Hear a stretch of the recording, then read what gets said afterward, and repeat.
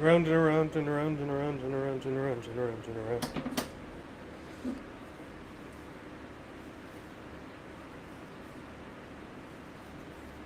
Is this what we're doing today? Oh. Oh. Oh.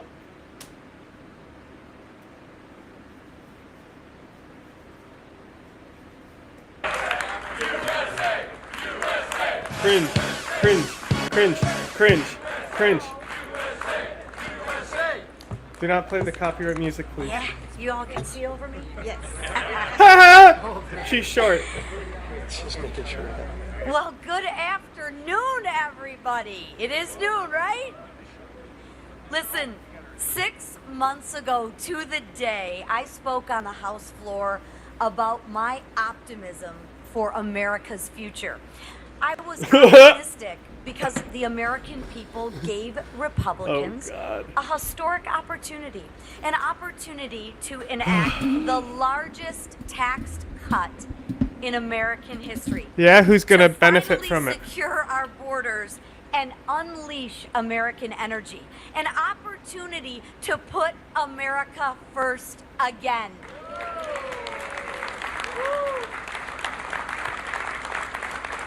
Well, I am proud to say, House Republicans, we delivered. And thanks to the work of the House Republican Conference, I'm kind of surprised. I should probably do a tweet, shouldn't I? I'm kind of surprised, but I'm also not.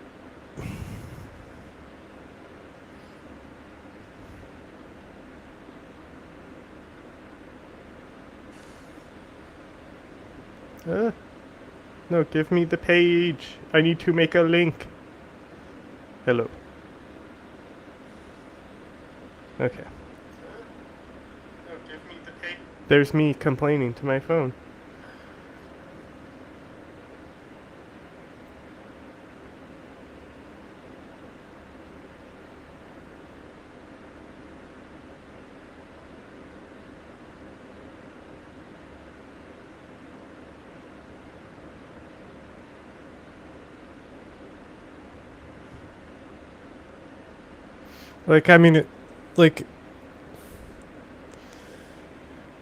I'm sure there's going to be worse legislation that they pass after this. We're going to be like, huh, remember that bill that destroyed our health care? That was nothing compared to this.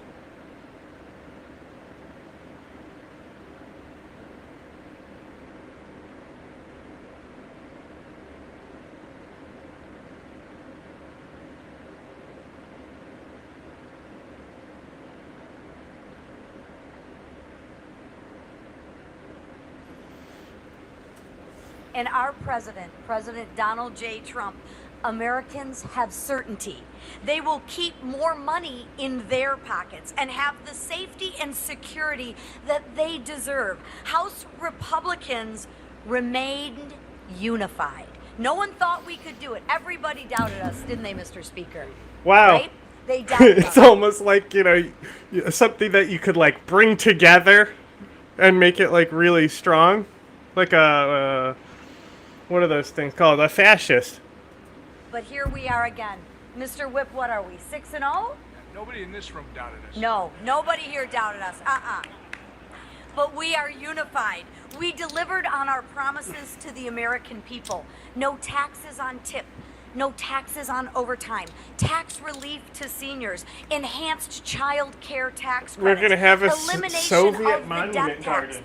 More ICE agents. We're finishing the border wall and funding the Golden Dome. And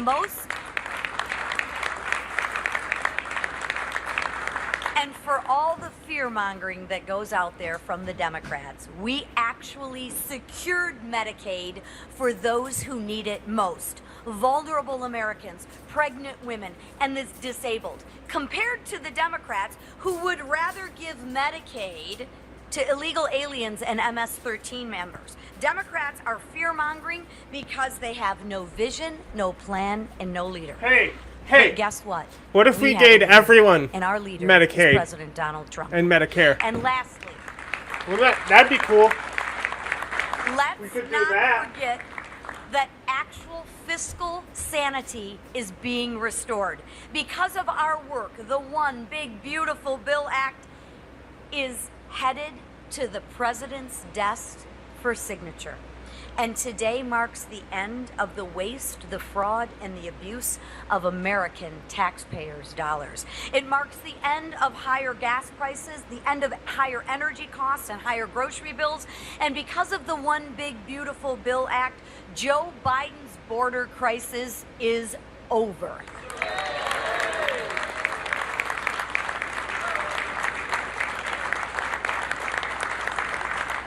Listen, I applaud my colleagues who worked tirelessly. I don't think the speaker and the whip and the leader have slept in Who's in whipping days. you? But they've worked tirelessly to ensure that we actually Where there's deliver a whip, on our promises. And I thank President there's a Trump way. for his leadership in getting this bill across the finish line. Without his leadership, none of this would have been possible. His vision. My favorite part is the fucking Soviet statue garden we're gonna get. Right? That we're gonna start putting up Soviet-style monuments. Isn't it cool? Like every day, I get it. Like Bernie Sanders was 100% right. They're Stalinist. None of this would have been possible. But today we passed actual transformational legislation that will impact every family. Tomorrow, For the good or we bad? celebrate our nation's independence. How is it And gonna we set impact out them? to spread the message of this historic achievement. But today, ladies and gentlemen, we are going to celebrate. President Trump and the American Drink the people's shot out of my agenda ass crack. has been delivered. And the man who probably had one of the most difficult jobs was Mr. Emmer, who Opening the actually monitor had to chat on whip my and phone count right all when I was votes to saying get that. everybody into line. So without further ado, our whip, Tom Emmer.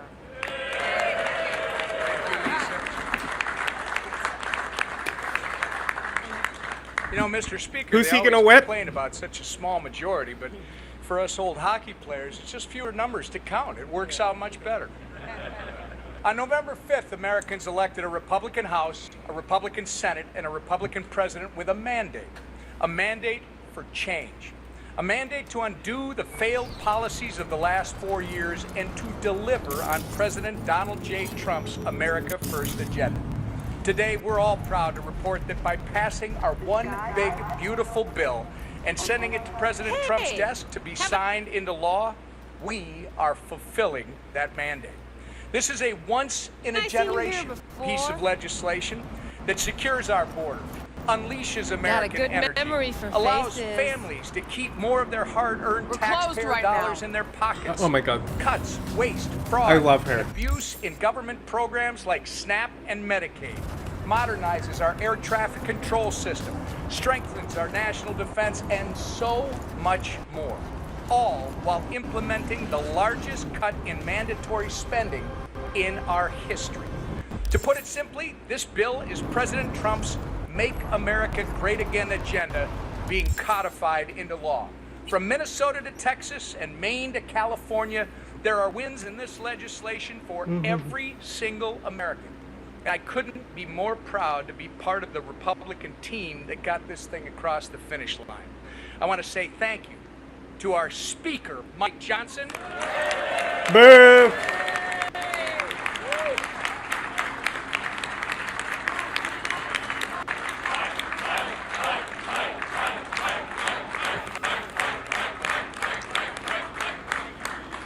We should also thank our leader, Steve Scalise.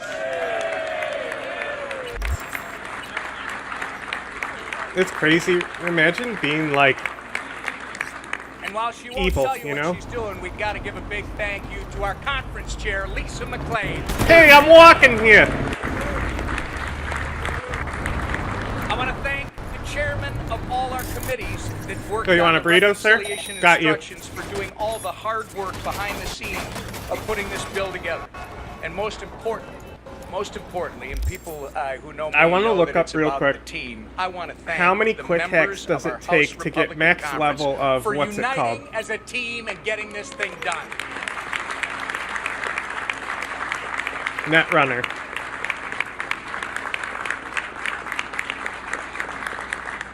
As we've said a million times before, do not underestimate the Republican majority in the House, the mighty majority in the House.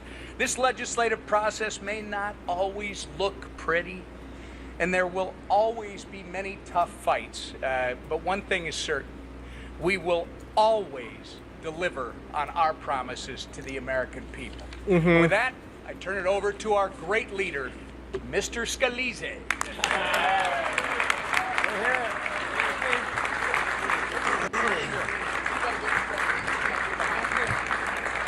Well, thank you, Whip, and what a beautiful day here in America. It is the golden age of America again. America's coming back.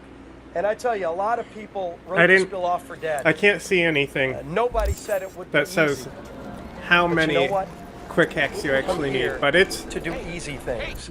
We came here gotta be to do millions, big you know? things. We came here to make history. We came here to deliver on the promises we made to the American people to fight for them and to take power out of Washington and give it back to those families who have been struggling for way too long. Gary Funk. Now, we had a little bit of debate on the floor today. We got to see a difference Enemy contact! between the two parties in Washington, maybe more crystallized than we've ever seen before. And I think that's a good thing. I hope America watched all of it. Watched Democrats falling asleep behind their leader as he went on and on trying to scare the American people with lies, with scare tactics, what are those sounds? with depressing stories about things that will never happen unless Democrats What's going on keep over here? running this country.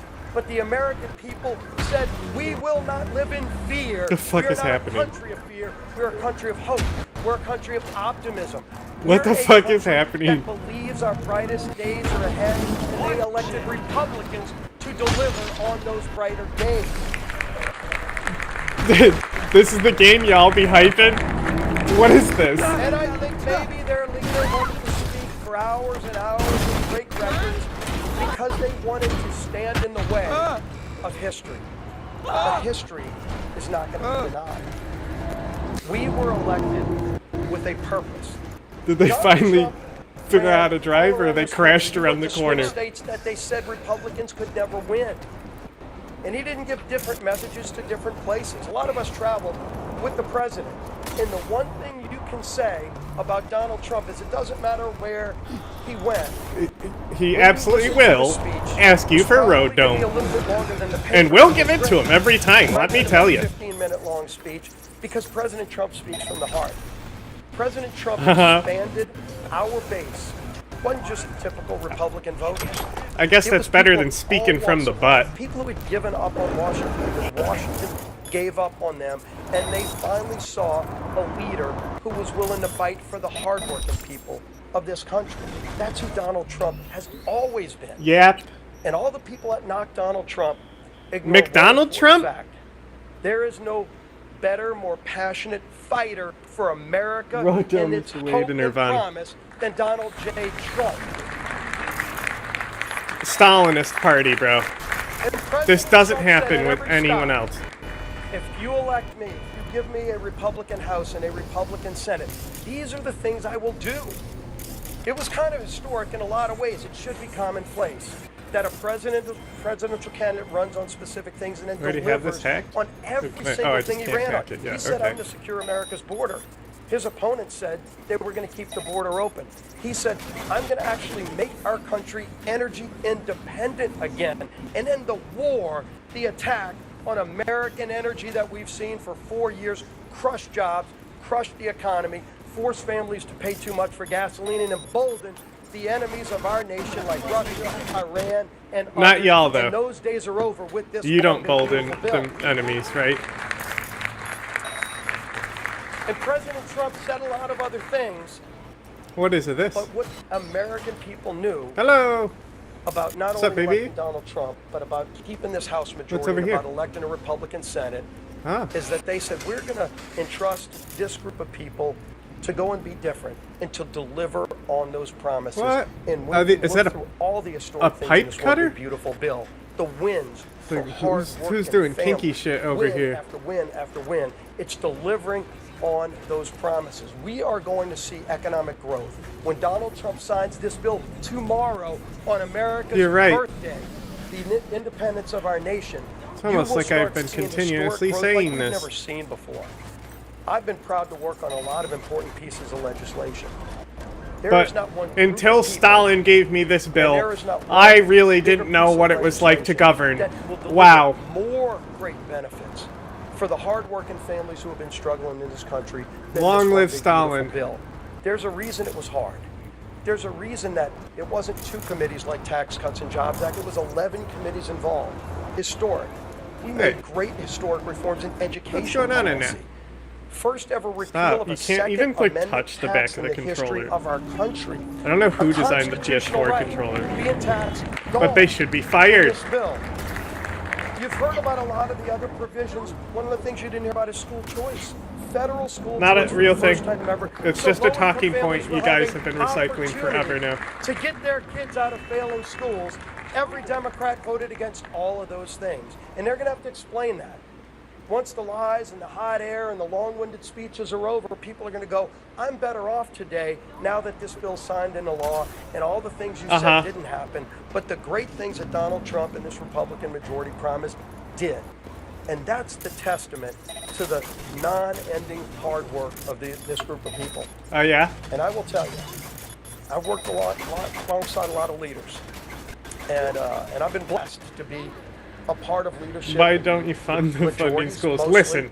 Minorities too. It's a lot more fun. to Look be in here the and listen. majority. But you get in the majority to do the big things, to do the hard work. And believe me, Are this you was hard doubting work. You all know our it. great You leader, all know how Comrade many times Stalin? this bill could have died if we just said, you know what, it's probably not going to get there. There's a lot of reasons why you could say it's just going to fail. But this group always said from the beginning, and we told you this, Come on. and we meant it. You can do it. Failure's not an option. Yes. The American people are counting on us. There's too much at stake. There was too much at stake from the very beginning, and we knew the power of what this bill would do for those families who were counting on us. And so every time it would have been easy to give up, we just thought about those families. I care who about trusted these us more with than their the vote, fucking tarot and card we had to graffitis, because deliver these for them. actively We give figured me out a way to something. come together. People you never would have thought showing up voting yes. And I will tell you, all the leaders I've served with, I don't think there's one that held this group together. Complicated majority, narrowest we've ever had. We were down to 2-vote majority at the beginning of this process. And Speaker Mike Johnson never one day wavered on his commitment. I mean, Donald Trump I'm shocked it absolutely passed in was the our state it's closer, in, and Donald Trump never honestly. stopped. Every day But was also, there in not the that fight. shocked. Who do I need to call? What do I need to do? What? No president There's or more directly engaged. And believe me, secrets tomorrow at over the here? White House, you're going to see a proud president who's ready to deliver on his promise to the American people. But this bill wouldn't be heading over to the White House tonight without the incredible yeoman's unwavering support of Speaker of the House. We still my dear we friend, still use the term Mike yeoman Johnson. for the government? What?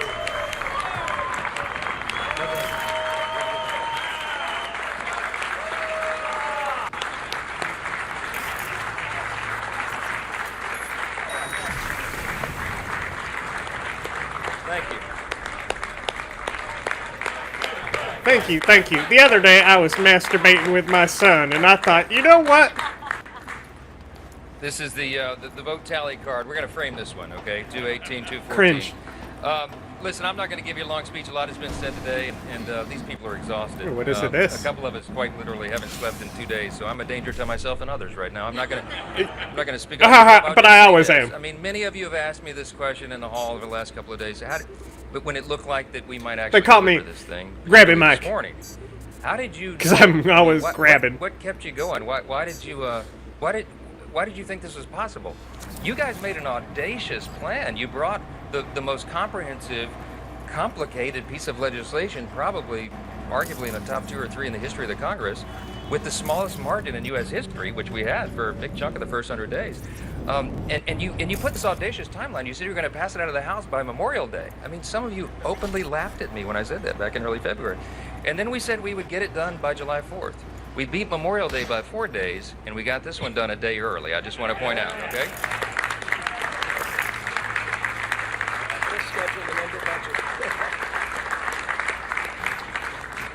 So the question was, I mean, like, why? Why did you do that? Why did you think that was possible? Because it sums up. I would sum it up with one word. It's belief.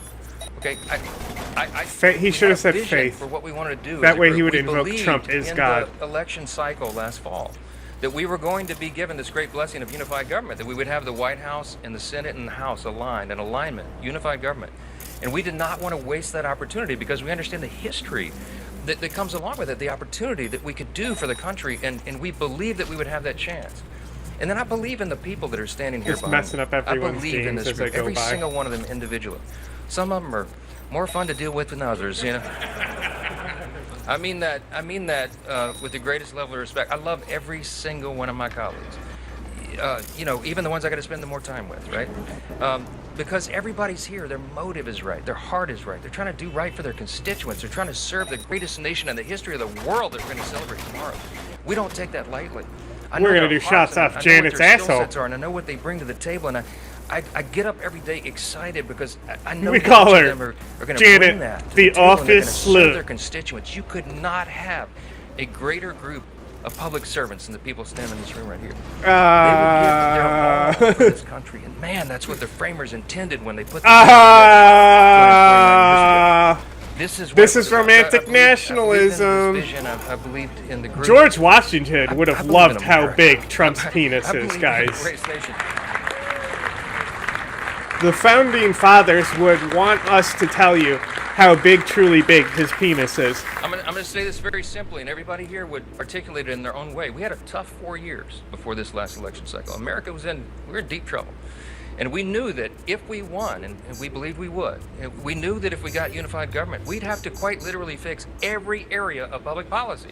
Everything was an absolute disaster under the Biden You got a weird way of Democrat regime. picking words. We took the best effort that we could in one big, beautiful bill to fix as much of it as we could. And I am so grateful to God that we got that done as we did. Because of the dedication, yeah.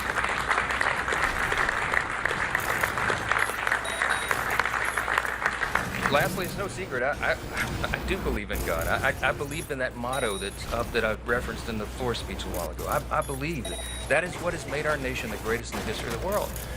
And some people shake their heads and they think that's old-fashioned or something. That is a fact. When the framers put this together, they stepped out in faith. They did something that no nation had ever done before. The great statesman, philosopher G.K. Chesterton of Great Britain said, America is the only nation in the world that was founded upon a creed. And he said it's listed with almost theological lucidity or clarity in the nation's birth certificate, the Declaration of Independence. We hold these truths to be self-evident, that we recognize, we boldly proclaim the self-evident truth that our rights do not come from the government, they come from God himself. He's the one that gave us our rights. That's right. And that's why we can take yours away. Because if you actually had them, we wouldn't be able to do that because God gives us our rights. That's what the founding fathers wanted. By the people, for the people, shall not perish from the earth. This is an experiment. Bro, they're doing the fire and brimstone shit up there. Alert! Alert! They also said that the church and state should be separate, Mike. Dominionist alert. It's just a blip on the whole scale of human history.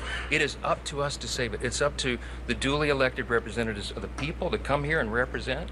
And it's up to every single one of us. Of the people, by the people, for the people, all of us.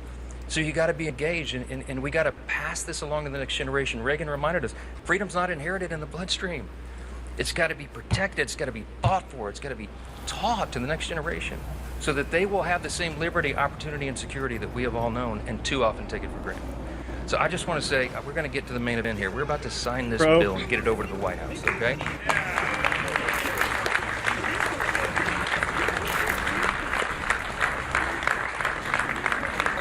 some of these the It's men and not women going to have gotta happen, go but catch how flights and funny stuff, would so it we're gonna be sign this real quick, and I'll take a few if- questions. But I if- just want to if say Trump this.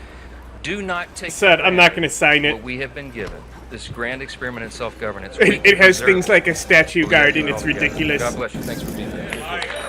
And I'm ashamed of the Republican Party, honestly. I think they hate the American people. I'm the only one who actually cares, I think. You think I'm the only one? I'm the only one who cares, I think.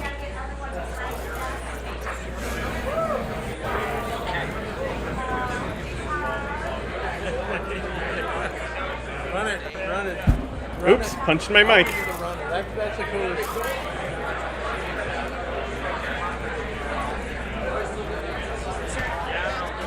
Oh, hey. What are you guys, painters? Zach, y'all head out. We're gonna head out, Tim. Y'all hang right. Yeah. Wow, there's still a lot left here. Where that fighter pin? Okay. Immediate to the Republicans' anthem. It's fun to get fucked in the ass at the YMCA.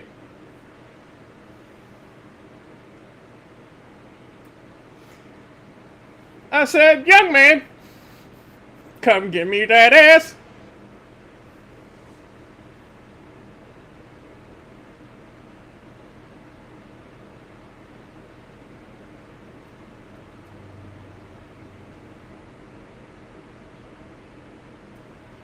Sign in to confirm you're not a bot. I am signed in.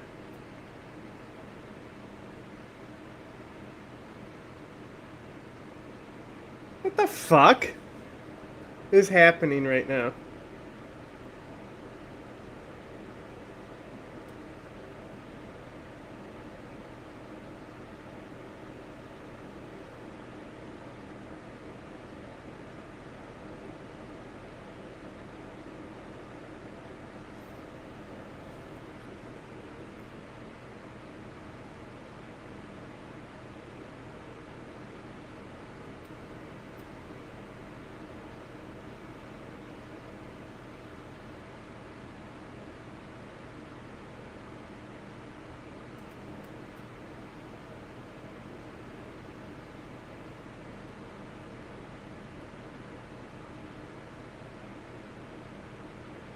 I am signed in.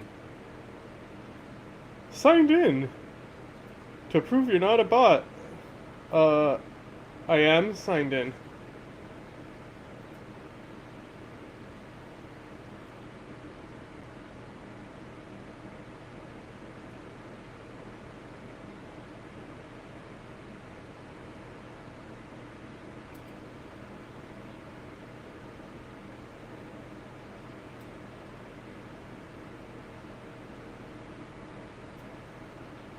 What the squanch? I'm so confused.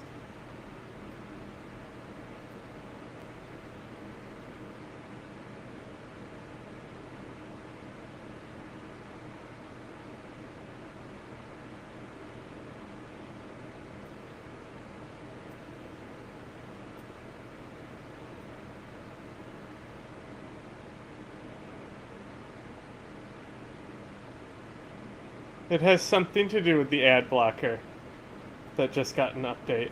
Because I flipped it on and off and it stopped asking me to sign in. To get it through Congress before Trump's self-imposed 4th of July deadline, the US Senate passed its amended version of the One Big Beautiful Bill, the 1,000-page mega bill crammed with essentially all of Trump's campaign pledges.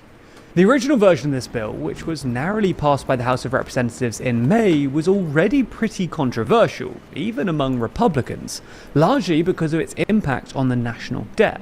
However, this new version passed by the Senate looks set to be even more controversial, with a number of provisions that, according to most economists, will further benefit the richest Americans, cut benefits from the poorest, and put even more strain on America's public finances.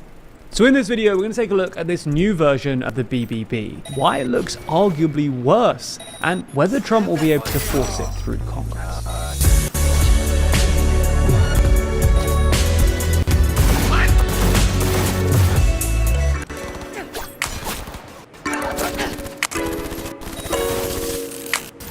We're getting ever closer to 1 million subscribers, and 68% of you aren't even subscribed yet. So lend us a hand and subscribe today. So let's get straight into it. Perhaps the most important difference between this version of the BBB and the last one is that it actually strains America's public finances even further.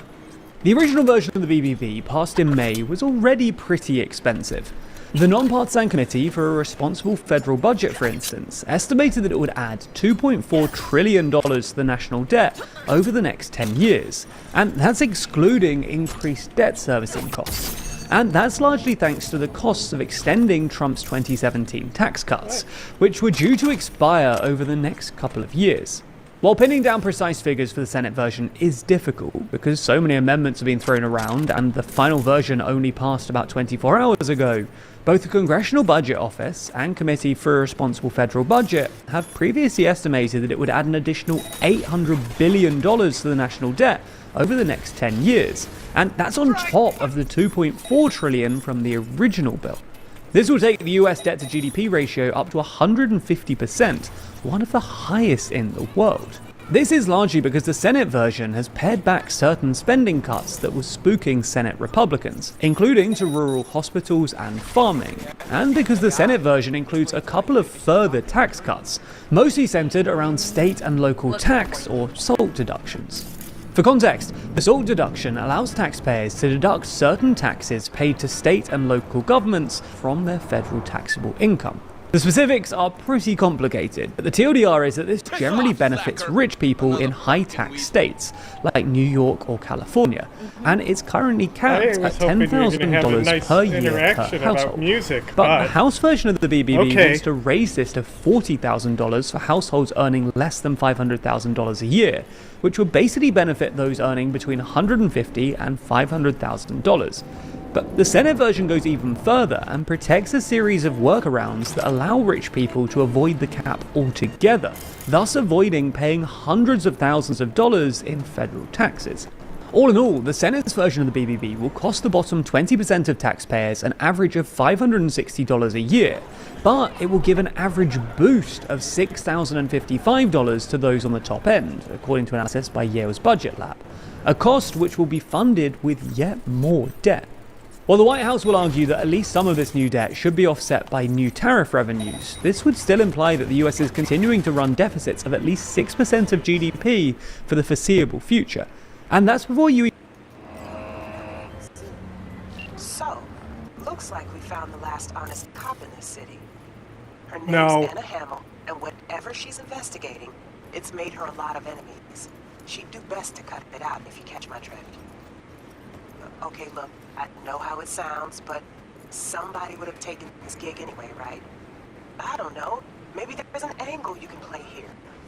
Either way, info's attached. I got you. Well, what do you want?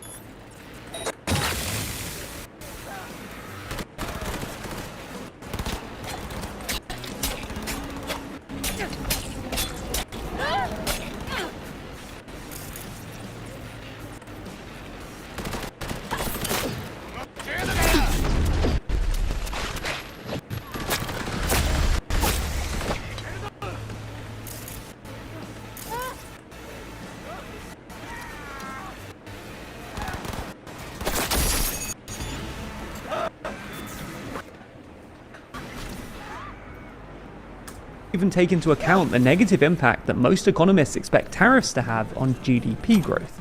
Now, this is both unsustainable and way above the 3% deficit that Scott Bessent promised during the campaign.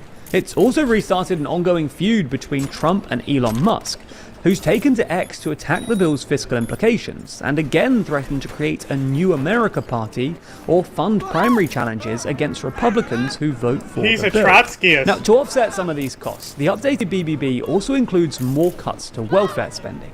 These are mostly aimed at Medicaid, which provides health coverage to poorer Americans via a combination of stricter eligibility requirements and cuts to the so-called provider tax. Now, to be fair, the provider tax is a bit mad. It's basically a way for state governments and local hospitals to conspire to squeeze more money out of the federal government. In short, the federal government pays for half of all Medicaid costs. So a procedure that costs $100 at a hospital should cost the state government $50 and the federal government $50. However, most states squeeze more money out of the federal government by putting a provider tax on hospitals, then letting them charge inflated fees. For example, if the state imposes a 10% provider tax, the hospital will increase its prices to $110, and then the state government will collect $10. Paying the provider $110 instead of $100 and then collecting the extra $10 in tax may seem pointless. Those your threads, or did you borrow them? Who the hell's asking? I'm a backer. I mean, I just killed a bunch of people in front of you, right? Nomads crossing paths in Light City. How can I help? Looking for this lady. Know her? The badge? Sure do. She's got a room in this here motel. Right over there. Perfect. Thanks. Don't mention it.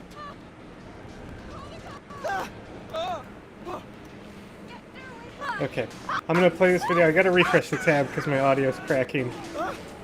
But because the cost of the operation has nominally gone up from $100 to $110, the federal government will now contribute $55 instead of $50, which is beneficial to the state.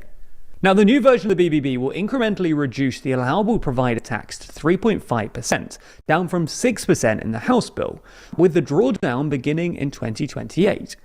Nonetheless, even if the provider tax is a bit silly, it still effectively implies a steep cut to Medicaid spending, given that provider taxes account for about 10% of all federal Medicaid funding, and as much as 35% in some states like Utah. All in all, the Congressional Budget Office estimates that the bill would increase the number of uninsured Americans by nearly 12 million people by 2035. The final difference between the two versions of the BBB worth mentioning concerns energy. That's because the House version of the BBB included the withdrawal of billions of dollars from the 2022 Inflation Reduction Act, a Biden-era legislation that introduced massive subsidies and tax cuts for domestic investments in renewable energy and nuclear power. Now, this was already causing some consternation among not just climate-conscious progressives, but also Republicans in states experiencing IRA-induced manufacturing booms in clean energy. But the original Senate version of the BBB went one step further, with an excise tax on new renewable projects. But this was stripped out at the last minute. Nonetheless, the latest version still implies a rapid phase-out of IRA subsidies, undermining investor confidence and the climate transition. Conversely, the new bill includes a tax breaks for metallurgical coal, with Trump's energy secretary saying that he imagines coal, natural gas, and nuclear to be the future of America's energy system. Unsurprisingly, numerous polls have found that the BBB is deeply unpopular and fares terribly with independents. A Fox News poll from last month, for instance, found that just 22% of independents support the BBB, while 73% oppose it. Nonetheless, even if it's unpopular with the wider public, the threat of a Trump-backed primary I love how we challenger have to will call probably everything force like Republicans these childlike into names. line. All of this plays into a broader feeling coming out of America at the moment. At one time, the US seemed to be a steady, stabilizing force in global politics, but it seems that those days are over, with American influence, popularity, and dominance on the decline. So in the next issue of our magazine, Too Long, we're discussing this shift and the potential that we're currently observing the end of the American order. In that section of the magazine, we unpack everything from the collapse of democratic norms in the US to the decline of American soft power, and if the US can maintain its dominance in energy and technology. We also discuss the people who could pick up the reins from the US, like if China, Europe, or even a new multipolar order could replace America. This magazine is our longest ever, coming in at 76 pages, and it's full of our very best journalism and well thought through analysis. That goes beyond just the US too, with more than half of the magazine dedicated to other Cringe essay. Yeah, you all concealed. All right, Brian, a few seconds ago, Republicans rammed through Congress literally the worst bill ramrod. I have ever seen in my Say 20 years in ramrod. politics. Nays are 218, the nays are 214.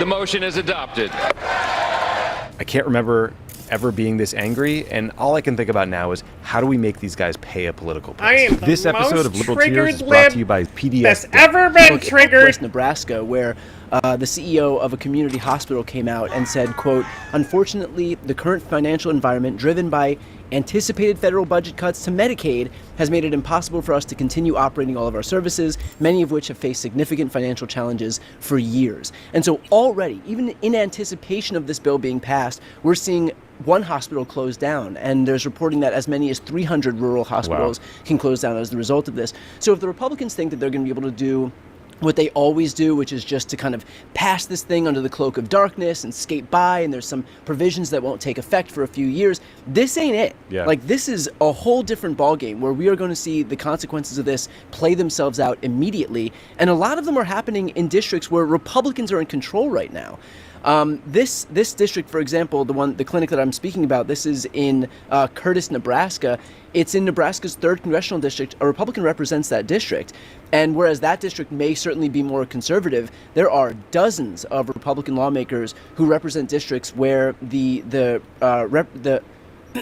represent constituents where the percentage of folks who are on Medicaid, for example, is astronomical. Right. David Huge. Valadao, right out here in California, half of his district is on Medicaid. Yep. So if you don't think this is going to have immediate consequences on those folks and on those representatives, you're kidding yourself. Yeah. We're going to talk about the polling in a minute, but the Kaiser Family Foundation did a bunch of research on the bill and how different parts of it make people feel. And support for the bill drops to 21% when voters are told it would decrease funding for local hospitals and lead to hospitals shutting down, like you just mentioned. A quick summary of what this piece of shit actually does.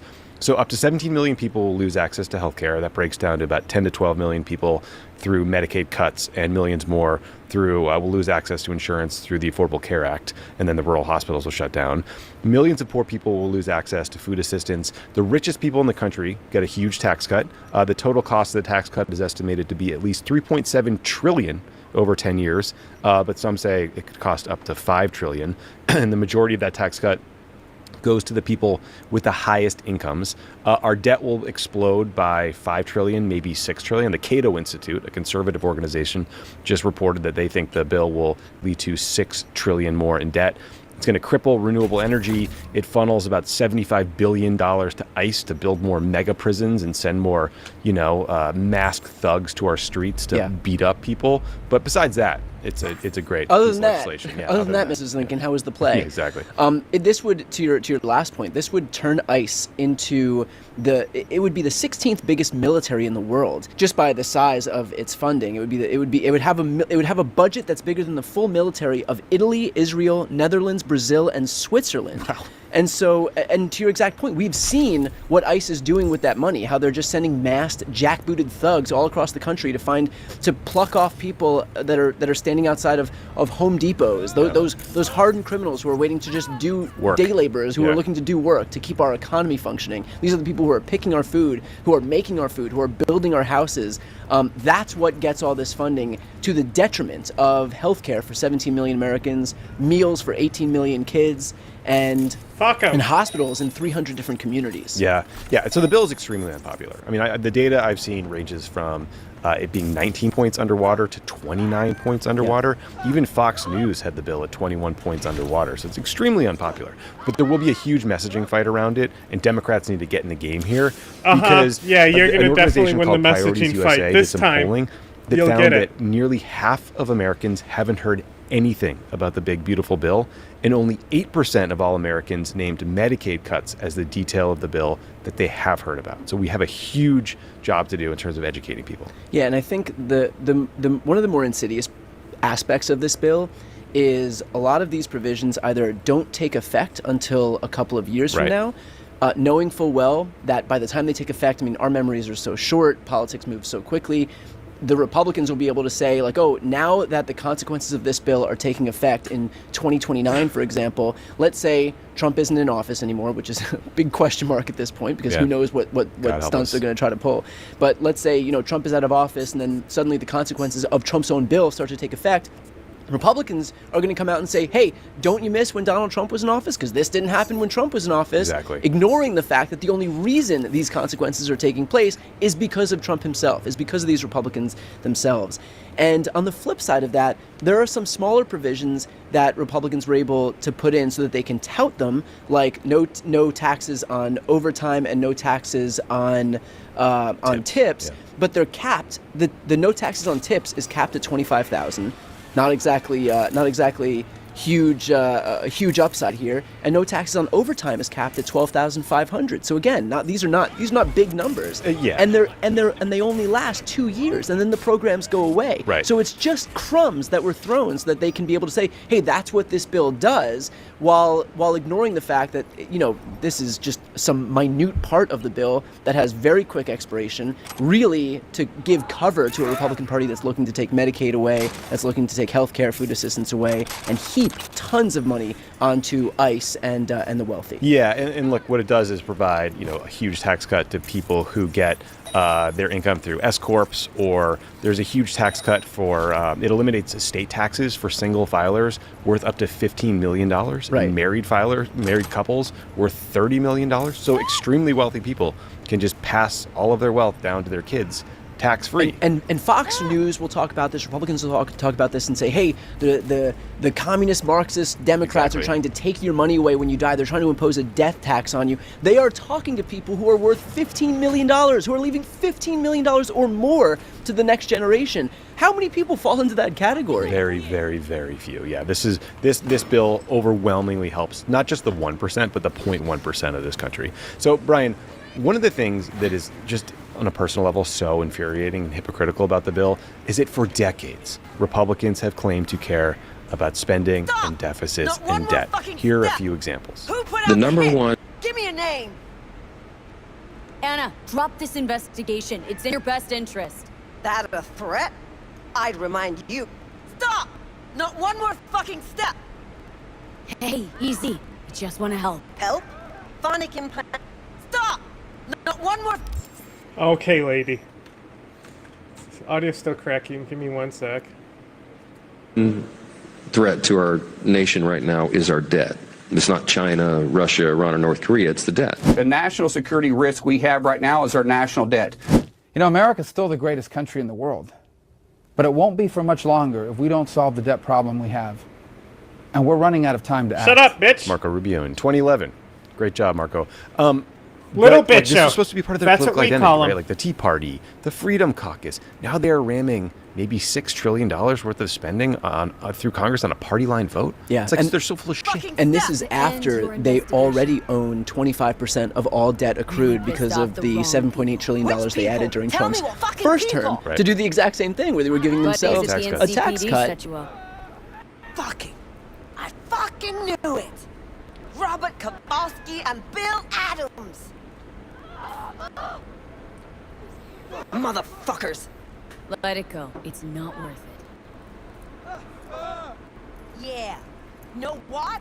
I'm not letting scumbags get me.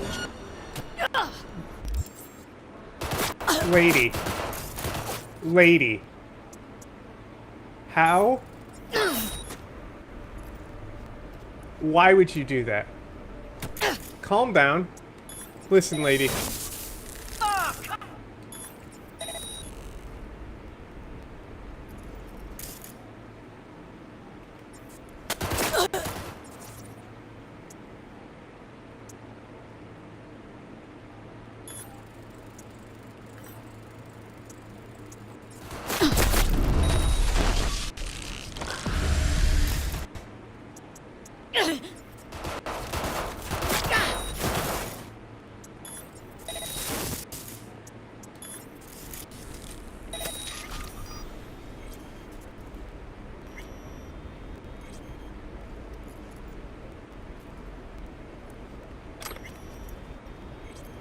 Well, I don't know what was happening there. I guess it didn't like the stick drift on my controller. And so now the vast majority of the debt will be at the hands of the very people who have predicated their entire identities on this idea that an existential risk for the United States, the thing that's going to prevent us from being the best country in the world, to Marco Rubio's own point, is going to be the debt, which they are exacerbating themselves.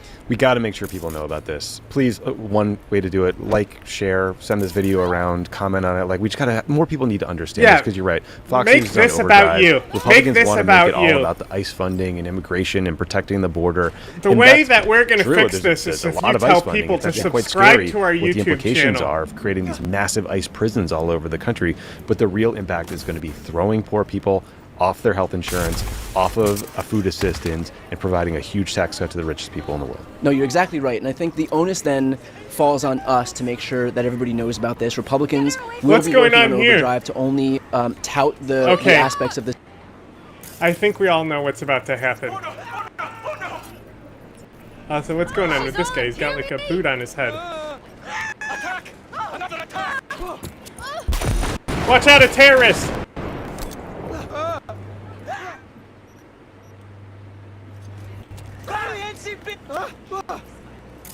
Call the cops, you say?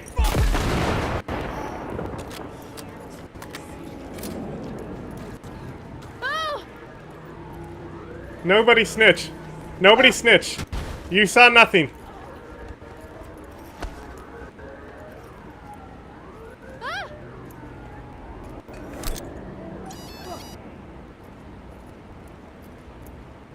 That's what's up.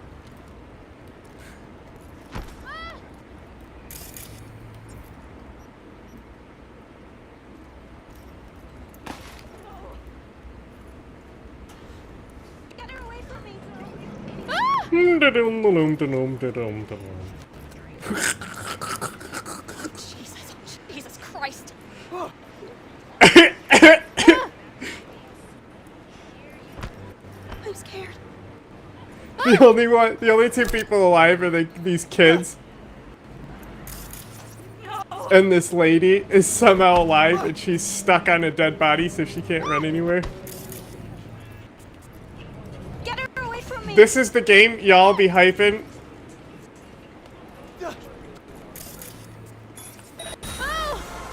What's up, dude?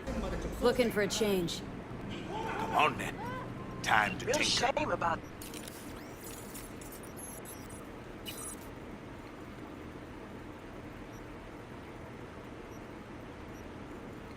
What is the, like, green diamond thing? What does that mean? So what does this do?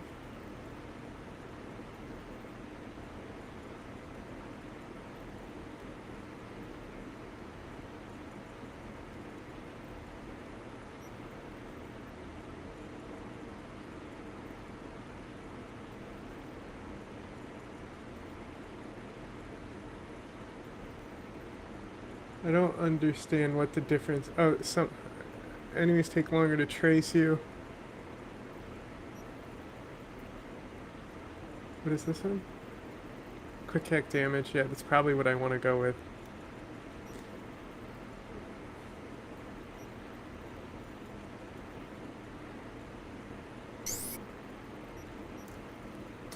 Bill that either benefit them politically or that they've decided to make up out of whole cloth. Yeah, or just lie. You know, Carolyn Levitt is coming out and saying that this bill is going to eliminate taxes on Social Security. Doesn't exist in the bill. It is a non-existent provision. She might as well just say that everybody gets $10,000 checks we all tomorrow. get a pony. Yeah. Brian Schatz had come out onto Twitter and he posted, quote, "It is entirely possible that we win the Senate if they pass a bill with such unspinnably terrible consequences across society. The impacts will be inescapable and it will be obvious who to blame. I hope this bill dies, but if it passes, they will pay a steep political price." And I think it's our responsibility and everybody watching's responsibility to make sure that that political price is paid, that we don't just allow this to fall by the wayside, that this thing does actually have legs. And we will see, unfortunately, rural hospitals continue to close. We'll see people lose their health care. The problem is that by attacking Medicaid, these are the people with the least amount of political capital. Yep. There's a reason they went after Medicaid and not Social Security overtly or Medicare overtly. It's because those cohorts of people, those demographics, have a lot of political power. Medicaid is kids, the disabled, the elderly, and so these are people who they know they can strip healthcare away and pay the least amount of a political price for it. So the onus falls on us then to make sure that when this stuff happens, and it's already happening, I mean, we've already spoken about the one hospital that's closed, it's not even my in anticipation fault. of this bill. That we She make sure shot me, ho! This fucking bitch.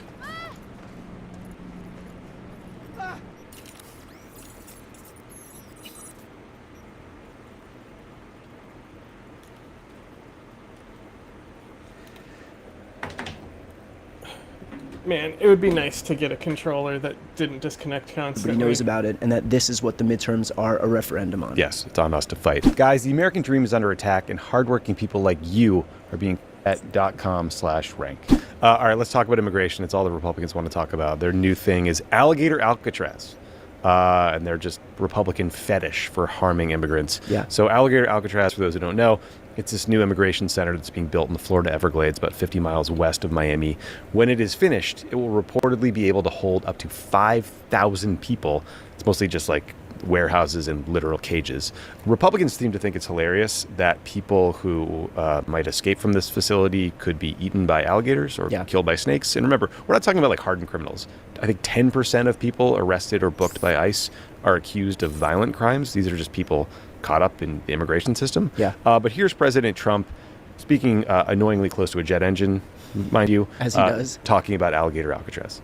And with the alligator Alcatraz, it's the idea that if some illegal immigrants escape, they just get eaten by an alligator or a snake or something? I guess that's the concept. This is not a nice business.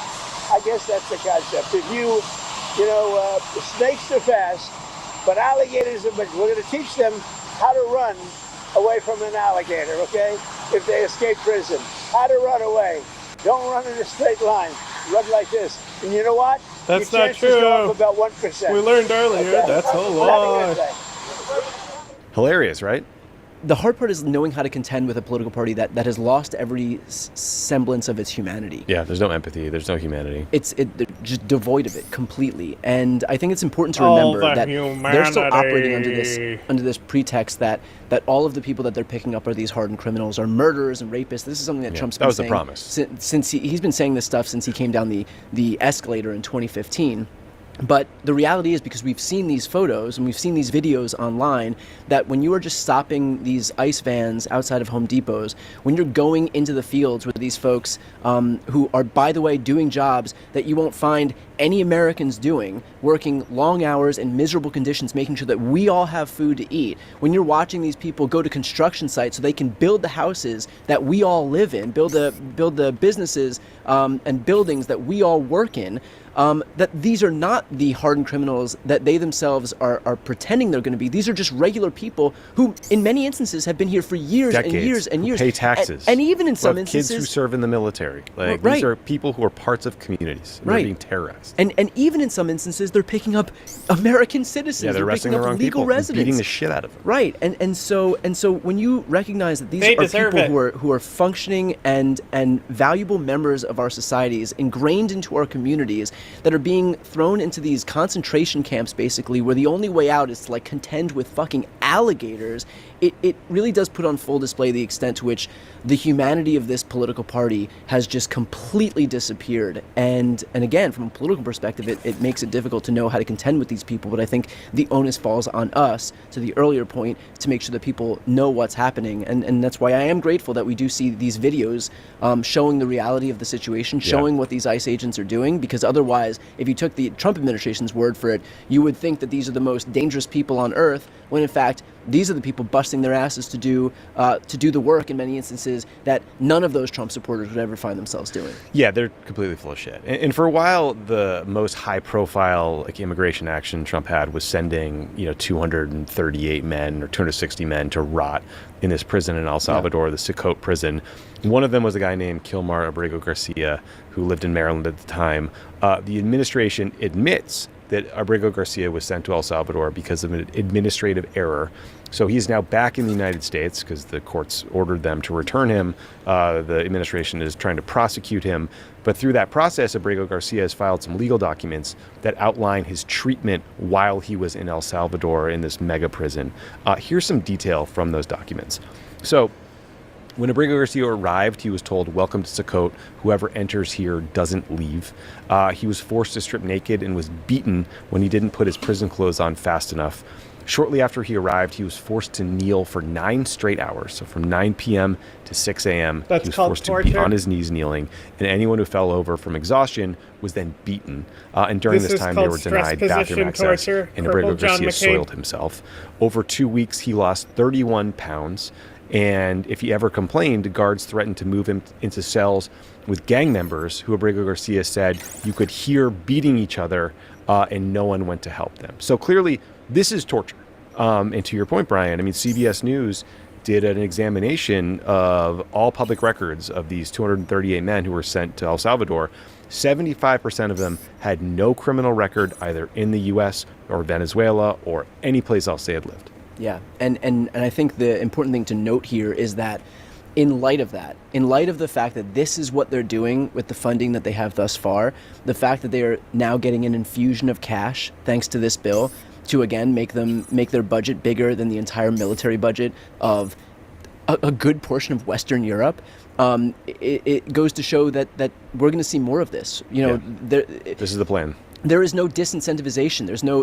There's no consequence for them to do this. And so, already we've seen ways in which the Trump administration has defied the courts, or they'll deport these people and kind of act first, apologize later, and then claim that they can't even find the people that they've deported. So sadly, I think that this is an instance where we're going to see more of this and not less. Yeah, and look, the evidence is so thin. I mean, Donald Trump literally thought that an image of Abrego Garcia's hand with MS-13 photoshopped on the knuckles was real. Like photoshopped generous. This is like MS Paint. Yeah, MS Painted on his knuckles. And he actually said when the Socote guards brought him in, they separated out detainees based on gang tattoos. Yeah. And there was one cell full of gang members and another cell full of non-gang members. Full of the whoops. Yeah, you guys probably shouldn't be here. Exactly. And one of the guards literally told him, no, your tattoos are fine. And they Yeah. put him in the non-gang member cell. So Yeah. clearly the administration doesn't know what the fuck they're talking about. Our president is a moron who fell for an MS Paint Photoshop.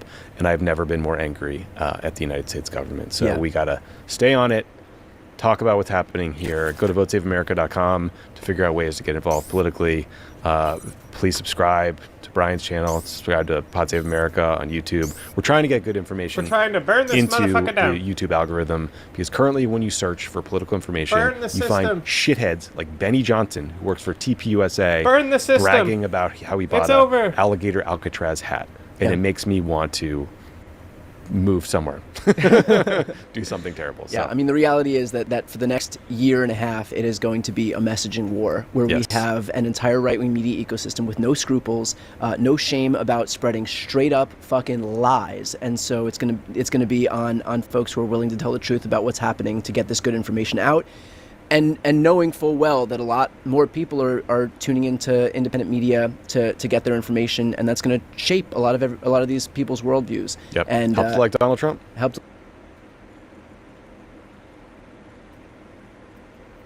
like Donald Trump. So the impacts of that can't be overstated. So if you're not yet subscribed, please subscribe and help elevate my God, the voices I of people who are hate actually you going to tell the so truth much. about what's happening. And thanks for watching. Are you afraid of the Republicans and how scary they are? Subscribe to my YouTube channel so I can keep telling you to be afraid of things. Like, bro, it's just so weird. It's like you have to subscribe to us if you want to make a difference. We're the only people who can. You have to listen to our podcast, or else the fascists are going to take over.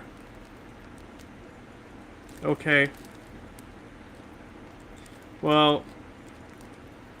Oh, so you mean to tell me the reason that Donald Trump won is because not enough people listen to your podcast? I mean, if more people did listen to their podcast, a substantial amount more, maybe you could make that argument.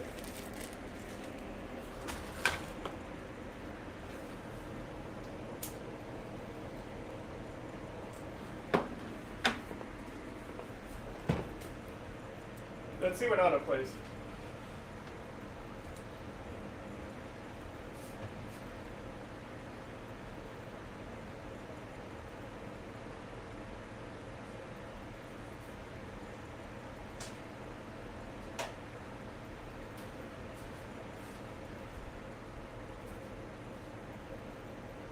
A lot of people are saying he's here illegally. He's, you know, we're going to look at everything.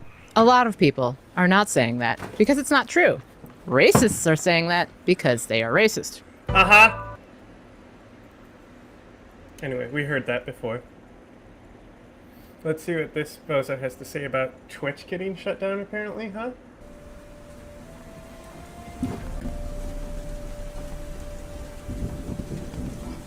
What? Why would you do that? Why would you do this? It's time to crusade Iran and Gaza. Mamdani communists. Let's go to war against the left.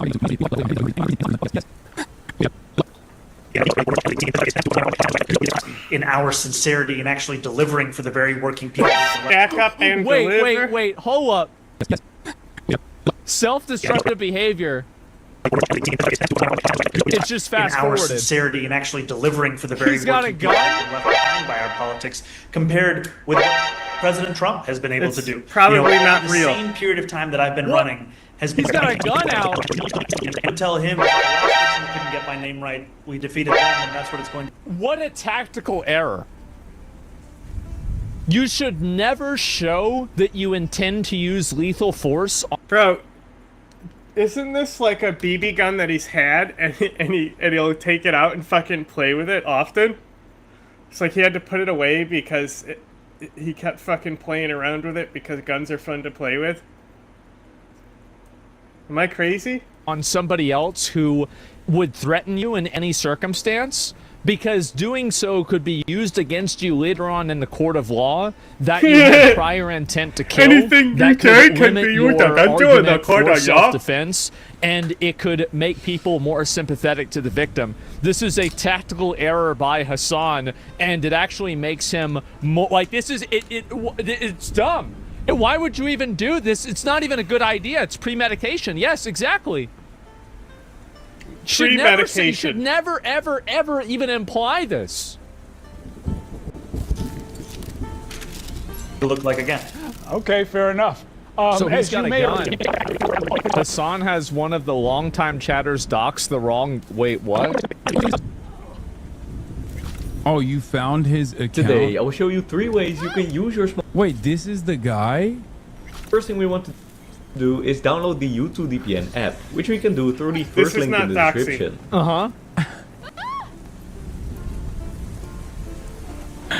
Fuck are you gonna do, bro? Write a petition? Let's do a crusade, he says. Let's do a fucking crusade, he says. Let's hang Hassan and Mamdani for treason, he says. The fuck are you gonna do? Man. Go on You a gotta have a fishing gun out for expedition? that? Try to fucking put malware in my phone? Is that what you're gonna do? Oh, jeez. You skinny bitch. So it's Ugly so ass. wait a minute. So it was the wrong guy anyway? That wasn't even him? That's not him, it's Viv. That's not him. So he just goes off on this random dude. Hey yo, dead ass G, my bad pimp. That's just what happened when you a motherfucking real ass boss. Does he even show his face in it? Ping for US servers is kind of high, or there is. Oh no! Wait, it's even worse. What's wrong? It's even worse. Oh no! Fucking dude who is advocating to this fucking dude who's advocating to hang me for treason. Is mad at me. Okay, is mad at me and doesn't realize It's a fake gun. This is a 30-minute video, bro. Are we for real? The video Asmongold is watching is so obnoxious. Disappointed. This is it? Insane? This is what you think is a good point? A dumbass putting makeup on? Where'd you go? Where'd you go? Why'd you run away? I gave you the attention you wanted. You got a little quiet. I'm gonna give you all the attention you can handle. What's important? I may have found a solution to the problem we share. I have established a contact with an old friend from Arasaka. He's here in Night City now. He's well connected to certain influential people. That's gonna help us how, exactly? There will be a meeting. You, me, and this friend of mine.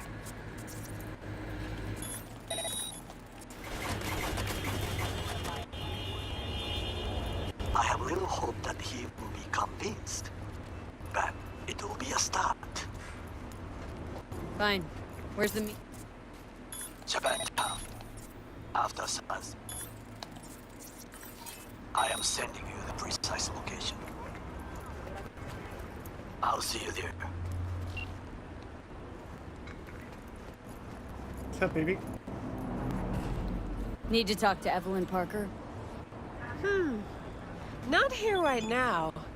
Been a while since she has been, actually. Know where she's to be found? I ain't her BFF. Better off asking Judy. How about Judy? She in her den? Yep. Take the stairs down. What a sweet little face you have. You're on the phone saying that? Hell yeah, brother. That's what I'm fucking talking about right there. That's what's up. Wow, where did you shop? Feast your eyes on this, huh? No surprise there. Tell me, baby, do I look as fine as I feel right now? Come on now. Don't be such a wet rag. Come off it, Zoe. Man wants a woman? Nah, bitch. That's so. Well, then you can go home. Judith's embarrassing herself again. Hey, where you going? Nothing to see back here. Let it lie. Judy's friend.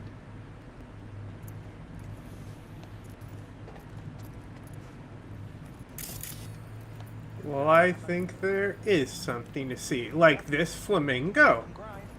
Huh? What do you think about that? What do you got to say about that?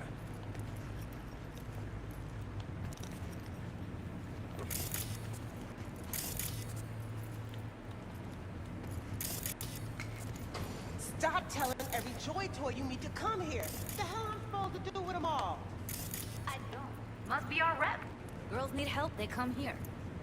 Last time I checked, we weren't running a shelter. Come on, they all deserve a chance. Any one could end up useful.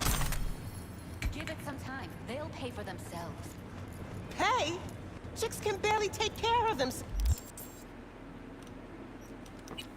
Oh, baby. A bomb, essentially, and it is winding its way through the Senate. This reconciliation bill, and you have a piece out just, I think, yesterday about what it's just going to do to not just to Medicaid. And Deborah, I don't even know if you touch on Medicare in there because of the sequestration that could potentially follow from it. There are actually a couple things with Medicare, but yeah. The entire sort of like medical system that's going to be like, I don't know if there's ever been a single bill that I remember, at least in the 20 years that I've been doing this, that has such dramatic implications for daily life for so many millions of Americans in a negative way. It's going to affect every American at some level. And as you've talked about, the fact that we're in this news vortex going on right now where we have immigration stuff and protests and this Iran situation with Israel, it's not getting a lot of attention. And it's hard to get traction on it. We're doing a daily or almost daily newsletter called Trump's Beautiful Disaster, because the bill's called the Big Beautiful Bill. So we went back to the 90s with a 311 reference, Beautiful Disaster, a song by a band there. But anyway, we're covering it because of this impact. But it's been hard to break through. And I don't think people realize the extent to which this will have such a massive amount of disruption particularly in the health system. So right now, the situation is that a number of rural hospitals in particular are struggling to survive. There is a report that says 1/3 of all rural hospitals, and that's about 700 hospitals across the country, are at risk of closure right now. And if you take $1 trillion out of the healthcare system, which is kind of what this will do, mainly by cutting Medicaid, that's the primary thing, and moving 11 million people off the Medicaid rolls, you're going to get a situation where suddenly the budgets of these rural hospitals will just go into the toilet. I mean, Medicaid is often the biggest line item in these budgets. You're talking about a program that has 73 million people for revenue right now. For revenue. And, I mean, some hospitals complain about low reimbursement rates in Medicaid, but there are programs that boost that are also being attacked in this bill. There's this program where the federal government will kick in extra money so that doctors will accept Medicaid and hospitals will accept Medicaid. And that was cut in the Senate bill. That is the provider tax, right? It's not quite the provider tax. It's a different thing called state-directed payments. But those have been attacked in the Senate Don't bill. those provider taxes pay for those state-directed payments? No, the state-directed payments come from the federal government. The provider tax is a separate thing. Go take care of your guest. Sus, we're not done here. Oh yeah, we fucking are. I like what you're wearing. Cool outfit. What's up, baby doll? What do you want? Okay, goodbye. Moxes and nomads don't seem so different. Both seem to yammer a lot about community, solidarity. Classic dilemma. What comes first? Family or the outside This world? is a club. Nobody cares about your lofty worldviews.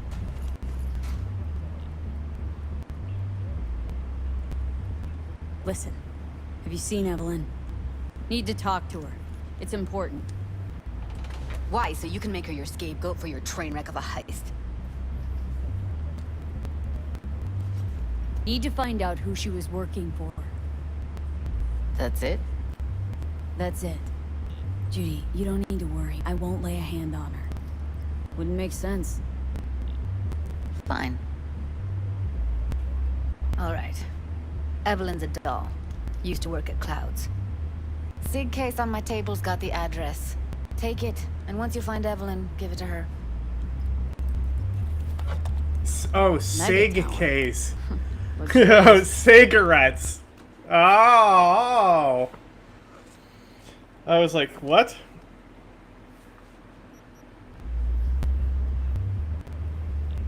That is a Why are way you for looking at states me to like get that, more Mommy? resources Okay. in Medicaid. And what happens is Still need something? the state taxes a hospital. Let's say the state taxes a hospital $100. Yeah. But what they say is also Evelyn, I we'll need- reimburse you more through I need my audio to not sound like a fucking Rice Krispie bowl of cereal.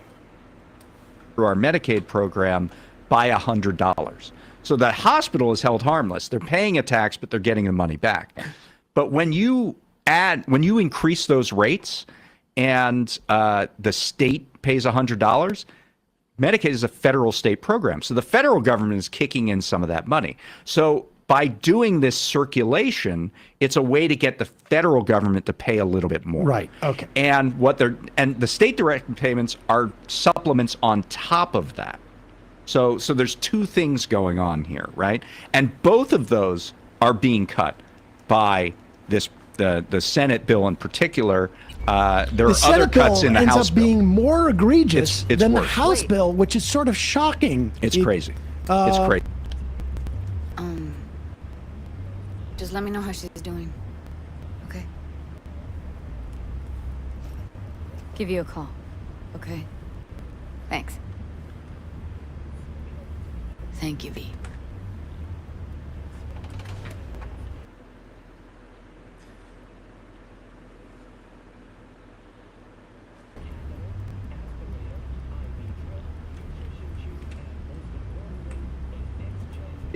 And so what does this mean?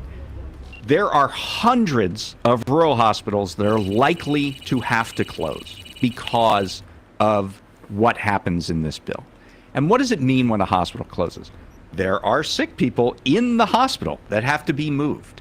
And if you're talking about a rural hospital, it's probably have to be moved an hour, 2 hours, 3 hours away. And that could be life-threatening in and of itself.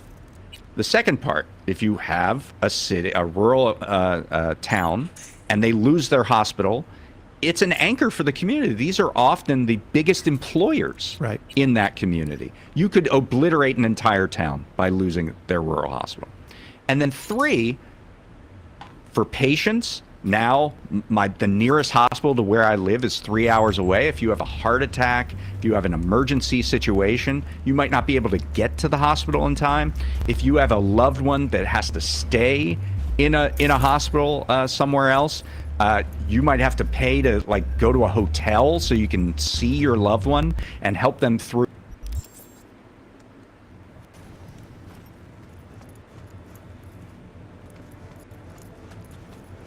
A doll. Why am I not surprised? You're an engram and a fading mind. Nothing should surprise you anymore. So we gonna hit this place, Clouds? I fucking can't stand this fucking controller, bro. I just want to be able to set it down without it... I can't even hold it without it disconnecting, so of course I would never be able to set it down. Maybe if I drop this music volume, it will sound less crackly. I don't know what to do at this point. I'll not. Ugh. It's still crackly. Let's refresh this page.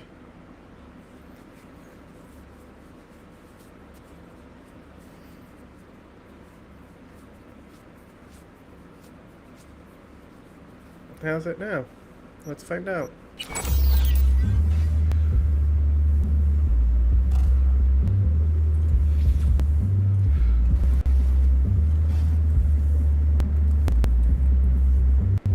Annoying.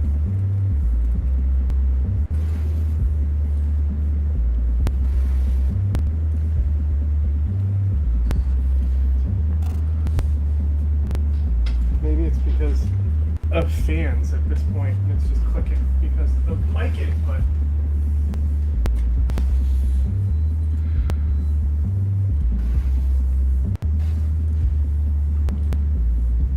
Stop clicking.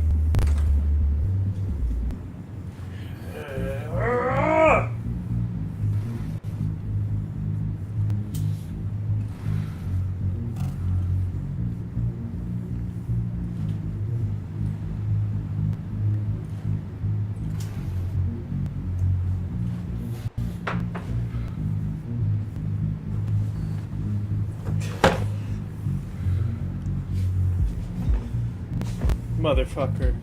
This shit's so annoying.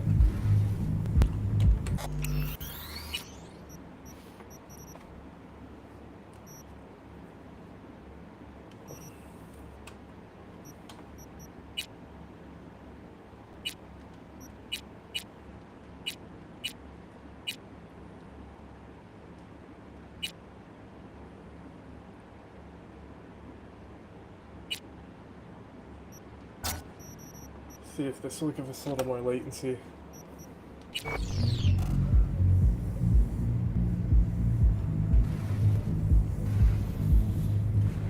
Okay, I don't hear clicks. I think that worked. Nope.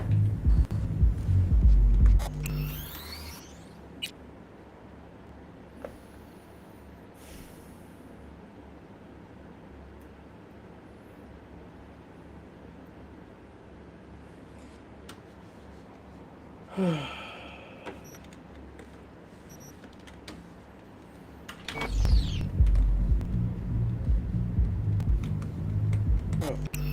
just want it silent, please, for a second.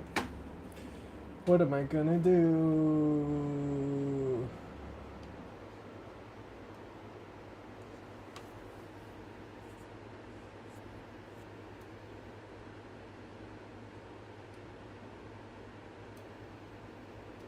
Through a time when they're sick, there are real burdens for patients.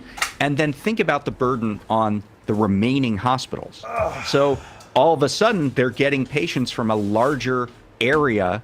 But wait a second. Yeah. If you cut Medicaid, doesn't that mean that those 11 million people who they get healthy? and never have to go to the hospital, right? Isn't that the theory? Actually, what happens is those 11 million people no longer have coverage, but if they're sick, they're still going to go to the hospital. And we have a law in this country that says if you are in an emergency and you go to the emergency room, that you have to get treated. And that is called uncompensated care.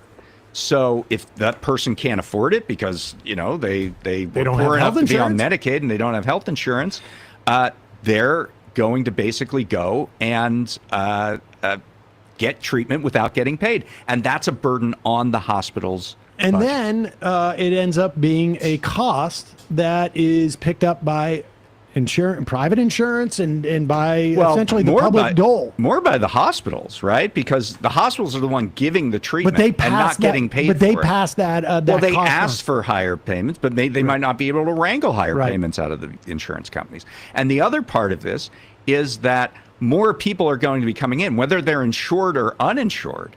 They're going to be coming into that hospital. Hospitals are already understaffed. They already need more physicians. They already need more nurses. If you had a week wait time to see a doctor before, maybe it's 2 weeks now.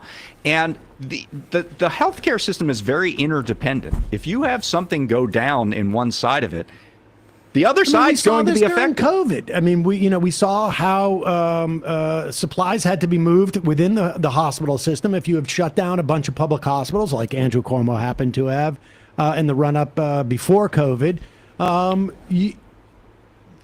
there are hospitals that get overrun in terms of the burden and in costs and whatnot. And so this.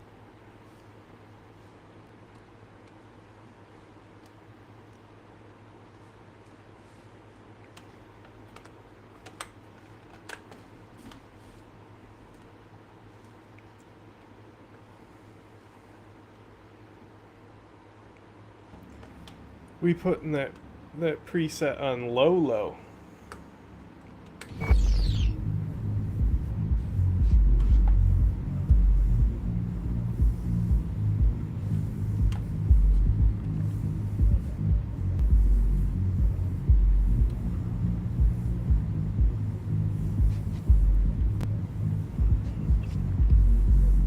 I missed what Johnny was saying because I was too busy being pissed about how the fucking audio is clicking all the time. And it's still clicking, but I think it's a little better. This is going to have... And we should say that as little attention as it has gotten relative to the implications of this, look at the polling on this. Let's play this clip from Harry Enton on... is that his name, Harry Enton? Yeah. On CNN. He's never seen polling on legislation look worse, but it's a soft intensity though, right? Because people don't really know about it. People don't know about it. Is clip number? We have this. Yeah. Yep. And of course, there's other elements of this bill, and but this is like sort of where the biggest chunk of money in terms of cuts are coming from. That's right. Where is support for this mega bill? You know, I'm really surprised when I look at polling data. I look at it every day. But the amount of disapproval for this bill, holy cow, my goodness gracious. And you mentioned the KFF poll. We're talking about 29 points underwater on the net favorable rating. But that matches the Quinnipiac University poll from last week when it was 26 points underwater. Oh my God, you need Greg Louganis to get that far underwater. And I mean, we're talking about a negative 41 net favorability rating among independents in the center of the electorate. You rarely ever see pieces of legislation or proposed pieces of legislation as unpopular as this. But here you see it in two polls, 26 points underwater and 29 points underwater. No good. Extra, read all about it, mister. I know. It's 26 points underwater. I mean... Did this guy fight in World War II? I don't know. He's one of the doughboys. But, I mean, this is pretty stunning, but also does not seem to have... I mean, what are the prospects? Well, let's first talk about the bird bath stuff, because there's a lot of stuff in this bill that came from the House that goes into Senate. It's a reconciliation process, which means they only need 50 plus 1 to pass it. It is not subject to a... How's this? Does my audio sound good here? Let's see if I'm just doing a quick check on my settings. It's like the top of my back's hurting, so I'm trying to lean back on it. Because I tend to lean forward because of my hair. It's been hurting my back because I've been leaning forward too much. Check, check. Check, check. Check, check. Check, check. I think we're going that one. Has the least amount of interference, I think. Has it? Okay. Filibuster. However, there's a set of rules named after Robert Byrd. You look like a bird. A now long deceased former Democratic and former Dixiecratic senator from West Virginia. And tell people about those Byrd rules and the process in which it goes through what they call the Byrd bath. Heated exchange there with Judy. What was that all about? I love her. How's this any of your business? Gonna follow up with your own sermon on responsibility for others? Go on, your high horse is waiting. She's so I'm just cool. Curious. One thing I know about curiosity won't get you shit. Oh, they're solid like heels. And the ass to back it up. Heard you give the working girls a helping hand. That's ancient history. And like all history, it was pretty damn bloody. What was it? Something about a riot? Joy girl murdered by a tiger claw? Not the first, just the one that tipped the scales. Folk went ballistic. Streets overflowed with raised fists. Girls, pimps, outcasts, the whole freak show. It's how the mocks got started. But that's old news. We're running a business now, not a charity. Can't help everyone in this city. Gotta take care of our own. Moxes come first. So this is a budget reconciliation I didn't bill, want to right? talk to you. So in order to qualify for that special status where it can be passed by 50 votes, everything has to have a primary budgetary purpose. And it's not just Mr. Hands? Hello. The name is Hands. Mr. Hands. I If love you're your looking work. for work in Pacifica, I'm the man to call. I'm V. No, nice to meet you. All right. How very nice to meet you.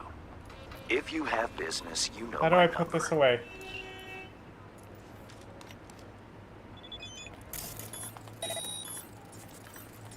That was a close. that it has to have a budgetary purpose, because if you cut $10 here, then that has a budgetary purpose. That has to be the primary reason why it's in the bill. It cannot be a policy that is sort of masquerading as a budget item. And because, once this rule was established, senators got more clever about trying to reach their policy goals through budgetary means. Right.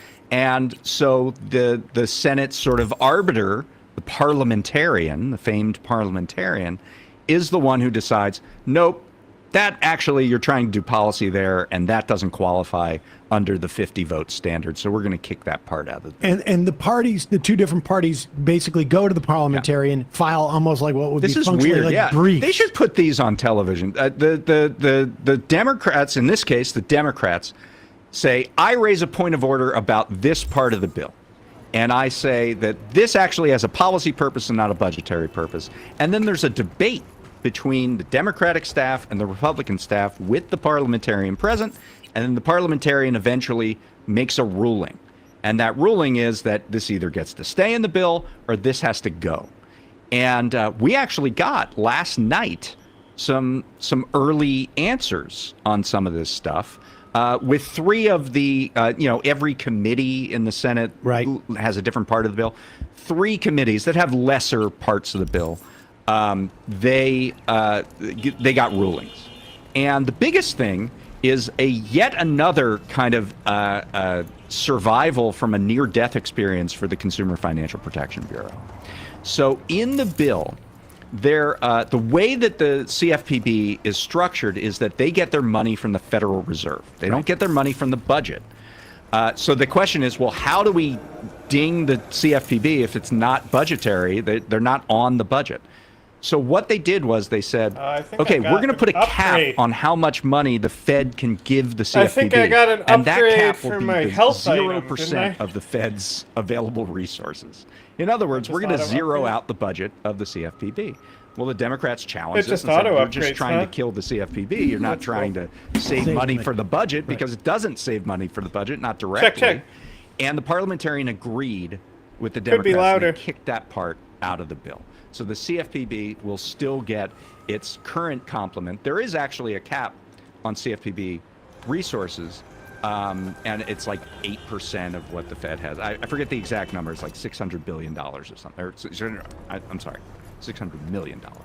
But anyway, so that's out of the bill. And to be clear, Congress can pass whatever it wants to.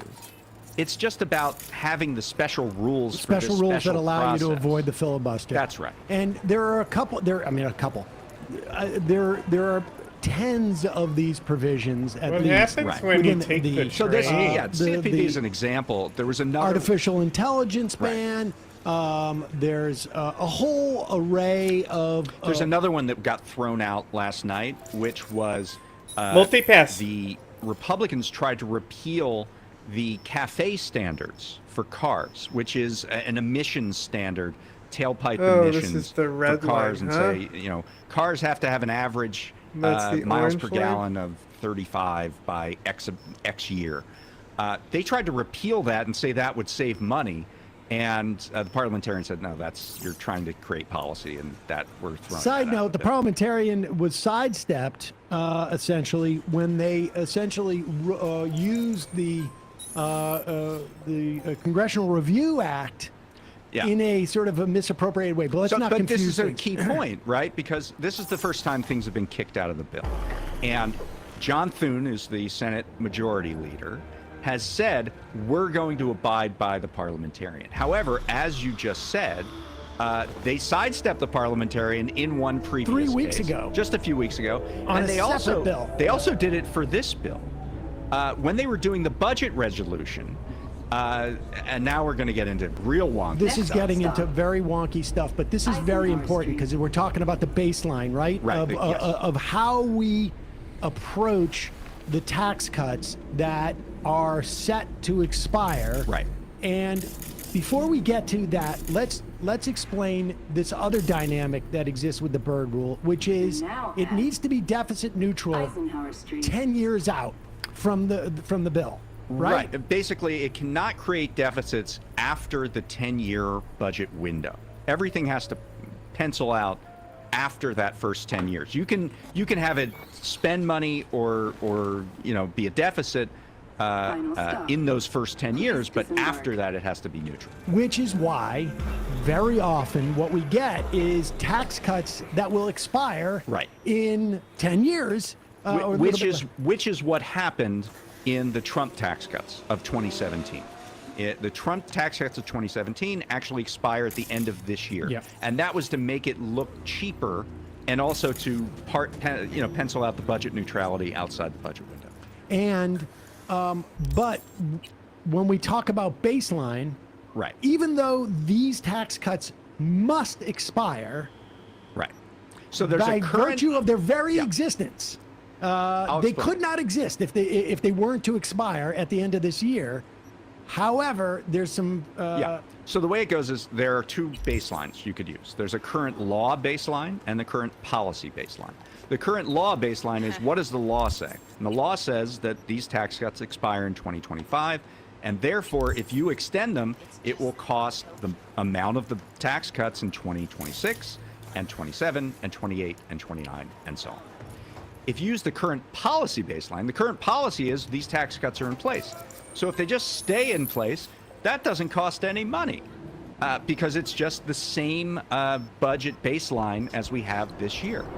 And this is a really key point because of the rules of, not just the rules of budget reconciliation, but also what it looks like to the public. Does it look like these things cost $3 trillion? Or does it look like it's the difference between that and the bill looking like it saves money over the next 10 years, right? So the Senate is really, really interested in doing a current policy baseline. The Republicans. The Republicans say. And the Democrats have said, well, that violates any standard because you could just pass a reconciliation bill saying Medicare for all, but we're only doing it for 1 year. And then the next year pass a reconciliation bill that says Medicare for all permanently, and that doesn't cost any money because it's current policy. Right. So is that really what you want to go for, Republicans? When Senate Republicans came up against this on the budget resolution, which kind of sets the terms for the reconciliation bill, they said, well, we don't need to ask the parliamentarian about that. And they just ignored the parliamentarian, didn't even ask her. And they left it up to Lindsey Graham, who is the... left it up to the budget chair, who is Lindsey Graham, and he said, yeah, sure, we'll do current policy baseline. Now we're in a position with the bill itself where Democrats are going to challenge that, and they're going to have the same debate in front of the parliamentarian this time. And I think, I think some of these other things like CFPB or CAFE rules, Senate Republicans will probably not pick a fight over that. But if the parliamentarian says that the current policy baseline is out, that's the biggest fight. That's the biggest fight. And there may be a situation where they ignore the ruling of the chair, which they have the ability to do, and then there's... But Thune promised they wouldn't do it. Promised, but, we're going to see the rubber hit the road once that gets That's the big one. I mean, because, the AI regulations, that could drop out. We already have people in the House. We already have a couple people in the House who already say, I regret voting for the bill with that. Big Tech is lobbying furiously for that because it would ban all state regulations of artificial intelligence for the next 10 years. And that includes a whole host of products because AI is in everything now, supposedly. Not only that, but it's defined very broadly in the bill. So it could be, RealPage uses an algorithm to make its recommendations on how landlords can jack up rents. That could be considered AI, and so states and cities cannot do regulations on RealPage. It has a huge set of implications. And so those smaller things, they may drop out. We're gonna start seeing this, and this stuff is so Byzantine that outside of like a couple of small podcasts, frankly, people are not aware of this. The big one being though that what is the baseline? What are we going to determine the cuts? And the argument that I saw Stephen Miller make, I think it was on Bannon. No, it was on with Kudlow, if you could believe it. Was there's no reason to expect that taxes are going to be any different tomorrow than they were today. Right. Which of course is like, what are you talking about? This entire bill, this tax regime was different than it was the day before you passed it. If you extend this out, you just extend this logic out. There was a billboard on Fox News that said that this bill saved $8 trillion.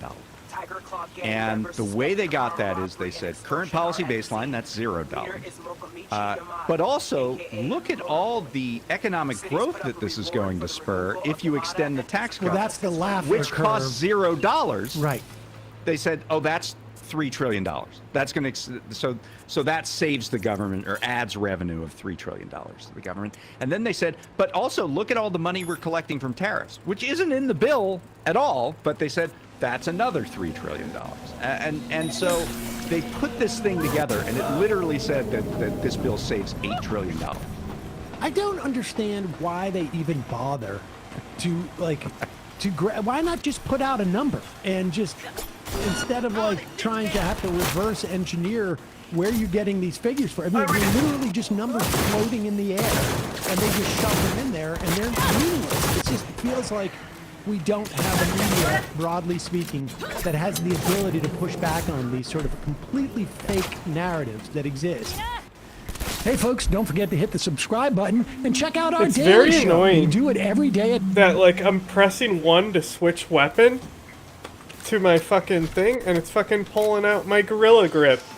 I didn't say fucking take out Gorilla Grip. Gorilla Grip is 4. So it's like when I throw the knife. So when I throw the knife and I'm unarmed, That's what it is.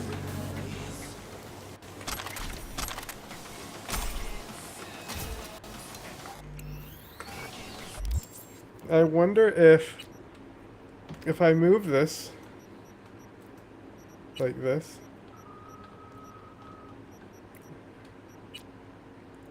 Ooh, a blue axe, huh?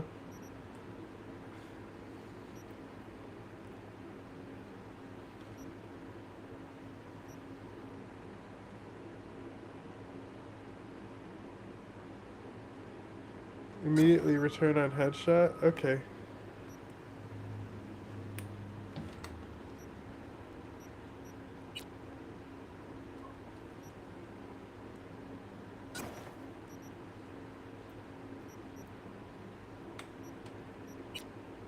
And we gotta figure out which pistol is better out of these two, you know? And we gotta use them both without their sights, so that way we can definitely, like, equally compare them.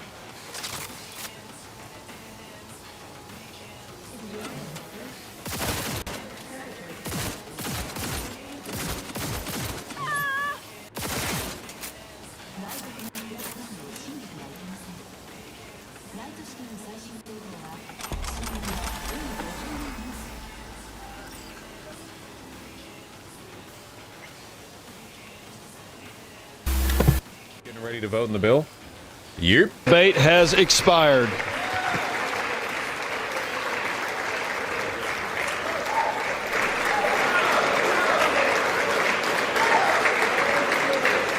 Pursuant to House Resolution 566, the previous question is ordered.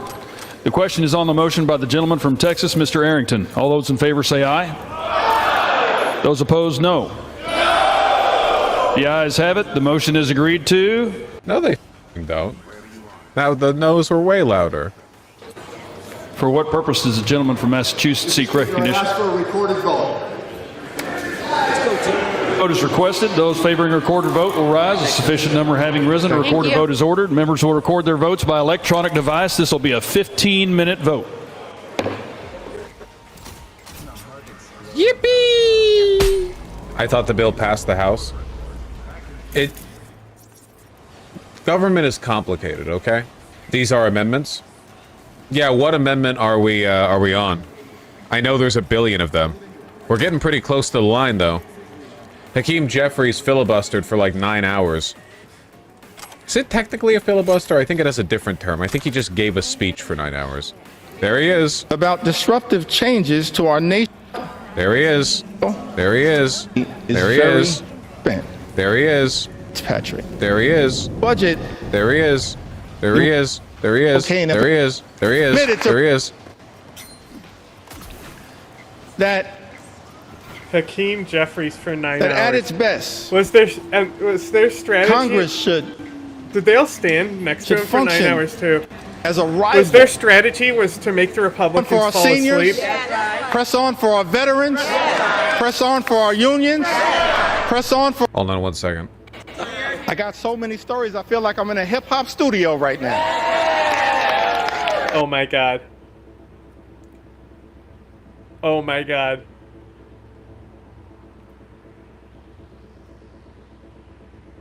Do you think my audience would get mad at me if I said I'm blacker than Hakeem Jeffries? Can I say that?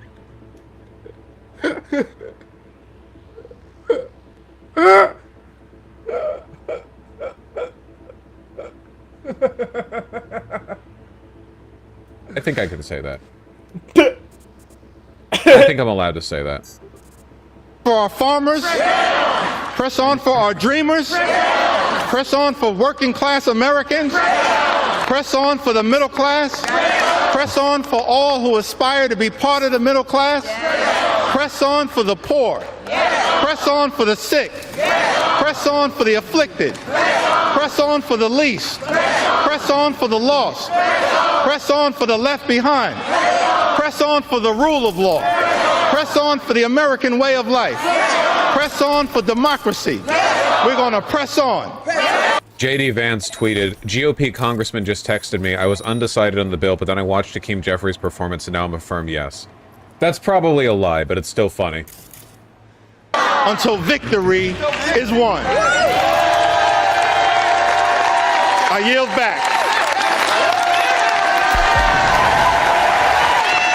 Jesus Christ, you're applauding like you beat the bill.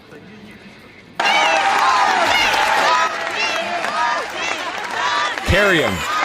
Carry him on your shoulders and crowd surf him back.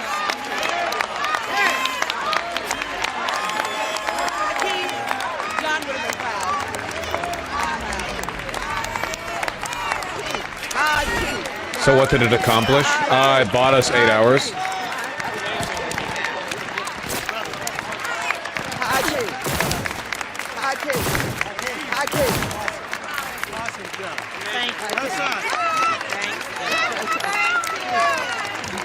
Did he do it? 8 hours stay on death. I mean, not really, because all of the provisions in the bill are going to take place at the same time in the future anyway, so... Really, it's more like it dragged out our agonizing death by 8 hours, you know? Like, it didn't buy us any time. The amount of time we have until the execution of the provisions in the bill remains the same. I came. Are you taking an accelerationist position in the passing of the big beautiful bill? Yeah, in the same way that a guy says, you know, it is what it is after getting hit by a car on the way home to work after a double shift at McDonald's. I mean, I'm, like, coping. Like, the bill is passing whether I wanted to or not, so I might as well try to take a positive attitude about it. I think it's, Speaker, I think it's fair to say the leader has done his part. I have no further speakers. I yield back our time.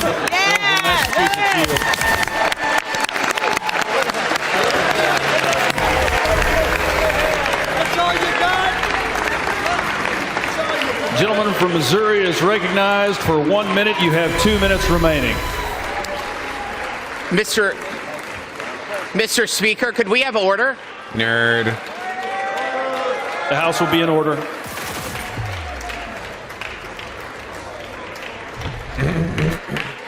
The House will be in order, please. The House will be in order, please. Thank you. The gentleman from Missouri is recognized for 1 minute. You have 2 minutes remaining. Wow, Mr. Speaker. We have stood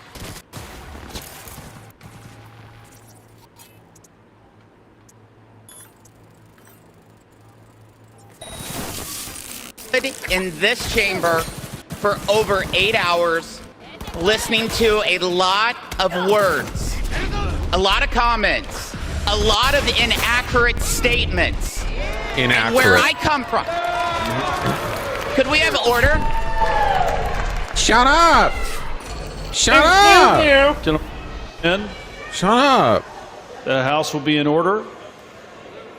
The House will be in order. I'm gonna need you to shut the fuck up. The House will be in order, please. The House will be in order. Thank you. Is this a gay Gentleman from Republican? Missouri. You people are straight as... You have terrible gaydars. This man is not gay at all. 3 people said that in a row. You guys have... You genuinely, like, you have no idea what the f*** you're talking about. Is recognized. Mr. Speaker, I come from the Show Me State, and what we just heard can be defined in one word. A bunch of hogwash is what we've heard for 8 hours on that side of the building. I'll tell you, for the 8 hours... Hogwash. Pure horseradish. Mister, could we have order? What was suspend? Did we have order? Are we serious about the gaydar? Did we see the... We have order? I don't know. The House will be in order.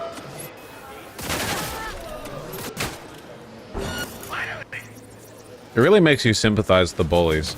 Like, have you ever considered that before the bullies, like, gave you a wedgie in high school, like, you guys were just agonizing to be around? Like, the harm you were causing the bullies by existing was greater than the harm you experienced by being wedgied. Thank you. He's recognized. Mr. Speaker, the 8 hours of hogwash that we just heard will not change the outcome that you will see very shortly when we deliver historic tax relief for working families, small business owners, and farmers. Mr. You guys need to tune your gaydar if you're going to make, like, homophobic comments, okay? I'm good at Mr. it. Speaker, I yield 1 minute to our great Speaker of the House, Mr. Mike Johnson.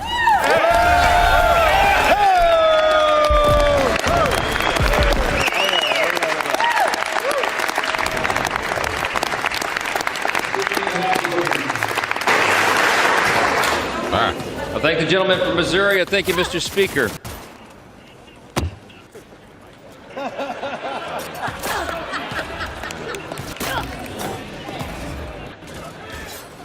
You know, Ronald Reagan said one time that no speech should be longer than 20 minutes, and unlike the Democrat leader, I'm going to honor my colleague's time and be a little more brief than that, all right? Okay. It is that guy's how good pretty Mike Johnson serious. is at his job.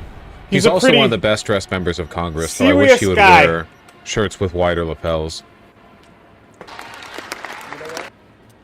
I need to focus.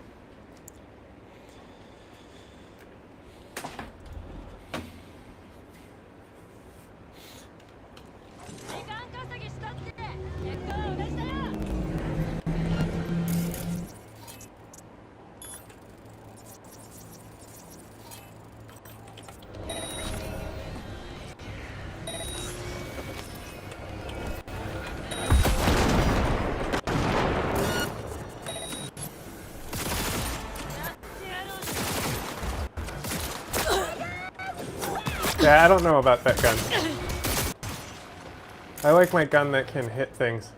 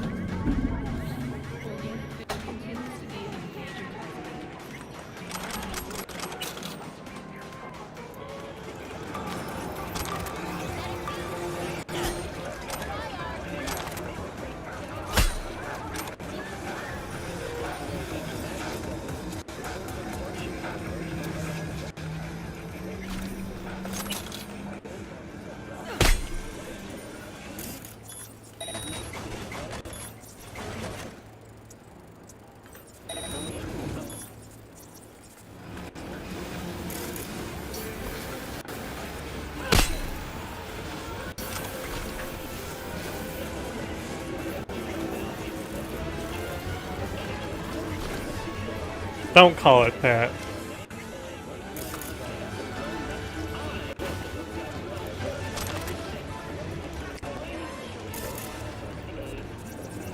Tell them you failed.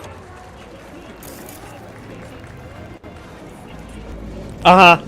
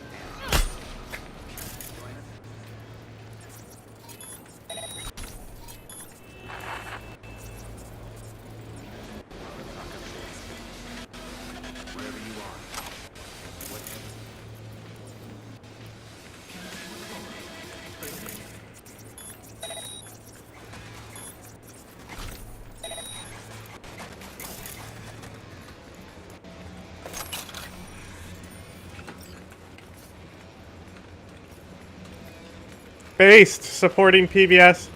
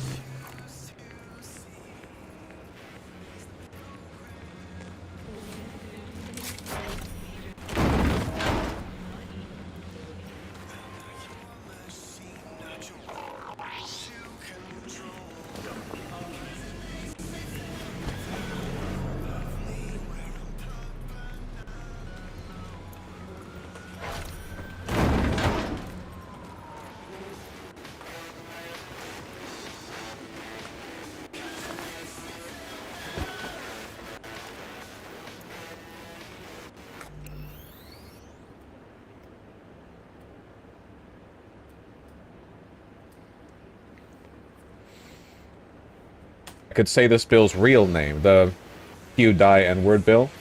Q-Die MF. That's how white people have to say it. But it's the kill everyone bill, basically. Like, who the f cares?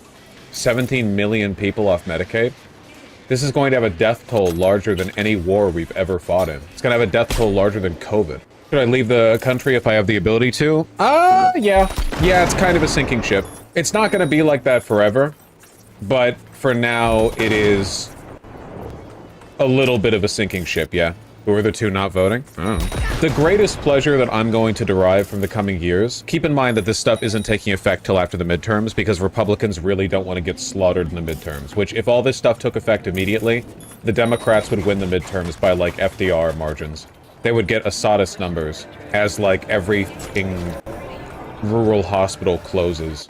Speaking of, Curtis is a small town of 900 people in rural southwest Nebraska. The Curtis Medical Center announced yesterday it's closing after more than 30 years. It's the only healthcare provider in the community. They blame Trump's Medicaid cuts. Guess which way Curtis voted. Now listen, okay? I'm just gonna put my feet in the ground. If Schadenfreude is the only joy that you can feel in times like this, I say you bite into it, okay? They literally voted for it. There was no ambiguity whatsoever about what was happening here, okay? They literally voted the Project 2025 playbook was literally the, you know, QMF die, like guidelines beforehand. They wrote down what they were gonna do. It's all happening. I feel bad for those 58. They lived in this community. They were already suffering. I live in the rural South Bosch. They don't give a f***. It's on them now. Yep. Listen, okay, we're fighting a war against fascism, and every Mima who dies in agony because she can't get her diabetes medicine in rural Appalachia is a victory in that war. All right? We're fighting to win. How permanent are the bad things? Unfortunately, a lot of this bad is permanent. The Democratic Party as it exists right now will never approve on the tax hikes on the wealthy necessary to undo this damage. Yep, the bill's passed, 217. Yippee! Like, if the Democrats were based in Red Pill, they could undo this. But they're not. Yeah, I don't know. I mean, I've talked about this bill so much, don't really know what to cap it off with, to be honest with you. Are the high count of deaths not going to sway people? Republican voters are animalistic. If their loved ones die due to a lack of Medicaid, they'll find a way to blame illegals. They don't care. Like, dude, think about COVID, man. COVID hollowed out, What's like, the what point was it, of getting the 1.3 ability million people? It was the largest mass casualty in event in vehicle American hacks. history. And the takeaway from, which disproportionately affected rural and elderly people. Mostly Republicans died. And despite that, the takeaway from the Republican Party and their base was that COVID was fake, gay, Chinese, and you shouldn't have done anything about it anyway. Like, what do you do? Would I be called a bad person for not caring at all for these people? They voted for them to not be cared for, okay? You're just following their wishes. The worst states to live in are Republican, and they still keep voting them in. They'll love this bill, and they'll blame us for their bad life. Yeah, it's been happening in rural communities for like 60 years. Rural communities have been mismanaged by generationally bad Republican leadership, deprived of resources, starved out of public goods, and they just blame coastal elites. Like, people living in Kentucky are suffering because of New York for some reason. No, they're not. You're being, like, the only reason Kentucky isn't like an actual deject third world shithole is because the wealth that New York spreads around the country. I know that, like, capital accumulation in major cities and in the coast is a real problem, but that's being facilitated by stuff like big box stores scraping up all your small businesses, which is facilitated by local politicians, which you keep voting in. Yeah, the ruraloids are definitely not beating the allegations. It's really weird urban people don't blame rural folks for their corrupt city governments, yet rural people blame the coastal elites. Yeah, coastal elites, people who live in cities, don't think of rural America. Like, rural America lives and breathes with contempt for the big cities that don't think of them at all. This is literally true. The entire identity of, like, Republican rural communities is built around having a chip on your shoulder all the time. People in cities don't think, nobody living in New York or LA is like, I wonder what people in the panhandle of Oklahoma Members voted. Ah. Or wish to change a vote? No. On this vote, the yeas are 218, the nays are 214. The motion is adopted.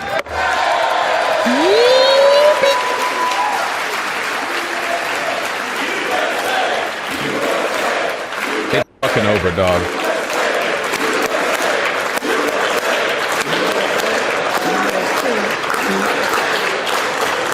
Without objection, the motion to reconsider is laid on the table.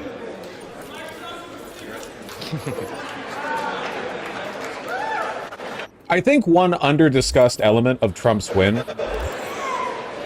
hush, I'm talking, is that there's a really big separation between the boom in Republican support that we saw in cities and some suburban areas as a consequence of Trump being the Republican nominee, and the historical support for Republicans in the rural areas. The rural areas are... Hold on. Permission granted in Clause 2H. I don't care, it's bureaucracy. The rural areas hate coastal elites, hate Democrats generationally. Literally, like, father to son to son to son forever. These people are animals, basically. They're cattle that need to be led by shepherds. The degree of long-term disinformation and media control in their environments is so sickening. Like a cultural reform project rivaling Reconstruction or like post-World War II Nazi Germany would be needed to unhinge them from this. They will vote for Republicans or whoever they think Republicans are best represented by, no matter what. And then you have this boom in Republican support from cities, where you have like mostly young white men, and some young black men and Latino men, I guess, who are little Hitlerites, who like Trump because it's epic and edgy, and they're tired of not getting to say retard. You know? And I think that those people are, a lot of them, in a few years, are not going to talk about their support for Trump. Like, that was a flash in the pan caused by Trump specifically. Those people would never vote for Ron Johnson or Bob DeSantis, or they would never vote for an institutional Republican. You know? Did I say Ron Johnson? Did I say Bob DeSantis? I'm sorry. Pella distracted me. She was jumping down from the shelf. Let me let her out. I'm creatively illustrating the point that these people are all interchangeable. Do you understand the difference that I'm talking about, though? That you have people who are generationally Republican, like it's literally a family feature for them, and then you have people who are, like, following the lay epic meme trend. I guess what I'm saying is that there are people who are going to be embarrassed by their support for Trump, and then there are going to be people who, like, you need to do Reconstruction on. We really need to do another Reconstruction. We need to do it much better this time. We need to do it much, much, much, much, much more thoroughly this time. Yeah, Joe Rogan, I think Joe Rogan is kind of like the thought leader for that particular group of not entirely city-dwelling, but often city-dwelling, stupid young, white, not always white, but often white guys who support Trump because it's like the new dissident thing to support, because it makes you feel contrarian. What does thorough Reconstruction look like? Education from the urban centers to rural areas? Honestly, I feel like it needs to begin with a federalization of educational reform. You know? Like, why in the year of our Lord 2025 is Oklahoma allowed to teach school children that Jan 6 was based in Red Pill or whatever because Trump actually won the election? And there are plenty of states with local curriculums that teach the Lost Cause myth. Like, the first step is you have to break the hold that conservative interest groups and corporations have on local education. Homeschooling needs to be made illegal.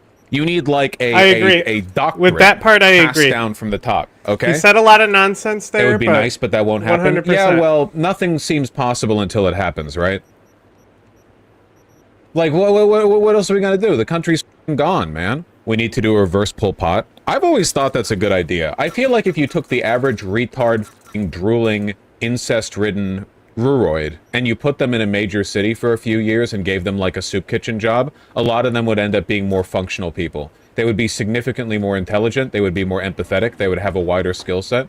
Like, you're subjecting these people. It's backwards. You're subjecting them to like a peasant lifestyle. Like saying, obviously, they're going to have a peasant brain. That's like fucking Rishi Sunak, right? That's what he was talking about doing, bringing back the service. But you didn't have to necessarily be in the military if you did a community thing. Where's my fucking chapstick?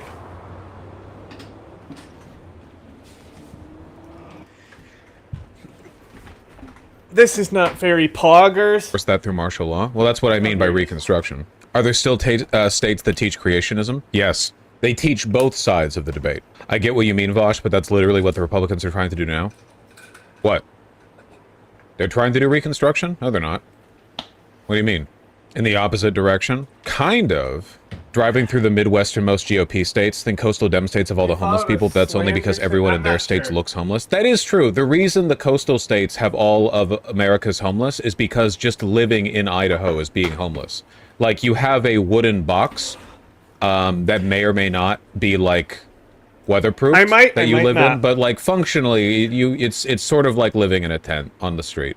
We gotta bring it back, man. With it, is what I want to should see, say. like, but I might follow levels of colonial Sometimes it'd be propaganda like that rival what the British and Dutch were putting out in the late 19th century. You know that famous picture of the British safari man striding over Africa, like with his legs, and his feet are touching like all the way from the Cape to Morocco, you know? I want shit like that, except it's a New Yorker with his Tims, and one Tim is like planted in West Virginia, and the other Tim is planted in Utah, okay? Just like, we will reoccupy the United States. We need to do westward expansion again. We're gonna freedomize the Ford Explorer. The West Coast and the East Coast need to touch tips in Kansas. Yeah, the Rhodes Colossus. There we go.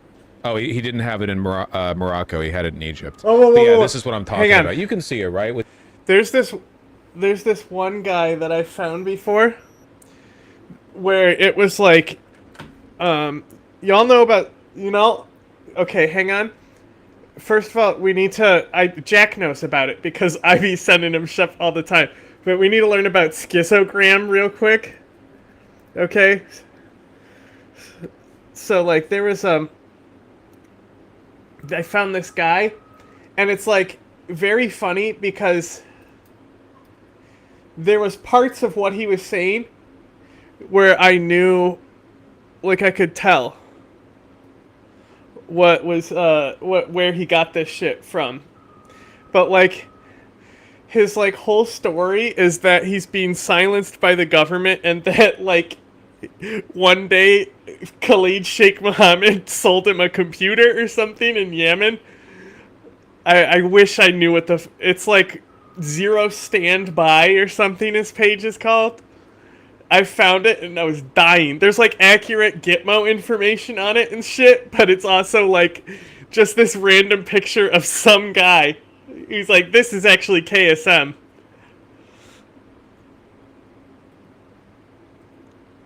For you all today. And unfortunately, this present has come at a great detriment to my mental and spiritual well-being. I have spent the last 2 weeks venturing to the deepest, darkest parts of Instagram. I have seen man-made I've met a guy who is at beyond my Bro, comprehension. I've been trying to get been trying to fucking get the opportunity to talk to some people. But a friend of ours, he came out of like the 9/11 conspiracy thing of things, and we did our 9/11 video with him. But his name's Adam Fitzgerald, and he has interviewed a lot of he's interviewed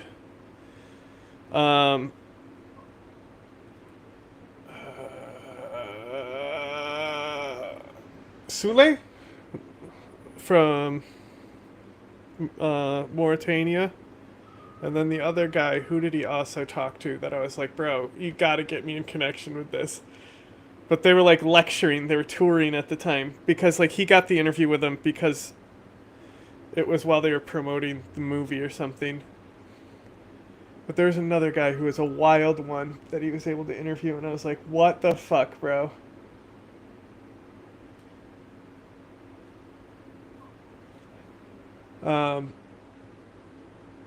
Man.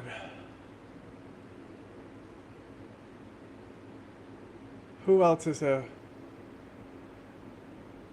known Gitmo guy who's been out? That's the big one. It might come to me, it might not.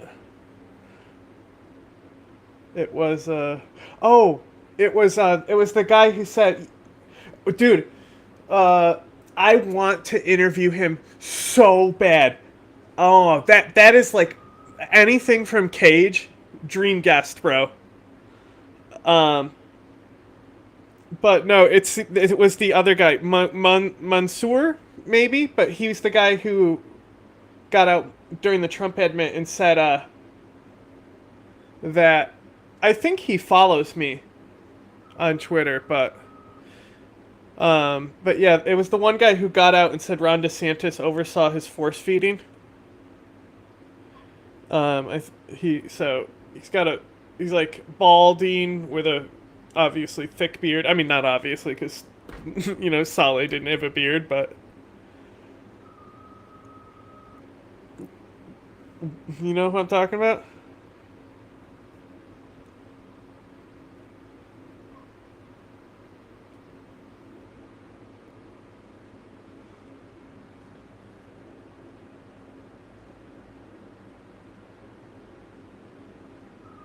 You watch videos of the Kuwaiti guy at Gitmo. He gives... I don't... maybe. That's the thing, is just like, it's if it's been recent, I should have remembered it, but like, I've been trying to fucking draw attention to Gitmo for a long time. Like, it was pretty based when we started fucking getting the identities leaked of the fucking people who fucking designed the torture program. And what's funny, so somebody posted something and it was like a joke of what they're gonna do to somebody, and it was the opening to Zero Dark 30 where they're waterboarding, right? And the one main girl, I think her name's Jen in the movie, or something like that, probably named after Jen Matthews, who Al Qaeda killed in the bombing on that airstrip. But she's like disturbed by the torture that's happening in the room, and it's like supposed to be the first time she sees torture, when she was literally in the Cat's Eye prison pushing for the torture of Abu Zubaydah, and I forgot the other guy who was also there. I don't know if we know, but we know that Abu Zubaydah was there. Like, to the fact that she was like an advisor on the film, and she's like able to paint her character as somebody who is like kind of disturbed by the torture. Like, fuck off, bitch. You literally were the fucking leader of the torture.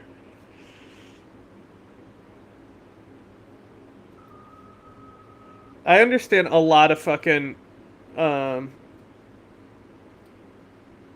Islamic humor because I've, worked so long.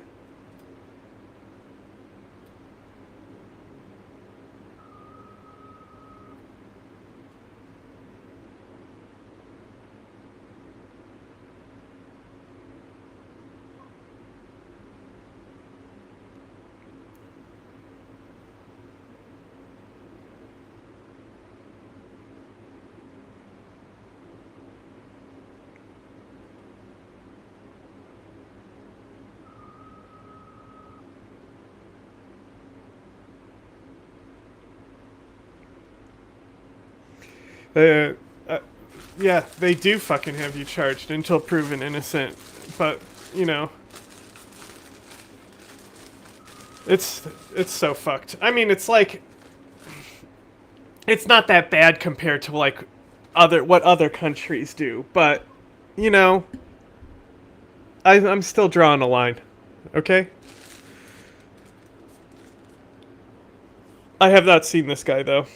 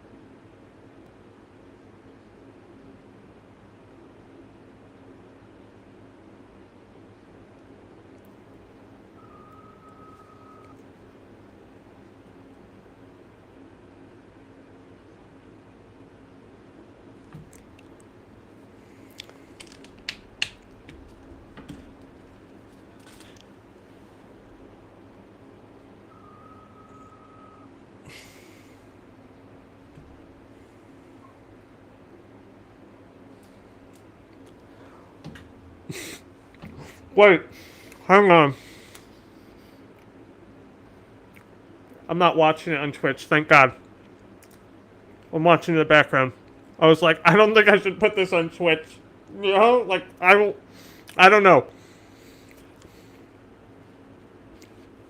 YouTube demonetized us for talking about the Houthis, right? And then they make us fucking take this fucking training, right? And in the training, one of the examples it gives that you have to fucking click on their little quiz says that so-and-so is showing a video from a violent organization and they're pausing it and breaking down, like what this organization does. And like, it just basically says, if you're doing news about violent organizations, you can show videos of them, which is what we did. We literally pulled up, so like we had the Houthi website up and shit, that was fine. But then as we were doing our live stream, a press conference came out with and so I put on the press conference from the guy in the man in the red hat for them, and boom, took us right down. And now we're permanently demonetized on YouTube. Nothing we can do. So that's why we stopped really growing our brand on YouTube. It really hurt us. It like set us back years. And battled spiritual demons, the likes of which have not yet been seen by the normal eye. I have to warn you before we go any further. This quest will take us to a place that was not designed for mortal men. This is not for the weak, because where we are going today is Schizogram. Yeah, but what we're going to do is we're actually going to, like, the apps that we multi-stream to, because we multi-stream, right? So, like, you'll see people in here. If you go on the YouTube and you type in chat, we have a bot that relays all our chats together. And as we get funding and upgrade, we're going to get, like, put it on apps that are, like, language exclusive to, like, China and shit like that. So we're restreaming and, like, it'll be in English on those apps, but that way when we restream or everything, then boom. You know, we're like, it's like I joke that we're like going to be our own Voice of America broadcasting over the Berlin Wall. Because, like, all we do is talk truth to power. It doesn't matter whose power it is.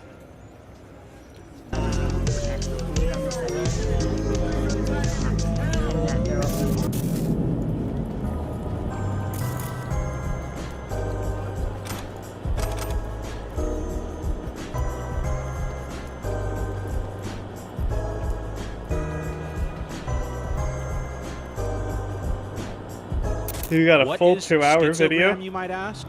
Well, very apparently mentally deranged people are allowed to have iPhones and film themselves like they are influencers or vloggers, or just basically have free reign to be able to post whatever comes to their mind on the internet. Every once in a while, when you're scrolling down the reels on your explore page, you'll land upon a legendary mythical reel pool. And that reel will consist of someone rambling gobbledygook or speaking incoherently or screaming, "They're gonna get me, they're gonna get me, they're gonna get me, they're gonna get me, they're gonna get me, they're gonna get me, they're gonna get me, they're coming for me, they're coming for me, they're coming for me." If you're someone like me, you'll be intrigued and you'll click on the page and you'll find that they've posted 1,000 times in the last 24 hours something along the lines of how people are coming to get them, there are bugs in your skin, there are people in your walls, or there is one lady that I found that truly believes that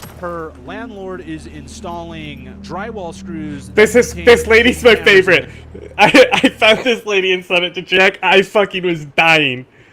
She's literally like fucking breaking the walls in her apartment, and the maintenance guy comes in to fix it, and she's saying it's the stalker. So she is effectively dismantling her whole house, and her landlord keeps sneaking in and, what would the word be, remantling her house? And that ranges from believing that your landlord is installing secret camera drywall screws in your house, all the way to a black man who believes that he is building and field testing a hoverboard, but all he really is doing is putting Play-Doh on a tech deck. Something that I find extremely interesting about Schizogram is that the actions of its users are exacerbated by people like me that are gaslighting them in their comments. For example, I like to tell this woman with the drywall screws that I keep seeing her on the dark web and that she didn't get all of them. She needs to go get the ones out of her nightstand because I keep seeing that angle from her room pop up on the dark web and we can see her changing. So there's a lot of people that have found out that you can actually get these people to read your comments and then react to them IRL. Fucked up, I know. Entertaining nonetheless. It's not an easy video for me to make because it took quite a toll on my brain and my soul, but I think something that made this a lot easier was I went through and vetted, because I asked a lot of you to send me schizogram accounts, your favorite local schizo, and I needed to go through and vet every single account. In doing so, I realized that you can't just put people in a single box of crazy. You have to divide them up into sections or quadrants, or what I would like to Loud and clear. Don't need to yell. What's up? Doing a little competition. Shoot, prizes and all. You know, over here. The rain. Uh-huh, that'd make sense. Well, you in?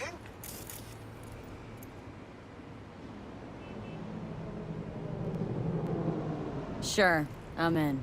When? Well, right now. We'll wait on you. See ya. Okay.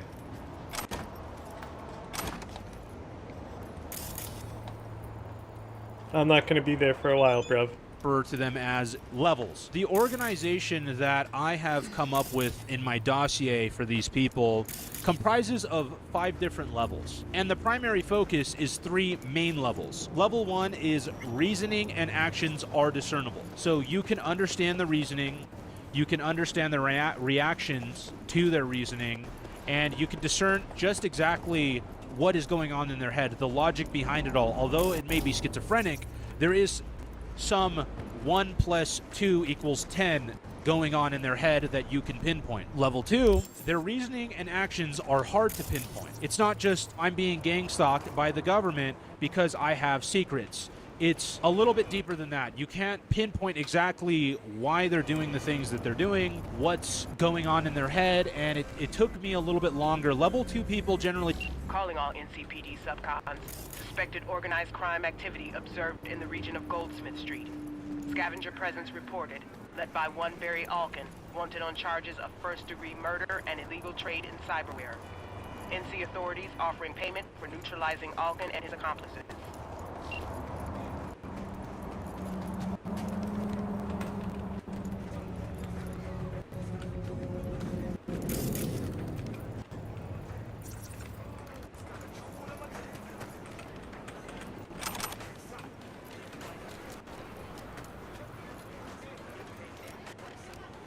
Should I put a short sight on this to actually test it, you think? What has this gun got? Big sight.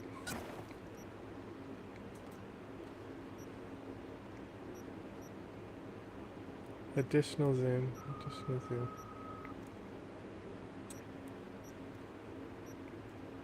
Faster ADS.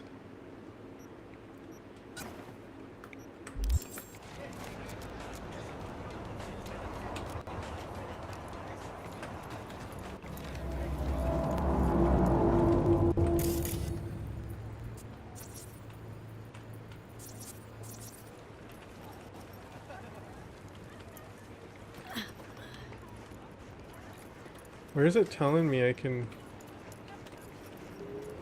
How, like, accurate is the fucking GPS? Like, is there actually a path, or does it just assume I can jump and figure it out? I confused it. It took me quite a while to really understand what is going on, what's making them tick, what their whole shtick is, basically. Level 3, they're absolutely incoherent.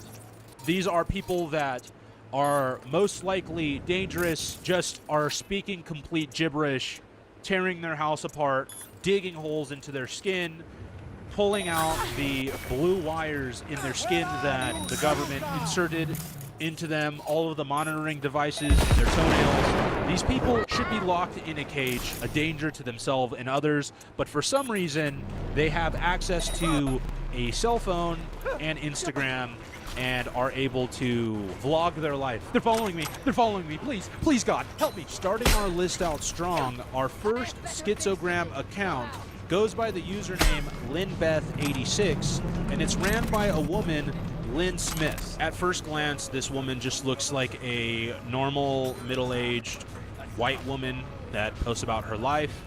When you start digging a little bit deeper, you notice that she has an unhealthy obsession with her son.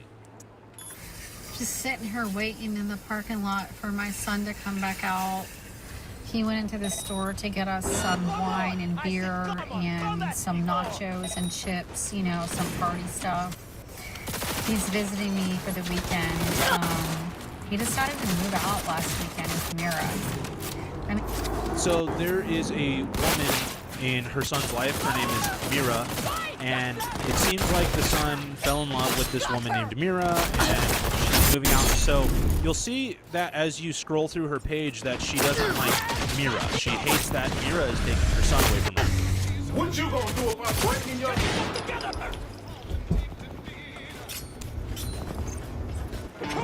So she's starting a bunch of stuff with Mira. She's talking shit. Figure out how you're still winning after all the dirt and lies they threw at your name. Mad.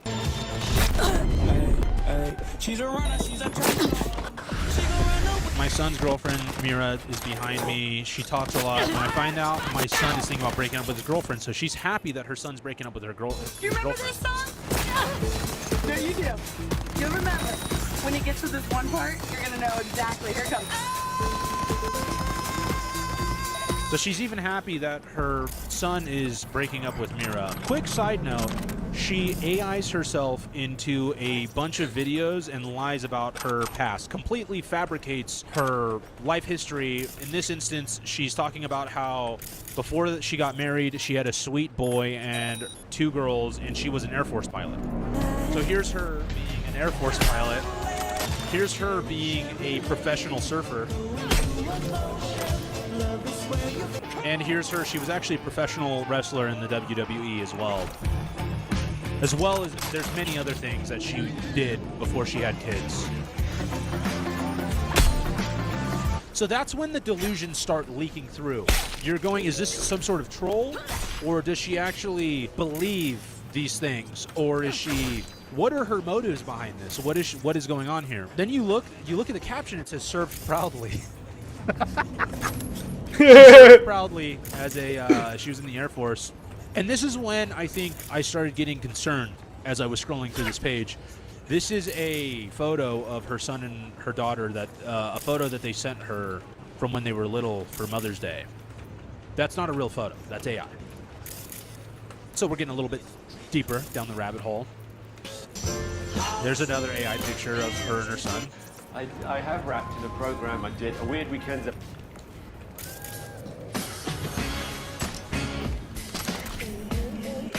Here's where, at first watching this was a level 1 or 2.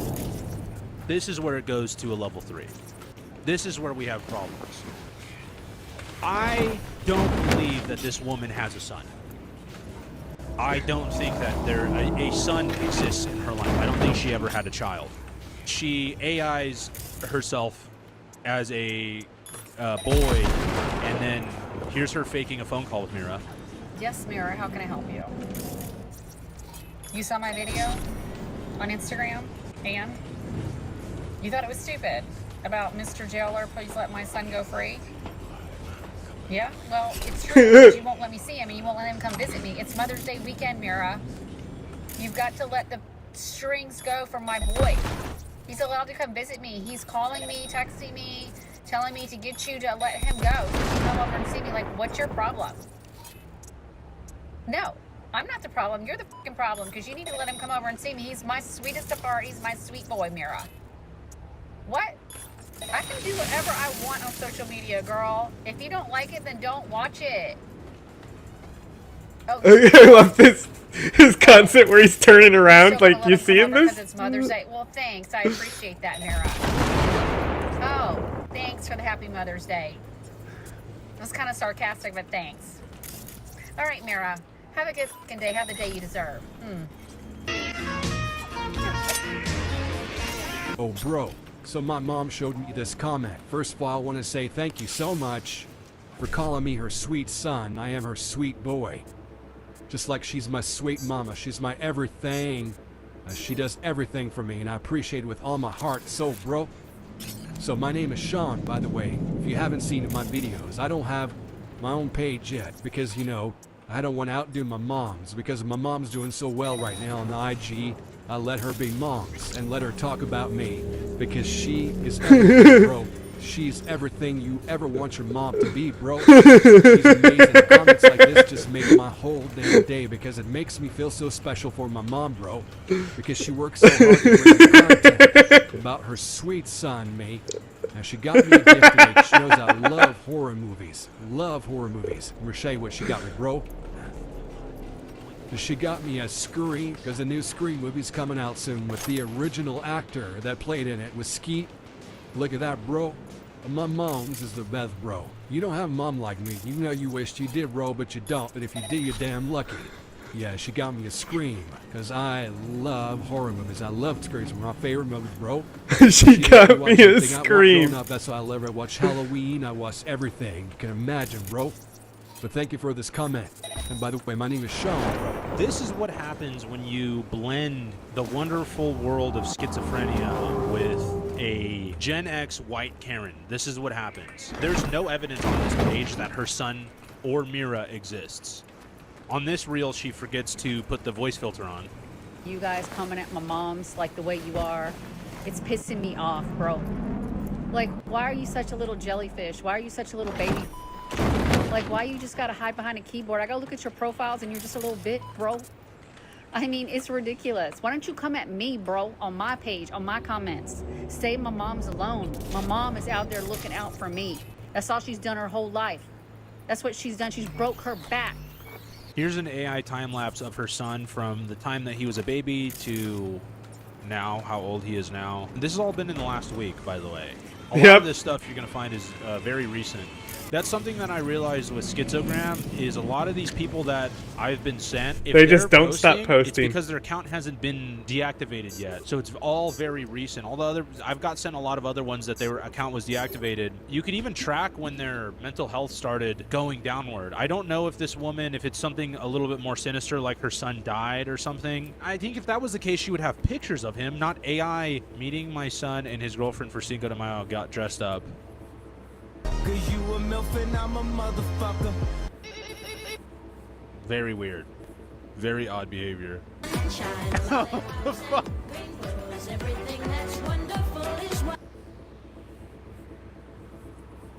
Paid her talk to my mom, as she calls her. She's not a fetish. She is not a psycho. She's not a troll. She's a mom who loves her son. Who's he turning around and looking at? Why You know what I'm can't you understand saying? that, bro? Get your shit mind out of the gutter, damn. I mean, you're the ones that's fucking sick, talking like that. You need your damn head checked, and I'll check it for you, bro. Just remember that. Damn. Yes.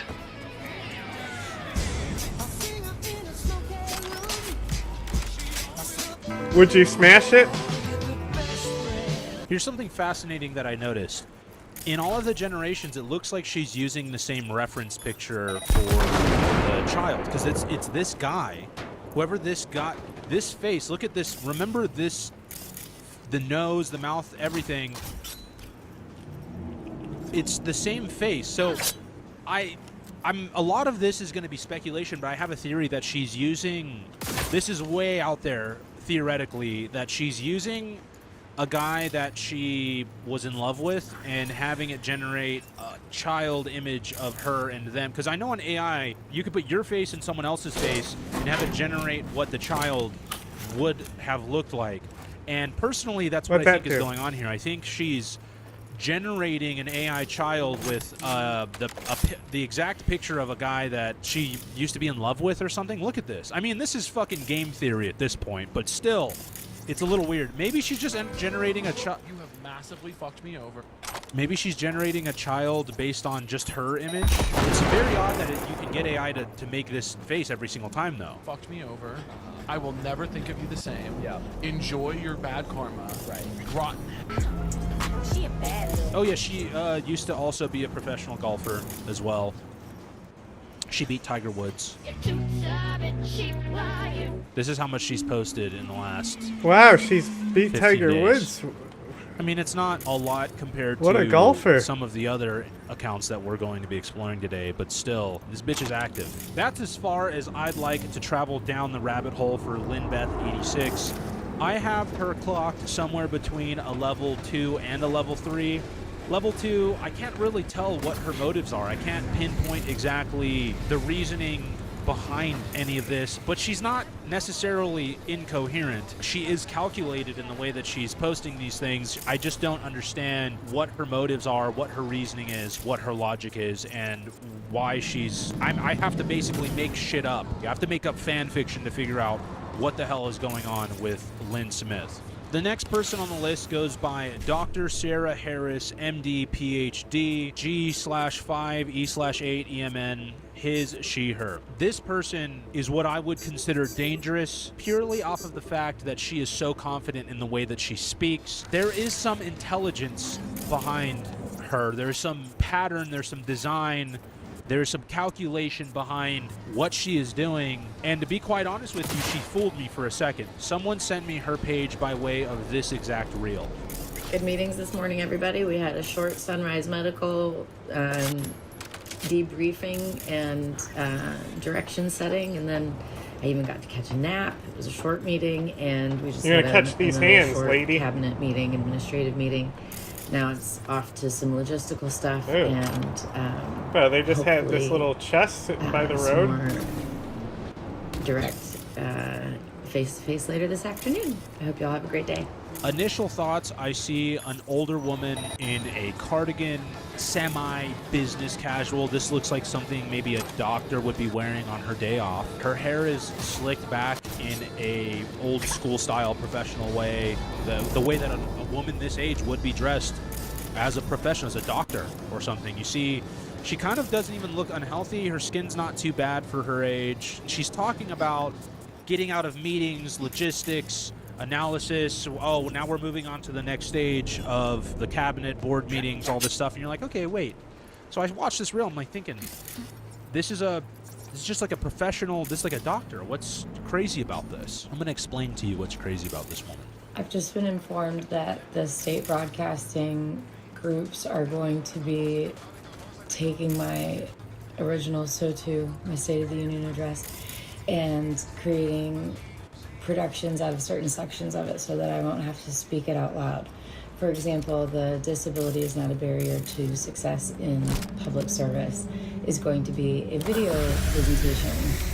So I think that's pretty cool. Thanks. What a great idea. So she wrote a State of the Union address. You can see on the table here, she's got a book that she's Where did journaling in. Maybe this is a woman who is a doctor on her weekend. She's had a couple glasses of wine. She's speaking a little bit more shakily, but still nothing crazy yet. So you're probably looking at me and wondering, Face, this is just a woman who's a doctor, you know, who makes some kind of weird reels on the weekend. To give you a little background on this person, she believes that her wife is Bella Hadid, the supermodel. She also believes that she has full control and authority over the DOJ, and she also constantly threatens to exert her full authority over Starbucks, Walmart, and Costco.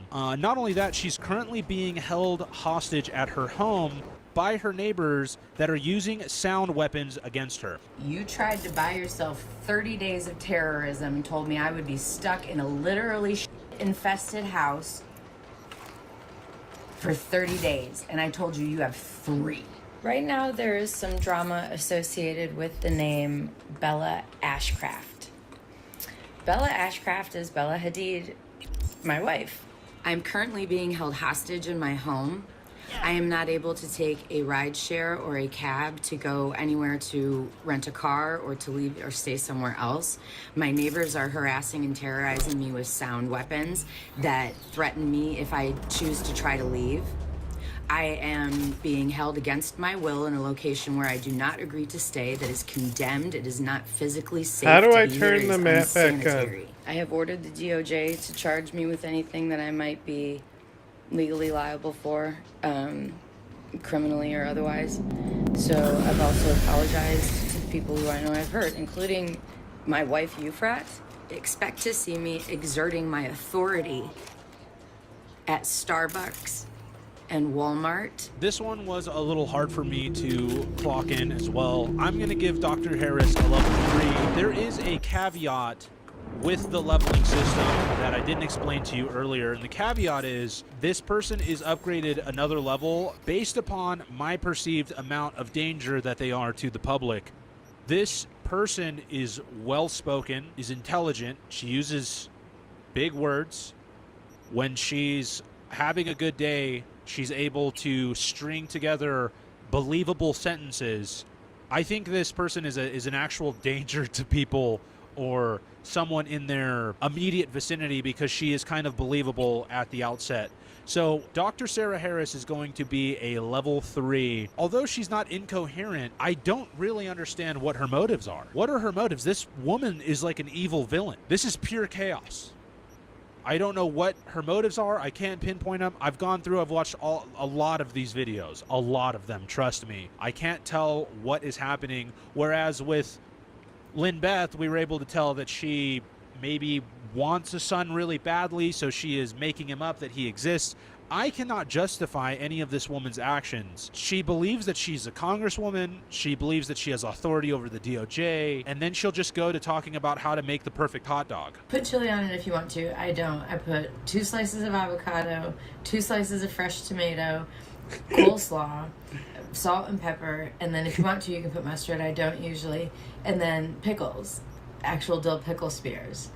And you put it all on there, and you have to eat it with a fork and a knife.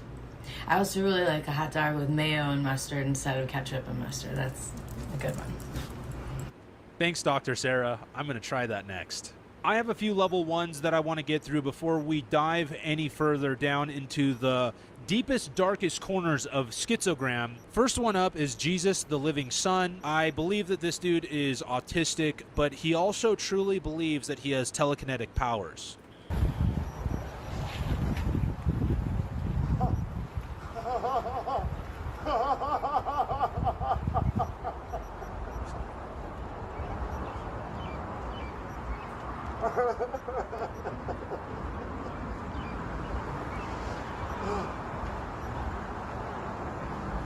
He also holds an airbending masterclass on Zoom so that you could train with him. There's a lot of telekinetic black people on social media. It's a whole movement. This guy I decided to highlight because he really believes, because a lot of them, you can tell that they don't really believe it. You know, they're like moving a Dorito chip, and they're like, and there's some people that believe that there's some Wakandan energy deep in their soul. If they just embrace their melanin, they could unlock it.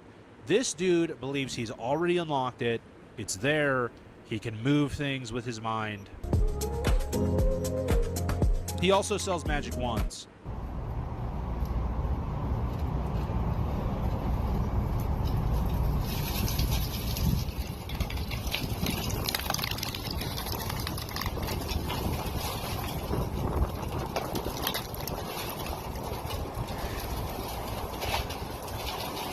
The main reason I wanted to highlight this gentleman is because he started making me go schizo watching his videos because they're very believable.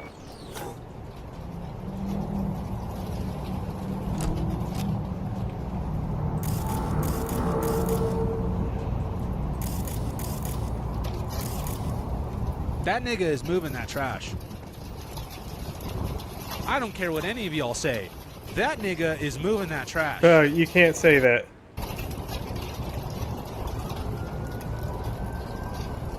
That's not cool. He's charging up. How do I get my map back? I checked the keys, nothing in there.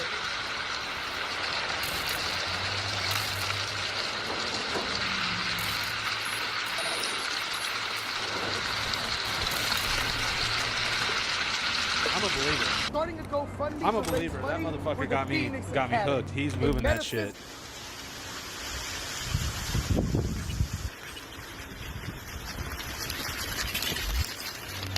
Yeah, no. He even moved the phone. When he looked, did you see that? Look at that. He had so much telekinetic power when he moved the phone, when he looked away. Bro. Huh. Oh, brother, come on. He's got so much telekinetic power that he made the car alarm go off. And you're gonna look me dead in the eye and tell me that this nigga don't got special energy? I've saved a lot of the good stuff for last. I would say out of this whole list, like my whole HUD this is has off. to be one of my favorites. What is I think that? I could do a whole video Is that a deep glitch? dive on Or is just that this something page I did? alone. Is there a This toggle is for the HUD? HQ. He is a scientist. He is the official inventor of the 9th dimensional topological tritium particle collider hoverboard. The beauty of this account is the fact that he is being gaslit by his comment section, and pretty much every video you could see that other people are steering his studies in the correct direction to ensure that he figures out quantum mechanics and how hoverboards actually work, and he actually invents one. I'm from the big science program from the White House. Great work. Add a quantum polarizer. That changes the charge of the ions in relation to the Earth's rotation. This will allow acceleration to exceed the speed of time. Have you considered the aerodynamic profile? The electrical conductivity of the materials, heat dispersal? Maybe I'm if very we interested in funding this take project. a train. The quantifying kaleidoscope needs to be at 45 degrees. This way, the interdimensional compartments align and reduce space-time just walk by a discharge. He's train? basically just putting Play-Doh and tinfoil and rocks and magnets. He has a lot of field testing going on.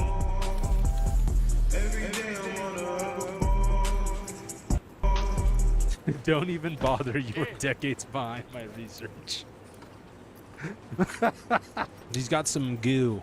He's putting some goo on it. You just need to reinforce the ambifaciant lunar wane shaft with a prefamulated amulite core to counteract the magneto-reluctance. Also, swap the retro encabulator for matrix for a high-impedance regurgitative trunnion to stabilize the 8th dimensional flux manifold. That should eliminate any side fumbling and ensure smooth multiplanar equilibrium. I'm sure he took that advice to heart and created whatever the fuck this is.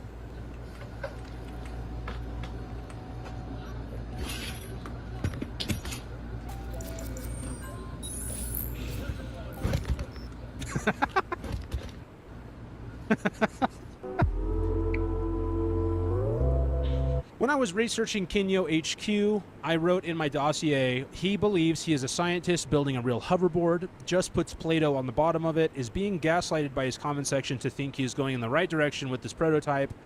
This is probably a side effect of AI pictures of a black Wakandan Weewas Kang's technology that was taken from them by the... I'm a little bit done with this dude's, like, fucking racism. Go fuck yourself, buddy. Like, we can laugh at schizos, but I draw the line at the racist shit. With the Tims, and you've got like the cropped sweatpants here, and then you've got like the oversized Uniqlo Airism tee. You get it. You've got a trucker cap. Am I over racializing the person I'm thinking of? Like perhaps the demographics of the person that I'm thinking of striding across America? Am I making it too obvious? Why Tims? I can't explain New York or black people to you. Sometimes you just have to... Even AOC is Tim's? Yeah, she's from New York! Timberlands? Oh, Christ. Guys, you're making me look uncool to the brothers watching from YouTube chat. You mean Timberlands? Are you referring to the Timberland Boot Company? God damn. Timberland is better than saying Tim's? Are you racist? I bet you're like, dude, it's ask, not axe. Linguistic prescriptivism L. Another L taken. Chat's why Vosh isn't invited to the cookout. Dude, unironically, I was doing so good until I started streaming. When I lived in LA, oh, I was on it. I was familiar with lingo that you couldn't even fathom. I can't say it here. It's Tim's, not Tim's. Yeah, that's what I said. It doesn't really come across in the verbiage, in the vocal. Yeah, it's pretty bad. It's pretty bad. It's pretty bad. Pretty bad. I don't know. Pretty bad. There's been a lot of stuff like that lately. I don't know how much of this they're going to be able to delay until after the midterms, because, like, their approval rating is still sinking with every passing week. I saw this yesterday, too. Trump withholds nearly $7 billion for schools with little explanation. Helps pay for after-school programs like learning English. So it seems Trump is illegally withholding $7 billion from educational facilities because they were teaching like ESL classes or something. Like the money's already been appropriated by Congress. So there's like I don't think they've even really tried to explain this. How is that even possible? The president can do whatever he wants. Yeah, the money was going to illegals. True. So they want people to speak English, but they're taking away the thing that helps kids speak English. I'm gonna let you in on a little secret, but they don't actually want Mexicans to speak English. They just don't want Mexicans.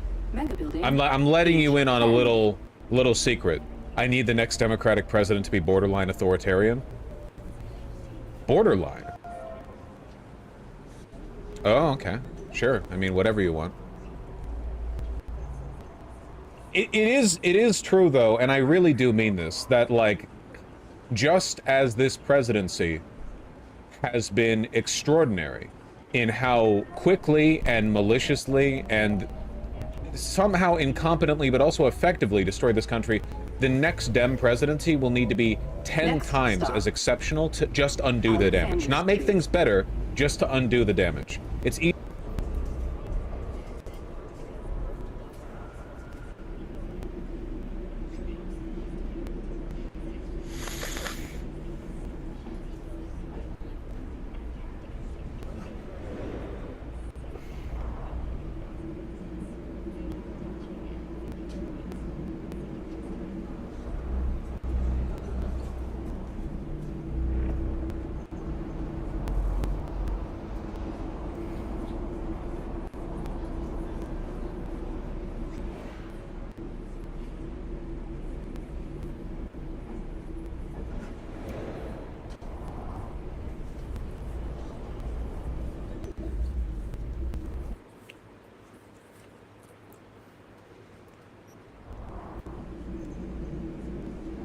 I don't understand why the audio is so fucking crackly today.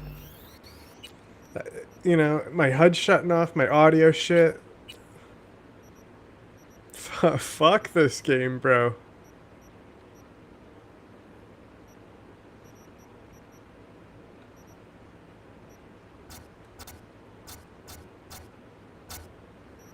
See if I fucking flip it to a different system. You're now at. Still a bunch of crackly bullshit. I even put it in low.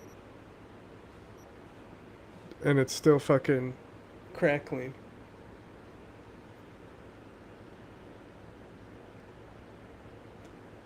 How are things? What? Okay. I think you're drunk.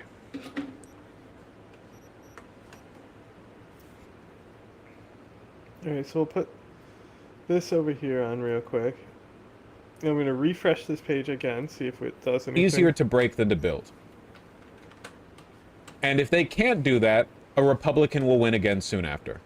And we'll continue the project. And yet we have no one in line to pick up the mantle? Yeah? We're pretty much in the end times. Which is one of the reasons why I've advocated for you guys to get involved. Check out your DSA. Check out your local Democratic Party branch, or Young Democrats, or Young DSA, you know, whatever's appropriate for your specific instance. Take a look. I know it doesn't seem like much, and it doesn't add up to much, but there is a power vacuum in the Democratic Party. Hundreds of millions of Americans dislike Trump. More Americans dislike Trump than like him. You have to understand this, okay? No matter how bad things might look in the government, that underlying fact remains the same. Don't underestimate the perseverance of a people, okay? There were communities that lived under Roman or Ottoman rule for centuries, and as soon as the Ottoman or Roman empires collapsed, they instantly rebounded. After centuries, generations and generations and generations and generations, they still maintained enough of a unique cultural identity and a distinction from the greater group that the moment...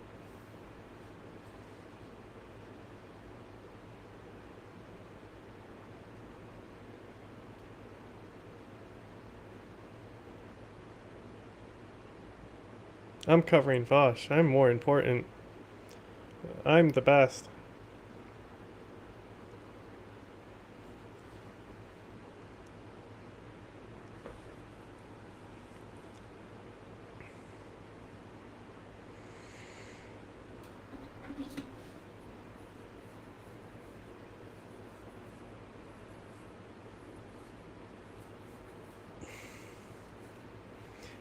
Maybe I still don't know. I could be the only one hearing the crackling, because it could be the latency from my laptop.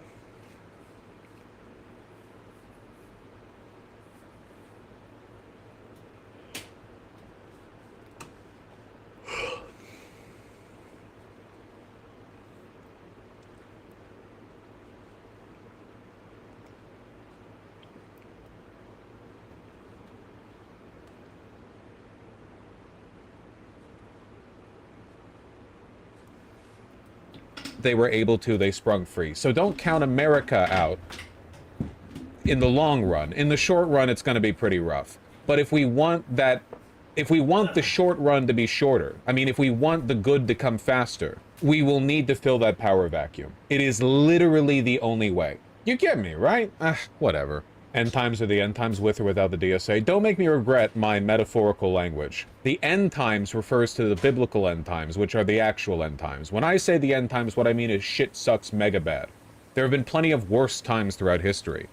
Black Death, fall of the Roman Empire, though that one took a long while.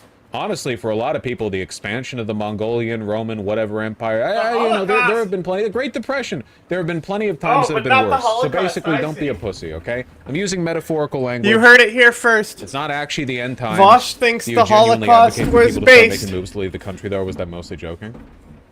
Dude, if you can leave the country, if you can leave the country and take a sabbatical for a little bit, I wouldn't blame you.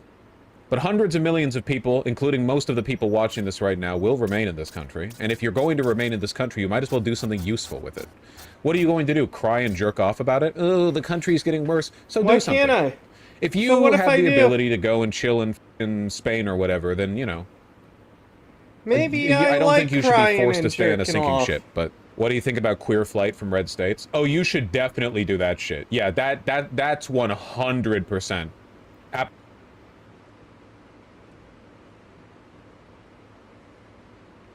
You sure for sure. I know the market's not looking good. You know where the housing market is looking better, by the way? New England. Why don't more people move to New England? I know it gets cold over there, but like, you know it's beautiful up there, right?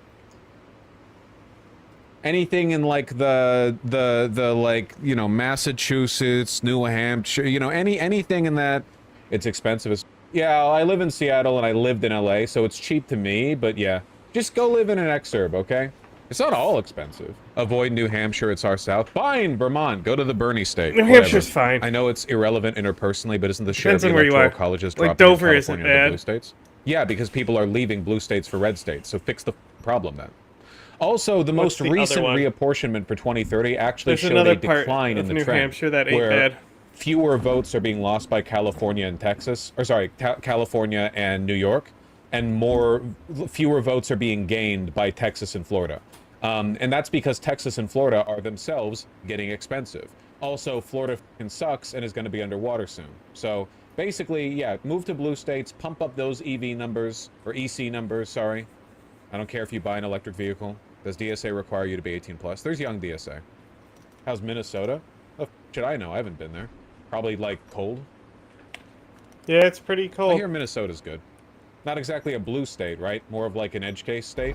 More of a purple state? What are your thoughts on the expansion of the Supreme Court? What are your thoughts on the expansion of my tummy? Me with 40 additional Supreme Court seats packed, shaped bulge, suspicious shaped bulge in my tummy? Yummy. Do you think there's any hope? What? For Is he red doing states? I vor think there's jokes? no hope for This spineless dude's wimps so who act bizarre, man. impressions to try to work out the viability of their very specific life circumstances, okay? Listen, you have a fire burning in your heart. If you didn't, you wouldn't be able to type because you'd be dead, all right? You have to channel that fire, all right? I don't fucking know about Austin. I've never been to Austin, okay? Wellsprings. Have the fire. Build the analytical powers that would allow you to make these life decisions yourself. Be strong, okay? Be a Randian Superman. Be a Nietzschean Ubermensch, okay? Carve out your own path in life. Hey, there's a fucking weird ass cat. Watch out!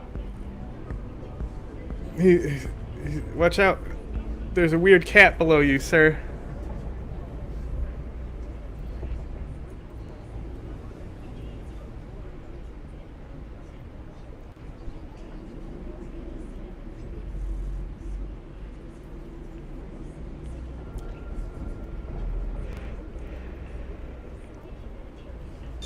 That's a direct quote from a Wall Street Journal article published yesterday as they begin to drag President Trump over the coals around this allegation in a Politico article suggesting that the United States has frozen or shut off a variety of U.S. military equipment to Ukraine. Now, I'm going to be honest, I'm not entirely sure where this thing sits at this point, because depending on who you look to in the U.S. government, Wellspring? this is either the right move and putting America first, it's not that big of a deal, it's only a few things, or it's fake news and it's not happening at all.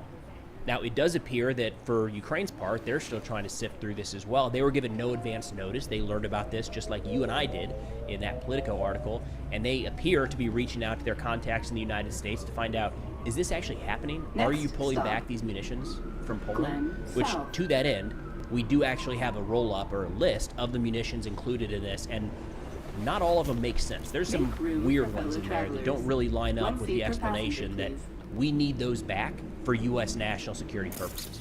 Now, starting out to kind of level set here, I thought that it would be worth running through some of the explanations we have so far from United States officials.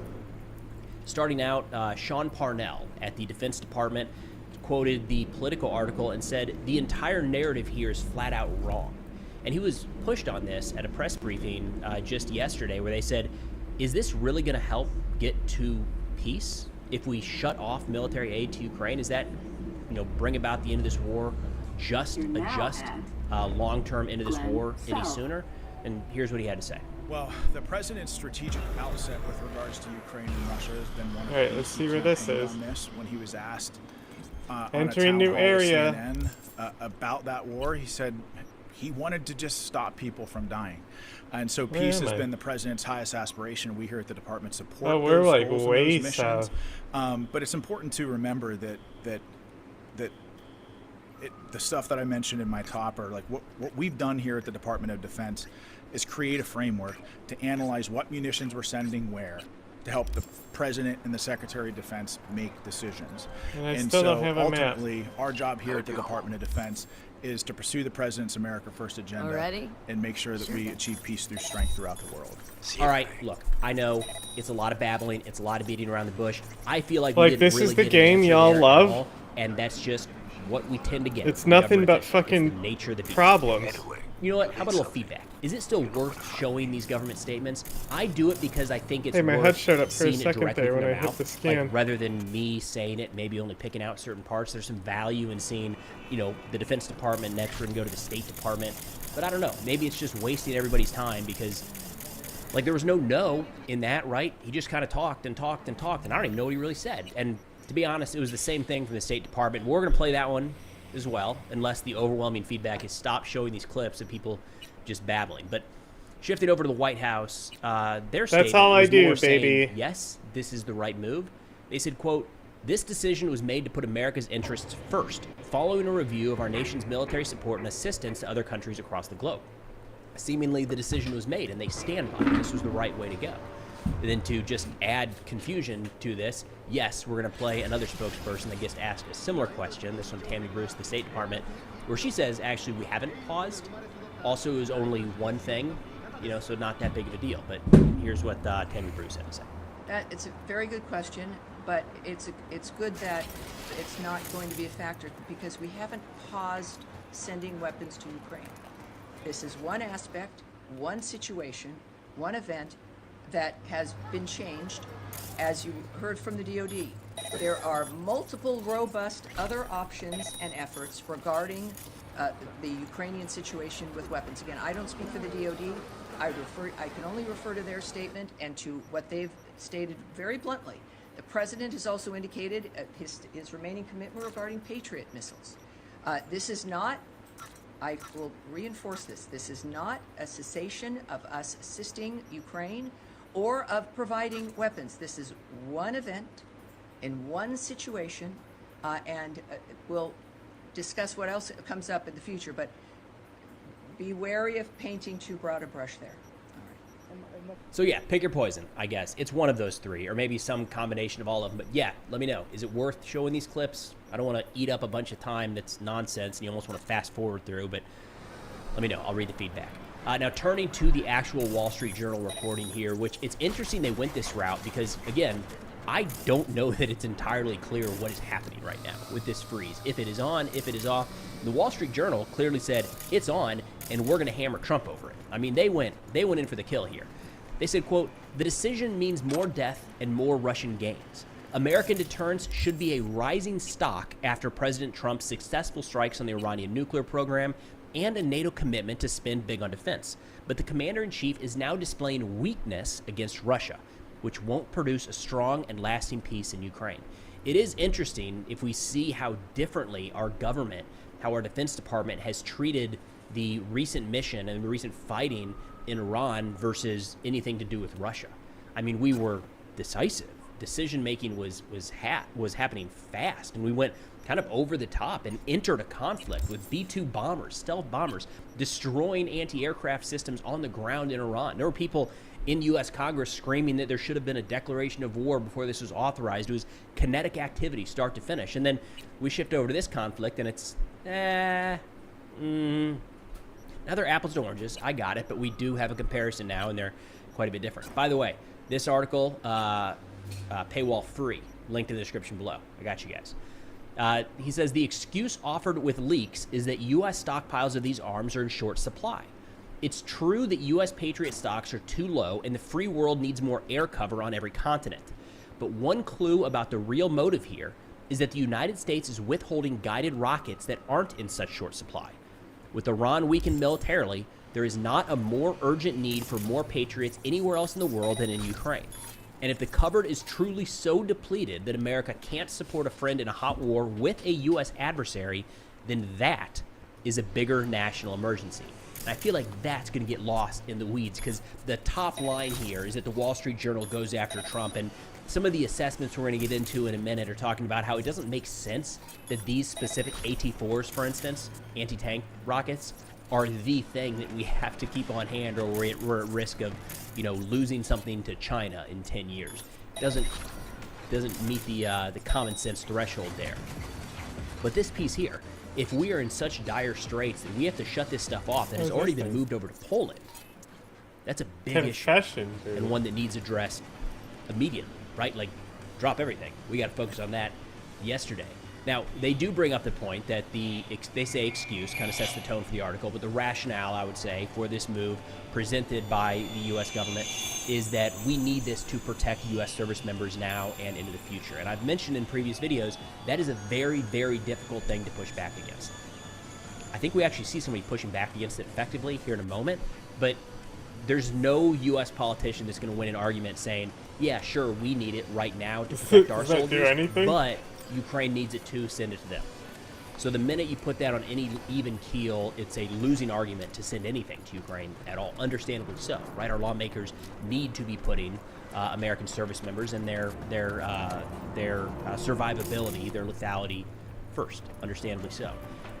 What we're getting at later in this article is that there's a clear shift here, and these weapon systems don't necessarily directly impact U.S. national security. They say commanders-in-chief don't get to choose the crisis they confront. The U.S. can't lock up its Patriot missiles for a different war that may not come, and doing so demonstrates weakness that invites more war. Again, we're just kind of hypothetically hoarding this stuff because of a possible conflict sometime down the road that might happen, and by then we're probably going to be needing certain... Come on. Like, there is an active war right now where this equipment is needed. They say Mr. Trump says he wants to end the war to save lives, but denying arms to Ukraine will mean more death and a longer war. Ukraine will have to make more brutal choices between protecting troops or the cities Mr. Putin is targeting to break Ukraine's will to fight. But Mr. Trump has imposed no pressure for peace on Mr. Putin beyond plaintive social media posts. The latest arms decision against Ukraine looks like another signal to Mr. Putin to continue the war, and why not? He can keep banking territorial gains while Mr. Trump keeps begging the dictator, pretty please, for a truce. We're going to get a Trump response to that, no doubt. That is some pretty aggressive language from any organization that, for those not in the United States, the Wall Street Journal, generally, especially their editorial section, generally tends to lean pretty conservative. Historically, that's more Republican, so the same party that President Trump is in leading right now. So not necessarily friendly fire, but it's close to that, a lot closer than what you would expect from, say, MSNBC or something like that these days. But an interesting component here is President Trump and President Putin actually held a phone call today that's worth getting into. We'll wrap up the details of these weapon shipments real quick, but first, a quick thank you to the sponsor of today's video, FreeSmoke. All right, I think you guys are really going to like this. So this is FreeSpot. It's an unbiased search engine that's perfect for following subjects like war and conflict that may not always make it to the front page. So to give you an idea how this platform works, we'll do a quick search on the Iran nuclear talks. There we go. Always fun. So something that stands out right away, of course, is every one of these articles and the sources are labeled as left, right, or center. Give you an idea of maybe the bias before you jump in to the article. Check it out, folks, for sponsoring today's video. All right, so the NPR Pentagon correspondent Tom Bowman did dig into this a little bit and was able to identify the equipment that was sent over. I'll put these up on the screen because it's kind of a lot to run through, but 92 AIM-7 air-to-air missiles, 30 PAC 3 MSE surface missiles for the Patriot, about 8,000 155mm artillery rounds, 142 AGM-114 Hellfire air-to-ground missiles, 252 Gimlers, or guided multiple launch rockets, for the HIMARS system, 25 FIM-92 Stinger man-pads, and 125 AT-4, they say grenade launchers. I don't know if that's necessarily called a grenade launcher, but anyways, AT-4's anti-tank rocket launcher there. Now, in looking at these numbers, Shashank Joshi, the defense editor at The Economist, said, quote, "The U.S. has canceled 8,000 odd rounds of 155mm shells for Ukraine. That is 20% of current monthly production. How would that have materially affected U.S. readiness in a serious way is hard to see. And that's before getting into 25 Stingers and 92 AIM-7s, which are being phased out." So, you see, these are not staggering numbers.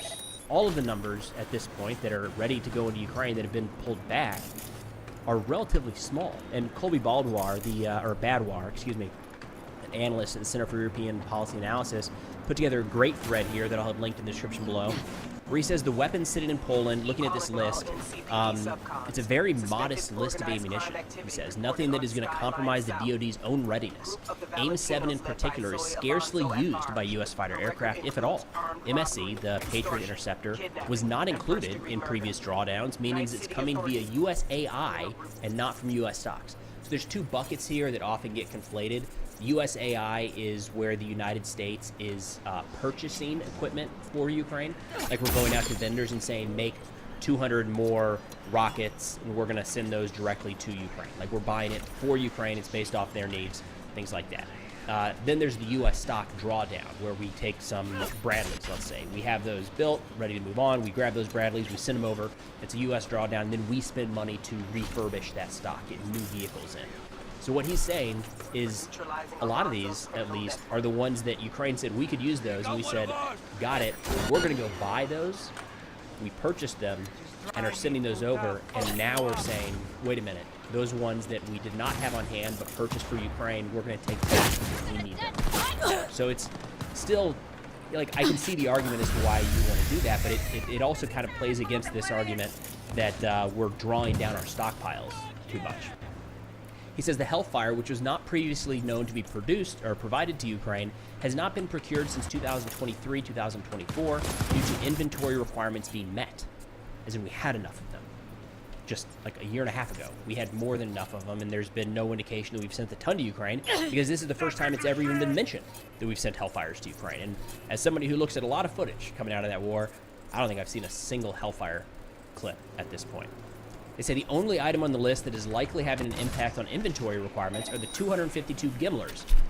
But with Lockheed Martin producing 14,000 Gimlers per year, the U.S. Army can afford to give up to 250 more from their inventory now, assuming that all of them are from inventory and not a mix of PDA and new production from USAI. So he said, hey, give them the benefit of the doubt that even those 250 we're taking from our stockpiles, if we're producing 14,000 a year, what is the 250 that are already allocated?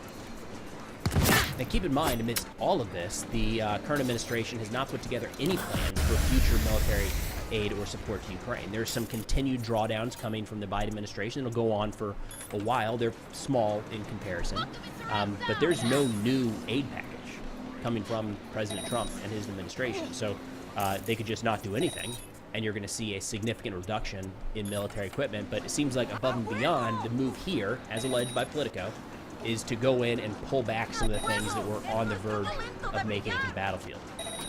Now, amidst all of this, President Trump announced that he was holding a call with Russian President Vladimir Putin earlier today And a lot of times we've seen some immediate, it's Trump, right? He gets off the phone, and I feel like he sometimes does it while he's on the phone. He starts tapping out a Truth Social, and that spreads across the internet about something great that happened or that he didn't like on the call. I have not, the call wrapped about 4 hours ago from what I'm tracking. I have not yet seen an official U.S. statement on that call. I wanted to include it in the video, haven't seen it yet. It's taking longer than I would have expected. So what we have so far is just the Russian version of events. So we have to keep that in mind. But this is coming from TASS. They say President Trump and President Putin, discussed the Ukrainian settlement, the situation in the Middle East, U.S.-Russian economic projects, and even the exchange of films promoting traditional values. Putin congratulated Trump on Independence Day, which is celebrated tomorrow. Meanwhile, Trump began the conversation by providing an update on the passing of his economic bill. The presidents were reportedly, quote, on the same page. They also refrained from talking about the suspension of U.S. arms deliveries to Ukraine. The main topics of the most conversations between Putin and Trump are the restoration of bilateral relations and the situation in Ukraine. So, notably, yes, the bill in front of Congress right now is chewing up 110% of U.S. media resources right now. When you go over to like official government pages, like the White House response accounts and stuff like that, it is exclusively about this bill today. So, surprise, surprise. That's what President Trump was talking about with Putin on the line. Interesting here that at least from Russia's perspective, and this is why it's nice sometimes to have both sides of this story that we do not have right now. Russia says there was no conversation about the suspension of U.S. arms deliveries. This has been a key component for Russia whenever it comes to the discussions around a ceasefire. That's one of the terms they always layer in after the fact. So Ukraine will say, yes, we're on board. Everybody just stop fighting. And Russia will say, yeah. No more strikes. And Ukraine stops receiving military aid. So it seems like this, it seems odd that this would not have been brought up at all. If we're being honest, that's almost an argument in the direction of there's not a freeze that's actually in place, which would be more in line with DOD but contradict the White House if you keep it score at home. Now, turning to some battlefield updates here, we've got 3 different strikes that I wanted to run through. The first was in Pavlata. This was a Russian strike carried out just within the last 24 hours, and this one was noted, first off, some crazy daytime footage of a Shahed drone coming in, or Garand-style drone coming in and carrying out this strike. According to Russia, they say they were targeting the Ukrainian military registration and enlistment office. They say it's likely an attempt to disrupt the mobilization process. According to Ukrainian sources, they say in this strike, 2 people were killed and 59 injured in that attack today on July 3rd. Ukraine notably did not say that it was or was not any sort of military registration. They just said this, building in the middle of the city was hit. Now, Ukraine did carry out a pretty significant attack in Kursk overnight where they were able to eliminate, and this is confirmed on Russian channels, Major General Gudkov, who was previously the commander of the Russian 155th Marine Brigade of the Pacific Fleet. That is a very brutal, no doubt, but effective fighting unit in the Russian military. This is a group that's seen action in some of the hottest sectors on the front. They fought down in Volodar, I believe, maybe even Avdiivka. Definitely shifted up from Kursk in recent months when Russia started pulling together more resources to try to push the Ukrainians out of Kursk.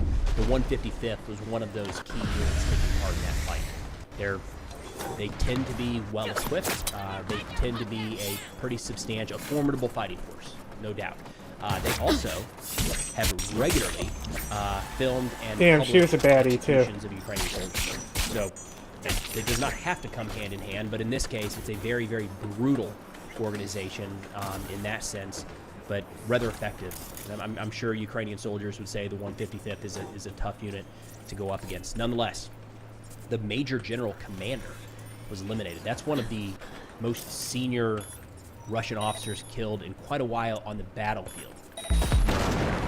And then this is an interesting one here. I saved this for last because I'm a little skeptical as to the authenticity of this quite yet, but Russian channels started to share this, and I haven't seen it on Ukrainian channels yet, but it's showing drones being launched, bomber drones being launched from a unmanned surface vessel in the Black Sea. So interesting that this hit Russian channels first, but they're alleging that what we're seeing here are Ukrainian unmanned surface vessels out in the Black Sea, which we know have caused a lot of damage to Russia in recent months and years.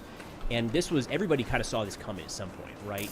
At some point, there would be drones forward launched, especially after Operation Spiderweb. We saw how the remote launching could happen through the back of a pickup truck or back of a cargo truck.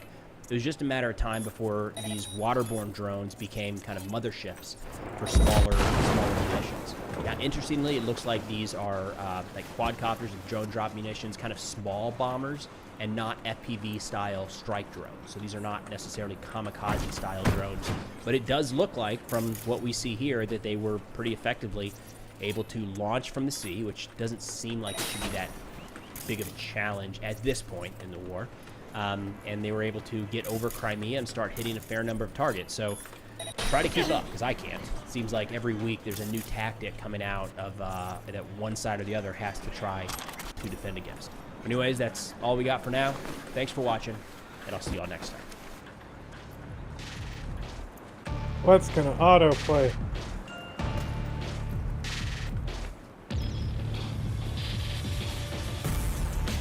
I just realized it shows where you can dump bodies on the map.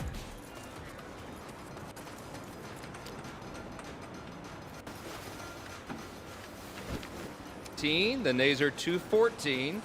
The motion is adopted.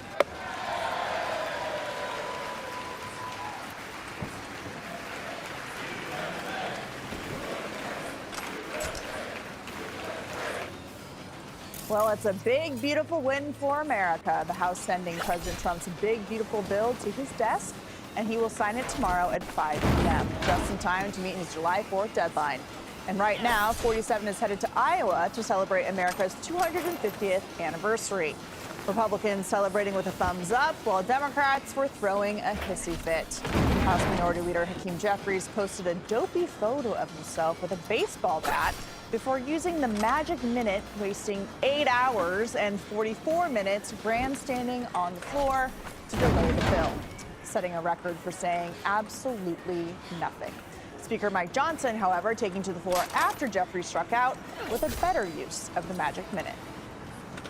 You know, Ronald Reagan said one time that no speech should be longer than 20 minutes, and unlike the Democrat leader, I'm going to honor my colleague's time and be a little more brief than that, all right? You know, it takes a lot longer to build a lie than to tell the simple truth. Too many wins. Are you tired of winning yet? And here are the Democrats who are tired of all the winning. People in this country will die unnecessary deaths. That's unacceptable. That's unconscionable. That's un-American. This is actually a sad and shameful way to celebrate the 4th of July. I just can't emphasize how, I mean, I'm getting calls, and in the airports, people come up to me when they recognize me, and they're sobbing on my shoulder. Our children. I don't know about that. Let us vote no on the shameful bill and throw a punch for the children. Wow, Joey, people are dying and we're throwing punches for children, according to Democrats. It amazes me when Here we go. how Democrats They protecting children I'm not now. even talking about abortion. We've Trans fought stuff. This idea of mutilating and castrating children for a couple of years now, and America's shown where they are on it. But now they're worried about children. I will tell you, in this big, beautiful bill, Called I have it. no idea how it's going to fare out as far as what it will cost us versus the revenue it'll bring in. That's an ideological fight that Republicans and Democrats have, honestly, and I appreciate that. But I'll tell you one thing about it, one thing nobody's talking about. For 91 years, there's been a $200 tax for guns that have a barrel under 16 inches and for suppressors. And the fact that this bill got through the House and the Senate, removing that tax down to zero, something that no one's been able to do in 100 years for red-blooded Americans that believe in the Second Amendment, it was a huge win. So, Paul, there is a lot in this bill. There's a lot that Democrats voted against in this legislation. But whatever you have to say, in the first 6 months of President Trump's second term, he's already codified all of his campaign promises, essentially, in this piece of legislation. And Republicans, miraculously, for the most part, were able to stick together with these very slim margins that we've been talking about since last fall. Yeah, he herded all of those cats. Look, you got to say at least one thing here, no matter where you stand politically, which is that Donald Trump is doing what he said he was going to do, which is a very rare thing in politics. I'm really annoyed I took the vehicle hacking perk and then I just still can't hack shit. But at the end of the day, this like, I is wish the I agenda, and now you'll see didn't for waste the that time around. perk Remember point. something. You got unemployment down to 3.5%. Today it's now approaching 4.1, right? So something is working, and we're going to get all this stuff coming in, and we're going to see. Here's who it's definitely a bad day for, though. It's definitely a bad day for freeloaders, because this workfare. Now, this workfare is modeled almost exactly on the Bill Clinton workfare of a number of years ago, and yet they're all apoplectic over it. Shows you how the Democratic Party has changed. Men and women's sports. So the idea that you got a Y chromosome, you're going to go in and dominate the track team, that's over, right? You're not doing that to women. Bad day for illegals. The wall's funded, ICE is funded. Bad day for Iran and our other adversaries. The military is funded. But here's who it's really bad day for. It's a bad day The for libs? moderate Republicans. And here's why I say, moderate Democrats.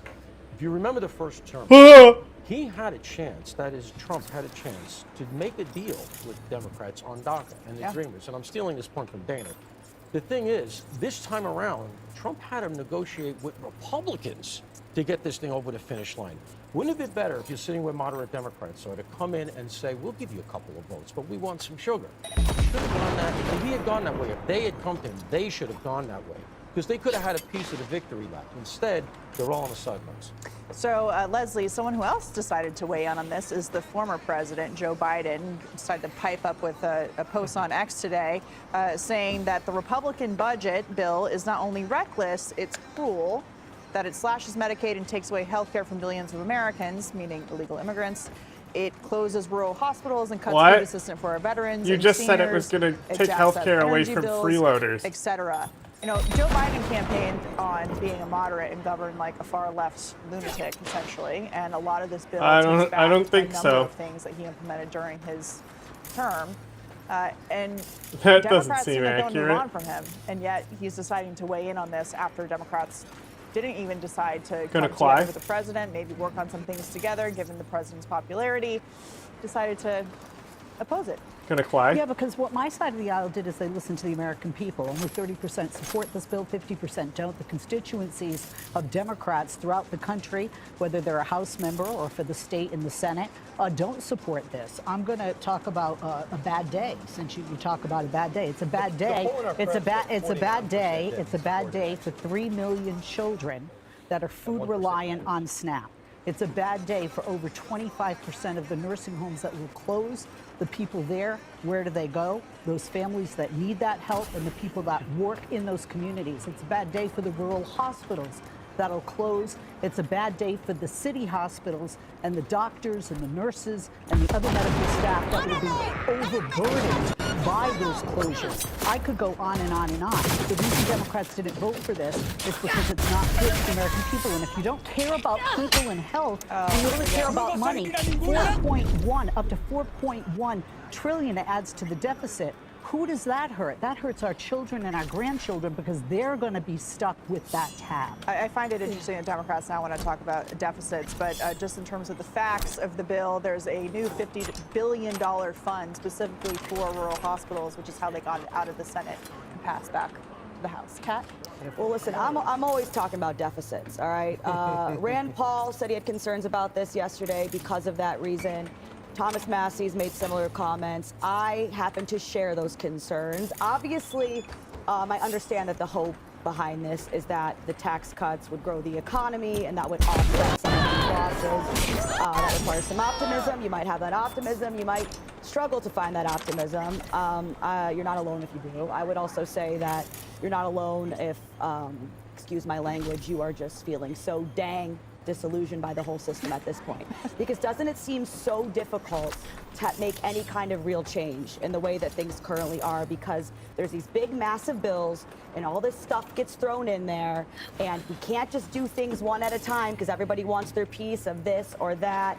And the word cruel, I do get so irritated with that, because I really think you have to realize, you probably know people in your life who are conservative.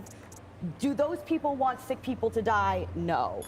That there are maybe some different ways of how to get there or what these solutions are to the problems that we have. But I will also say that if you are a person who is concerned about spending, then don't let people tell you that doesn't mean you're a compassionate person, because having these concerns means you're concerned about passing this burden on to future generations. And having that concern is thinking about other people, which is by nature compassionate. And just in general, I think assuming the worst intentions in others doesn't heal anyone. Yeah, and probably coming with some policy positions rather than accusations of people dying or being cruel is a better bet for the Democrats. Real quick, if you're worried about hospitals being overburdened and people losing Medicare, where do you think that 8 to 10 million people Joe Biden let in this country, where do you think they get their health care? Okay. Where do you think they get We got to break in here. Medicaid is not given The to president undocumented. has arrived at Joint Base Andrews. He is outside of Air Force One. It looks like he may be walking over to speak with the press. They're usually on the other side of those red stairs. We will see if that happens. But he's on his way to a America 250 celebration in Iowa tonight, where he will give his first remarks since his big, beautiful bill passed. Click here to subscribe to the Fox News YouTube page to catch our hottest interviews and most compelling analysis. You won't get it anywhere else.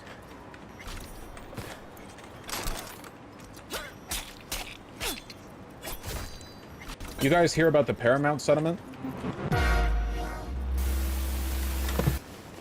I actually think in a lot of ways this is scarier than the big beautiful bill because it signifies that law is no longer a tool that can be used against the federal government. Like we're just past that point. Like law it's no longer capable of meaningfully restricting. Everyone's falling in line. Paramount's giving Trump, how much?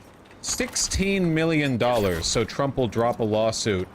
The lawsuit being, of course, the claim that they deceptively edited their interview with Kamala Harris to make her look better than she was. And then they released the full unedited interview, and it turns out all she did was blow her nose or whatever.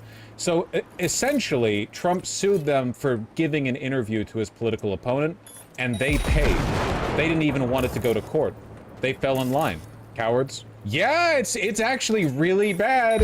I mean, the precedent set here essentially is like, never give media attention to a political enemy of Trump, because if you do, Trump could sue you and you'll just pay. It's agreed to pay the Paramount, that's the company that owns CBS and also the show 60 Minutes. It's agreed to pay $16 million to settle a lawsuit brought by President Trump. He alleged in an interview last year that his former rival Kamala Harris, did this interview on CBS's 60 Minutes, and that it was deceptively edited in a way that helped her and hurt him. Walk us through this agreement. Well, the bottom line is independent legal experts say that the White House, the president, really did not have a case here. And many people have reinforced that argument, but we certainly... Yeah, if it had gone to court, Paramount would have won 100%. The reason Paramount folded is because they knew that Trump could retaliate against their news, the news organization broadly, if he lost in court. Like, the threat wasn't really Trump winning the lawsuit. The threat was him using the power of the presidency to crush them, which he could have done without any legal restraints. Oh, that's true. He is holding up a merger. That is true. Yeah. Basically just like capitulate, follow the rules, and hopefully Trump doesn't take it out on you. I forgot about the merger. Thank you. The Verger. Merge with Skydance Media. But same point either way. Effectively. There was never a legal case for Trump here. The Wall Street Journal reported in May that Trump was willing to drop the complaint in exchange for upwards of $25 million and a public apology. As part of the agreement, Paramount said it would release transcripts of future 60 Minutes interviews with eligible U.S. presidential candidates, but specified the settlement, quote, does not include a statement of apology or regret. Very brave, very woke. Trump's spokesman said the settlement was another win for the American people, holding the fake news media accountable. CBS and Paramount Global realized the strength of this historic case and had no choice but to settle. While legal experts said the suit was baseless, it placed Paramount under pressure to appease the president as its long drawn-out merger plans with Skydance require approval from the Trump administration. I don't want In a statement seen by CNN, Paramount said that, quote, this lawsuit is completely separate from and unrelated to the Skydance transaction and the FCC approval process, and that it will, quote, abide by the legal process to defend our case. Yep. So the Trump administration can sue anyone, any company they like, and basically win every time. Because even if there's no basis to the lawsuit, you just compel a settlement. You make people fall in line, which is optically good for you, because you don't want to deal with the Trump administration all the time. Why did they sue Hassan or Twitch then? Because Hassan is a single streamer, not a massive, like, multinational media conglomerate. And as for Twitch, Twitch is owned by Amazon. Jeff Bezos is an ally of Trump. Why on earth would, okay, hold on a second. Hassan isn't that big of a threat to the presidential administration. We're talking about, like suing Disney. Or yeah, like Paramount, CBS, shit like that, okay? Not like individual nobodies. Hassan, like, okay, entertaining the hypothetical, Hassan is in a position where the legal proceedings could end up benefiting from him because he's small enough that the attention he would get by being directly targeted by the presidency would be worth the money it would cost to fight the ongoing lawsuit. Like, Hassan could sustain a multi-year lawsuit, which he would win. He would win the case. Like, it would cost millions, but he would win. But he would make millions being the target. This isn't, that math doesn't really work out for Paramount, or for Disney, or for any comparably large company. Where the real threat is like a long-term suppression by the state. And he wouldn't do it to Twitch, because Amazon is on the side of the, you know, Trump administration. AMC now warns moviegoers to expect 25 to 30 minutes of ads and trailers. Good lord. Whatever. I kind of like them. I don't care. It's the only time I get served ads. It's the only time I learn anything's coming out. People are just going to show up more late, but they get paid for the ad space anyway. This is such an American thing. Yeah, movie theaters aren't doing too great. Doesn't it establish precedent for future case? No, because there's no judicial precedent here. It was settled. It establishes precedent in the sense that now we know that people feel the need to fold. Could Trump maybe target Twitch instead of Hassan? Were you listening to me? Were you listening to the words? I even addressed it twice. You're killing me. Do you think Paramount would have settled if they had no pending merger? Yes. Think of all the big legal firms that capitulated and offered hundreds of millions of dollars to Trump in order to get phony lawsuits dropped. Think of the lawsuits being directed against universities, you know? It's not just about mergers specifically, it's just bullying and making everyone that guy's fall finally in line. falling off Credit the to car. Harvard for standing up. Yeah. Know the situation with Paramount right now. Paramount right now, they were in need of federal approval for a merger that the owner of Paramount is looking toward right now. So it appeared clear that she was open to an agreement of this kind. Ultimately, the bottom line is it was agreed to. We have now learned overnight $16 million, as you said, that will go toward President Trump's future presidential library. This is not going to sit well with many people within CBS News. Among other things, there will not be a statement of apology or regret from CBS, and they have... I guess, like, hitting the lowest possible bar, I am glad they're not officially there's something apologizing. else that happened yesterday that we haven't mentioned yet, and that is that CBS News agreed to pay a settlement to President Trump after this. This is from Paramount Global, right? Then they have a merger that they want to get through in front of the federal government. Might have led to this settlement. It says that the company has agreed that in the future, 60 Minutes will release transcripts of interviews with eligible U.S. presidential candidates after such interviews have aired, subject to redactions as required for legal or national security concerns, because this had to deal with Kamala Harris's interview with 60 Minutes and if they edited it. Okay, so here's what aired. Well, let's start with October 7. 1,200 people were massacred. 250 hostages were taken, including Americans. Women were brutally raped. And as I said then, I maintain Israel has a right to defend itself. We would. And how it does so matter. Far too many innocent Palestinians have been killed. This war has to end. And Trump and his team said, 60 Minutes by editing put his thumb on the scale right before the election.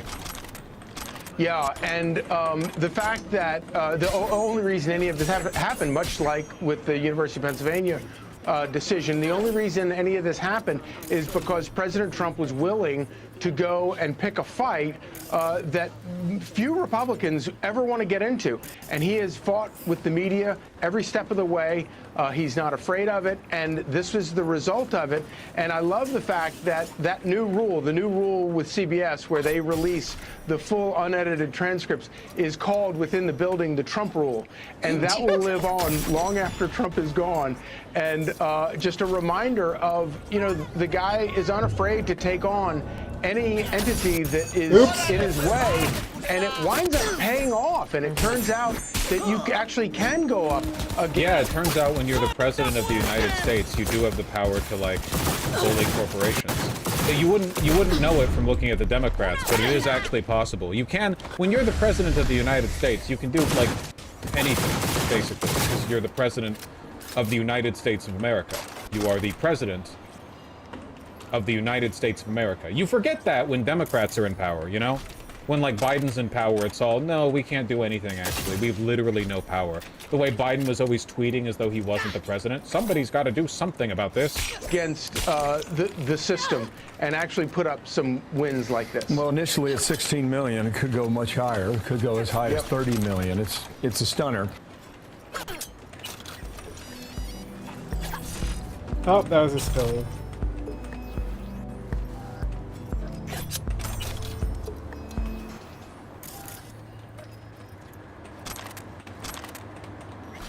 I didn't mean to. Israel's ongoing assault of Gaza has led to a radical transformation of views when it comes to Israel and Palestinians.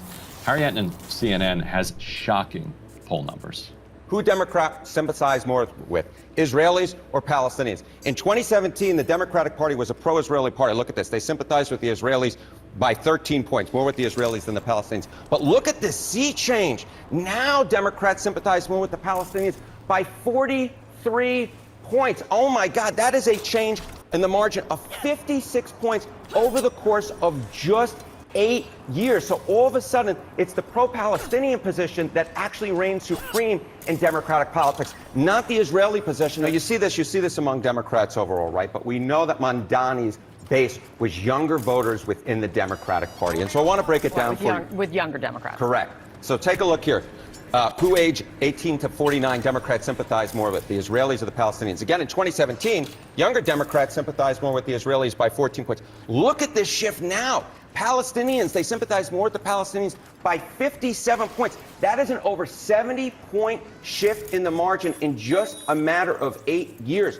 I rarely ever see shifts like this, Kate, in which you see one side of the equation leading by 14 points 8 years ago, and then all of a sudden the other side of the equation leading by 57 points. The bottom line is the politics around the Israelis and the Palestinians have shifted tremendously among Democrats, and they've shifted specifically tremendously among Democrats who are under the age of 50. They have just shifted more so than I think that anyone could possibly have imagined, say, 8 years ago. Yeah, so, Emily, that is a major swing. And I'm not shocked that there has been a shift. You can kind of watch it happening in real time. But a 70-point swing among young voters, and by young he meant under 50, which Who gave me this? And I don't consider myself young. Congratulations on your newly rediscovered young, youth. According to Harriet, and we're also seeing a shift in the Republican Party. Yeah, young, so particularly if you add that young. in, particularly among young voters. Yeah. So how do you think this kind of reshapes the way that this issue affects our politics? Well, I mean, you've written so extensively about AIPAC, and I think we're seeing, and also like the Jonathan Greenblatts and the Anti-Defamation League people, we're seeing a complete freak out because they coasted off America's good vibes on Israel for a really long time, especially inculcated in the minds of so many Americans after 9/11. Don't need to debate the reason, but obviously there was just an immense sensitivity to radical terrorists in the United States in those years, and so it was much easier for them to frame Israel as a sort of good versus bad Manichaean dichotomy. Like it just was. They took for granted how easy that was. So now you see their freak out trying to paint people like Rameza Ozturk as Hamas sympathizers.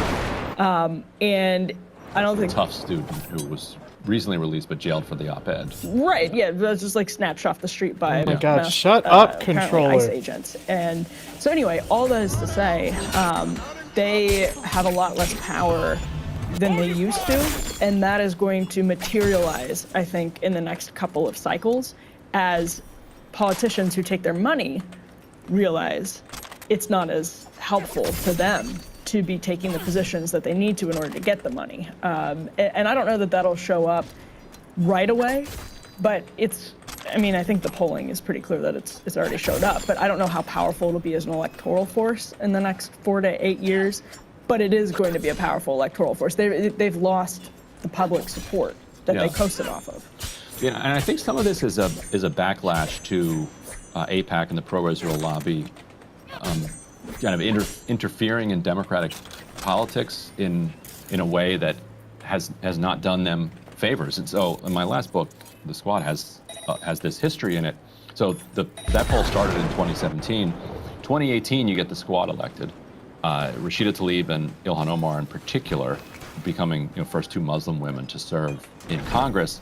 And in early 2019, Democratic Majority for Israel, DMFI, formed as basically an offshoot of AIPAC by AIPAC supporters and AIPAC consultants, specifically to push back against Tlaib and Omar. Right. That was that's why they rolled out. They said that they were seeing a current of what they called anti-Israel sentiment within the Democratic Party, and they were going to spend enormous amounts of money to suppress that.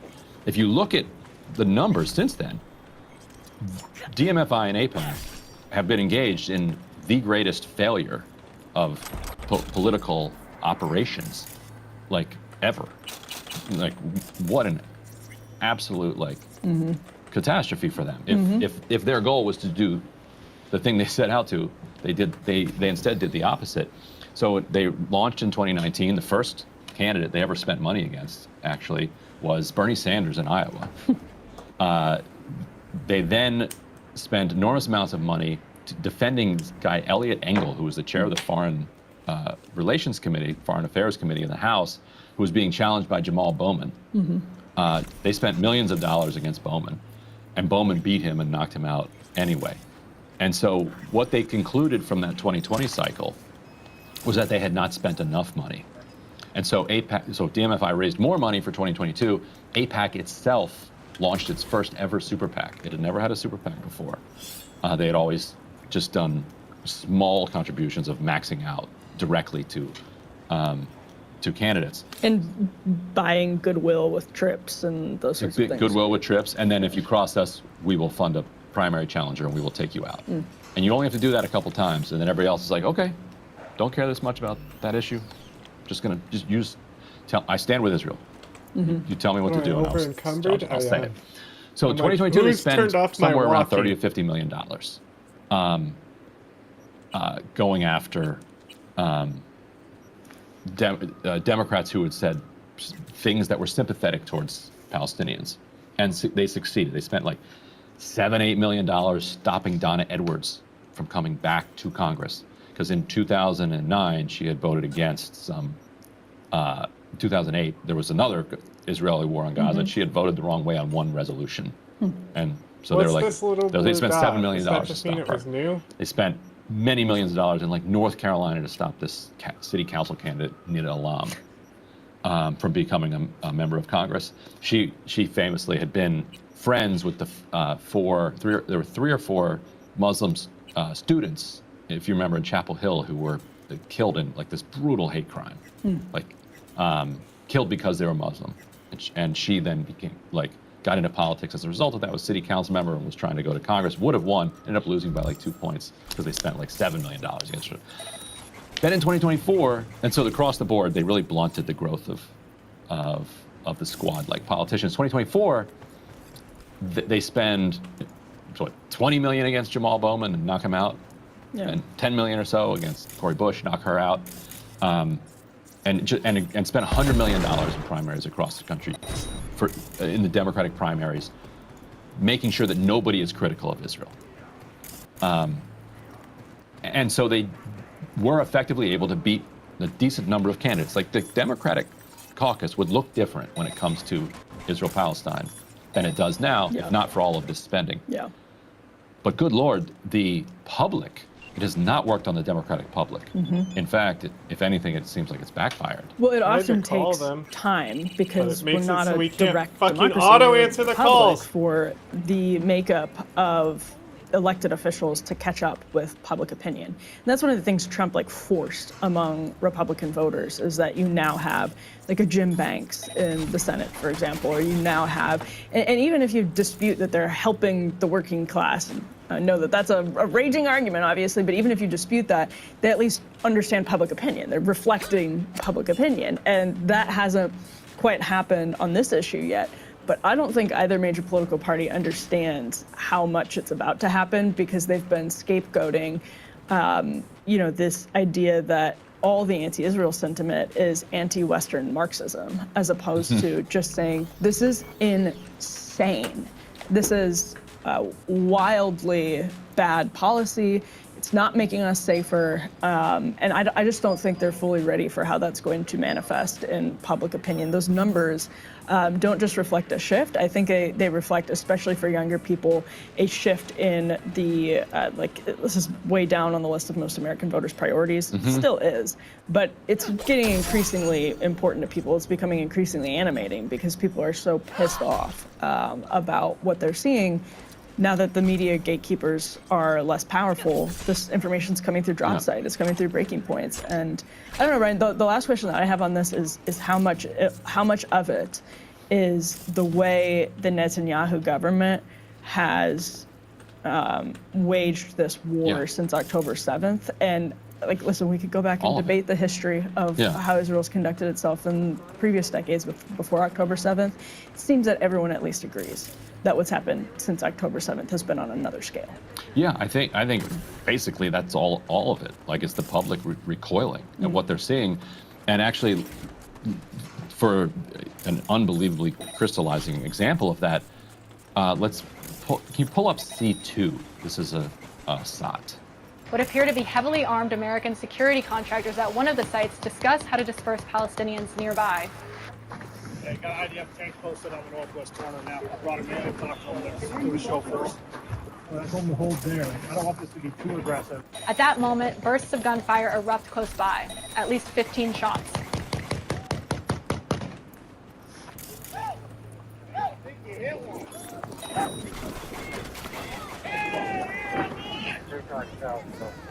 The camera's view is obscured by a large dirt mound.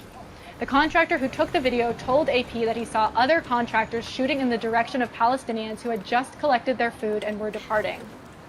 That's video obtained by the Associated Press that was posted yesterday, along with a long investigation into allegations from American consultants working with the Gaza Humanitarian Foundation, who say that what the Palestinians have been saying and what Haaretz has reported recently is true, that people connected to GHF have been firing at aid seekers. And what you heard in that video was 15 gunshots, followed by, I think you hit one, and then, yeah, hell yeah, boy.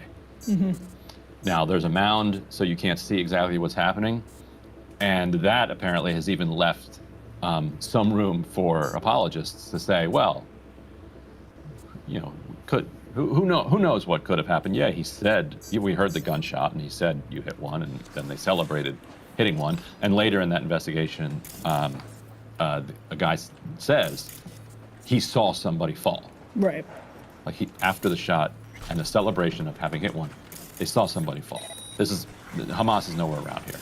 This is not a live battle between Hamas and Gaza Humanitarian. Right, it's not a live battle, but the claim that I think is, probably obvious, is that there are Hamas people who are getting aid, right? I'm not saying it justifies it. I'm just saying there plausibly are Hamas people in the crowd, but that doesn't mean that's not what they're going after. Right. Might be a guy who used to be part of Hamas, but he's going and getting a box or something. But yeah, they're not. Right. GHF's not claiming that's why they're shooting at them. Right. They claim they're not shooting at them. Right. They straight up deny that what you just saw in that video is happening. So I play that as an example, I think, of the reason that you're seeing these numbers shift. That it's horrifying. And nobody can support shooting at hungry people. Yep. Unarmed, hungry people. And one of the interesting things about after that Haaretz report, I don't know if you picked up on this. I know I'm maybe it's just me, maybe it's naivete, but I thought it was very interesting that the Israeli government announced that they were doing an investigation instead of just flatly denying. I mean, obviously they're denying it, but they didn't dismiss it. And the reports that they changed their rules of engagement. Yeah. And you've now had IDF soldiers complaining that it's harder to get permission to shoot these quote-unquote warning shots at people. After they changed the rules. So they said, we're not really doing this, but then they changed the rules of engagement. What, you want some too? And so the Democratic leadership has been, mostly immune from a lot of this pressure because of all the money spent by DMFI and AIPAC. But let's take a look at how voters now feel about their own Democratic leaders. This is B3. Party leaders, Democrats who say they want to replace their party leaders. Look at this, 62% nationally say yes compared to just 24% who say no. That lines up with the idea that Democrats view their own members of Congress, their own leaders in Congress, record low approval rating. Democrats right now are out for blood. They want to take out their party leaders. And you saw that with Andrew Cuomo going, adios amigos, goodbye, see you later in New York this past Tuesday. And Emily, that is not the Democratic Party that I know. The Democratic Party base has always been a kind of support the leaders, support the leadership. To have them in this open state of rebellion is a genuinely new phenomenon. Well, I wonder, I mean, yeah, that is a really big distinction between what happened post-Tea Party and what happened with Democrats, because it was pretty obvious that Republicans were furious with leadership. I think it was pretty obvious that Democrats had a lot of reasons to be furious with leadership, but they kept... And yet. But I don't know. I wonder if it's just because they didn't feel like there was any alternative to Democratic leadership. And it also, I think Democratic leadership was much more willing to signal cultural solidarity with the progressive wing, meaning they were using it, and you've written about this, they were using some of it as a shield, saying Equality Act, trans rights, in ways that signaled equity, in ways that signaled solidarity with progressives. And I wonder actually if that got them by for a decade, and it's just not working anymore. Maybe, I don't know. Whatever it is, something is changing. And also, it seems like all of this has shut Richie Torres up for a second, which is quite amazing. Put up B4 is just kind of an amusing development, I guess. You can check out this, and you can go check out this tweet from Hamid Benez. He says, here's a remarkable stat showing the Zoran effect. The account Richie Torres hasn't tweeted either the word Israel or Hamas since June 18th. 14 days ago, it's now more. That is the longest stretch by 7 days that Torres has not tweeted one of those words since October 7th, 2023. And you can just scroll through the Richie Torres' quote posts. So Torres, the most kind of outspoken Democrat when it comes to support for Israel, the most combative and aggressive out there. For him to be quiet for this long, I think reflects that there is a centrifugal force involved in those numbers. Hey, I mean, I can't think of Richie Torres anymore without flashing back to Jamal Bowman with his arm around you and Griffin at the Zoran. Yeah, that was something else. He's a whack MF. Maybe that did it, actually. Maybe that was Richie Torres was like, you're right, I am whack. And he's since That's true. Jamal Bowman just canceled him. It's the Bowman effect. Actually canceled him. Amazing. Things are changing. Things are changing, that's for sure. All right, up next, Mehdi Hasan talking about the censored BBC documentary that he and Channel 4 were able to acquire and are releasing to the public. Hey, if you like that video, hit the like button or leave a comment below. It really helps get the show to more people. And if you'd like to get the full show, ad-free, and in your inbox every morning, you can sign up at BreakingPoints.com. That's right. Get the full show, help support the future of independent media at BreakingPoints.com.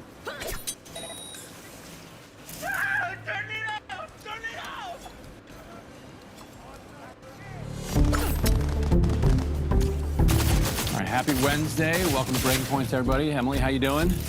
We won't bore you with the details of our travel, but Ryan had a literal planes, trains, and automobile journey this morning. So if we're a little late, I got in like 1 a.m. because flights were canceled across There's the country. storms on the yesterday. East Coast. Tried to keep us out of the studio this morning. Yeah. But like Murkowski, they buckled in the end, and here we are. Right? It was just like Lisa Murkowski. And Ryan, you may notice, is what we call in the show raw dogging. He does not have a laptop. I did not actually travel with my laptop this time for the first time ever, and I never made it home because I flew straight to Richmond after my flight was canceled. Took a train over to D.C. Emily picked me up at the station. Here we are. It's been a wild morning, so our apologies if we're a little late, but we wanted to be here. So we have a big show, lots of crazy news. The big, beautiful bill passed the Senate yesterday, and J.D. Vance cast the tie-breaking vote. So we have some information on what's actually in that bill and what's going to happen now that it heads to the House of Representatives. Donald Trump wants it on his desk by Friday because that's the 4th of July, and that is the deadline that he and Republicans set for themselves. So we will break it all down. Trump did a tour of, quote, alligator Alcatraz Which I was yesterday. at when I was down in Florida. Were you actually? Yeah, That's right. You covered the protests. Yeah, I went down to Alligator Alcatraz before it opened and saw all the trucks barreling in, and there are hundreds of people out there protesting. We'll talk about it in the segment. It's quite something. Yeah. Gavin Newsom has come out as an abundance bro. And we have news on exactly how that's playing out in California so far. Ryan, you're going to do a breakdown on news out of Gaza. Yeah, we've got Trump is saying he's pushing forward with the ceasefire deal. There's no confirmation from the Israeli side yet. It's all still up in the air, and the number of killings is just somehow accelerating, which seems impossible. Yeah, the news from the cafe. Yeah, this attack on this cafe used by journalists. Also, Trump says he's going to prosecute, and Noam said they're going to prosecute CNN for hurting the feelings of our jet pilots, who Trump says came back feeling so proud of themselves after their bombing run. They felt like they had just taped, Top Gun 3, and only to see on CNN that perhaps not all of the centrifuges were destroyed and the uranium may have been moved, and it deeply upset the bombers. And they should not be hurt like that. And I don't know if you These are caught people. Yeah. Pilots are people too. Yes, the pilots are people. So I don't know if you caught this news overnight because you had a train situation, but also CBS settled with the Trump administration, and we'll cover that in the CNN block. But that is a very interesting suit as well. I was reading some of it. $17 million bribe. $16 million, the exact same as the NBC settlement. Right. So that's the price tag for a merger. Yeah, we'll get into all of it. So let's start with the one big beautiful bill, which has passed the Senate. J.D. Vance cast the tie-breaking vote. Let's go ahead and roll A1. The yeas are 50. The nays are 50. The Senate being evenly divided, the Vice President votes in the affirmative. The bill as amended is passed. So they ended up losing Rand Paul, Susan Collins, and Tom Tillis. So Lisa Murkowski ultimately got on board with it, and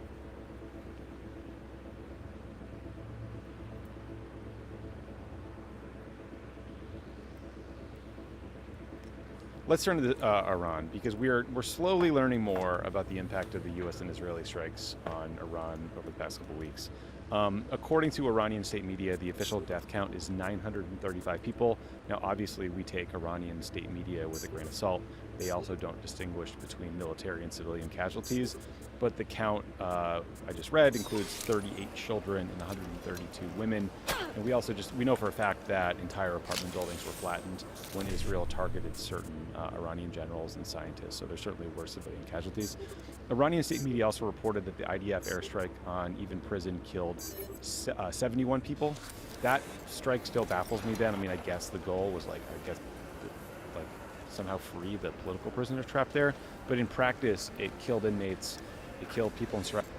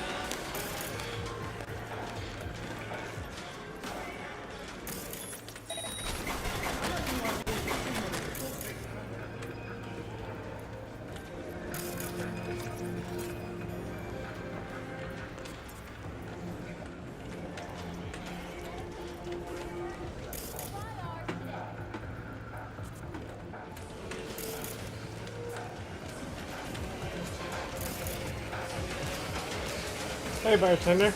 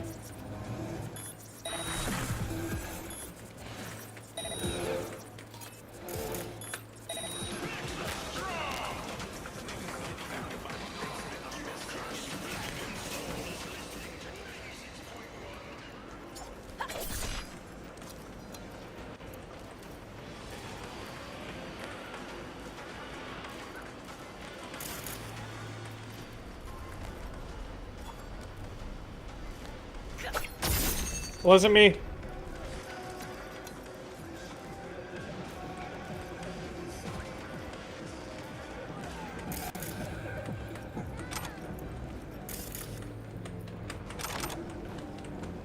Totally was not me, guys. You know me, I love the cops.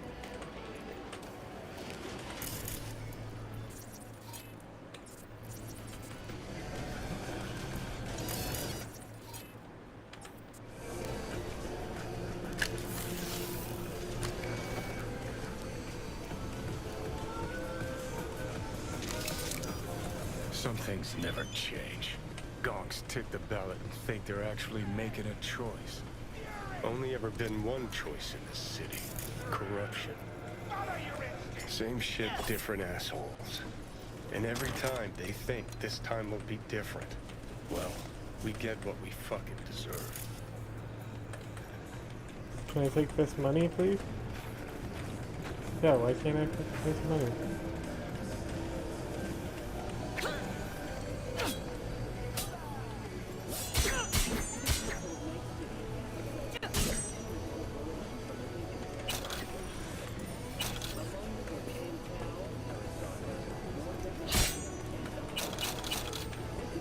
Bro, this game is so bad.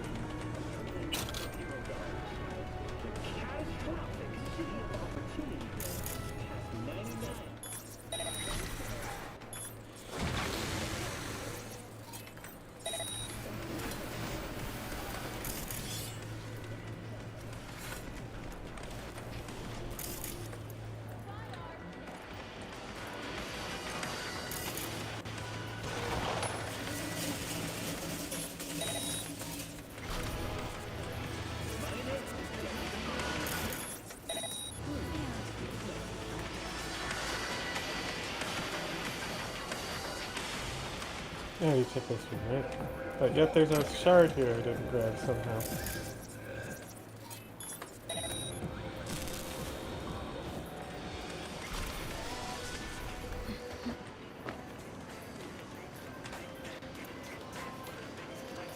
Flawlessly. All according to plan. Glad I can count on you. Contract closed.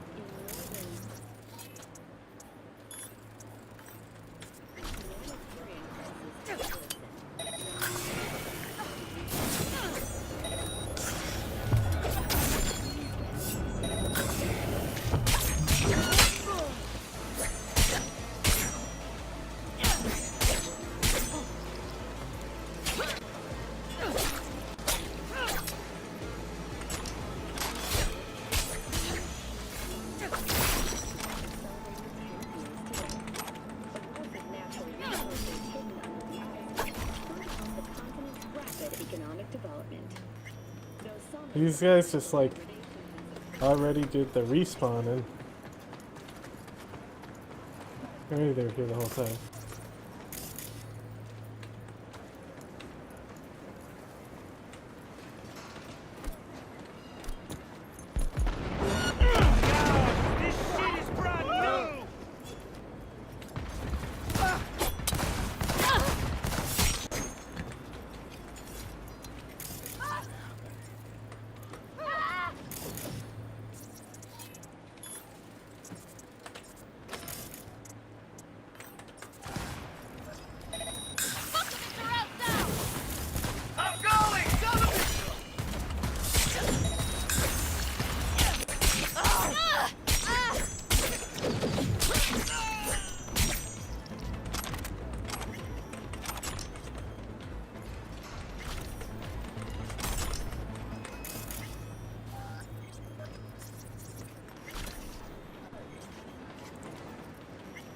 Oh, now there's more.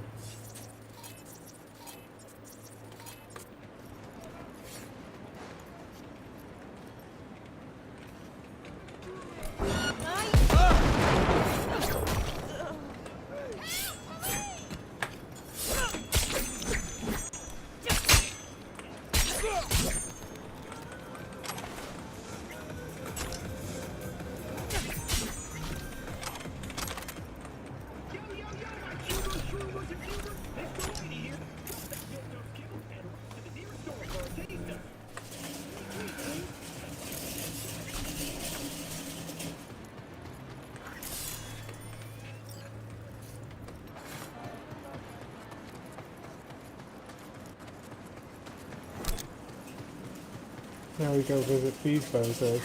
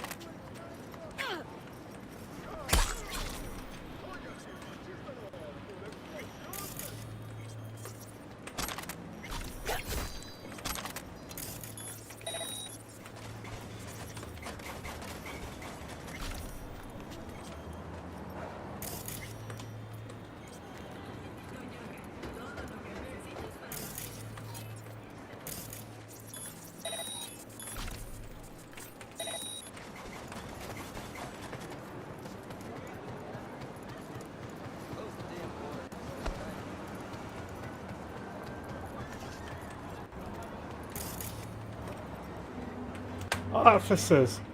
Officers, I need to report a horrific crime. There was like 100 people blown up and shit all the way over there. Yo, I didn't do anything.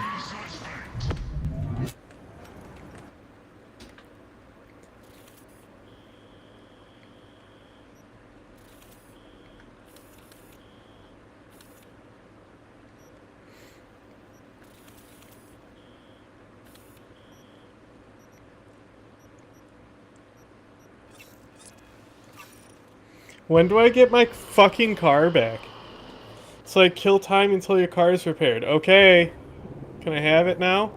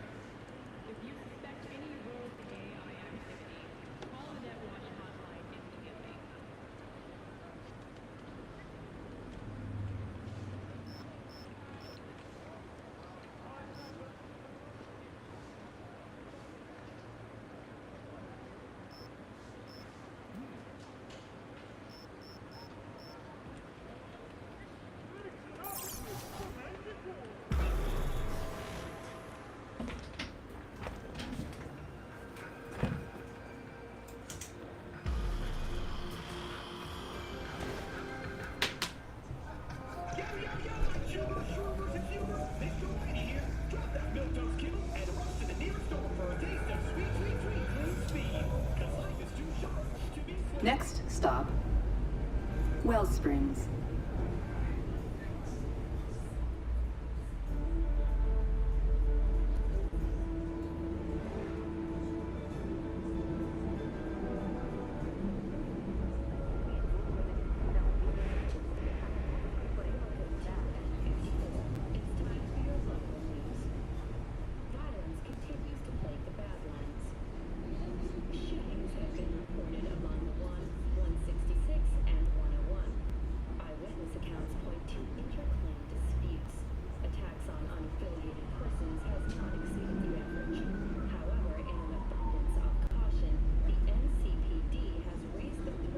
You're now at Wellsprings.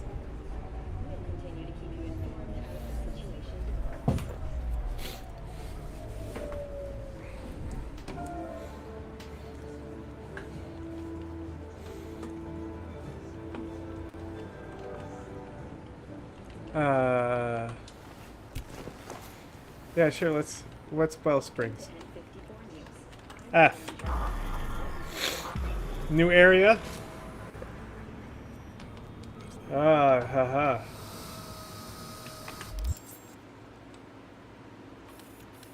Now we are over here.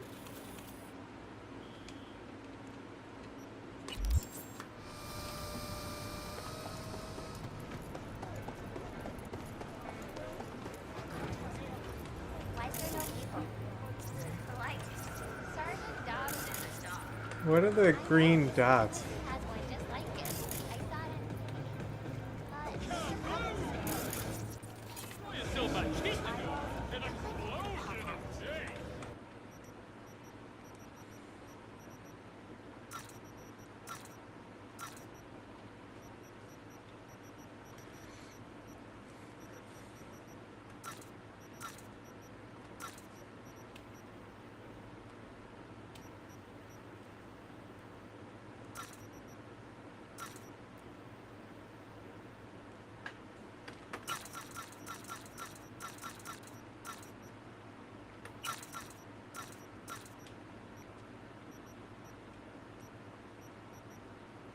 Hell yeah.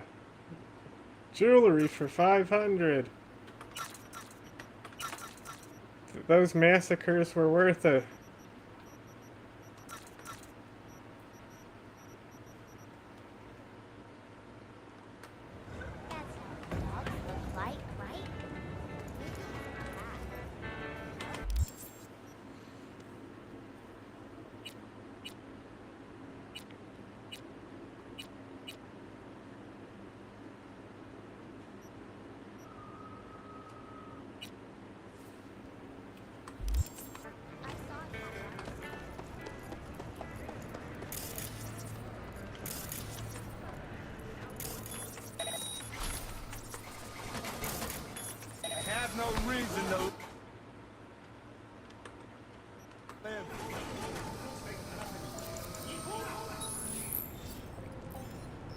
See, this metro is great because then I can, like, unlock a bunch of fast travel points.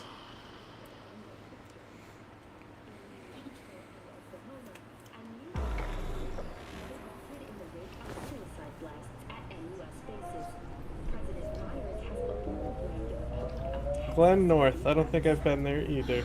You think they'll really pass it? Let the fuckers try. Next stop. Goes against basic human rights. North. How can you make a passenger buy 2 tickets just because she weighs more? Oh my god.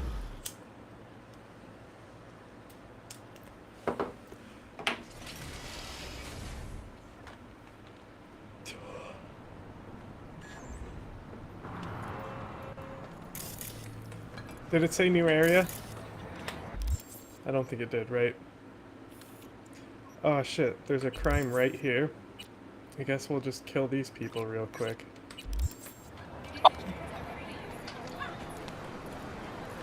Oh, they're up there, huh? Kill him.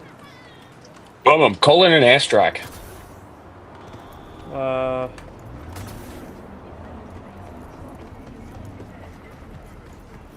You missed it, I was just on the subway. And the generated dialogue was like,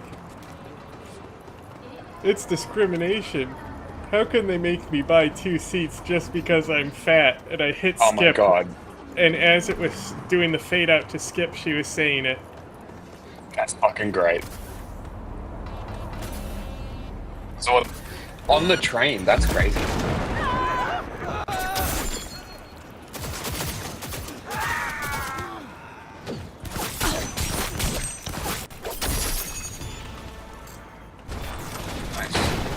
What the fuck was that? This really the game y'all be hyping up? That's what I just constantly am saying, because like every 5 seconds it's something else. And people are like, at least it runs now. And I'm like, what? Like, Run. If this is the benchmark, it must have been really bad. Well, that's what happens when corporations push shit out. I don't think CD Projekt Red is a corporation. It was the investors, sorry. That well, I pushed mean, it out. CD Projekt Red didn't want to release it. I don't think they really had a choice. No. And honestly, I think most people would have been fine if they kept the game going, like building it for another 2 years and then released it. Well, yeah. But, you know, gotta get that money now. Can't not have that money right now.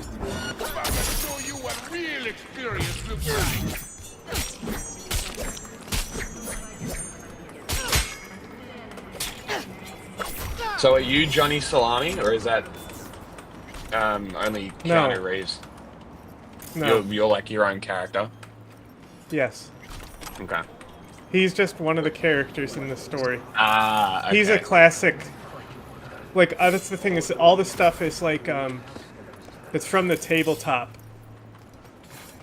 RPG, right? So like all the characters and like even a lot of the mechanics, they pulled from the RPG, from the tabletop game. I didn't even know there was one. Yeah, that's what it's based on. Yeah. But like, it's like you'll hear things where it's like, it sounds exactly like how someone would be introing a World of Warcraft quest. Yeah. Where it's like, you know, you have the opportunity to be one of the legends of this city, you know? Yeah. It's not like saying like there's a fucking personal crisis and stuff. It's like you get into the game because it's like the generic story quest where you're like, I'm in it for building my glory. But like, there's other things that I'll hear and I'm like, that is just like, uh-huh. How the fuck do I get up there?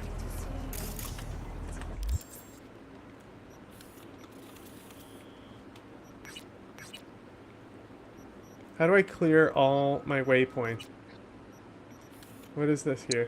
Saw Where's a this post going? from some Iranian media account being like, on this day, in 1988, America shot down an Iranian passenger jet. And I'm like, I'm sure they did. I have to go like, wait. But like, I haven't heard about America shooting down a passenger jet in 1988. Is this door open? How the fuck?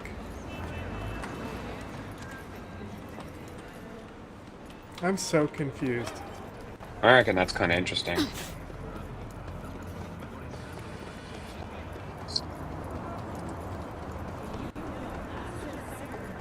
Shoots down Iranian airline.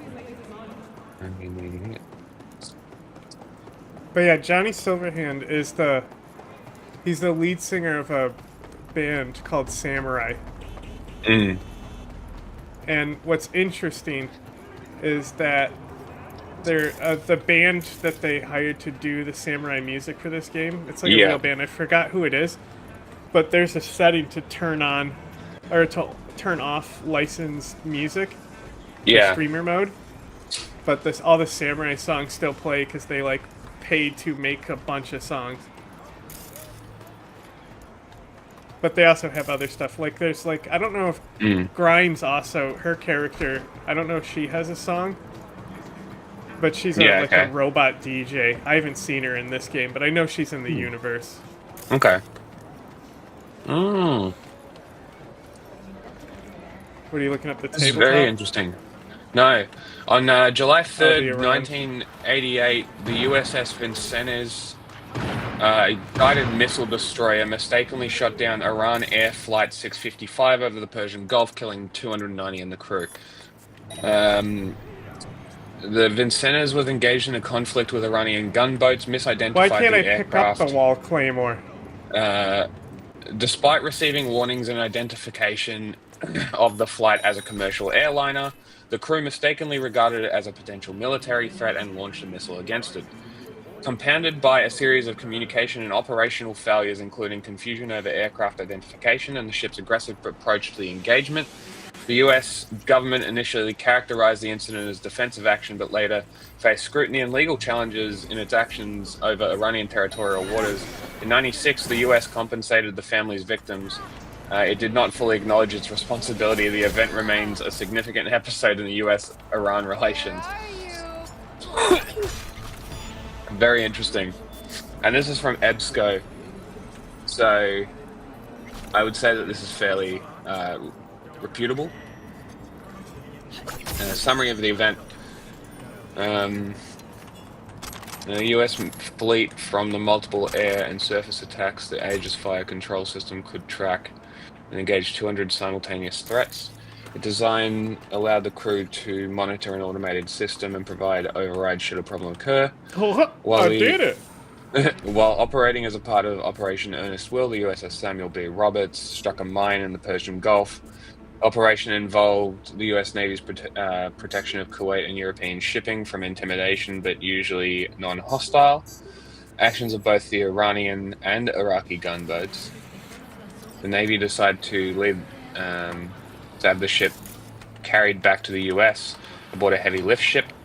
It was also decided that the Aegis guided missile cruiser should be deployed to cover the egress of the Roberts from the Persian Gulf. That's right. We're bringing back the word egress. The USS Vincennes got the assignment, and in May of 1988, the cruiser entered the Persian Gulf. A key to understanding the incident in July 1988 rests in understanding the attitude of the captain of the ship. Under his command, the Vincennes had earned a reputation within a navy as an overly aggressive ship eager to enter combat. Rogers believed in forceful tactics and was known to push the limits of the rules of combat during military exercises and fleet maneuvers. Interesting. Wonder what happened to that captain. At 9:46. The flight was under the command of the captain, took off from the airport to Dubai, although it was a known air route. The flight path would take him directly over the ship, which continued to fight within Iranian territorial waters. At around 10 a.m., the Aegis system picked up the plane taking off from the airport in accordance with standard procedure, tentatively identified the plane as a possible threat as that airport served by civilian and military roles. Did it say new area? I wasn't looking. I'm not looking. This one's awesome. I was spawning with a fucking crime hit next Petty to it, Officer Anderson monitored the new target and used the friend or foe system to positively identify the target. IFF reported the target as a commercial airliner, but Anderson missed Flight 655 on commercial schedules, possibly because of confusion over the 4 time zones in use in the operational area and because of the poor lighting in the CIC. The Vincennes radioed warnings to Flight 655, but addressed them as unidentified aircraft Flight 655. Did not respond, probably because as a commercial airliner on regularly scheduled flights, he assumed the airliner was identified. There wasn't even a the fight ship here. failed to ask for positive identification of the aircraft by any of the USS Forest Staff's F-14 fighters, which were orbiting in the area, a step that probably would have prevented the incident. 950, an unidentified person in the CIC as a possible identified Flight 655 as a possible F-14, and the operators soon identified the incoming flight as an F-14.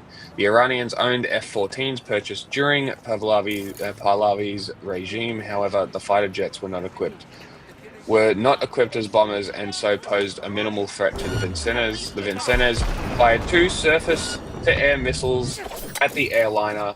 Moments later, missiles struck, killing everyone on board. Within a day, the government in Washington were working to influence news media coverage of the incident, because of course they did. There had been a terrible accident. Stressed that the flight was flying outside commercial air corridors and descending towards the Vincennes. Dude, this is some Russian shit. This is some Russian cop-out shit for, like, MH17. Like, is this not a perfect display that states are all the fucking same? Like, how long did Russia deny shooting down MH17 for?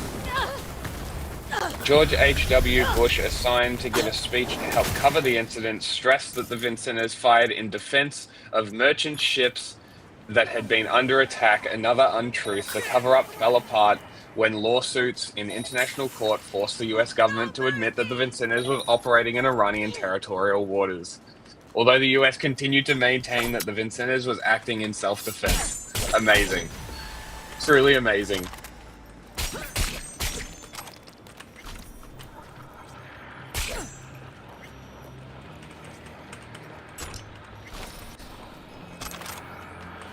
Anyway, sometimes it feels like you're playing a sequel.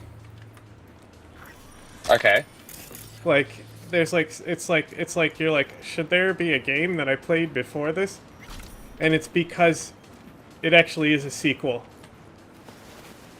to different editions of the tabletop. Right. Interesting. So, like, they kept, like, the canon universe and stuff, basically. Mm-hmm. Even though, like, most people wouldn't be familiar with it. But they do a good job of, like,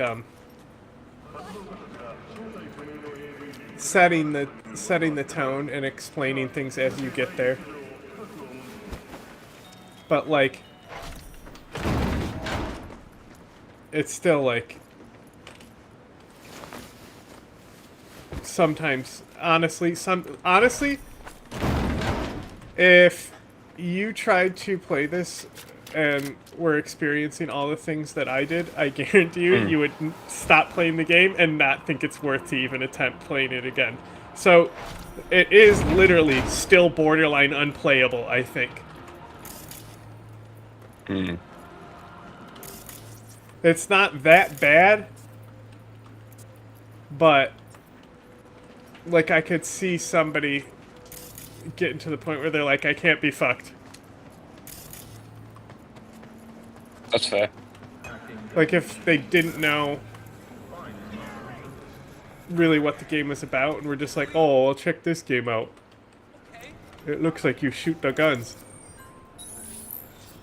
I want to get to, like, where is the fucking...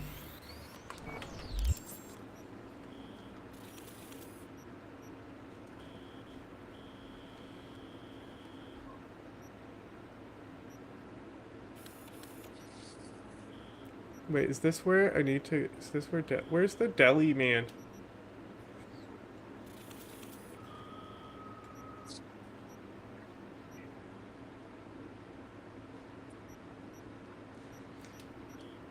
What happened to that creepy cab? Okay, let's see where this is. It is over there. What is this district? Also, what's interesting over here, right? It says Little China. Okay. So it's like, and then, so then you up here, it's like Northside and Kabuki, Arasaka waterfront, right? So like this section of the city, they say, like it's in like background dialogue, but they say that it was all built by the Japanese, and then this is like the poor side where the Chinese are, and now the Chinese are like moving in and like taking over what they built.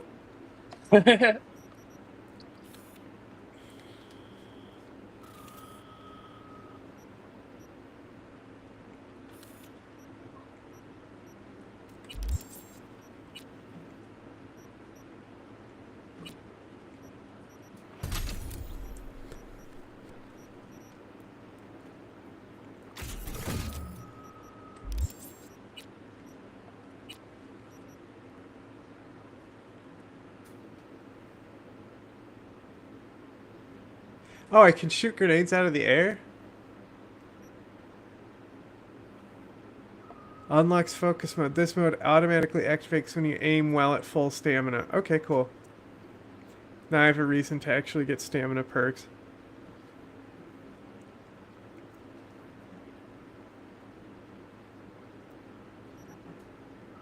Interesting. I'll take that.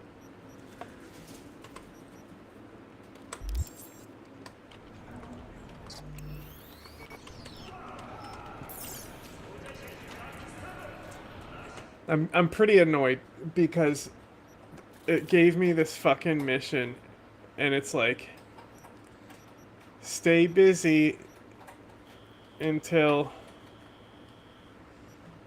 your car is fixed or some shit. Well, my car still isn't fixed, so I don't know what I'm supposed to do. Just hanging out. But I'm gonna fucking... I want to get on the train because it's like... Oh, you haven't played Skyrim. No. But I can get on the subway and then I can go to areas that I don't have and then have a fast travel point there. Yeah.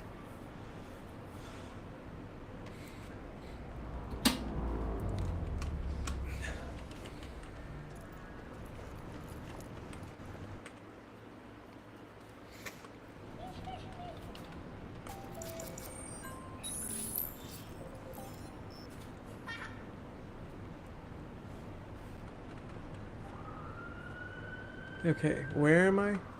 Here? I'm in... What stop am I at? I wish it would fucking actually... Am I at Ellison Plaza? Is that the name of this stop? Okay, or is that the name? Yes, so this Ellison Plaza, which is...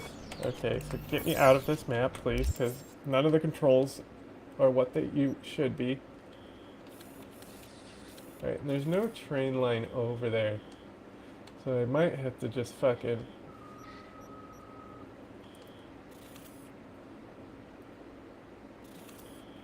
You know, like, fuck it.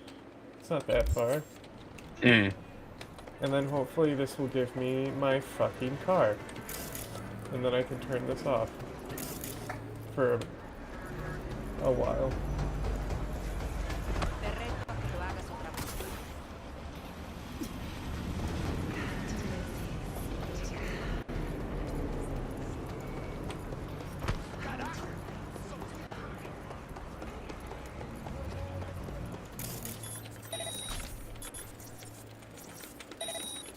Also, I found out that, like, dumping bodies gives me skill point level ups. Mm-hmm. And so now it's actually gotten me to engage with the dump body mechanic in a video game for once. Yeah.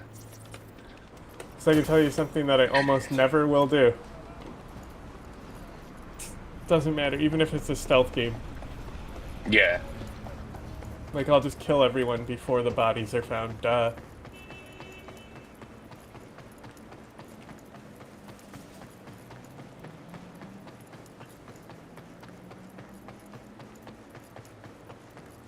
I don't know, judging by this road, I feel like you're not supposed to run over here, and you're supposed to fucking drive.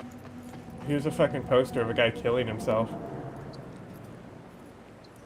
It's gonna blink, it's gonna go away. The ad's gonna change. Hello? Look at this poster. Nice. Do the world a favor. Become a statistic. Save your corporate career with S-Certs 3000 body weight life management systems. There's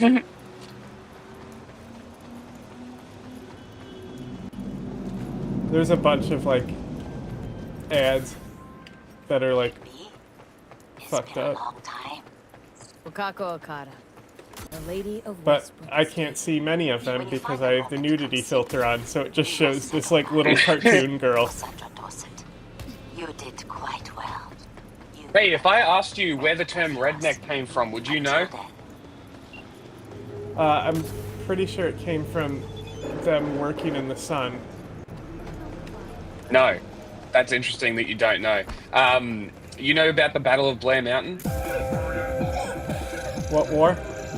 The Battle of Blair Mountain. It's not a war. It was the coal miners in West Virginia killing cops and strike breakers. The 49ers? No, they were Appalachian. I don't know where the 49ers comes from. Well, it's the San Francisco Miners. It's a football team. No, I know, but I don't know. What I'm saying is I don't know where the name actually comes from. Oh, Like I think they come from miners. Yeah. But they are so redneck comes from the scarves that they wore while in the mines. So they had red neckerchiefs. And basically, when they tried to unionize, cops and strikebreakers came at corporate behest, of course, and they weren't fucking with them. They ended up killing a bunch of them, I believe. 10,000 coal miners, 3,000 cops and strikebreakers. It was in the West Virginian coal mines.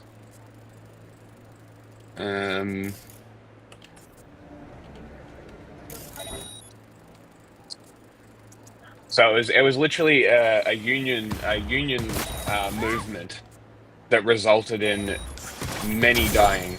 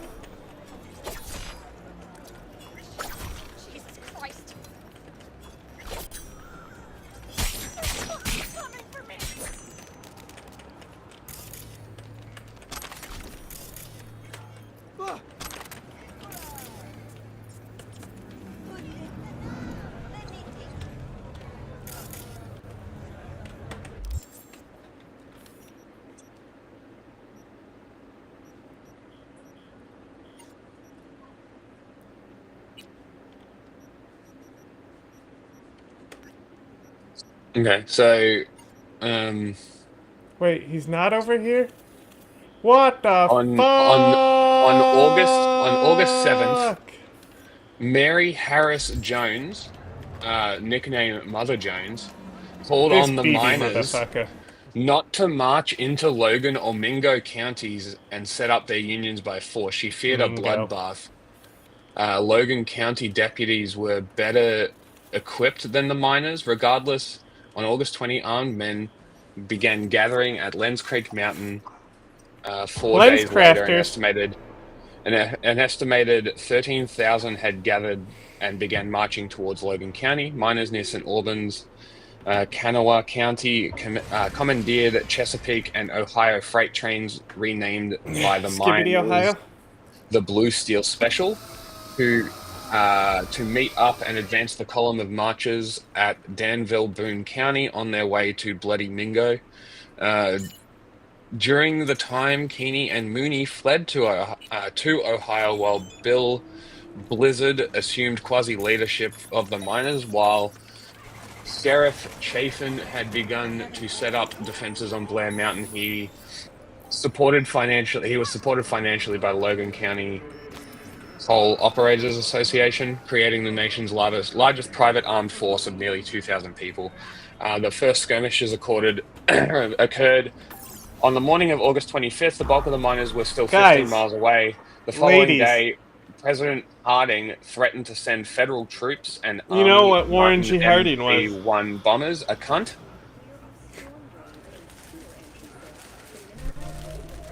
After a long meeting in Madison, Boone County, the miners were convinced to return home. However, within hours of the Madison decision, rumors abounded that Chafflin's men had shot Union sympathizers in the town of Sharples,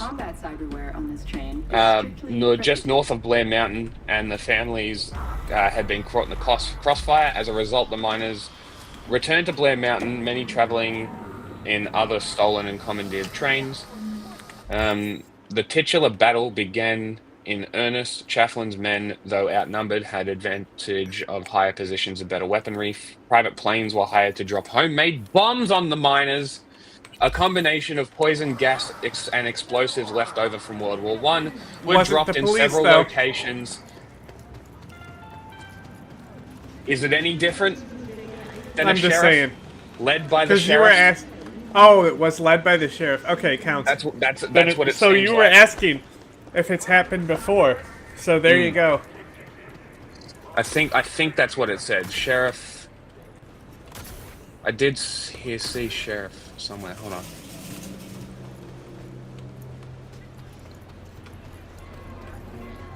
No, actually, the sheriffs were on the miners' side, but no. There's three parties. Okay, there's three parties. So there's the strikers and the United Mine Workers, Detective Agency, Logan County Sheriffs, West Virginia State Police, and the U.S. Army and the West Virginia National Guard. So no, so I was correct when I said that the sheriff was leading it. So it was led by the sheriffs, yes. So there you go. I guess the move bombing was just more of the same. Dropping chemical weapons on fucking strikers is wild. Like, what the fuck? They deserved it.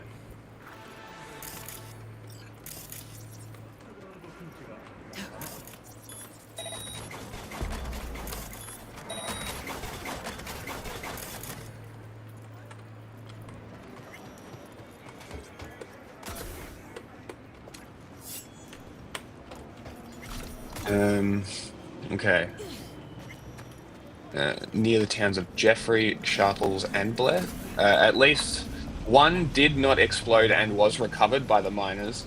It was used months later to great effect as evidence for the defense during treason and murder trials on orders from General Billy Mitchell. Army bombers from Maryland were also used for aerial surveillance.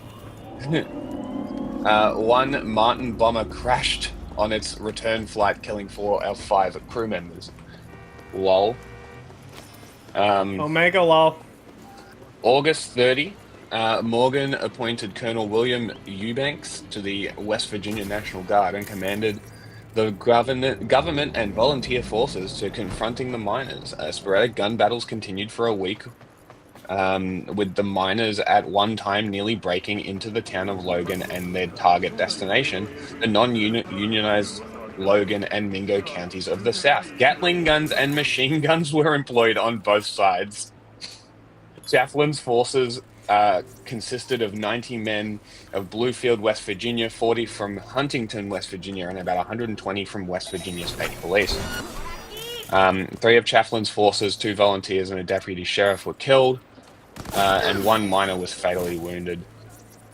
Federal troops arrived September 2.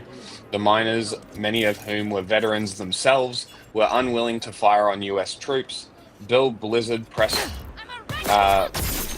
the word for the miners to start heading home for the following day. Miners, fearing jail and confiscation of their guns, concealed their firearms in the woods before leaving Logan County. Some were found later, along with many spent and live cartridges, which helped archaeologists reconstruct the course of the fighting. After the battle, 985 miners were indicted bullet for murder, archaeology, conspiracy that's to what's up. commit murder, accessory to murder, and treason against the state of West Virginia. Though the majority were acquitted by sympathetic juries, others were imprisoned for up to 4 years, the last being paroled in 1925. At Blizzard's trial, the unexploded bomb was used as evidence against the government and companies. Oh, the bomb didn't and he explode. was acquitted. I didn't There was hear that. one unexploded bomb. Oh, okay. The others did go off. But yeah, so that's where rednecks come from. So now you can laugh at people who claim that they're rednecks and drive their F-150s because they're literal larpers. They are, and you know what's even funnier? These people who LARP like the right-wing redneck, What's gotten into you? it's Dad? romanticized Don't nationalism. recognize me? You sent me a message saying I should come in about the accident. They have romanticized the history that is not theirs and have adopted it. They are fascists. My operational capabilities are limited. Like, is that not exactly what romantic nationalism is? Or romanticism is taking history, rewriting it, and making it your own? Incident report on file. Confirm.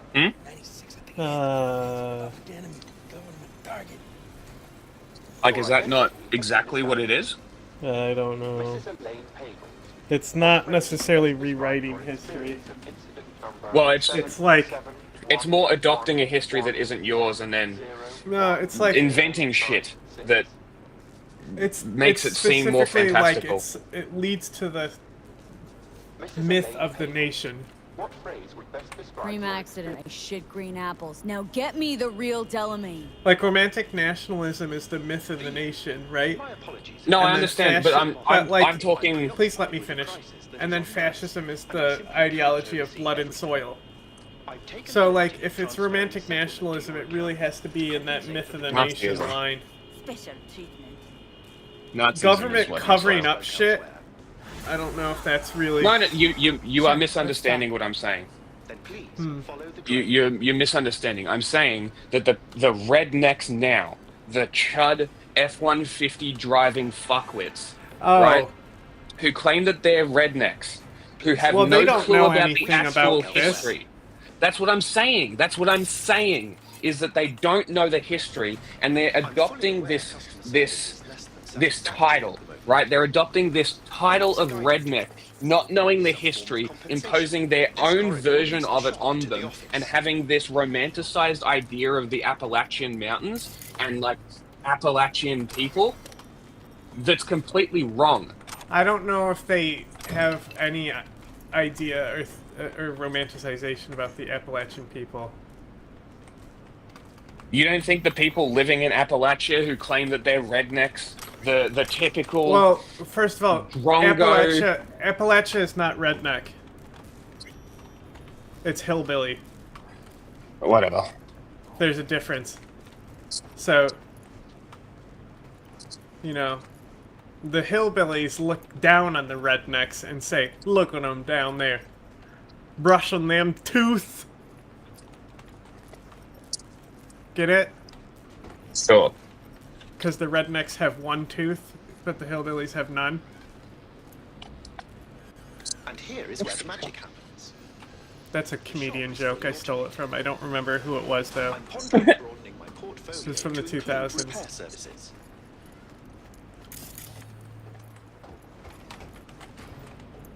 Brushing their tooth.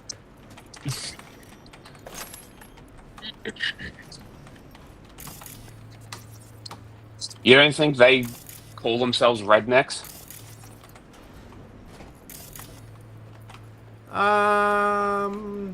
Well, like my uncle who was handicapped, who just died, he would self-identify as a redneck.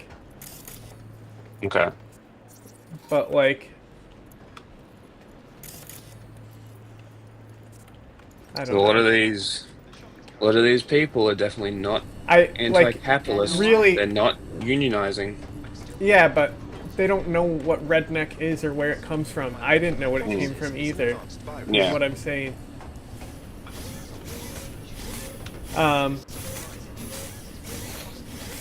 Now, basically, redneck is someone who drives an F-150. Yeah. Like, it's crazy. They be buying the F-150 just because it's a status symbol within their group. You know what I mean? It's fucking Like- crazy. Like, it's so expensive too, the cars. Like, it's such a crazy thing to like, oh, I'm gonna go and buy this $100,000 truck. Yeah. But it's like, you know, it's like their Stanley Cup. You know? But like, I think if you have an F-150, that like classifies you as that. And they're so proud to be that too. Yeah. And it's even funnier knowing where it comes from. Also, that they're like, just buying a lot of those F-150s people, and they're capitalists. You know, they'll be like, we love Trump, blah, blah, blah, blah, blah, blah, blah, blah. All these I lights, think there's what are a they for? difference between the followers and the actual romantic nationalist, like Mussolini and stuff. You know what I mean? Like, I almost Yeah, excuse ignorance. The people who get swept up in it. I mean, they're poor and stupid, bro. They don't fucking understand. Yeah. I'm too poor and stupid. I'm gonna pack a lip of Vagisil. Oh, I leveled up again? Shit. I'm gonna become even cooler. Ooh, what is this? You know what the chinchillas at? No, I will in a second. I'm just trying to finish this quest where I have to talk Well, I'm to gonna... this guy. 25 minutes I'm gonna go. That is no longer the case for some vehicles. Those are the red lights. Repair drones can't take care of this? This time, I fear, human Give me my car. intervention is required. I'm aware you offer a broad range of services and are unusually discreet. Thus, I'd like you to assist me in recovering my missing vehicles. Okay, sure. I'll go after your missing wheels. I'm pleased to hear it. I shall send you the coordinates of their last known locations. You must simply deactivate each. I'll then re-establish the link and return them to my garage. See what I can do. Delamain vehicles are exceptionally secure. Be sure to have a scanner with decryption. Oh, I see. That's cool. If you get close to like a target, she puts the sword back so you can do a draw strike.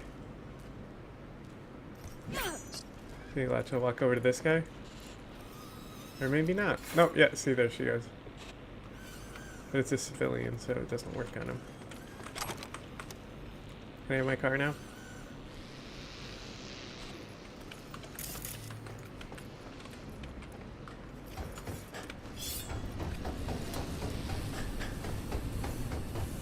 Do you run faster with the sword or with the knife? That's a Counter-Strike joke. Because you run faster with the knife.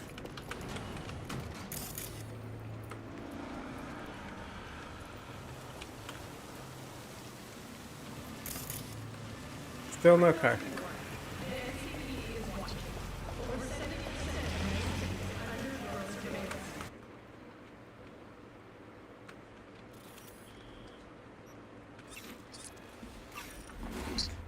I hate this game.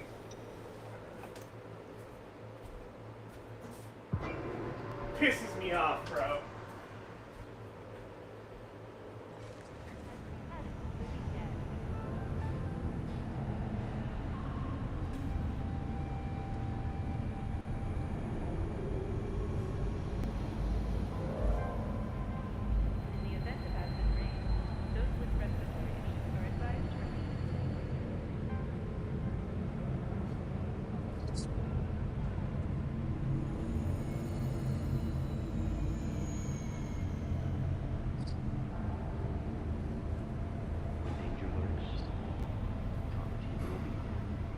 There you go. Just to further reinforce my point here.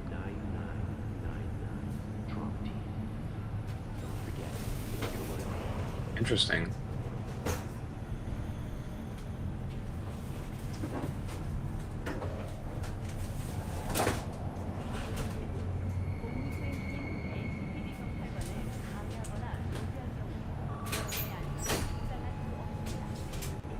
I'm just gonna read. This episode in part is about Appalachia in the South.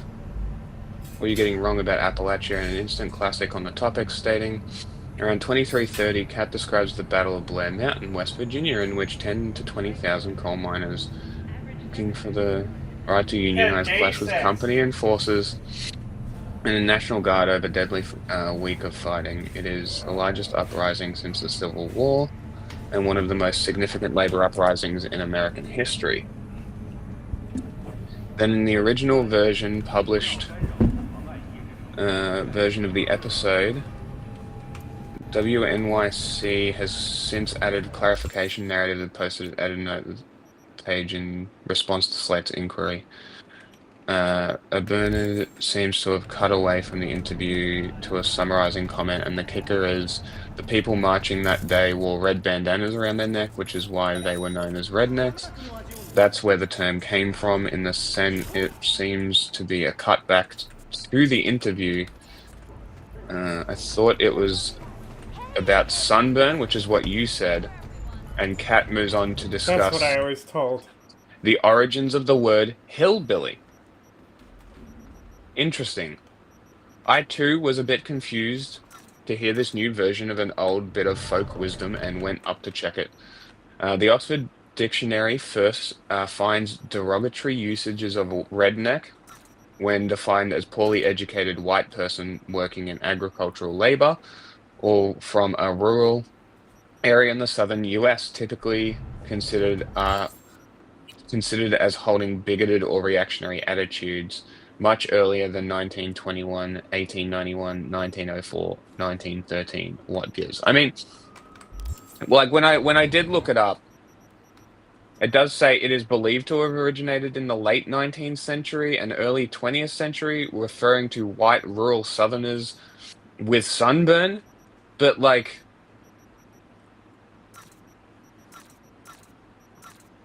maybe.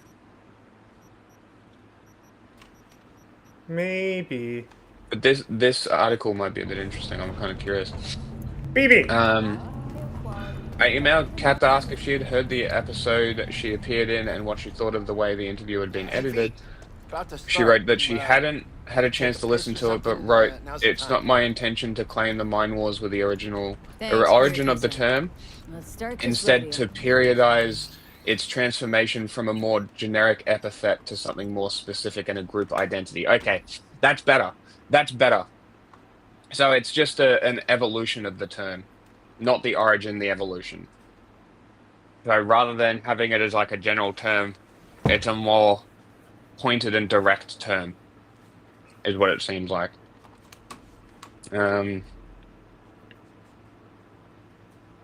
Particularly among coal miners, which is built into the way that many folks in Appalachia today reclaim the term.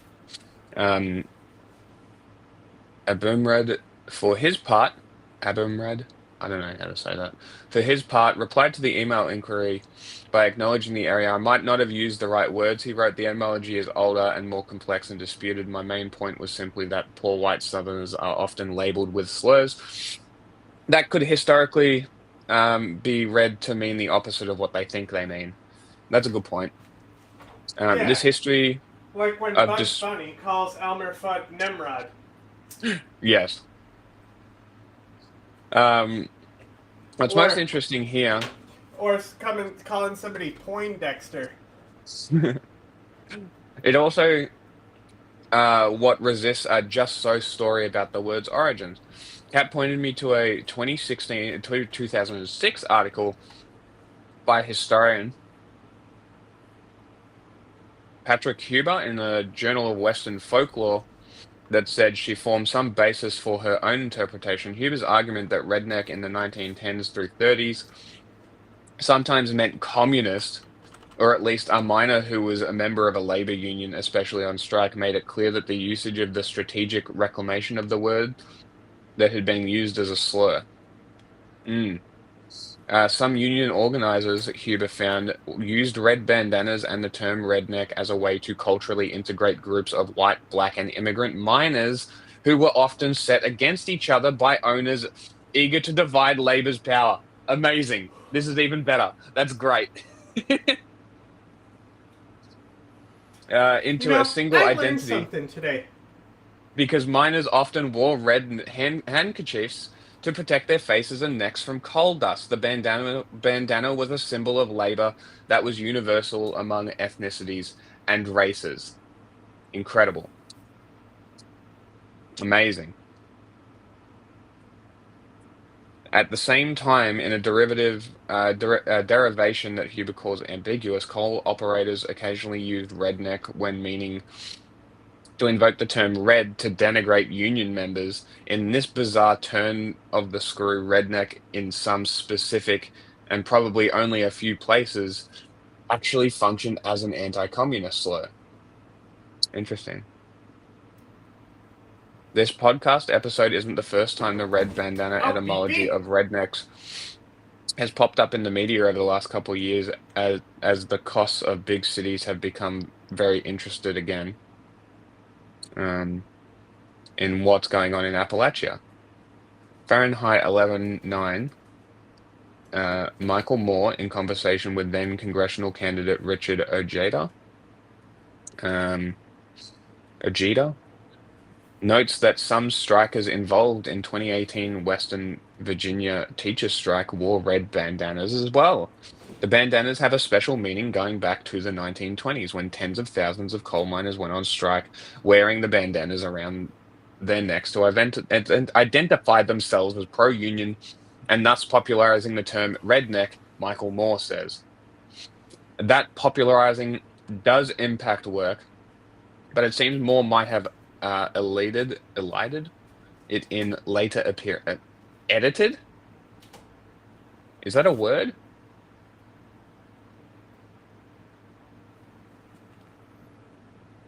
There you go. That's a word. It is, yeah. I don't really... You learn something new every day. I don't use it, but I've heard it before. Why the fuck would I ever use that word when I can just say omitted?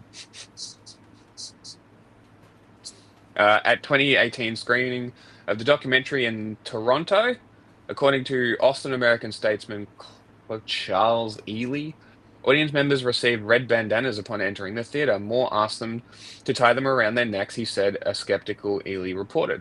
The term redneck derived from members of labor union. Okay. It is picking nits to call left-leaning media on this mistake. Yeah, a little bit.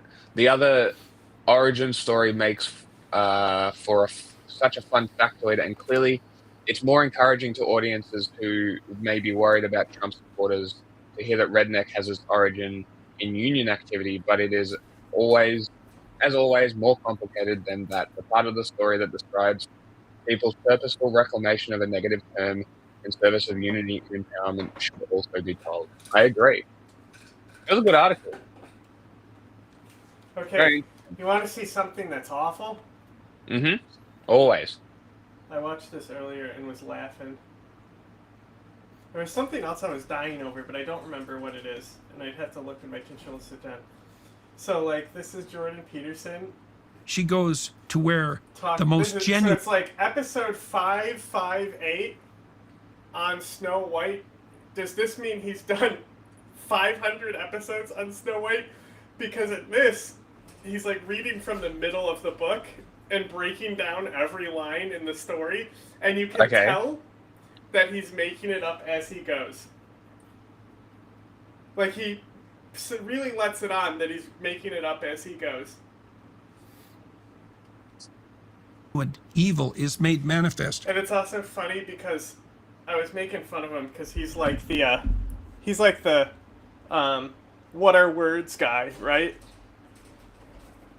You know, what does you mean? What does God mean? Yes. Once inside, she made a deadly poisonous apple. Well, why an apple? Well, an apple is the fruit of the tree of the knowledge of good and evil, right? The apple is the thing that you incorporate that changes you. The apple is information. The apple is education. The apple is ideology. The apple is an idea rather than an artifact, right? That's what it's symbolic of. That's what it represents. So I assume they have this the first kinds to of promote poison their new movie. Did they ever make that?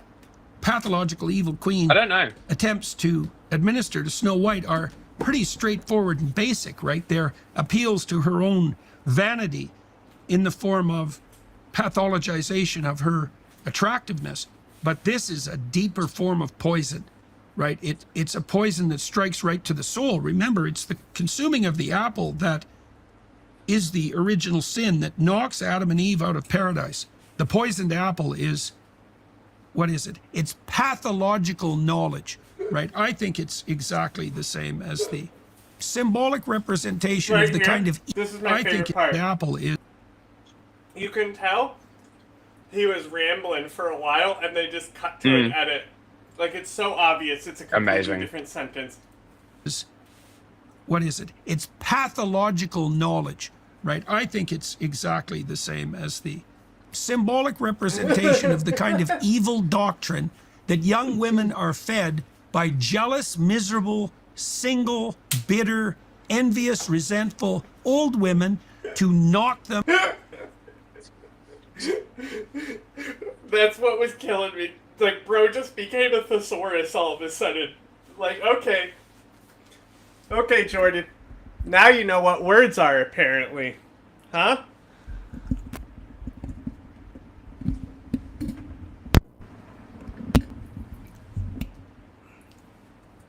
Out of the mating game, partly to reduce competition, Yes, and part I forgot. It gets even miserable, funnier. single, bitter, envy are fed symbolic representation of the kind of evil doctrine that young women are fed by jealous, miserable, single, bitter, envious, resentful old women to knock them out of Tell the us mating how you game, really feel. partly to reduce Did you hear competition, that? and partly Did you hear them at the end?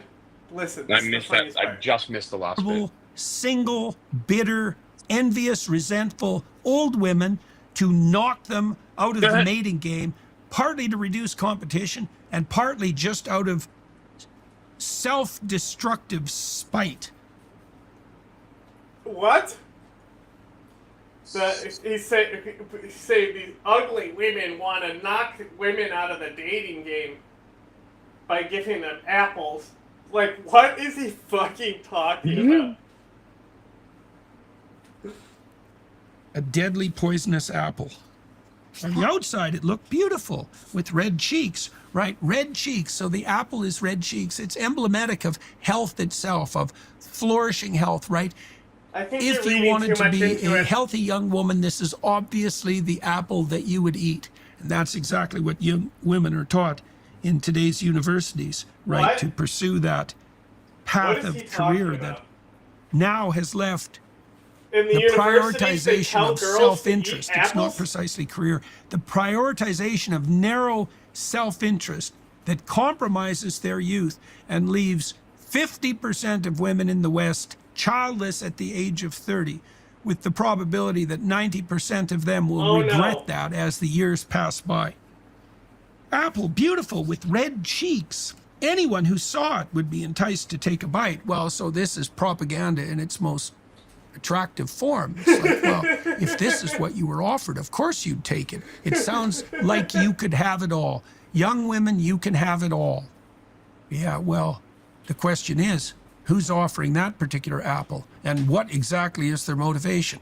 We're just looking out for our younger sisters. It's like, yeah, maybe you're looking out for them, and maybe you're a manifestation of the evil queen whose fundamental motivation is to devour their liver and lungs. What? Yeah, well, thereafter she disguised herself as a peasant woman, a lowly woman, not a haughty beauty.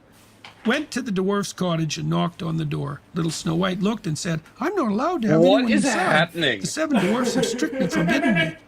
Well, if you don't want to let me in, I can't force you, answered the delightful peasant Is this woman. his podcast? Right, emblematic of the oppressed working class. know. I'll surely get rid of my apples in time. I have something that everyone wants, obviously. But let me give you one to test another manifestation of her evil making itself camouflaged in the guise of care and compassion. No, said little Snow White, I'm not allowed to take anything. The dwarfs won't let me. Yeah, well, you see, that's the sensible manifestation of the ordinary productive patriarchal impulse inside her, protecting herself from the depredations of predatory competitive females. Oh, now he knows words. You're probably afraid. Yeah, said the old woman. Okay, so, like I said, all it said is why you need the story of Snow White in 2025, and it said episode 558, so 558. So if this is his podcast, I don't know, but it seems like he's towards the end of the book, is he not? So I'm saying he's saying of 550 episodes to read the fairy tale of Snow White. Woman, look, I'll cut the apple in 2. You eat the beautiful red half. However, the apple had been made with such cunning that only the red part was poisoned. When little Snow White saw the peasant woman eating her half, and when her desire to taste the apple grew stronger, she finally let the peasant woman give her the other half through the window. As soon as she took a bite of the apple, she fell to the ground and was dead. The queen rejoiced, went home and asked the mirror, Mirror, mirror on the wall, who in this land is the fairest of them all? And the mirror answered, You, my queen, are now the fairest of all. So the evil queen produced the pathological fruit of knowledge that dooms Snow White to death, administering it under the guise of compassion and caring in the form of a fruit so attractive that anyone with eyes would be tempted to take it. Brutal. Now I can rest in peace, she said. Once again, I'm the most beautiful in the land. That's my favorite. Like, so, blah, blah, blah, it's like a bunch of stuff that doesn't make sense, and then he just goes, brutal. That compassion and caring in the form of a fruit under the guise of the pathological fruit of knowledge that dooms Snow White to death, administering it under the guise of compassion and caring in the form of a fruit so attractive that anyone with eyes would be tempted to take it. Brutal. Now I can rest in peace, she said. Once again, I'm the most beautiful in the land, and Snow White will remain dead this time. So... Bro, it's because when he eats fruit, he goes into the unending doom coma. That's why it's brutal. He identifies with Snow White because fruit also puts him in a coma. Couldn't kill her with the bodice, or the corset. Couldn't kill her with the poisonous comb, but could certainly kill her with the consumption of the fatal apple. When the dwarfs came home from the mines that evening, they found little Snow White lying on the ground, and she was dead. They unlaced her and tried to find something poisonous in her hair, but nothing helped. They couldn't revive her. Okay, so what does that mean? The core element of the evil queen is so unbelievably pathological, so destructive, that ordinary, conscientious, diligent, protective masculinity is revealed as insufficient to redress the poison. Right. So that's why the queen, the prince has to come along, right? It's only the higher order form of masculinity that's associated with true nobility and true courage that has the archetypal force, you might say, to provide true protection from the depredations of the evil queen. Well, Snow White is the helpmeet of the dwarves, right? But there's no individualized relationship there. She hasn't moved beyond cooperation with the social patriarchy as such to the establishment of a personalized relationship with an individual and identifiable man, right? So she's still in the land of generic masculinity. And that's a hell of a lot better than the land of pathological evil queen destructive femininity, but it's not a relationship that's of sufficient depth and intensity to provide protection against. This is an extremely bonked on the head individual. The most. Did you enjoy the video I sent you? Of yes. Feminine poisons. Future president. They couldn't revive her, so they laid her on a bier, and all 7 of them sat down beside it and wept for 3 whole days. Then they intended to bury her, but she still looked more alive than dead, and she still had such pretty red cheeks. So instead they made a glass coffin and placed her inside so that she could easily be seen.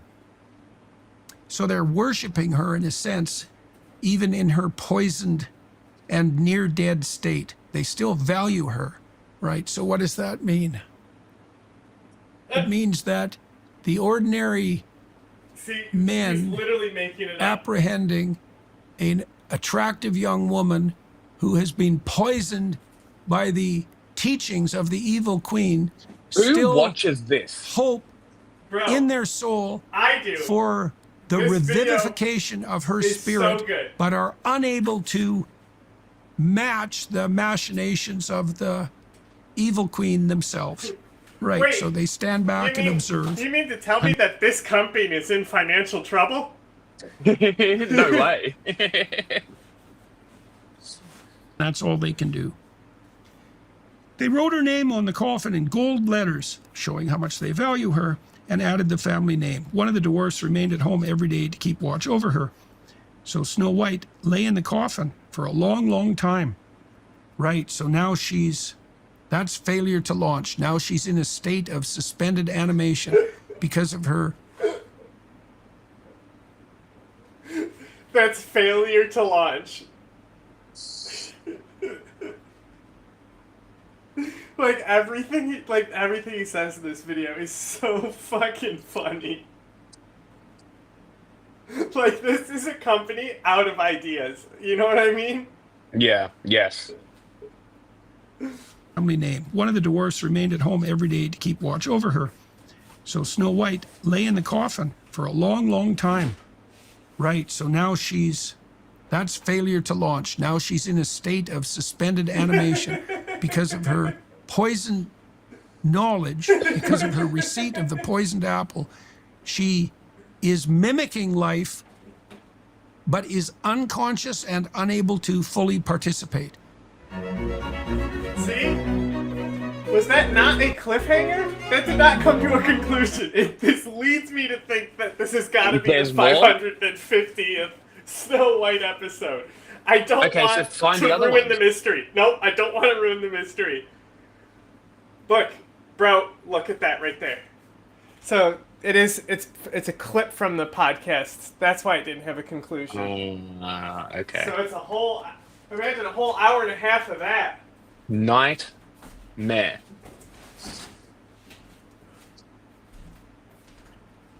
Imagine you listening to that podcast and then you go home and talk to your wife about how you listen to this guy Jordan B. Peterson. He's bonked on that individual, and you're like, I never knew Snow White was about whatever the fuck he was saying. Just quit. And then the wife would be like, honey, what the fuck are you talking about? That's the dumbest shit I've ever heard.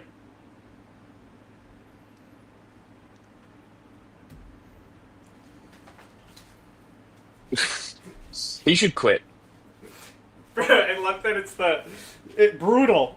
The fruit is what got him to empathize with it. The sulfites are melting. Zapata, don't jump. You better not. You better be a good rodent.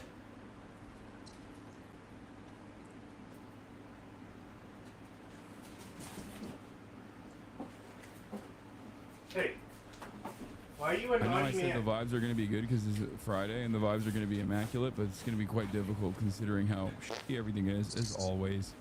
Trump got bored. Trade wars are back on. Hell yeah, baby. Let's go. Let's get started. Let's get it twisted.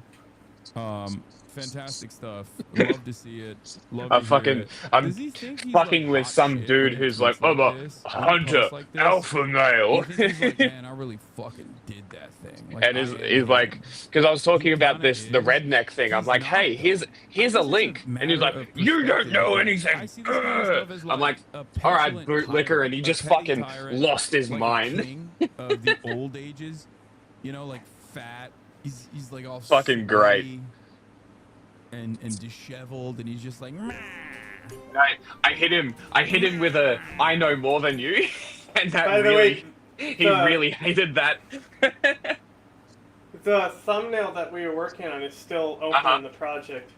And then also the other one that you screenshotted just needs to be posted on the video to be posted. Okay. Like that video's ready to go. You'll see it on there. Don't touch me. I will do everything I can to make sure that my enemies suffer. Like, and then he's got like a fucking wormy little, possibly bald advisor in tow, standing on the side being like, yes, master, your lordship, your eminence, they want more from you. Do the beating. I want to see if... Okay, I was about to say, if this is an actual Hassan edit, I'm going to be impressed. There's a lot of effort in this. It was not. Master, do the beating. And that guy's obviously fucking Stephen Miller, like scheming in the background, like, yes, very good. He's got like Stephen Miller now. Suffer. And then Donald, he's the scheming eunuch vizier. Yes. And Donald Trump is just like that fucking fat, childish, fail son monarch who's like, how dare they? How dare they? Where is the dog girl video? That's how I see it. That is what it feels like. I know he thinks this is badass. Where is dog girl video? Shut up! I can't come over right now. How dare It they? might not be titled How dare that. they do this? Why would they you have to hurt make Facebook's copies alive. bottom line But it's like like towards this? the So top, then it's the only like American MAGA 15 cultists are minutes. basically the serfs, who are like, yes, my lordship. My lordship and his divine eminence will make the best decision for me, because I am all. Oh, like it's already posted. Yes, What? my lord. Oh, This it's is the private. gesture. This Yes. is Stephen Chung, Trump's Okay. director of communications. He's Trump's official presidential troll and helps him develop and said insults and rants on his social media accounts. Wait, this guy's awesome. Oh my god. Wait, for real? Wait, this dude is fantastic. Bro, he's What is so that thing? cool. What? He looks so perfectly rotund. I didn't know we had guys like this. I've never seen such a perfectly shaped man. Oh my god. Oh, I love this guy. Okay, I changed everything. This is We now have a great background for whenever we're filming chinchillas. I've never seen someone so perfectly rotund. exactly the type of dude that you want in your team. You gotta have like a fucking weird looking dude like this, like a disheveled, rotund, weird looking dude. This is awesome. This guy is awesome. I need to see more of him. I love him. For the guy who handles communications, he seemingly never really communicates. Wait, except It's not uploading. The picture? Yeah. look at his head. It's so sick. Bro, It he might be looks a- like he what- has the what's the dimensions of a One file Piece extension? character. He has the It's just a screenshot. It should work. It's worked before. There's no reason it shouldn't work. I didn't I know. realize I'm just that saying. you could have a human in the real world. Just re-upload look the this video. way. This is peak character design. I love him. Oh, because it's a my clip God. from a live This is one of stream. my new Yeah, favorite just characters re-upload the now. video. I will be periodically checking in with Stephen Chung, seeing what he's up to. Okay? This is incredible. Is this him on video? What is this? See that we were able to bring you those moments right here.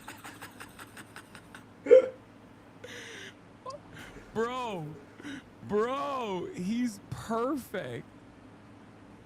He's perfect. You're all live now. Fox, the president, as you see that we were able to bring you those moments. Dude, come on. Wow. Wow. That's amazing. That is amazing, dude.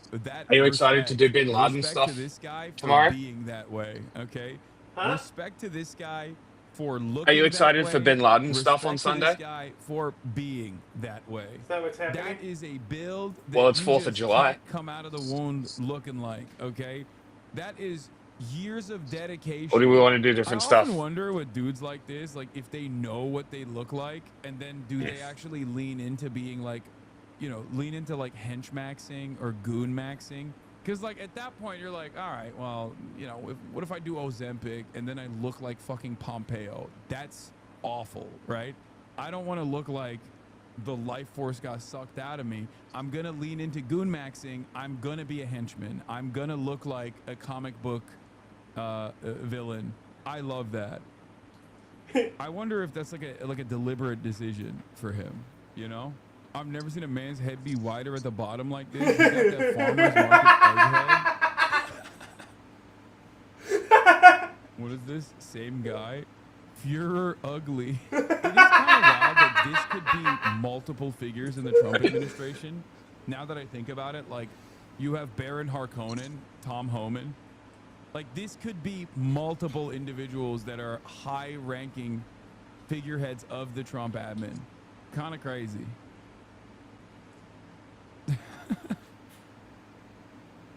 The drill. Anyway, I love this. Thank you. This actually improved my day instantly. Mayor.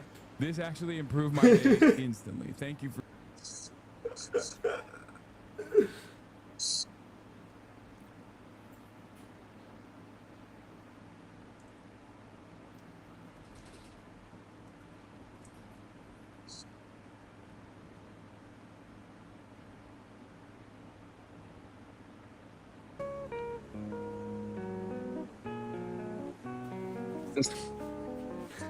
What? Fucking monkeys.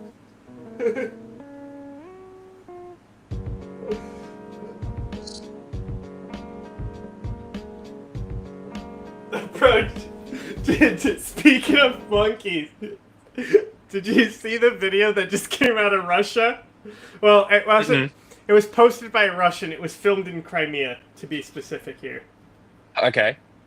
Is it the big boom? No. What was the big boomba? Why blow up? Look, bro, this is more important. You don't understand.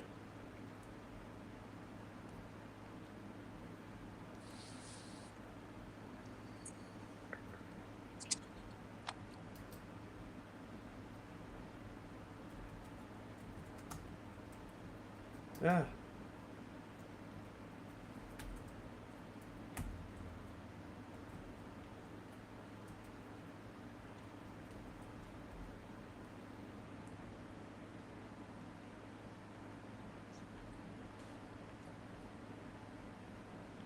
A fucking pamphlet page is probably one of the most romantic nationalist pages I've ever seen. The amount of Soviet posting that they fucking do is crazy. The amount of apologia for dead empires. Alright, you see this? There's going to be text on screen to read, but it's also a whole video. There's a lot to process here.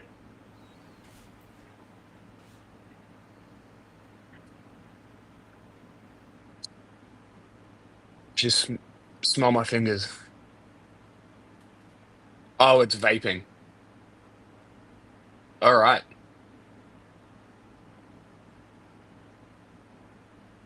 And she's sucking on that as well. Neat. Mhm. This is how you get diseases. Well, It's tasty. Must be tasty. I feel like you should be put in jail for this.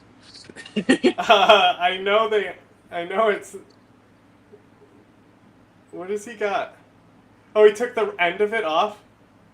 He pulled the Yeah. mouthpiece off. I think And then it was yeah, like- you should probably Sorry. be in jail for that. She, I believe this is a female.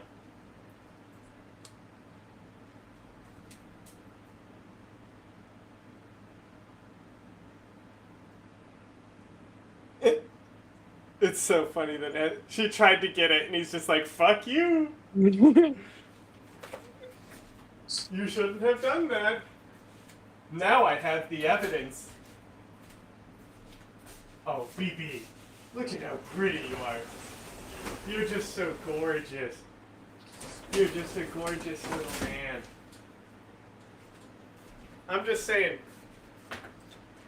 when I saw it was a Russian girl doing this, I was like, oh, that's the least surprising thing about the story. Yes. Because, like, there's another fucking famous orangutan in a Russian zoo, and it's the one that they throw things to. And there's tons of signs that's like, stop fucking throwing things at the orangutan.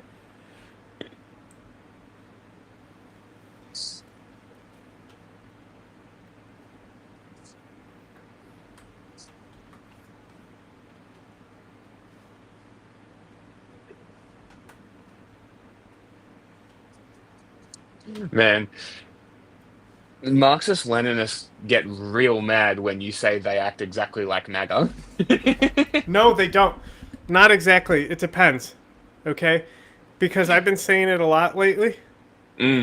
After Bernie pointed out, MAGA is Stalinist. Like the long live Stalin. By the way, this big beautiful bill they just passed, one of the things in there was to build a communist statue park of all our American heroes.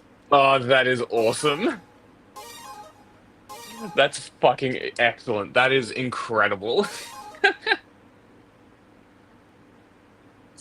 But like I've literally maybe like the last month or so, I've just been fucking with Chinese bots, and I've come to this conclusion through interacting with these people that they are identical. Literally identical. Like the CCP nationalists and the American nationalists, specifically the MAGA types, same shit. But no, the calling it Stalinist is very interesting. So why do the Stalin lovers hate it so much? Well, that's the thing, is the real Stalin lovers are guys like, what's his name? Haas. ACP. Yeah. Yeah. Now you're getting it. Yeah, Nazbols. Ugh.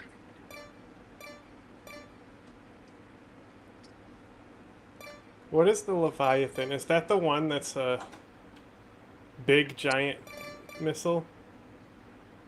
It should be on your back, right? Yeah. The Bloodstorm is the one that's a dispersal cluster munition. I think so.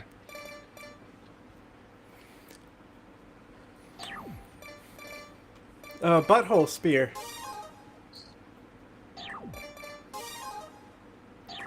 Yeah, they kind of like don't give you great shit to start with. That's Look at I call look at it the little rat. a dog. Look at the little rat. Fucking chihuahuas. My friend's just sending me 0.5 pictures of a chihuahua.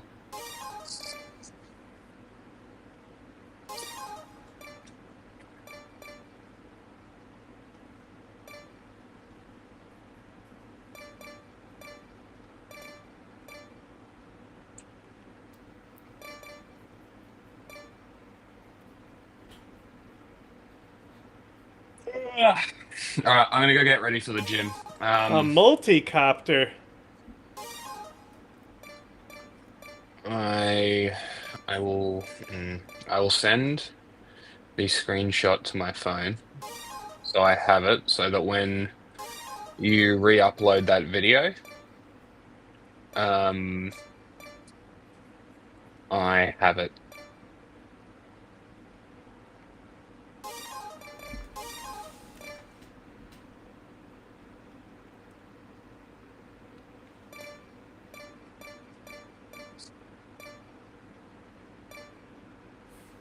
Yeah, when airdrop was cool, before the Chinese government censored it, I called my phone except for memes because I would airdrop memes to people in shopping centers. But now it's all closed. You can't do it anymore. No more free memes for people. This is very sad. It's a tragedy. This is the real reason that I'm so anti-CCP. They ruined my airdrop memes. Hang on, I forgot. We gotta. I'm sorry. I'm sorry. I clicked off of the other video we were watching. Here we go. Now he's back.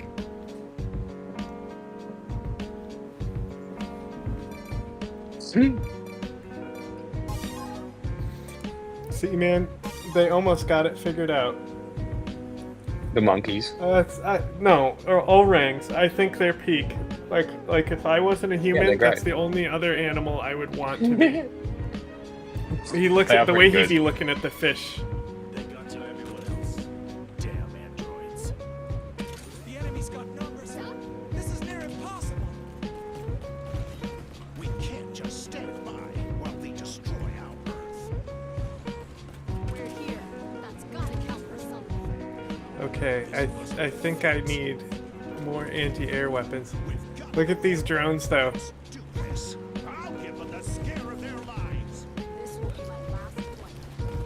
Oh, cool.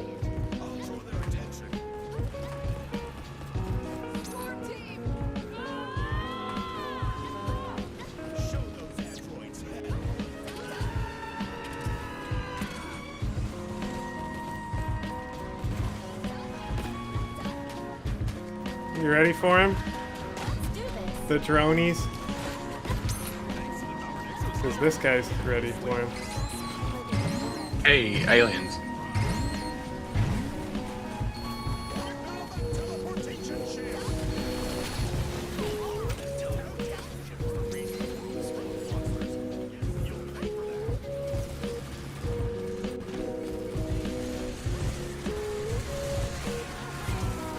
Get him, shot copter. Hey, there he goes. Okay, this thing sucks. It's like zap, zap, zap. Okay, that thing blows. Alright, let's see what this is. Oh, fuck yeah! It's a fucking little flamethrower that flies and hovers over the enemy. Now that's a fucking weapon, bro. Okay. That's a fucking weapon. Interesting. I'm glad I downloaded this. If I get back sometime today and I'm free, I will play. But for now, I am going, so I'll talk to you later. Who are you? I don't know. Also, I look what I just got for the wing diver. Monkey. You see it? The crossbow? No. Oh, the Glipnir. Yeah. Gliplop. The Gliplop. Hell yeah. Alright, this thing, dog shit. What? This, whatever this is. Old it's laser. under the satellite request. This Satellite, thing sucks. Okay. Bye. Bye bye bye. Bye bye. Bye bye bye. Bye bye bye bye bye bye bye. Who is that?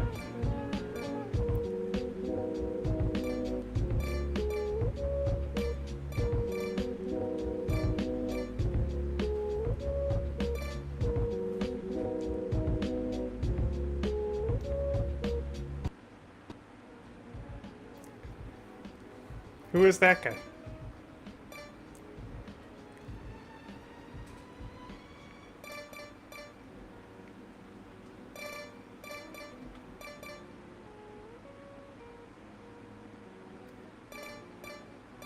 Do I have?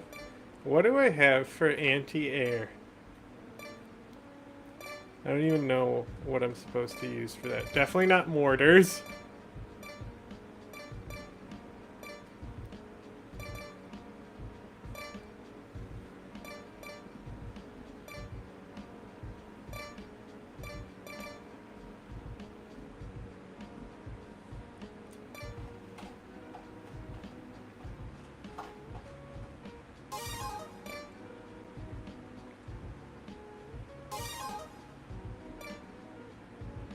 Hmm.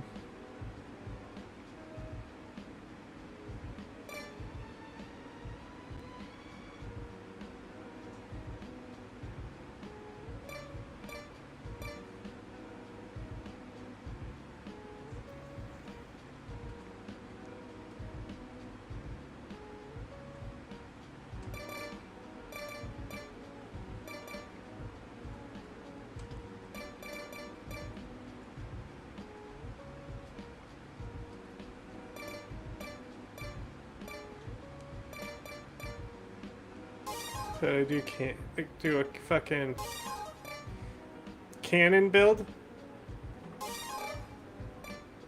right? I mean that's got it. I mean I don't know what else I would use to counter air on this character.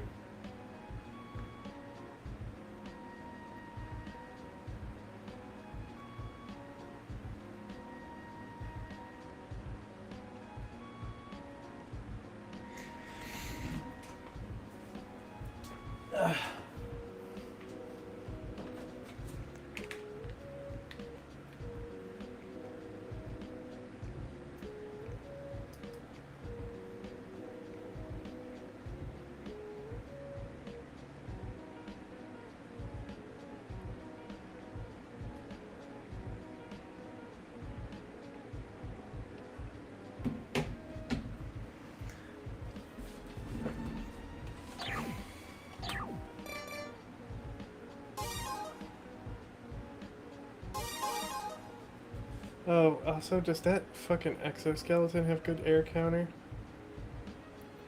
Are we the only ones I here? assume it does. They got to everyone else. Damn androids. The enemy's got numbers. This is near impossible. We can't just stand by while they destroy our Earth. We're here. That's gotta count for something. This must be fate. We've got no help. Let's do this. I'll give them the scare of their lives. This will be my last flight. I'm going to enjoy it. I'll draw their attention.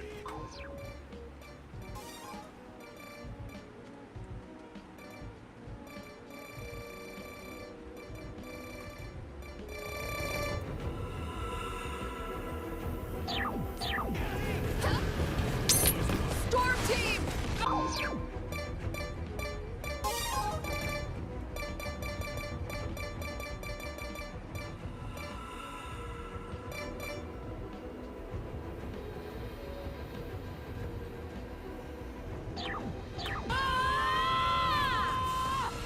Show those androids hell.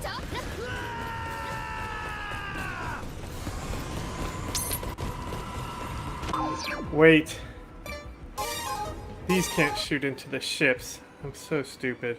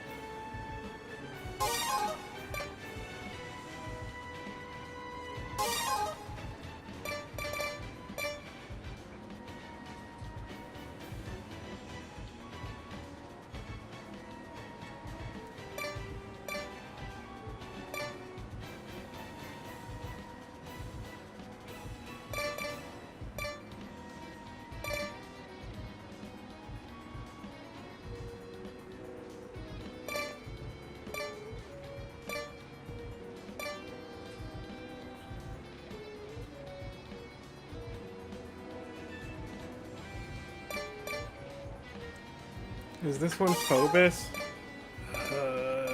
I think that one is Phobos. Rockets.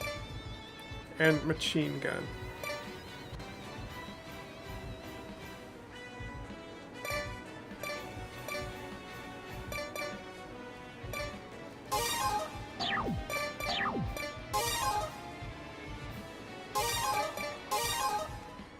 Alright, we got it this time. Are we the only ones here? They got to everyone else. Damn androids. The enemy's got numbers. This is near impossible. We can't just stand by while they destroy our Earth. We're here. That's gotta count for something. This must be fate. We've got no help. Let's do this. Bring down that teleportation ship! That teleportation ship is the reason the world is full of monsters. You'll pay for that. I'll give them the scare of their lives. This will be my last flight. I'm going to enjoy it. I'll draw their attention.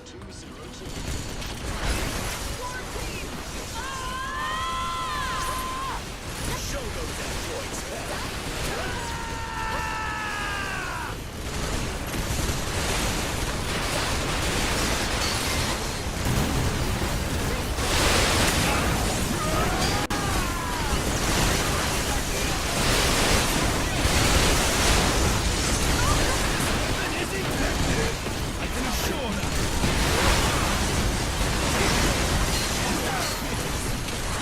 It should be around somewhere. The egg. That space egg.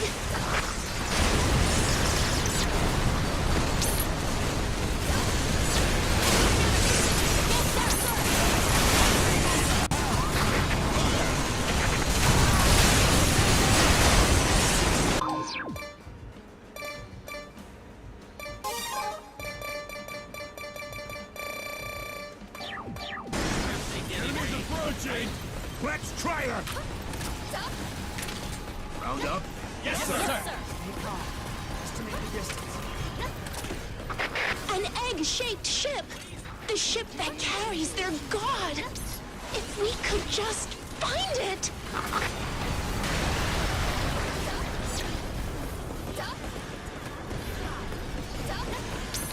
Round up?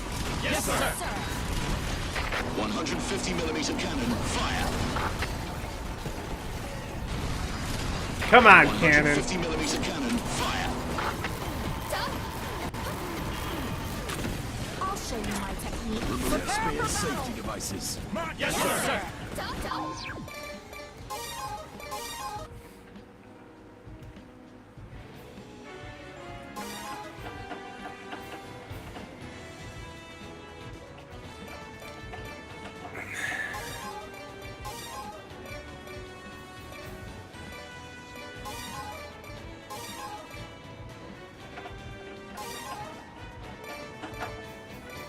What are you doing over there?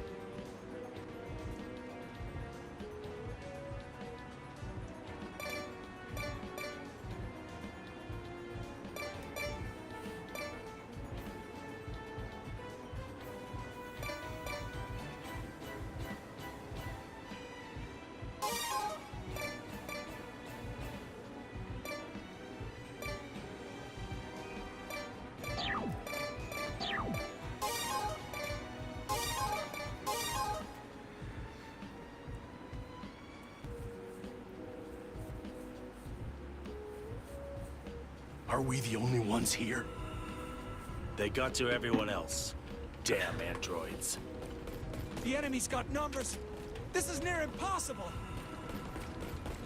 We can't just stand by while they destroy our Earth. We're here. That's gotta count for something. This must be fate. We've got no help. Let's do this.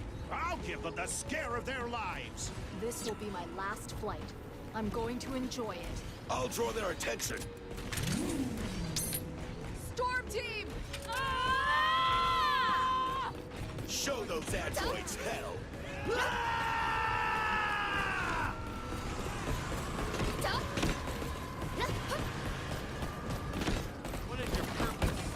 If you want to fly faster, lose some weight.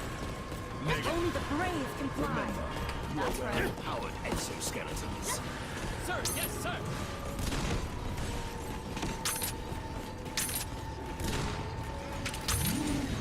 I'll kill them all. This is Fighter, ready for attack. Get moving! Bring down that teleportation ship!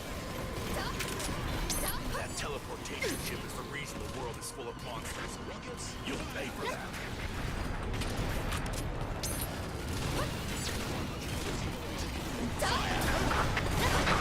DE-202 to Air Raiders. I'll wait for instruction up here. Take cover! Entering the rain. The reaction is close. Yeah. We'll survive.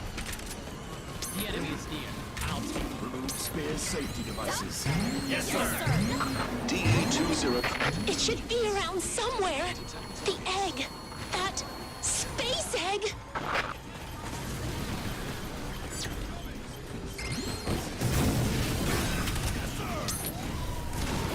150mm cannon. Fire. Yes, sir. Estimate the distance. On your marks. Yes, sir. Wait. Let me estimate the distance. The enemy's coming. Rockets, fire. An egg-shaped ship. The ship that carries their god. If we could just find it.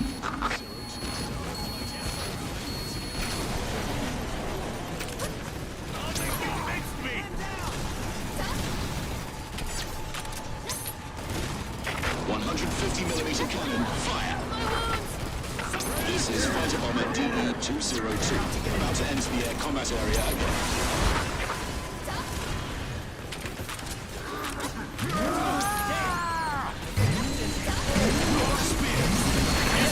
DE-202 in the air. Please designate targets. This is DE-202. We're flying to cover the ground units again. Rockets, fire! 150mm cannon, fire! This is DE-202.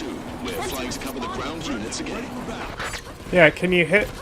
When I call the rockets in, would you do me a favor and, like, actually hit the target that I'm lasing? That'd be cool. Remove spear safety devices. Yes, sir. We'll survive. The reaction is close. Yeah. Prepare to engage. Yes, sir. The enemy is near. I'll take care of it. About time. DE-202 to ground units. Please designate attack targets.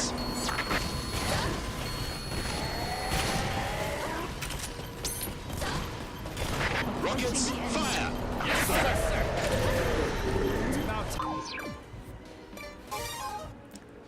Useless, bro. Those rockets are useless. My god.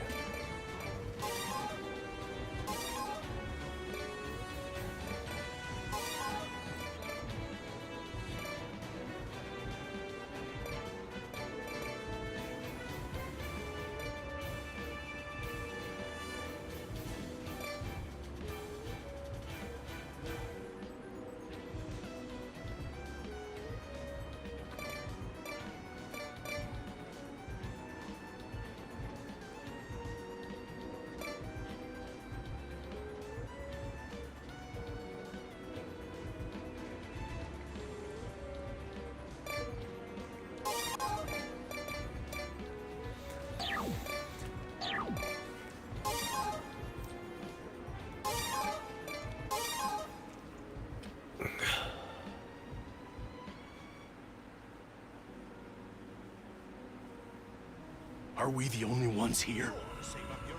They got to everyone else. Damn androids. The enemy's got numbers. This is near impossible. We can't just stand by while they destroy our Earth. We're here. That's gotta count for something. This must be fate. We've got no help. Let's do this. I'll give them the scare of their lives. This will be my last flight. I'm going to enjoy it. I'll draw their attention. Storm team! Show those androids battle.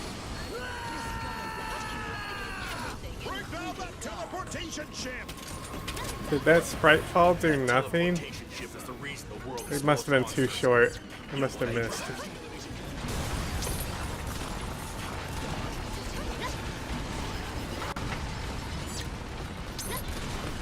Bro, how many fucking cannons can you take? He's still standing. 150mm cannon, fire. Still standing. 150mm cannon, fire. Still standing. It should be around somewhere. The egg. That space egg.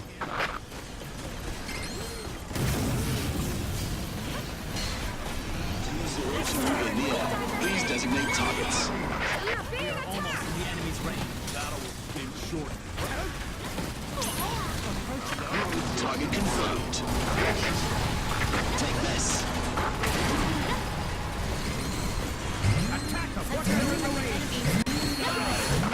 An egg-shaped ship. The ship that carries their god. If we could just find it.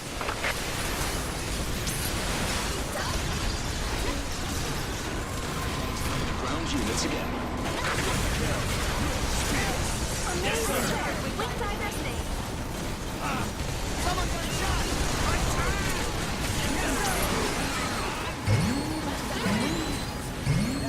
The reaction is close. DE-202 to air rings.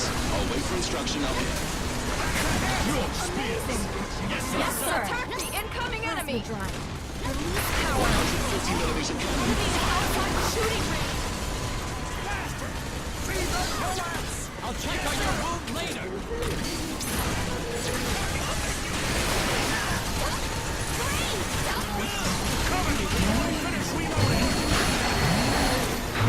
DE-202 to air rings. I'll wait for instruction up here. We're ready to engage the fight. Attack target. I'll go help the injured. 150mm cannon, fire.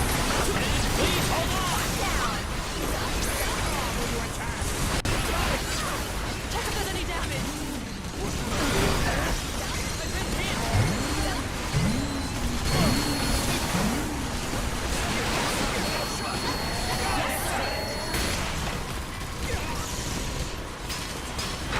DE-202 to air rings. I'll wait for instruction up here. We can attack after they get in range, right? 150mm cannon, fire. Yes, sir. 150mm cannon, fire. Shoot them once they're in range. Let's try it. Are you all right, Captain? Yes, sir. Hey, you can hide all you want. This is DE-202. We're flying to cover the ground units again. Spears. Yes, sir. Prepare to engage. It will begin Yes, sir. soon. Ready for battle.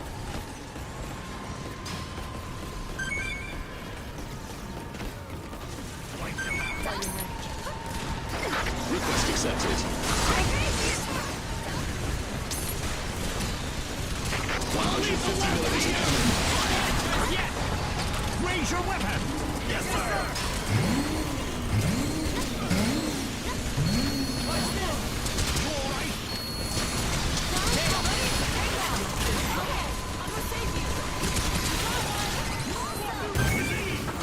This is DE-202. We're flying to cover the ground units again. 150mm cannon, fire.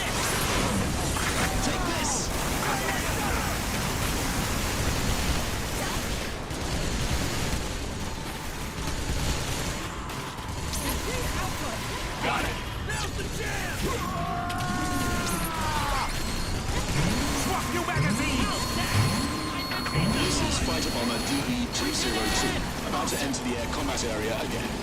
Ready to shoot. See if you can handle the attack from the sky. 150mm cannon fire. Launch spears. Yes, sir. Strike. Someone give me a hand. Next time.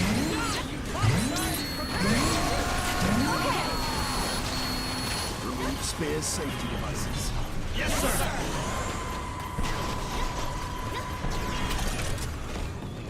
This is fighter bomber DD-202. About to enter the air combat area again. Raise your weapon. Yes, sir. On your marks. Yes, sir. The reaction is close. Affirmative. Fire! Firm distance with the enemy. Go too far. Out of ammo.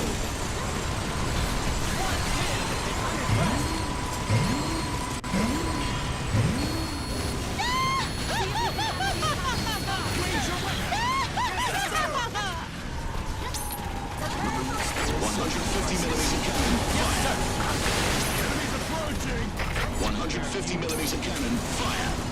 Suppress the enemy. 150mm cannon fire.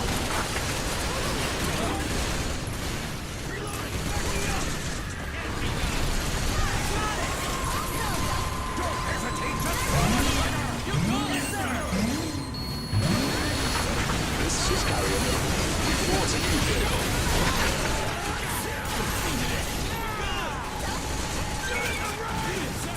Amazing. 150mm cannon fire.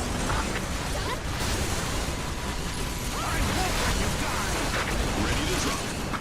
I'll swap my magazines.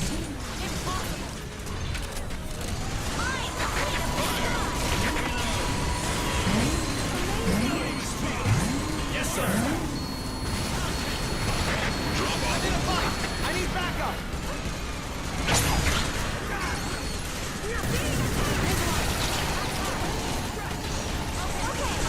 This is Carrier. Rapid complete. Get on the view. Reloading ammo. Take this. Not good enough.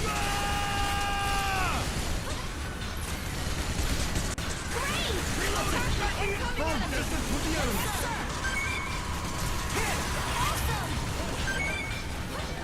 Mark the target. Yes, sir. The enemy's coming. It's all or nothing.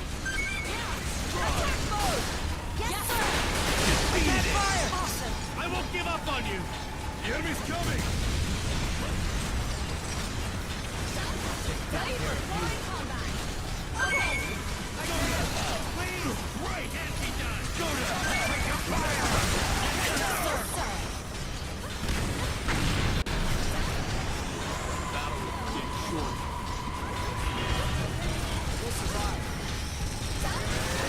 Pull the trigger?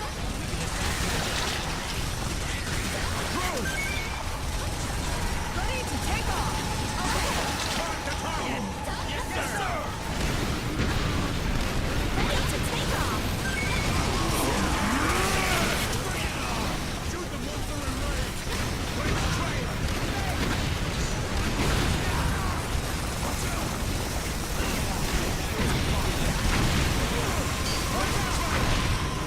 That's right. I'm not invincible. Now's the time.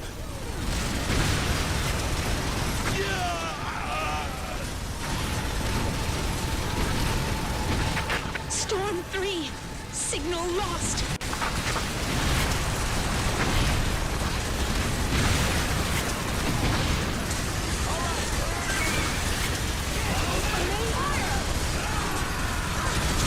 Updated my flight records.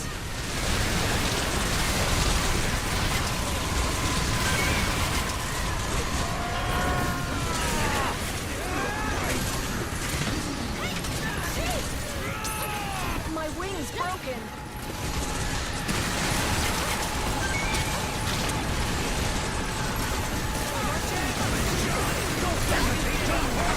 This is Carrier. Report a new vehicle. 202. Target confirmed. Incoming enemy. Yes, sir. 150mm cannon fire.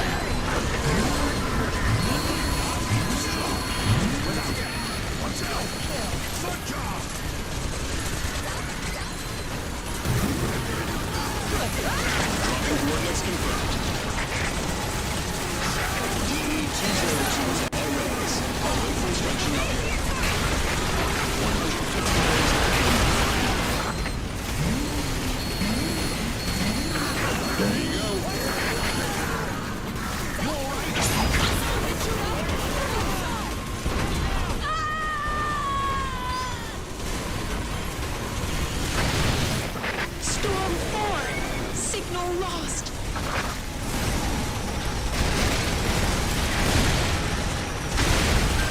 Seems everyone is done for.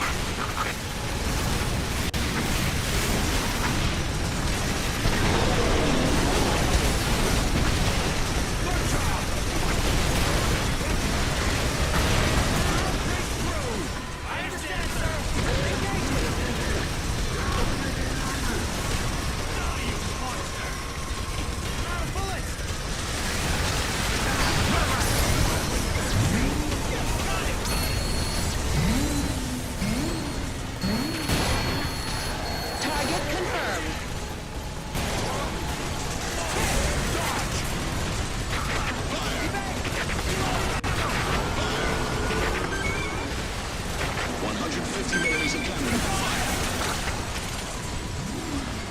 Get burned by the fire of hell and die! Reloading! Back me up for 2 seconds! Affirmative! Reloading! This is DE-202. We're flying to cover the ground units again. Target confirmed. Reloading! Move over the marker. Lock the magazine! Fire!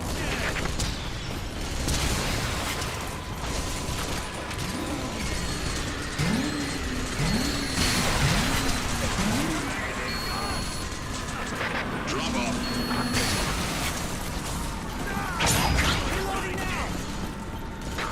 DE-202 to air raiders. I'll wait for instruction up here.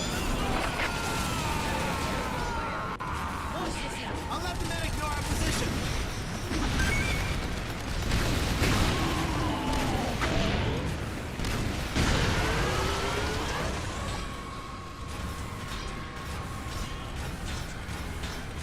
Raise your weapon! Yes, sir! We'll survive. Reloading ammo! Protect the head! Certainly not! You asked for it! That's a hit! I'm impressed! Let's put the enemy some that attack. Shoot! Yes, sir! Finish reloading! Okay! I can't! Please! Leave it to me! Good job! Ready to shoot! Shoot them dead! Yes, sir! That's a hit! Good job! I will survive.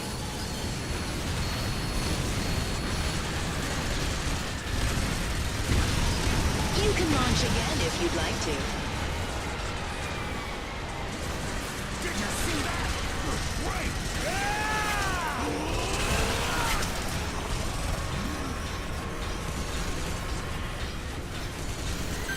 Protect the people! It's our duty! Yes, sir! Enemy ship straight ahead! That ship! That's the one that brought the androids! An evolved ship, huh? We believe it's a carrier for androids. The tide of battle changes with the ship's appearance. That ship is death itself. Androids! Androids are coming!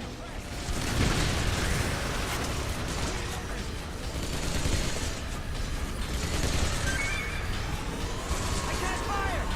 I'll figure something out! Reloading ammo! Don't hesitate, just pull the trigger! Yes, sir!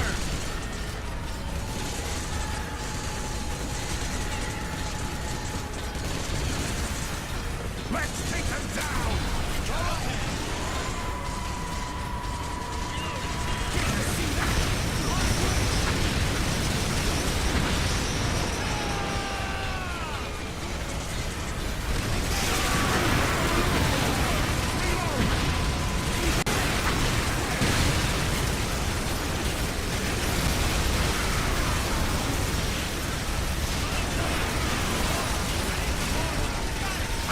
This is Carrier. Arrived on scene.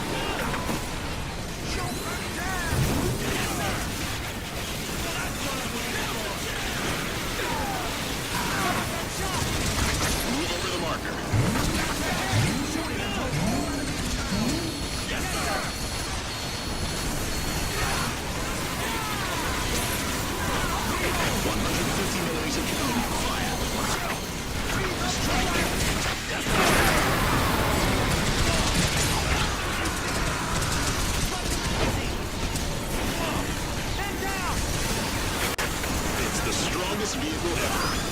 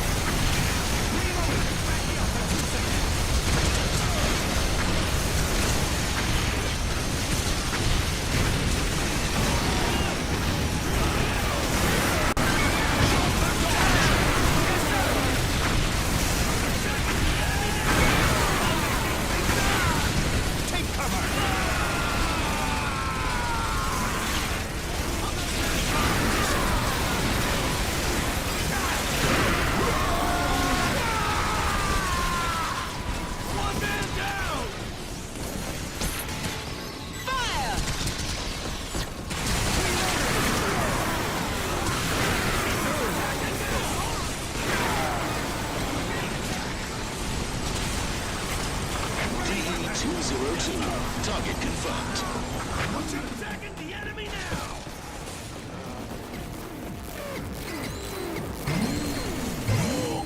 Watch out!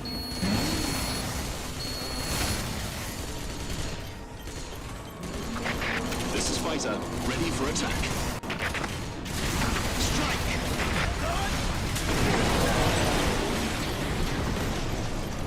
Battle will begin soon. Yes, sir. It's about time. Entering the range. This is DE-202, ready to attack anytime.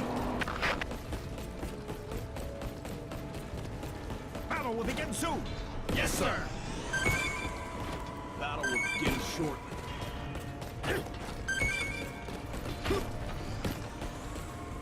Weapons are checked.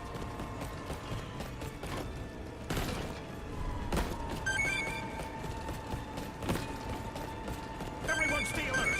Yes, sir.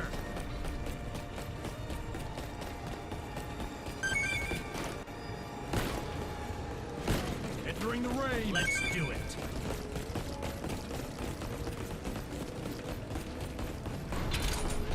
Prepare to engage. Yes, sir. Take this. We'll survive. Looks like a bit too far. 150mm cannon, fire. Lead the left to you. That's impossible. I'll kill you all. Good job. Reload. Reloading ammo. Stay calm. This is Fighter, ready for attack. To the front. Okay. 150mm cannon, fire. 150mm cannon, fire. We'll survive.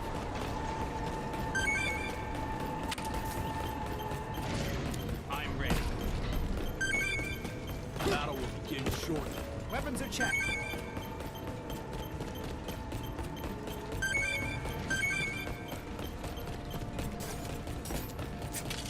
DE-202 to ground units. Please designate attack targets. 150mm cannon, fire. Target confirmed.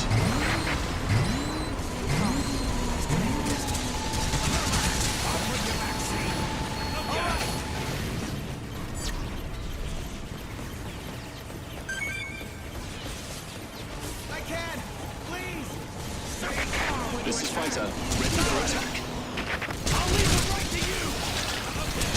150mm cannon, fire.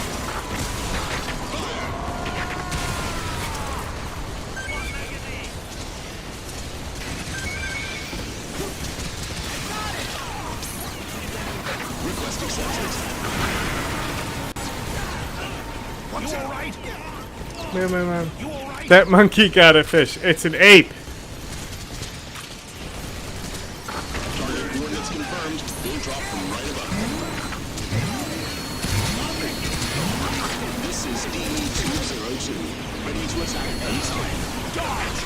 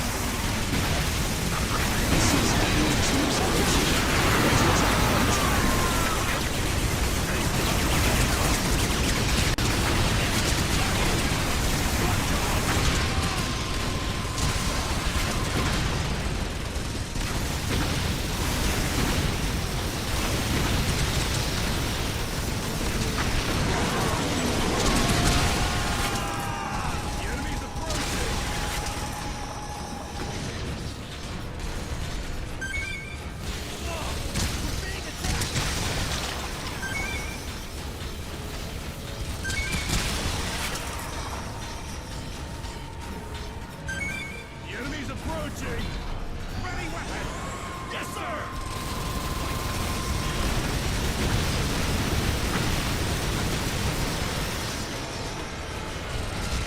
This is Gone One. Gone One. How many of you are operational? Just two. We're ready to engage. Just two. Gone One. Good luck.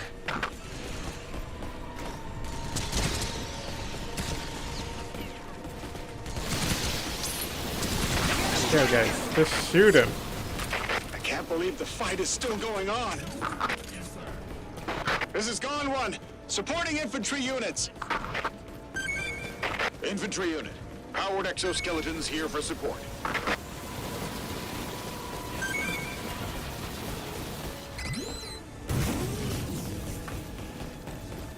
Let's go see those guys.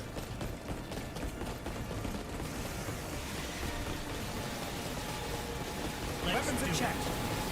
Keep your guard up. Sir, yes, sir. Beam!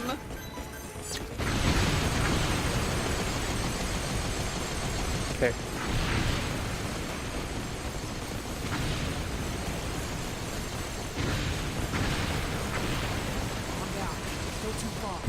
The circuit burned out. Repair it now.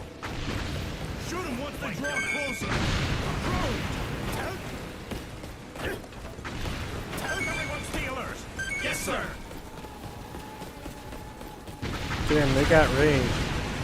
Weapons in check.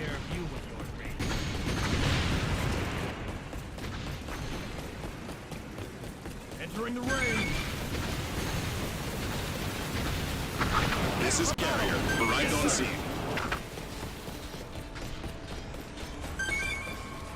Entering the range. Ready to drop. Weapons in check. Everyone stay alert. Yes, sir.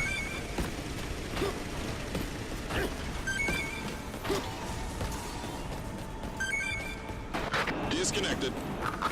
Ready for battle. Prepare for battle. Yes, sir. I will survive. Don't break it too easily.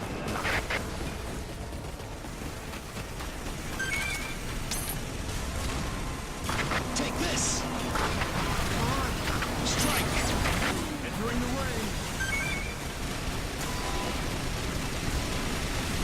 Yo! Yo! Bro! Bro! The fuck is your problem? This is D-202. Flare flags cover the ground units again.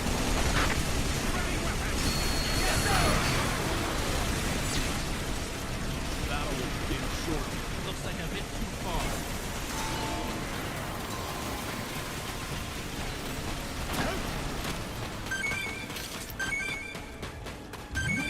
Prepare for battle. Yes, sir. Beam! Ready for battle. About time.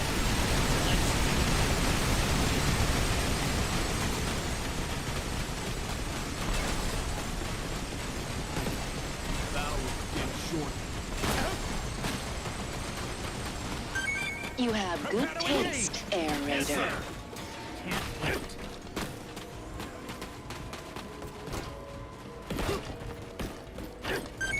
Prepped and ready for battle.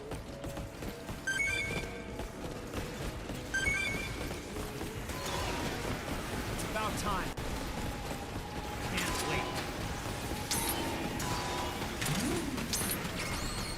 Keep your guard up. Sir, yes, sir.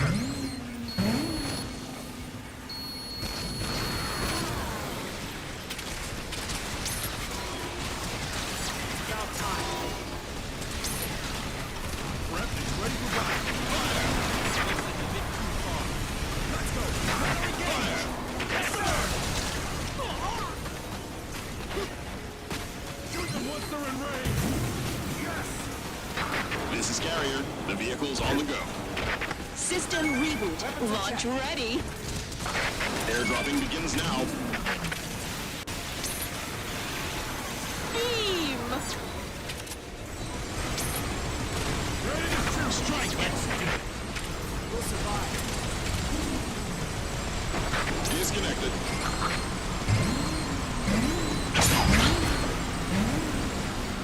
That's me. I'm the one who built this satellite. I am the so-called god.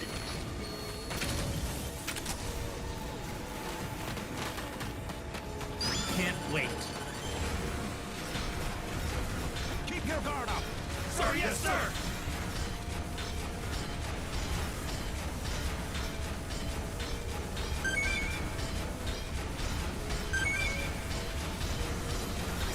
Take good care of you.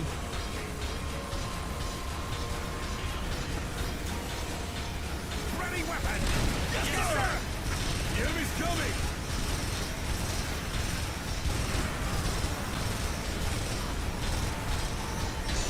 Come on. Let's do it. Prepare to shoot. Yes, sir. Come on. The enemy's coming.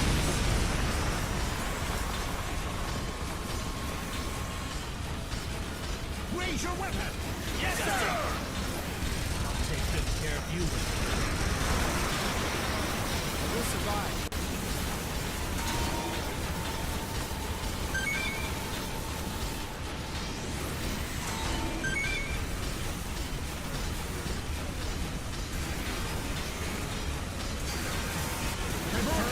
Position with your eyes. Got it.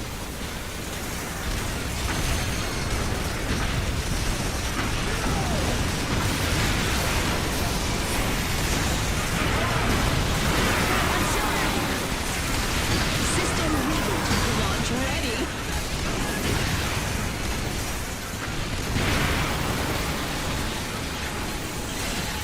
Take this.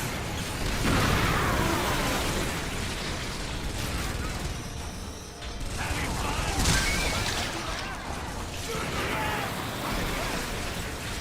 Mark the target. Yes, sir.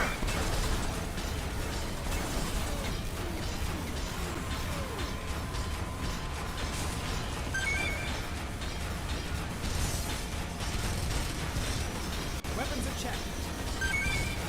Everyone stay alert. Yes, sir. Let's do it.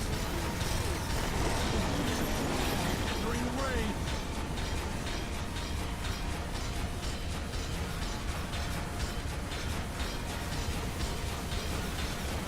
Can't wait. Ready for battle. Battle will begin soon. Yes, sir. I will survive. Battle will begin soon. Yes, sir.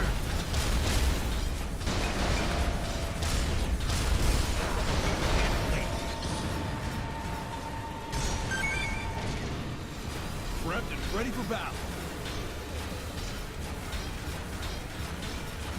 Weapons at check. Keep your guard up.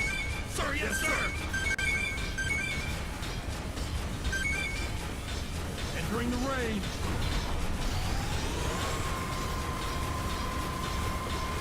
Can't wait. Confirm the enemy's position with your eyes. Got it. Carrier to air raiders, please indicate dropping coordinates of the vehicle. Good job. Leave the left to you.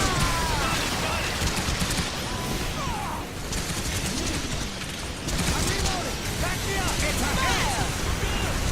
Keep shooting until all enemies down.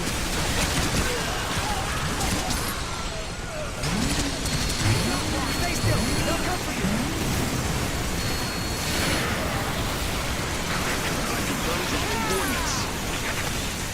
Get out of my way, fucking Marines.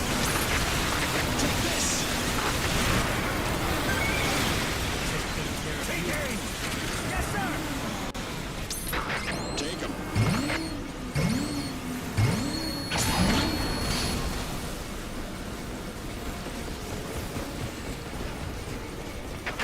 It's the strongest vehicle ever. BJ. It's a hit. I'm impressed. It's got a huge cock. Attack them once they're in the range. Got it. It's a the enemy comes closer, then attack.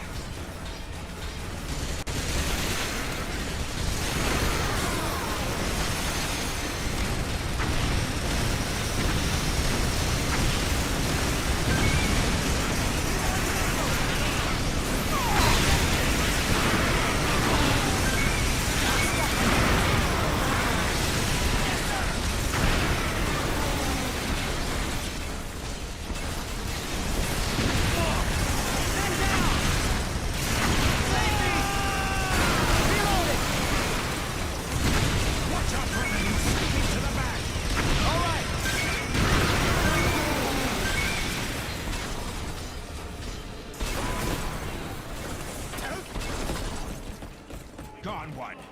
Thanks for the support. We should be thanking you. Glad you could make it. You've shown everyone what we humans are made of.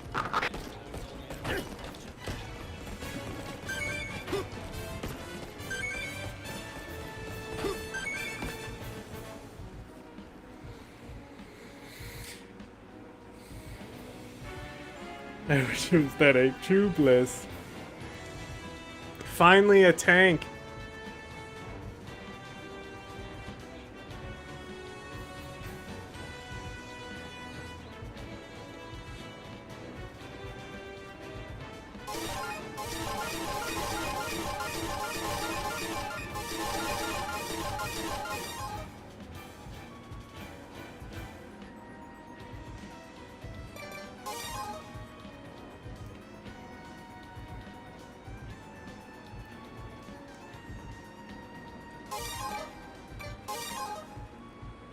No, wait. Oh, I'm so stupid.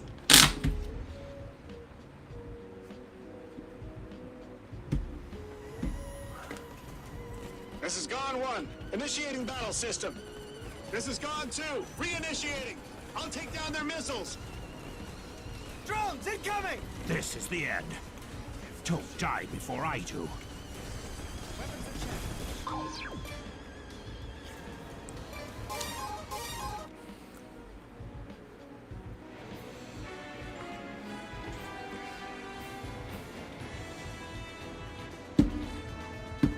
A fish?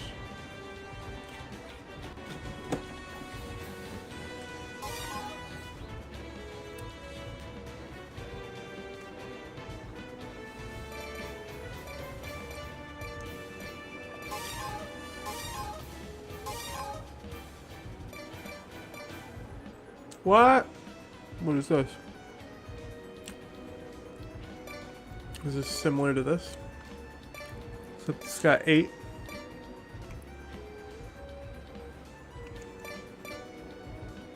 These just little guys? Why would you call the little guys Magnum?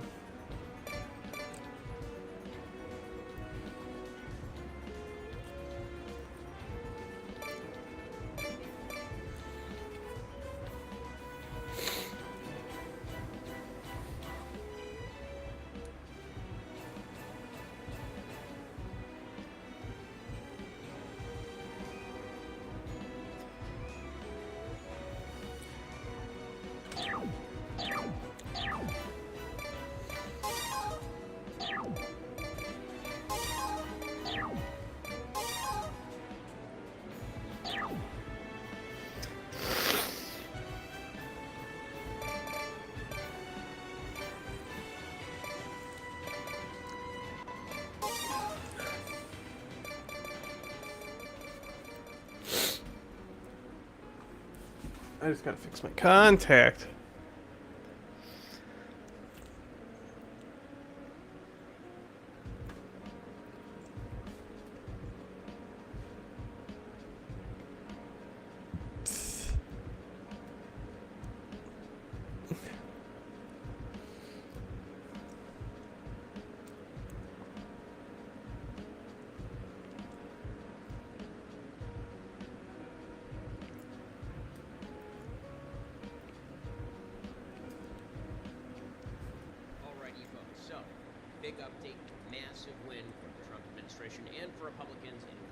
Of course. But not poor people. You're gonna die. Second-term Trump victory, an enormous victory.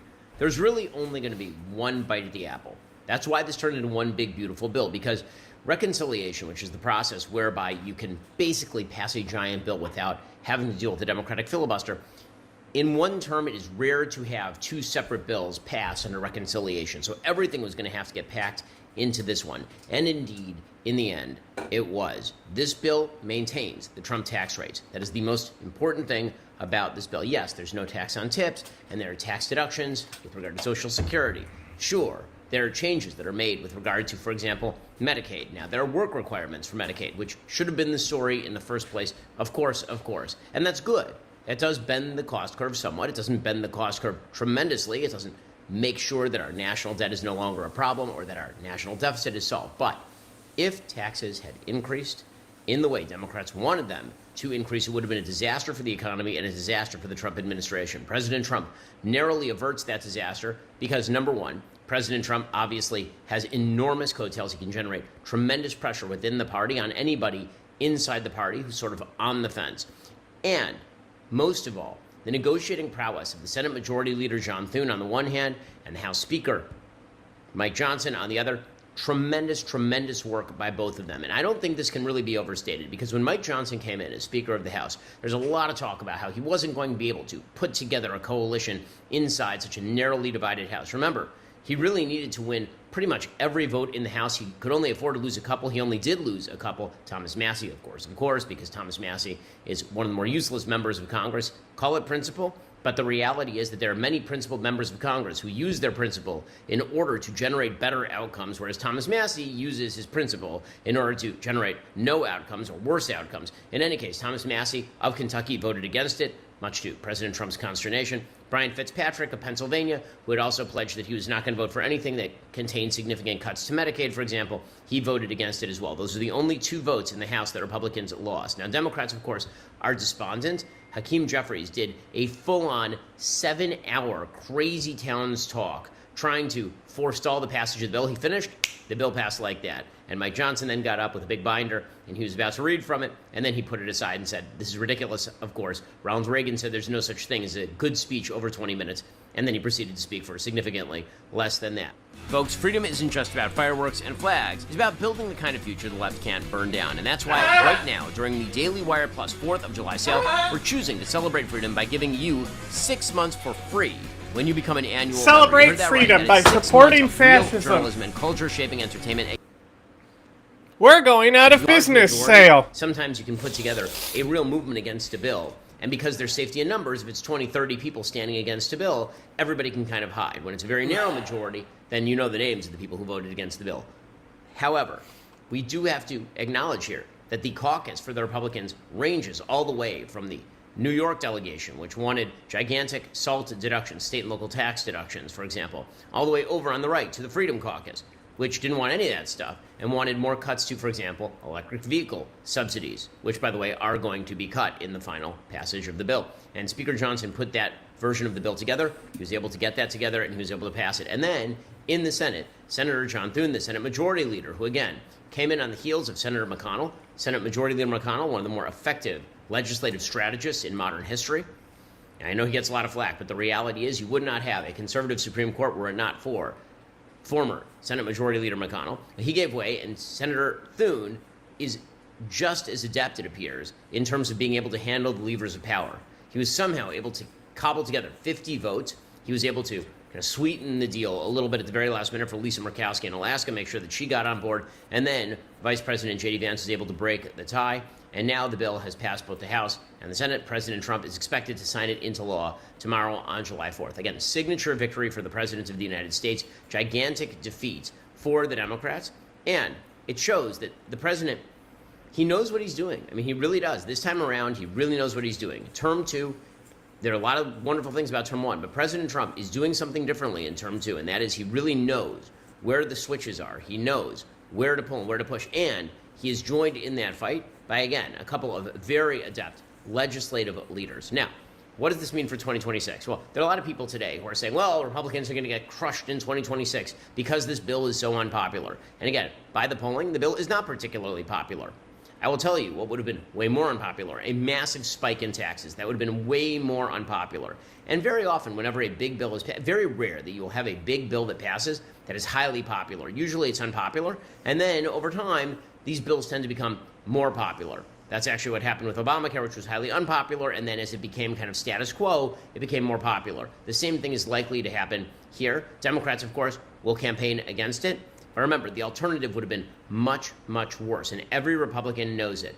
Now, with this in the rearview mirror, with the trade war presumably winding down, because Scott Bessent is going to ensure that we don't end up in a perennial trade war here, then you can expect that Jerome Powell, sometime in the near future, will seriously consider the possibility of lowering those interest rates, which, of course, is exactly what President Trump wants. So again, congratulations to all involved. Congratulations to President Trump, to Speaker Johnson, to Senate Majority Leader Thune. Well done all around. Again, I don't love everything about this bill. This bill has major, major problems, major flaws, but it was this bill or nothing, and this bill is certainly much better than nothing would have been.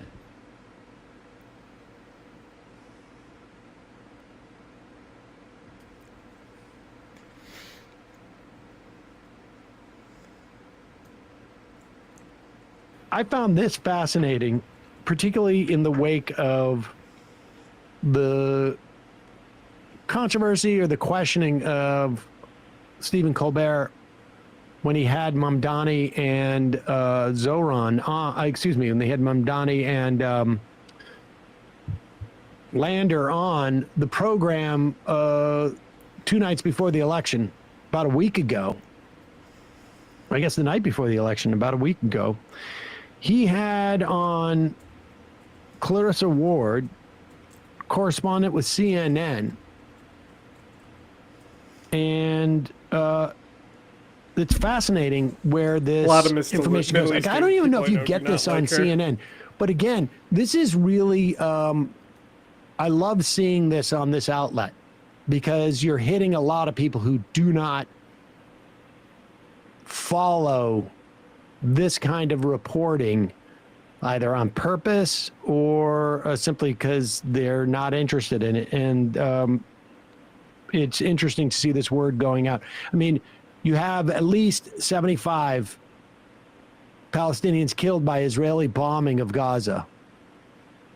The food situation is incredibly dire. Play this clip. Correspondent live via satellite from Jordan, Clarissa Ward. You've done extensive reporting from the Middle East for years. Do you have a sense of how that region now views the United States? Because this is an unprecedented military action by the United States. While we've had tension with Iran for all these years, we've never bombed them. Right.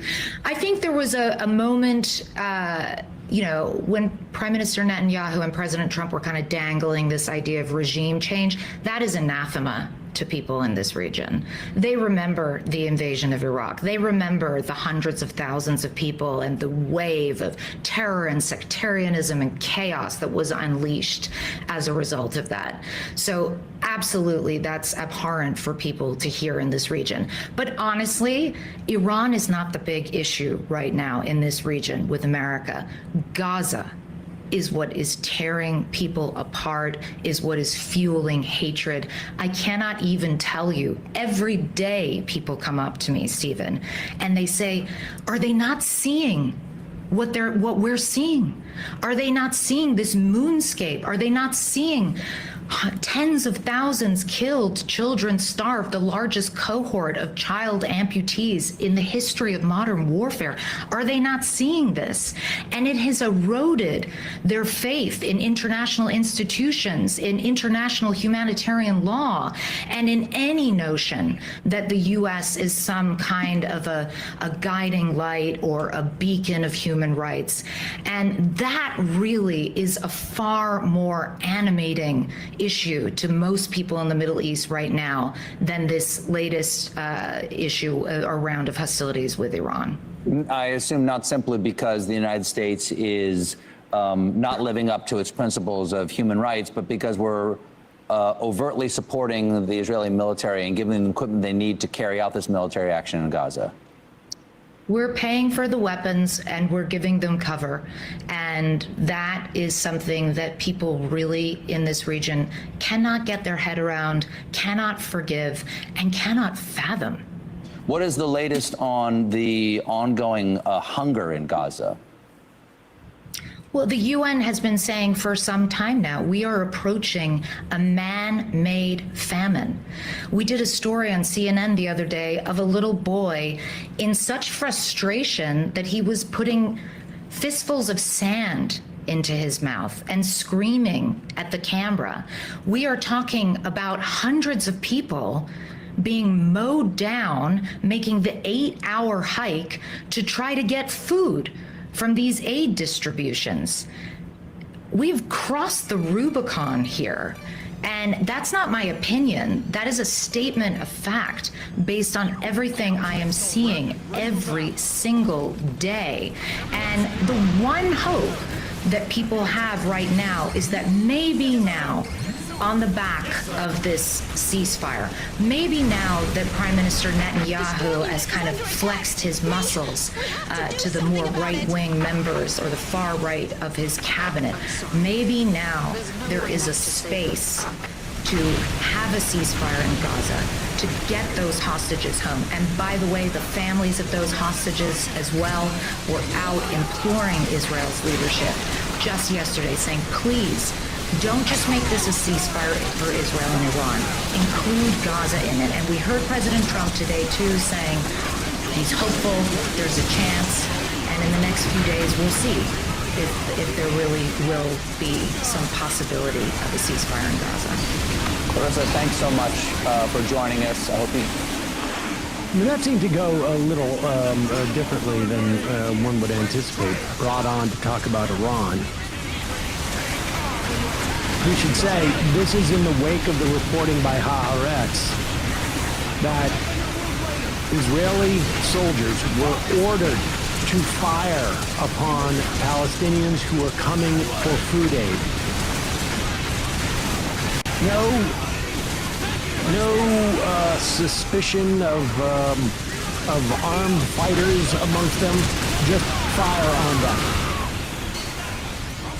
This is coming in the wake of Israeli reporting that they were putting like oxy in the flour or something. I mean, this is just full out-and-out barbarism. It's just, it's disgusting. And one wonders, will we hear Kristen Gillibrand accuse that reporter of anti-Semitism? Will we hear the ADL accuse Colbert and that reporter of anti-Semitism? Will Congressman Dan Goldman accuse them of anti-Semitism? What about Senator Schumer? Where are the accusations of anti-Semitism? I mean, it's insanity. It's insanity. Get to that after the problematic slogans block. Speaking of accusing Mamdani of being a potential danger to Jews in New York City, here is Mamdani responding to Kristen Gillibrand, and we should also say to other conservatives too, folks like Charlie Kirk, I mean, on and on, saying that he was, just the sheer Islamophobia was crazy. I have to ask you, too, about what it's been like for you to process some of the Islamophobic responses that we've seen. I think some would say they're not as surprised by some, like, Representative Ogles saying you should be deported, but others have been a bit surprised by, for example, a New York senator going on a popular radio show and suggesting that you support global jihad. What has that been like for you? And have you had the chance to speak with Senator Gillibrand? I spoke to Senator Gillibrand soon after the victory on Tuesday evening, and the comments that I've heard, especially from Republicans across the country, and even the comments prior during the primary, were comments that were both unsurprising and yet still quite sad, because they showcase what politics has become for so many. It's a language of darkness and a language of exclusion. And what has kept me hopeful through this is that our vision is one where every New Yorker belongs. And there are so many New Yorkers who previously hadn't voted in primaries, who saw themselves now in this politics, saw their struggles in our policies, and took that step to actually cast a ballot. And what excites me is that there are moments where someone will cast a ballot for someone with an exclusionary vision like Donald Trump, and they can still come back to the Democratic Party. And so many of our victories were in neighborhoods that went for Donald Trump in the presidential election. We're talking about College Point or Dyker Heights, so many of the same places we were told that we have now lost voters forever. And instead what we've found is that if you have a relentless focus on an economic agenda and you welcome people back and you turn the political instinct from lecturing to listening, you can still have people come home to the Democratic Party as long as you show them that's a party that will fight for working people, not those that are benefiting off the struggles of working people. We are going to dig into some of your policies. I mean, that is so good, it's nuts. It's crazy. Isn't it? We just want to let you know that we It's will hold nuts. our ground. He makes him look so small. It's unbelievable. Put up that graph of, put up number 9. This is stunning. This graph is crazy. It shows the, you got it? Yeah, 1 second here. This graph shows the age demographic between 2021 primary and the 2025 primary. It really is crazy. If you'll notice here, 18 to 24, the vast majority of those people would not have voted, weren't even eligible to vote. So they're almost all new people. It's basically flipped from 2021, but it is still stunning to see. Seems like some of the so-called prayers have been answered about how to reach some of these folks. The question is, the people like Chuck Schumer and Hakeem Jeffries want to listen to that. Well, Mamdani is the left's Joe Rogan. I mean, I'd rather take a mayor than a podcaster, but okay. Well, maybe what we'll do is just give him a podcast. I mean, those numbers are amazing. I mean, he's an incredible talent. I mean, that's why it was such a surprise on election night, right? Like, the pollsters probably weren't expecting that many 18 to 24-year-olds to turn out. I mean, that is what, we were saying before the election. It's like, you can't really, when you have a campaign like this, you can't assume, and it's a primary, and it's June, I mean, all the things. But of course, the 2021 primary was in June too. And you have a candidate who is looking to mobilize people. Like that's like inherent in their ideology, is the idea that the power emanates from people. When you have a candidate like that, you can't really anticipate what it's hard to model who the electorate is going to be. And people did a bad job of that. I mean, I guess the PPP did okay. I mean, I love those guys, yeah. But, I mean, he's also an amazing politician. Hey, folks, don't forget to hit the subscribe button and check out our daily show. We do it every day at 12 p.m. Eastern for about 2.5 hours. We even take phone calls. You should check that out.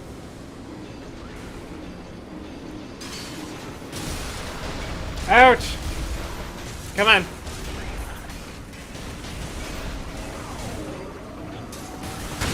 Is this me? It is you. Who's this? Where you come from? Oh, hey. This is Ronald Reagan. Ronald Reagan! Oh, long time no call. Into. Man, show. people be calling. Yep. You guys are crazy busy these days. So We give it a lot of calls. We have, let's see, 33 calls stacked up right now.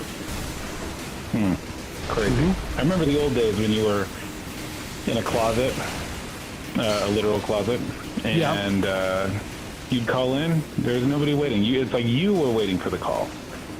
Yeah. And then you just would take any call. Now we don't have to spend a lot of time with bad callers.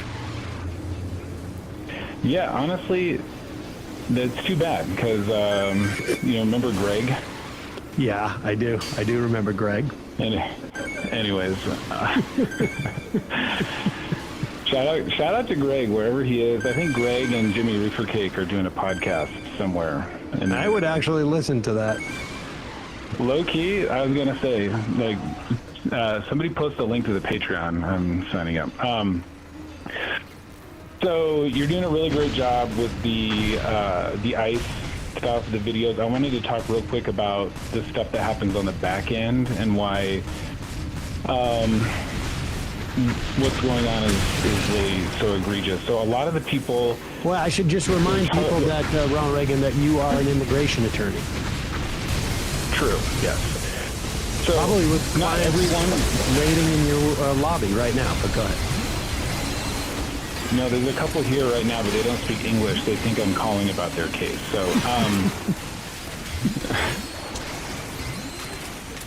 and I'm going to make some typing noises. Hold on just a second. Okay.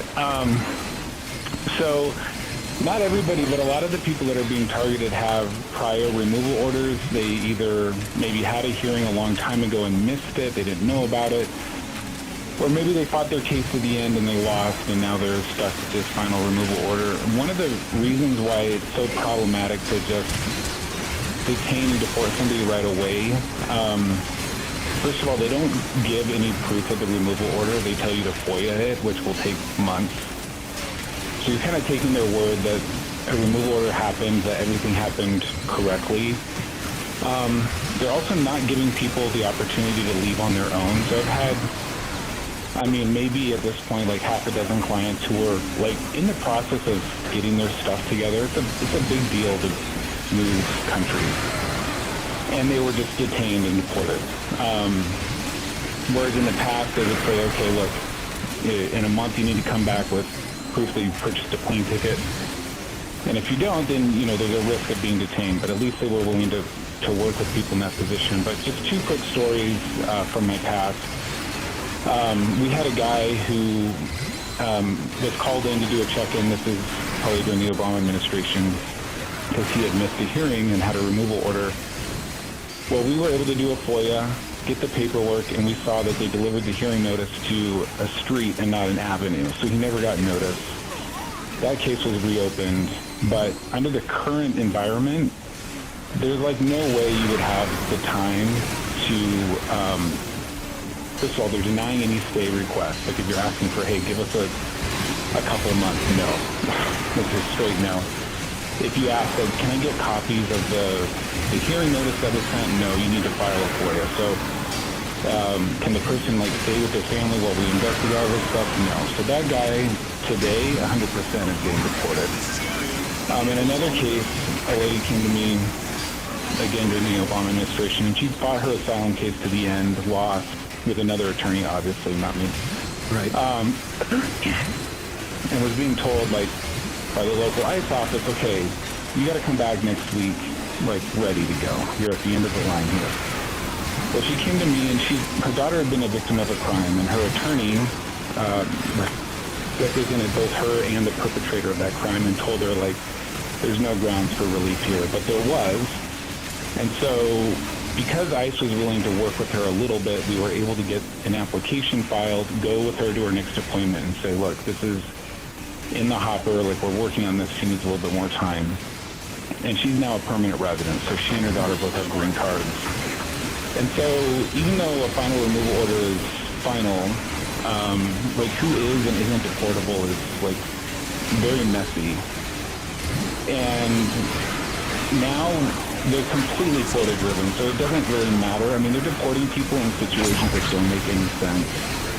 Right. In other words, like they could, someone could decide, like, okay, I'm at the end of the line in terms of my legal recourse. I promise to leave the country within 2 or 3 weeks, so that I can just, say goodbye to people, get everything in order. ICE won't have that because they then lose the credit for deporting you. Right. So we had a family, a big family that lost their case. The final order came down from the Ninth Circuit on like June 3rd, and literally a couple days later they went to check in and they detained and deported one of the adult sons, even though the family was, I mean, they told me, like, we've never had any intention of being here illegally. We know that we lost, and we're in the process of planning our return. And what this did is it rushed the rest of the family to, like, get the fuck out of here. And that wasn't somebody who was ordered removed like 20 years ago. Like, at the time they detained him, the final order came down like 2 or 3 days before. And so, and we have a guy, for example, who sometimes you have a final removal order, but you can still get your green card, but you've got to leave the country to do it. And in order to leave the country to do it, you have to file a series of waivers, and all this is so stupid. But this is the way that it works. And his first waiver was approved, and the second waiver is pending. This guy takes care of his permanent resident parents. He's got a U.S. citizen spouse, children. He's lived here since I was probably like 10. And again, the second waiver is approved, and when that second waiver is it's pending, when it's approved, they schedule him for an interview in Mexico. He leaves the country, goes through his interview, and gets his green card. So they call him in, and I put all this together. I'm emailing it to him. I bring in a physical copy. I explain, like, this is how. Part of the problem is, like, ICE literally doesn't know how the immigration system works, and some of it is ignorance, and some of it is, they don't care. But I guess that's the same thing. Anyways, and they detained and deported him, and it's like, well, he's coming back. Like, now he just has to spend extra time in Mexico. So it's a waste of time all around. And 2 quick PSAs for you and the audience. One, don't trust these guys. I had somebody recently call their father, who's the primary caretaker of his U.S. citizen adult son with Down syndrome, was detained. And the daughter said, the local officer was really nice. He said that instead of, he understood the situation, and because he was sympathetic, instead of sending him to point A, we're going to send him to point B. And it was communicated in a way that made it seem like that was a favor, but like point B is where they get deported from. And I was in the other day, and one of the officers was putting somebody on like an intensive, basically like a super, what do you call it? A surveillance program where they have to track them with phone apps, and you have to send in a picture every week and all this stuff. And they said, well, you're going to be assigned a case manager. And the immigrant said, you mean like a social worker? And the ICE agent said, yeah, kind of like that. It's not fucking anything like that. It's not a social worker. But they're happy to communicate this stuff. They tell people who don't qualify for bond, oh, you know what, I'm sorry I have to do this. This isn't really, it's not my decision. But here, if you sign this, you can get a bond from the judge, and the judge is going to be the one to decide. But there's no fucking judge. And they either don't know that, or they are passing that along to make themselves feel like, I'm not the real bad guy here. There's going to be somebody else further on in the process that is going to make the real tough decision. But the decision's been made, and they made it. So one, don't trust anything they say. Don't sign anything they want you to sign. I mean, unless it's something super basic that you can read and understand and you want to sign it, but like, you should not trust what they're saying. They're lying to people every single day. And then 2, this is maybe like big picture stuff, but we just have to normalize the A word, amnesty. Like, there is no other way out of this other than the strong, robust amnesty, period. And in the past, there's, everybody's been sort of, not everybody, but a lot of people have been trepidatious about using that word because, it's going to trigger the conservatives. But like, this situation where like we vacillate between slightly nicer ICE and then full-on fascist ICE and then back again. Like this system is fucked for immigrants, even when they're being nice. Like the nice version of this is like, well, yeah, you don't get access to Social Security, you don't get access to the social safety net, and you live with the vague threat that this stuff could change at any moment and that your life could be ruined, but like it probably won't be. Like that's the good version of the current system. So I think my hope for you or other people on our side, like if we're going to be playing these clips, even if it's a throwaway at the end, like we need an amnesty for the people who are, you know, not just economic cogs in a machine, but their neighbors, their parents in our schools, their children are in our schools. And what's happening to them is like so fucked up. And it's not going to change if we get just, you know, somebody with a D at the end of their name. We have to have structural change. We have to put pressure on politicians to start talking this way because ultimately they're the lawmakers. Yep. You guys are the ones that let the system stagnate. In some ways it was designed this way, which is even worse. But in other ways it just sort of has sat there. And so I think it's time to start sprinkling that in and letting that marinate. So, when are you going to restart Redirected? Yeah, I need to probably do that. Honestly, like I'm not the primary victim in all this, but when you're an immigration attorney, lots of immigration attorneys charge flat fees. So, you know, for this, we'll do it for this. And it's normal for there to be fires to be put out. Oh, something weird happened, you know, we got to do that. And I'm really bad at like upcharging or charging more. It's got to be crazy right now. My whole job is putting out fires. They're recalendaring all these old cases that were closed as a matter of discretion under like Obama. So like we have this huge family that came to me when I first started practicing in like 2012. And I think there was like 15 or 16 of them. And they were, there was a disbarred attorney who filed asylum applications for all of them, promising like you're going to get your green card. And what that does is you get a work permit temporarily, but then they deny the asylum application and put you in removal proceedings. So they came to me, sorry, this is rambling, this is the last story.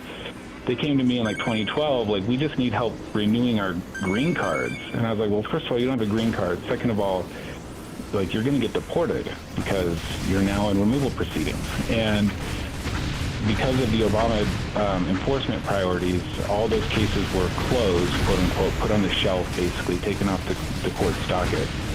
And immigration, the ICE attorneys have now moved to recalendar all those cases, plus, you know, dozens more. In one day, the Seattle Immigration Court received 700 motions to recalendar.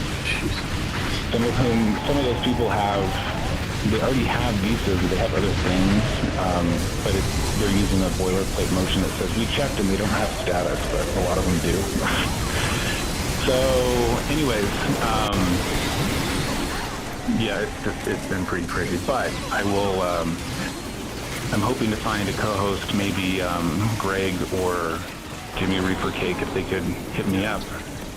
I think we could tag team it and great things could happen. So. Well, people are bringing up Chris Lapaco in the Chris Lapaco in the the chat. There's a name from way back. Yep. Yeah. Well, hang in there. Right, thank you. Hang in there. No, take care.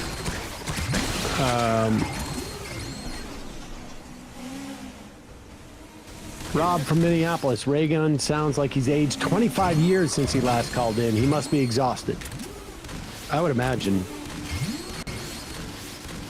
His job has gotten much more difficult as of late. Hey folks, don't forget to hit the subscribe button and check out our daily show. We do it every day at 12 p.m. Eastern for about 2.5 hours. We even take phone calls. You should check that out. When it hits the ground.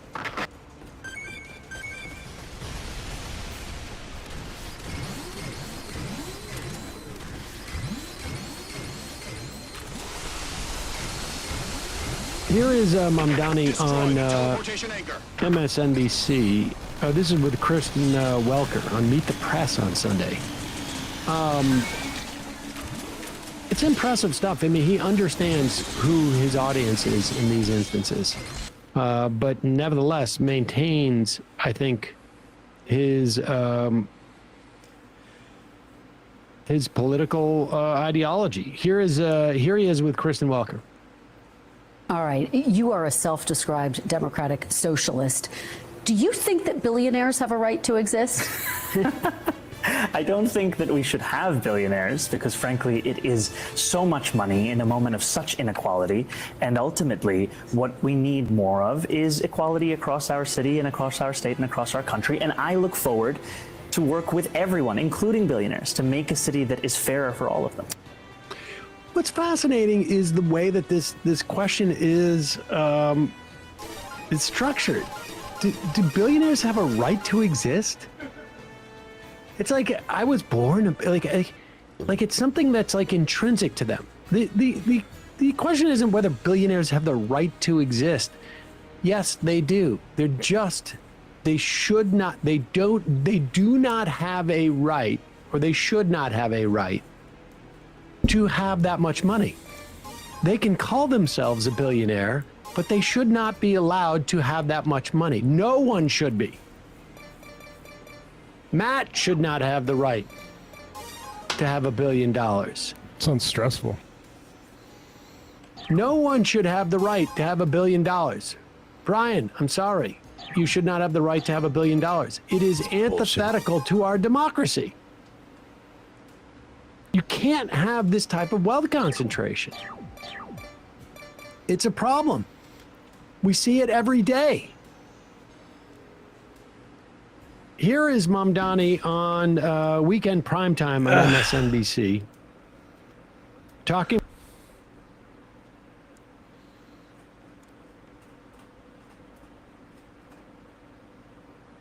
Which one went first, Elon or Trump? I don't know. I think it was Elon, right? This is number 9. Oh, yeah. Yeah, Elon attacked the bill first, I think. Okay, here is Elon on, this is on Twitter. Can you believe that we are now in this position where we're seeing like these two guys have their own social media sites where they put these messages out? We are so effed as a country and maybe a world, but this is where we are. Here's Elon Musk threatening to primary everyone who campaigned to reduce government spending, which incidentally is every single Republican always pretend like they're going to do this. Every member of Congress who campaigned on reducing government spending and then immediately voted for the biggest debt increase in history should hang their head in shame.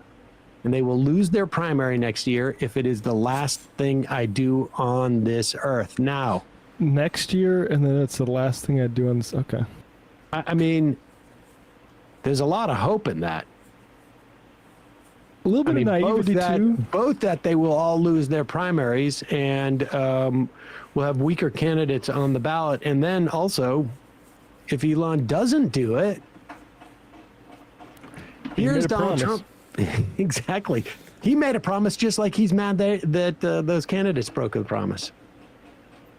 Here is Donald Trump's response on his social media site. Elon Musk knew long before he so strongly, capital E, endorsed me for president. Here it is. Yeah, go ahead. Yeah, sorry. Endorsed me for president that I was strongly against the EV mandate. It is ridiculous and was always a major part of my campaign. Electric cars are fine, but not everyone should be forced to own one. Elon may get more subsidy than any human being in history. Well, I mean, yeah, by far, and without subsidies, Elon will probably have to close up shop and head back home to South Africa. No more rocket launches, satellites, or electric car production, and our country would save a fortune. Perhaps we should have Doge take a good hard look at this. Big money to be saved. Oh my God. And here is Trump this morning. I mean, at one point, he's like sort of implying that maybe we deport Elon Musk. I knew it was going to get here. Let's play this. We got a lot of hostages back, so we're going to talk about the hostages.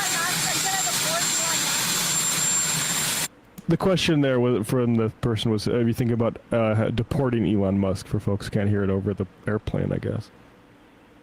I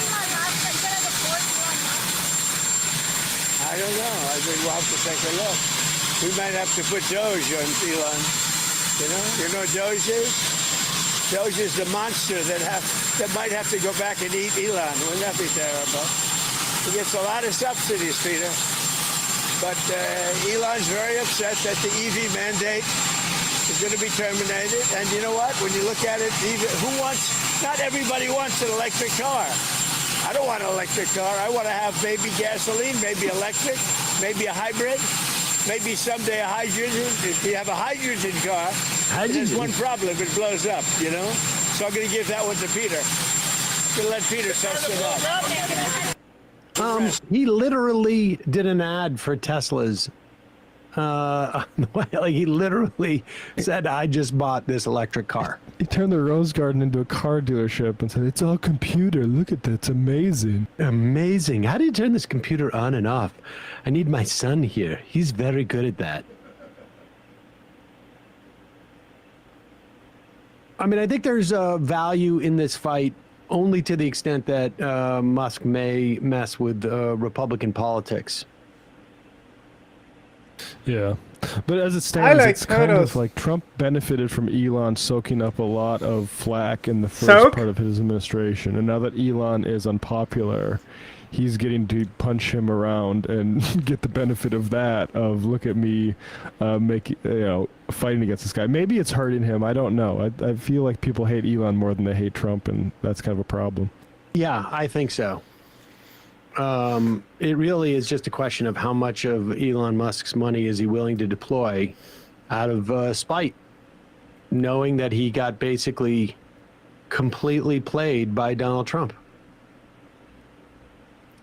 The genius Rocket Man was surprised that Republicans were insincere about the budget and were mainly just concerned with cutting taxes. I guess, if a genius like that didn't know what to expect, what hope is there for the rest of us? I know it. Hey, folks, don't forget to hit the subscribe button and check out our daily show. We do it every day at 12 p.m. Eastern. Play it, Tim.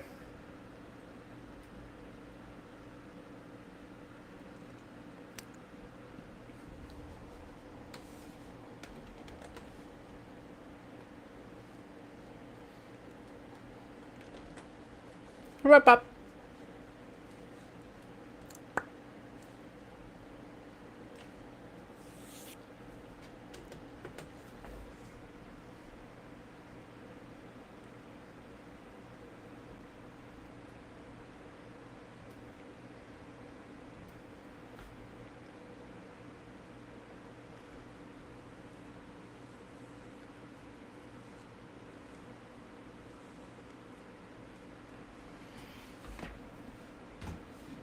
I'm Donald.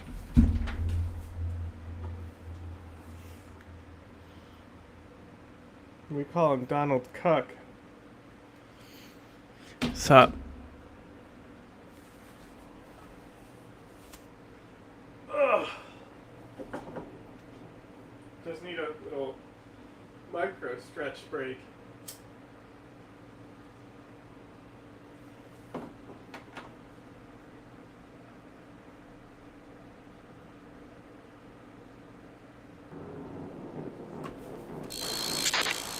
All right, more news in the with regard to the country ending. DOJ announces plans to prioritize cases to revoke citizenship. I'm in danger. Let's go. Which Americans are we stripping of their citizenship? Not white ones, I hope. Also, I don't have any other countries I can be a citizen of right now. Well, I mean, I guess I could if I fought for it, but not, like, immediately. Department leadership is directing its attorneys to prioritize denaturalization in cases involving naturalized citizens. Okay. Don't worry, folks. Don't worry, folks. It's only naturalized citizens. What crimes for naturalized citizens? Being Zoran Mamdani. Okay, at least we know what they're going for. On June 13th, a judge ordered the revocation of the citizenship of Elliot Duke, who uses they-them pronouns. Thank you, NPR. Okay. Duke is an American military veteran, originally from the UK, who was convicted for distributing child sexual abuse material. That's not good. Something they later admitted they were doing prior to becoming a U.S. citizen. That's not good. So that's why they put the they-them pronouns in the article. Yeah. Don't worry, nobody reads NPR. As for the due process concerns, Von Spakovsky from the Heritage Foundation, that's great, thank you, said nothing... Dr. Strangelove ass name. Nothing prevents that alien from hiring their own lawyer to represent them. They are not entitled to have the government, and thus the American taxpayer, pay for their lawyer. This is not a due process violation because all immigration proceedings are civil matters, and no individual, including American citizens, are entitled to government-furnished lawyers in any type of civil matter, he said. So basically, in any criminal matter, the government will provide you a lawyer at its expense, but for anything immigration-related, because it's civil, you have to provide your own lawyer, and if you can't afford one, they just hit you with a hammer until you die. It's pretty cool. According to this new memo, the DOJ is expanding its criteria of which crimes put individuals at risk of losing their citizenship. National security violations, criticizing Israel, committing acts of fraud against individuals of the government, just acts of fraud, like any act of fraud, anything at all, like Paycheck Protection Program loan fraud or Medicaid and Medicare fraud. Cool. Cool, cool. Yeah, it genuinely seems like the American experiment is over. We're going to become a citizenship by blood country. Okay, like calm down. it seems like they're really going through with this. I don't know if the Democrats are even going to fight it because they don't have, well, they suck, obviously. They don't But they care. don't have any, like, real ideological weight in on it. Like, their support of naturalization and you know, birthright citizenship is more based on inertia than any ideological investment in the value of that. Yeah, they're anti-immigrant whenever it's convenient for them too. That might be that, man. That's crazy. We were literally like, we with regard to this kind of policy, we're the center of the world. You know, in terms of birthright citizenship, the idea that, you know, like, no matter where in the world you're from, you can come here and you can be an American. That's a distinctly American concept. We were the centers of it. It's us, and now it's not us anymore. That's crazy. The Statue of Liberty needs to go. Unironically, dude, like, the Republicans don't like it. So Duke, the they-them pedophile, is now effectively stateless because they lack both UK and US citizenship. Well, I have to say, it doesn't really play well to the strengths of this article to make the person who's in a very sympathetic position be an extremely unsympathetic person, you know? Like, if this was a person who had committed Medicaid fraud, which, by the way, like, the greatest act of Medicaid fraud in history was done by a person who's a sitting Republican congressman. So the idea that this is actually like a meaningful Say the line for them is a no-go, right? Like, you're just choosing targets. Rick Scott, thank you, blank to the name. Yeah, Hassan You Piker, cared about famous Medicaid fraud. fraudster. You know, if this was a person who had, like, you know, they fraud, whatever, and then they got denaturalized, then they were stateless. Dude, if you're stateless, you're by the way. Like, if genuinely, if you are stateless, that is it. This is the problem with nation states. The existence of a nation state demands other nation states to consolidate their own borders. You can't have a non-nation state I shouldn't say nation state, I should say just statehood. You can't have a non-state territory in a world full of states because other states will just gobble you up, you know? The jurisdictional boundaries have to be settled. They have to be determined. Now If my you're lower back stateless, be your hurting. ass is... You're f***ed. Wait, yeah, what do you do then? I don't know. Guess you die? Yeah, basically. Nation states are different from ethno states, right? They're in similar ballpark, but, you know, kind of varies. There aren't really that many nation states. Israel would love to be one. Kind of. There was a guy who lived at an airport for 10 years because his citizenship was revoked. Mm-hmm. That's cool. There are currently about 200,000 stateless individuals on It's deferred action or questionable, pending though. cases in the USA. That's cool. There's a movie on that with Tom Hanks. Yeah, I don't believe I've seen it, but if a few more people in chat mention that the movie exists, the information might just beam its way into my head. Really nuts. Huh. I don't know. It's a scary time, you know? It's a scary time. In a practical sense, I don't really know what the point of this is. You've got criminals, it's a bludgeon, you know? I really don't think it's meant to achieve any... When denaturalization was weaponized during the McCarthy era, you know, it wasn't really about solving a problem. It was about striking fear into the hearts of communist infiltrators, you know, whatever. People who entered the United States who were sympathetic to the Soviet Union. The idea was, like, to let them know they were on notice. I don't know. Nice entry. Didn't expect it to be Chinese. Good luck with that. You have any idea how few permanent residencies China grants to foreigners? What's the point of becoming a citizen? Well, you know, you get to vote. There are some benefits. Mostly, the point of being a citizen is to have a country in your camp. It means that you become that country's responsibility. When you're abroad, even, you can use their embassies. It gives you a like kind of blanket protection under that state. It affords you certain privileges. Does Trump want Mamdani deported? She doesn't say no. Oh, I'm sure. Yeah, give me the clip. Give me the clip. Peter. Thank you, Caroline. Does President Trump want Zoran Mamdani deported? I haven't heard him say that. I haven't heard him call for that. But certainly he does not want this individual to be elected. I was just speaking to him about it and his radical policies that will completely crush New York City, which is obviously a city that the president holds near and dear to his heart. There's this Congressman, Andy Ogles. He wants the Attorney General Bondi to explore denaturalization proceedings because he thinks Mamdani could have misrepresented or concealed material support for terrorism based on rap lyrics he wrote in 2017. Does President Trump think this is a worthwhile use of the Attorney General's time? Well, I'll let the president speak to that. I have not seen those claims, but surely if they are true, it's something that should be investigated. And this is pretty much a non-response. You wouldn't expect any different of a response from her. This doesn't really signal anything. Obviously, they're always going to be coy about it, though, because they want the, like, they want the fear. You know, they always want the fear. Coy? Coy! Why would I say goy? That doesn't even make any sense. Offline.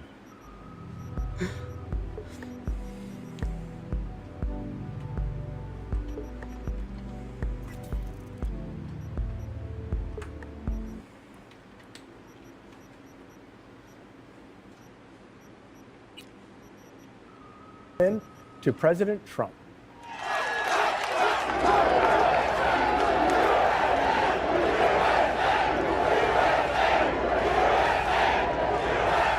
What a crowd.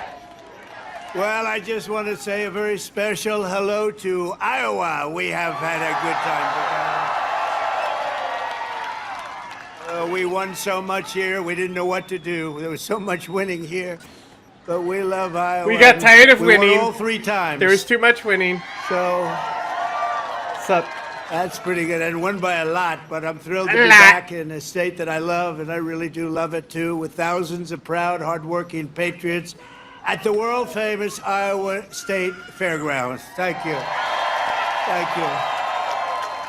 Awful lot of honkies. 18 months ago, the people of Iowa braved sub-zero temperatures. You remember that night? Oh, that was cold. It was cold, but we were warm inside because we won by a landslide to turn out the first in the nation caucuses, and you delivered 98 out of 99 counties. And then I woke up and did more. What the hell county didn't? What's the name of that county? Let's get them out of here. 98 out of 99, that's not bad, Susie, I guess, right? We'll take that. But for President of the United States, Donald J. Trump, thank you very much, everybody. Then in November, we won Iowa by a landslide, 13 points, and it was the single largest presidential victory in your state's history. That's not bad. And now we're back where it all started to celebrate 5 months of incredible success for our nation and wish the Iowans and all Americans a very happy 4th of July. It's an honor to be with you. It's an honor. You know, a lot of people wanted us. When you're president, they want you. And if you're not president, they don't want you so much. But they really wanted us. And I said, nope, I'm going to Iowa because I promised I would go to Iowa. Sorry. I said, no way. There could be no better birth. Sam Cedar, Emma Vigeland on the Majority Report, joining us now, Comptroller of New York City and mayoral candidate Brad Lander. And Brad, before the break, I had said that you were facing charges because of what took place yesterday. Explain to us this? what the status is. I think a lot of people have seen, certainly on this There's gotta program, be we a played it, re-upload, right? the footage of ICE agents essentially Live wrestling streamed you on June and 18th.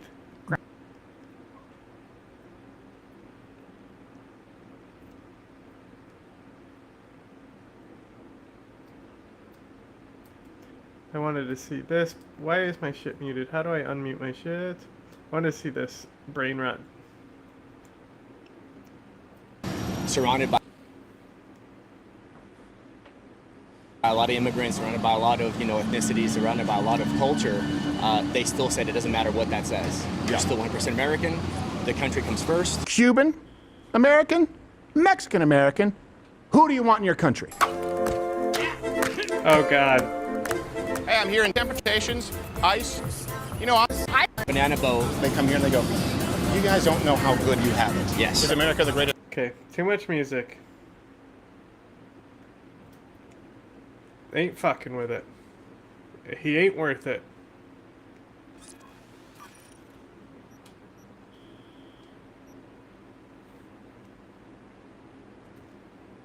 Go to this one.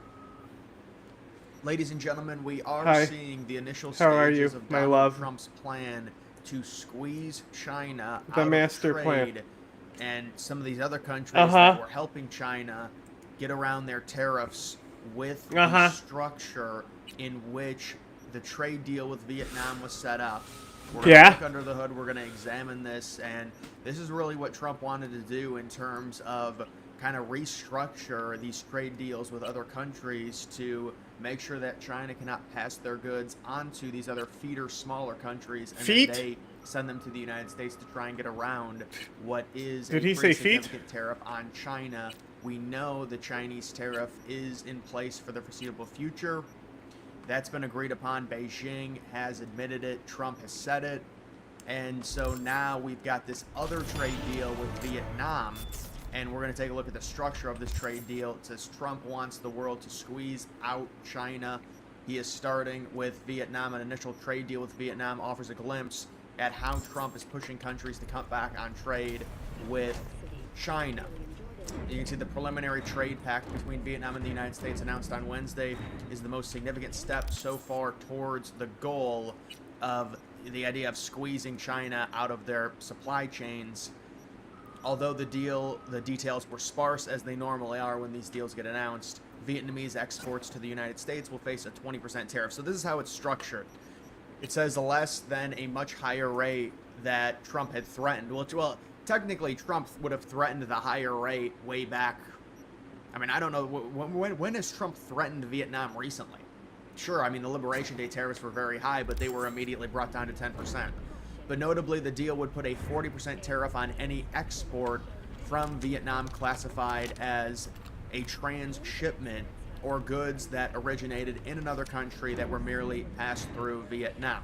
So that's where they would ding China if China tries to circumvent their tariffs that the United States has imposed onto them for the foreseeable future. They could try and pass it through Indonesia. They could try and pass it through Vietnam, some of these other Pacific states. And what Trump is doing, it's just a 20% tariff on Vietnam. And by the way, the Vietnamese have said, that's not too bad. We're not upset with that. And that's why the deals come out, at least the preliminary agreement has been that the United States is going to have 0% tariff. We're going to have full control of their, or at least full openness of their market.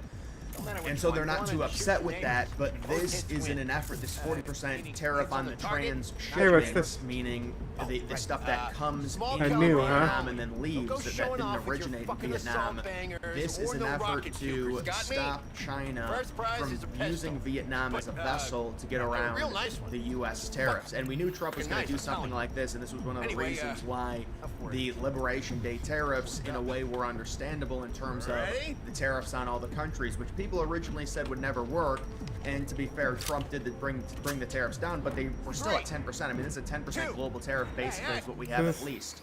Now, things are being worked out. We're changing it, just like with Vietnam. It's up to 20% with China originally because it turned into a trade war where we would hit them with a big tariff. They responded, then we'd responded. It got up to 145%. Now it's back down, I believe, to around 50%. on China in terms of the tariffs. With Vietnam, it's at 20%, but in terms of the exports from Vietnam that are classified as goods that originated from another country like China that just passed through Vietnam, they're going to get dinged with a 40% tariff. You know, make the targets Chinese products extremely unattractive when it comes to Vietnam because they're going to be hit with a 40% tariff, and for China it makes no sense for them to do it because of the massive tariffs on that. The penalty aims at China, which has used Vietnam and neighboring countries to circumvent American tariffs on its goods, and it could become a feature of U.S. trade deals in other Southeast Asian governments as they try to avert sky-high tariffs that take effect on Wednesday. So Wednesday. What is that? Yes, whoa, Wednesday what would does be the that have 9th, an I arrow believe. for? Yeah, today's the Thursday. It's the 3rd. So Wednesday is the 9th. Wednesday is the official deadline. We remember the Liberation Day tariffs, and then about 9 days after no, it doesn't have the it. Liberation Day tariffs, Trump said it's a 90-day period. I'm bringing all the tariffs down to 10% global rate outside of China and outside of Mexico and Canada. Those are separate. But with most of these countries, especially the countries we're going to be talking about, there is the deadline, and Trump certainly is threatening a much higher tariff once that's over. Now, whether or not that'll go into effect, we'll have to see. You would have to think at this point Trump does have some significant leverage, especially Do I over shoot the their smaller targets countries, too? Vietnam being one of them. And while this trade deal does look, you would assume, very good for the United States because we would have the leverage over Vietnam. If you're Vietnam, 20% tariff, that's not too bad considering the tariff that you're going to face. And in a lot of these countries' cases, it's just better to take the deal than get into some type of tariff war with the #1 superpower. So a lot of these countries are going to be forced to take deals. Looking like Japan, they may not take a deal. Trump has this negotiating tactic where he's very rigid, and he's come out and said, well, we're not going to do a deal with Japan because they won't buy our rice, and we'll see if that ends up happening. How do I know my There score? will be a deal in the 11th hour right before the July 9th cutoff. Maybe the 90-day period will be Suck my dick. We've seen Trump do that. Like I'm the best. in February, early March, he did that with both Mexico and Canada when they did things that he deemed acceptable to Yeah, extend doofuses. the initial pause I'm on the tariffs, best. but we will see with some of these other countries. And what What we're is this? seeing is as these deals are being renegotiated, the tariffs in some cases are going back up. The one Ooh. with Vietnam, it goes from 10% to 20%. With the transshipment goods coming in through Vietnam, it's at 40%. Something You're wrong? not going to allow China to send their goods to Vietnam and then Vietnam trade with the United States. That's not how it works. Because then you just allow China to use Should other try avenues, not and that's one of the calling reasons potential why buyers the bushmeat. global tariffs and the renegotiation of all these trade deals was necessary because of the way they were circumventing the tariffs that Don't they know got how to hit with. shoot? That- Don't do it! Take care. Wow, Jack's in this game.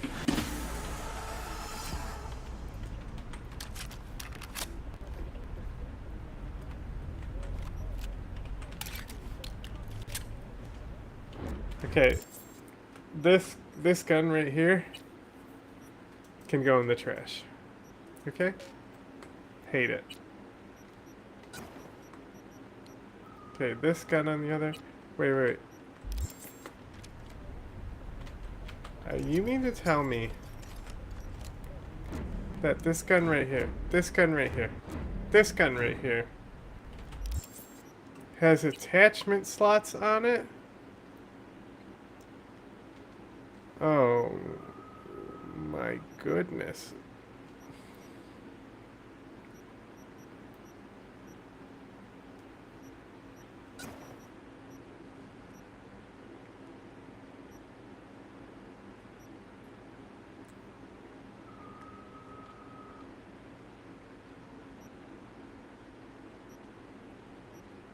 Okay, obviously we're gonna put that one there. Wait, can we put two in here? That's wild. I didn't want to do that though, and they're permanent. Right? Oh well. I hope they stack. I just wanted to see if I should have maybe experimented with something else. Oh well. Shit happens, you know, dog? What's up, dog? Why is this toddler awake at 12 a.m.? I want a Kermit. Maybe they had bad dream.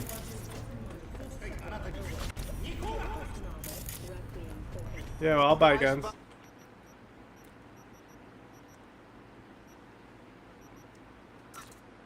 Get this shit out of my inventory.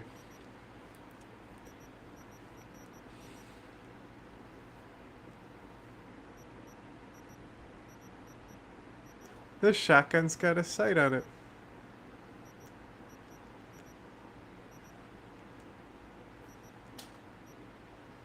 What is this? More lower spread?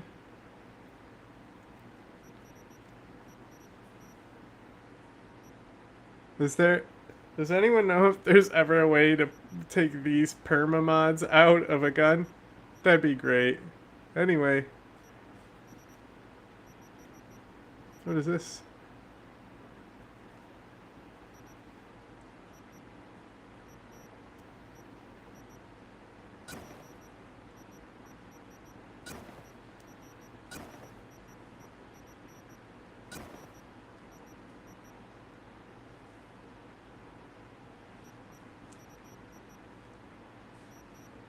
What are these little ribbon things? Shotguns. A happy new gun owner, I hope.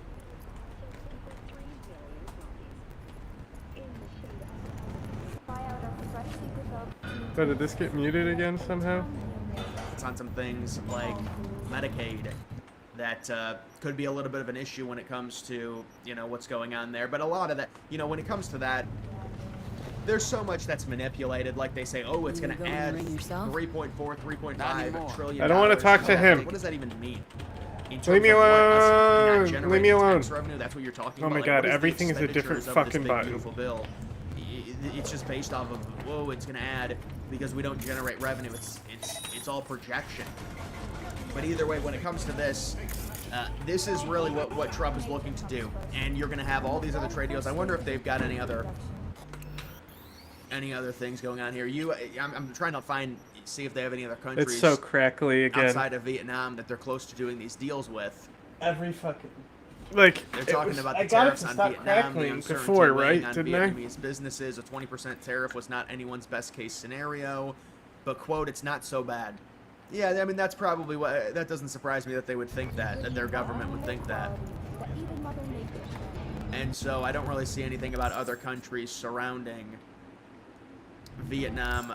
Thailand, Trump has threatened 36% tariffs. The government has estimated that its actions to closely scrutinize exports for transshipment could reduce its exports to the United States by 15 Why did billion. I open this? Why did I open That's this? equivalent Sound. to 1/3 of Thailand's trade surplus with Washington last year.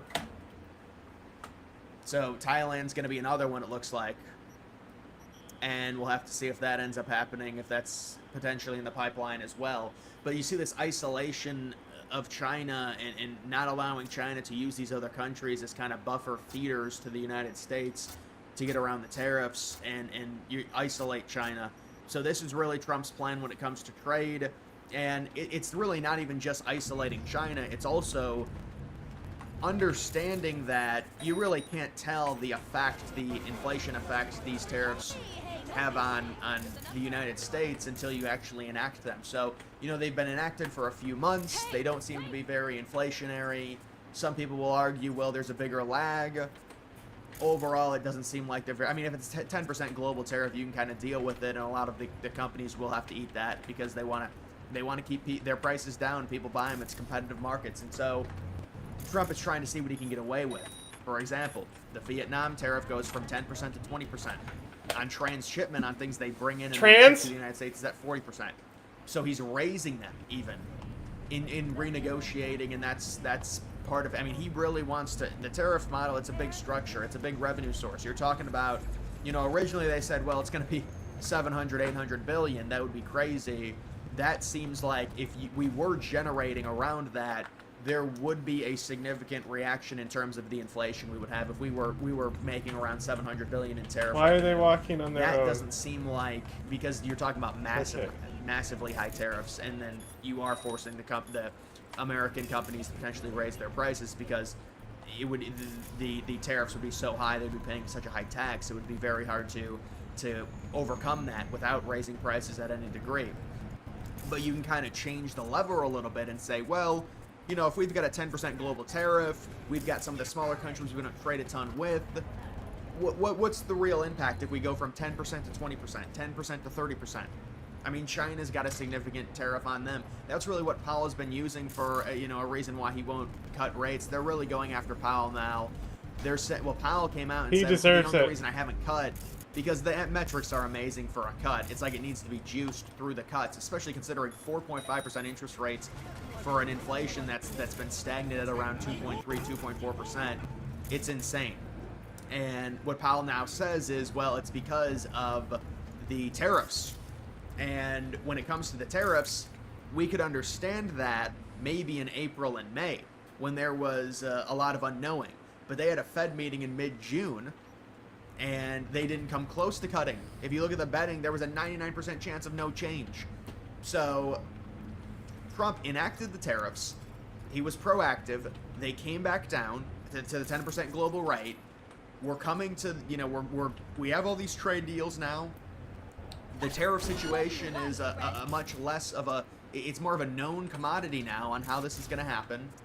And he still won't cut, and he's still blaming the tariffs. So, you know, at this point, it's just, and I guess maybe he's waiting for the deals to actually come down, but it's blatantly obvious the cuts need to happen, and even he knows it. That's why he's saying, well, the cuts would happen without the tariffs. Well, the tariffs have been in place for months now. They haven't caused inflation.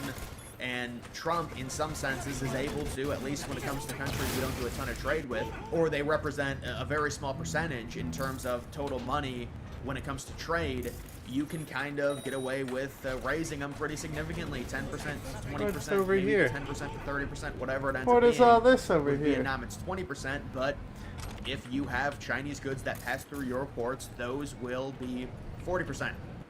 And so you're trying to make it to where China can't really use other countries, and this was kind of the structure, and this is why things had to be renegotiated with all these countries. And in a sense, you could argue the Liberation Day tariffs were necessary, if only for renegotiation. And you could say, well, we wanted these deals to happen sooner. It really doesn't matter whether they happen on June 4th or July 9th.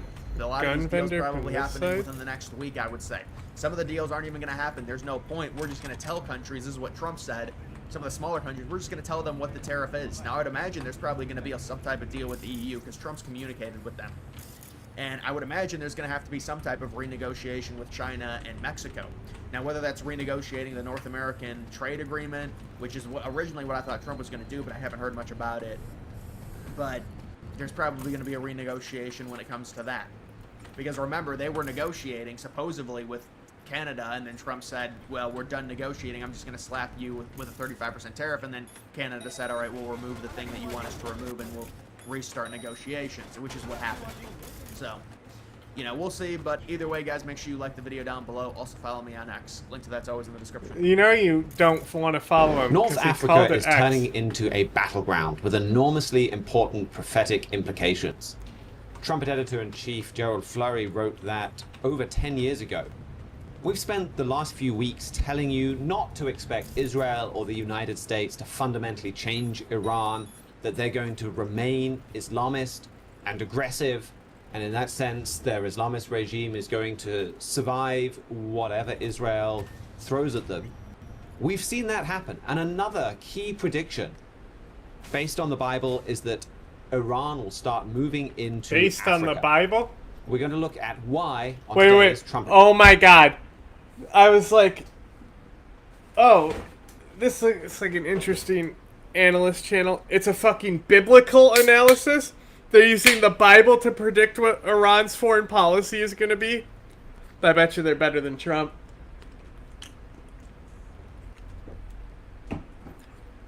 That's fucking ridiculous. That's so funny.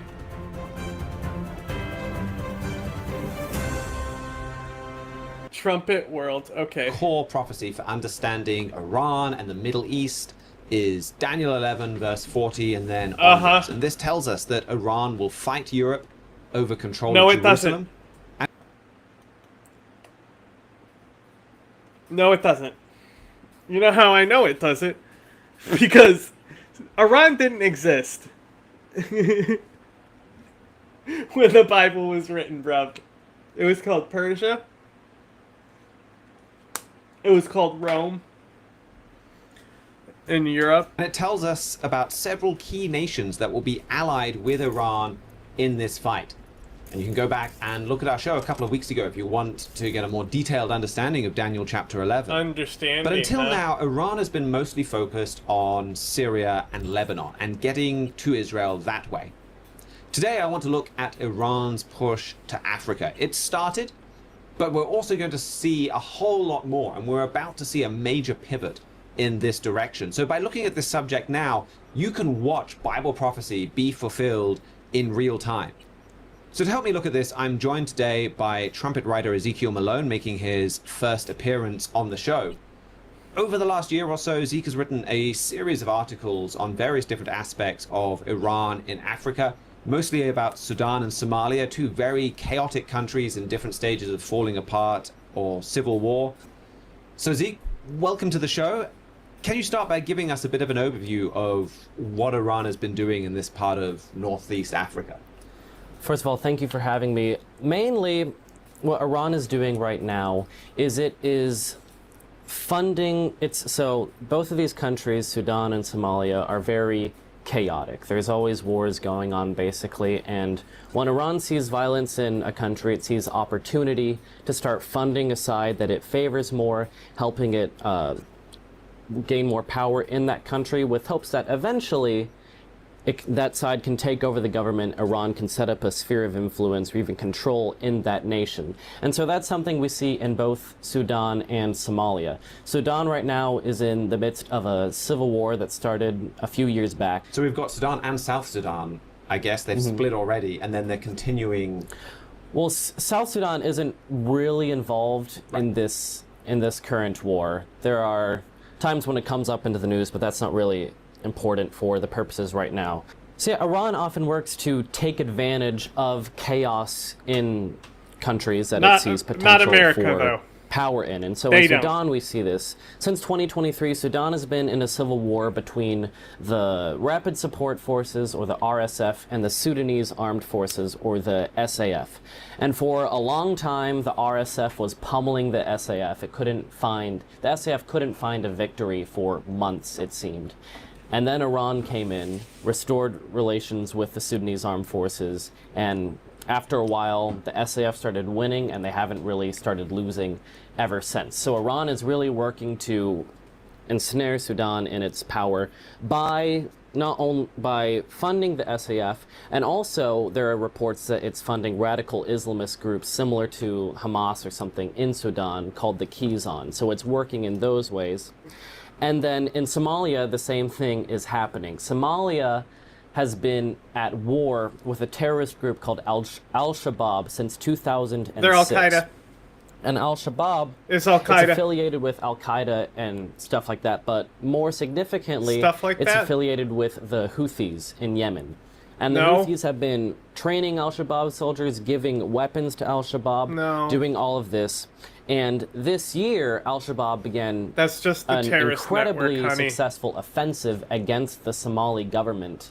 And so through the Houthis, it seems Iran is able to take advantage of this situation.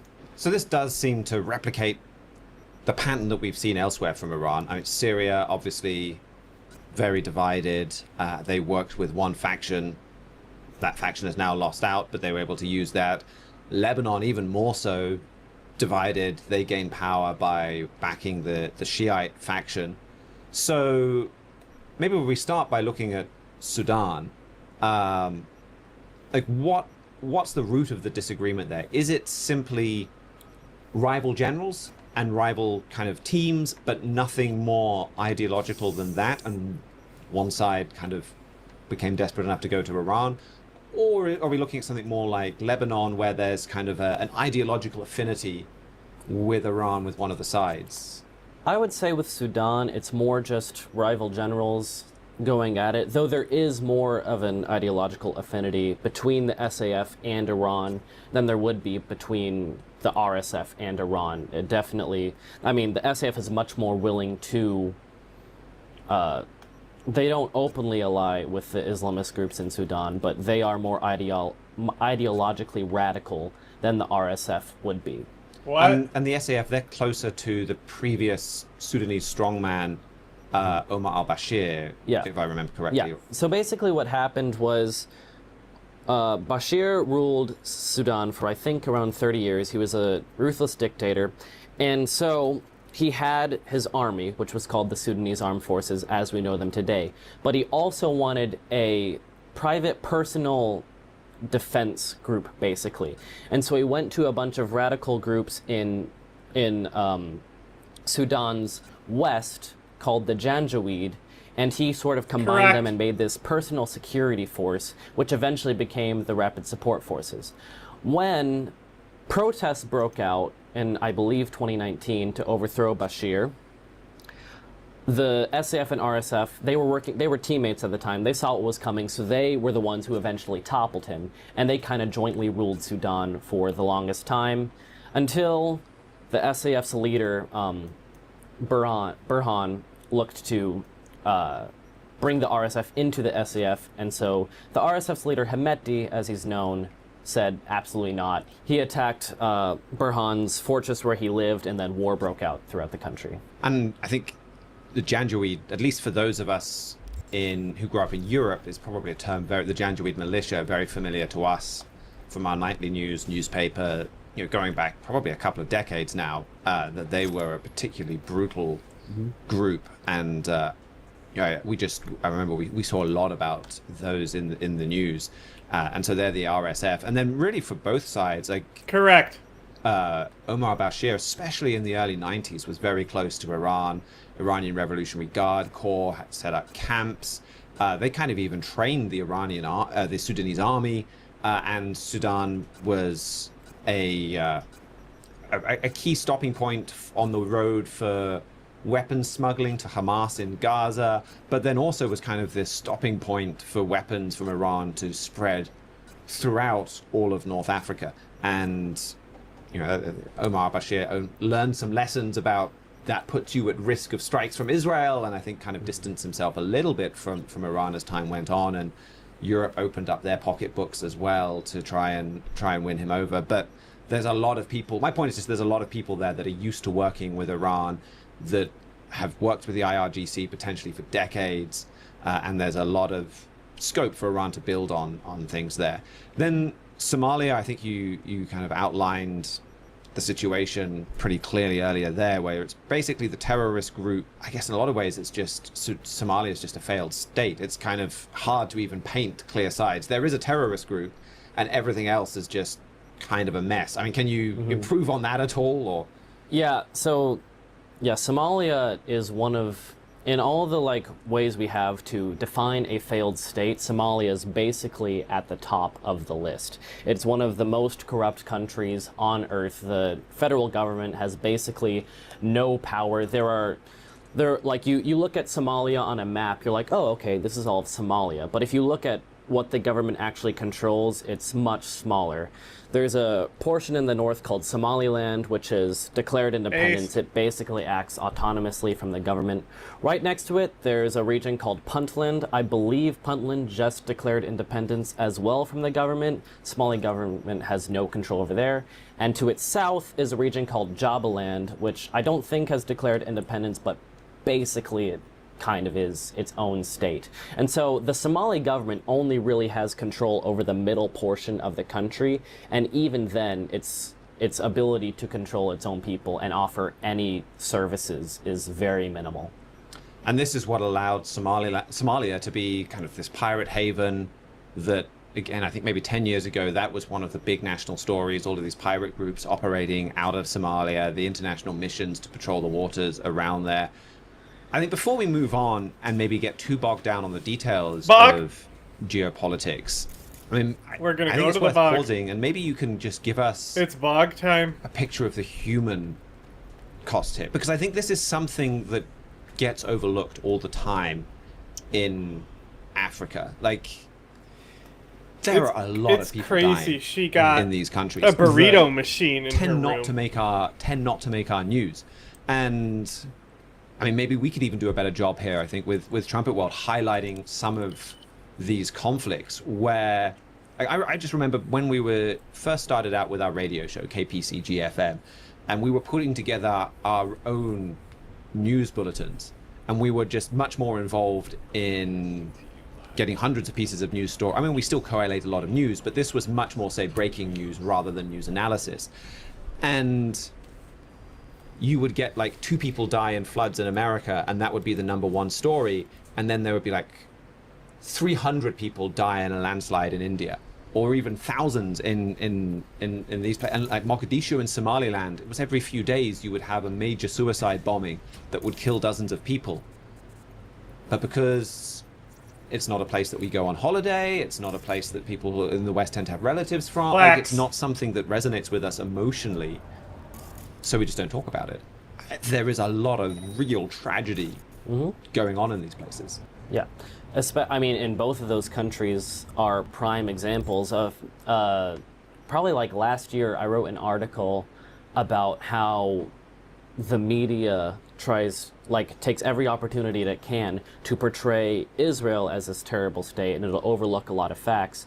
Basically, for the introduction, I just started saying, like, there's war in the Middle East, these are the numbers of this war, basically. And it sounded like if you were listening to... If I call Mama Wells, is that how I get my car? Is that why it's taken so long to repair it? What is the lock for the car, you know? Also, this game is way too crackly.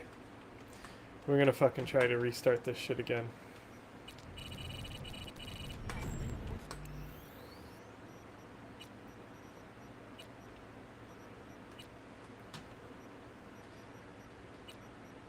And if it continues being crackly, I might do something else, like take a nap. But we'll see. Anyway, go ahead, Twink. Most outlets, it was talking about Israel and Palestine, but I was actually talking about Sudan, which Sudan has had, I believe, like many more people displaced, many more people killed, and yet how often do you hear, I don't have the exact numbers off the top of my head, but how often do you hear about all those people dying in Sudan or in Somalia? Whereas Israel, which is basically a next door neighbor to Sudan, you hear about those numbers all of the time.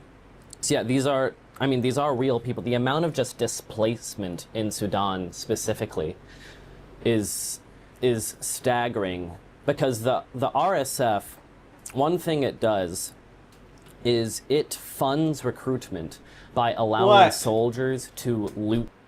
What do you want? Email the professor right back? I was pretty confident he would when I found him on stream. Okay. Yeah, I figured he would. You can take it. Okay, so when you come back, I'll show you some of his stuff. But he actually a video that was recommended was a clip of his, and I got 6 minutes in and I was already emailing him. But he's a professor in Africana Studies. And so I was like, I figured it would be very interesting, especially because when you're Australian, you don't have like any of the same like race exposure that we do in America. You know, even Europe does it to a degree. Like, there's not the fucking chattel slavery history, you know? You do have your own genocide with the Aboriginals, but... And it's been something, you know, like, we have Black Redguard, but, like, I've been looking for good fucking black voices to bring on. So... But he's a fucking professor. He has media training. He has his own channel. And he seems to understand information warfare, even if he doesn't know what it's called. Because that's what he did a video on, pointing out shit. How you can see. Also, did you know you can search keywords on the YouTube channels now? Like, if you go into somebody's YouTube channel, there is a keyword search now inside the channel. Yeah, it will be an LTEC.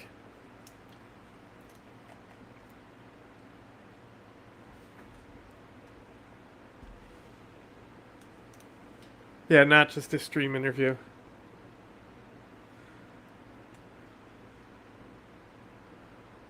I sent him, as a sample interview, I sent him Black Redguard. Because when I went to his Twitter, I saw that Black Redguard was a mutual follower. And I said, I bet they know each other. So I sent him Black Redguard's first. See, here's a sample interview. I think you might know this guy.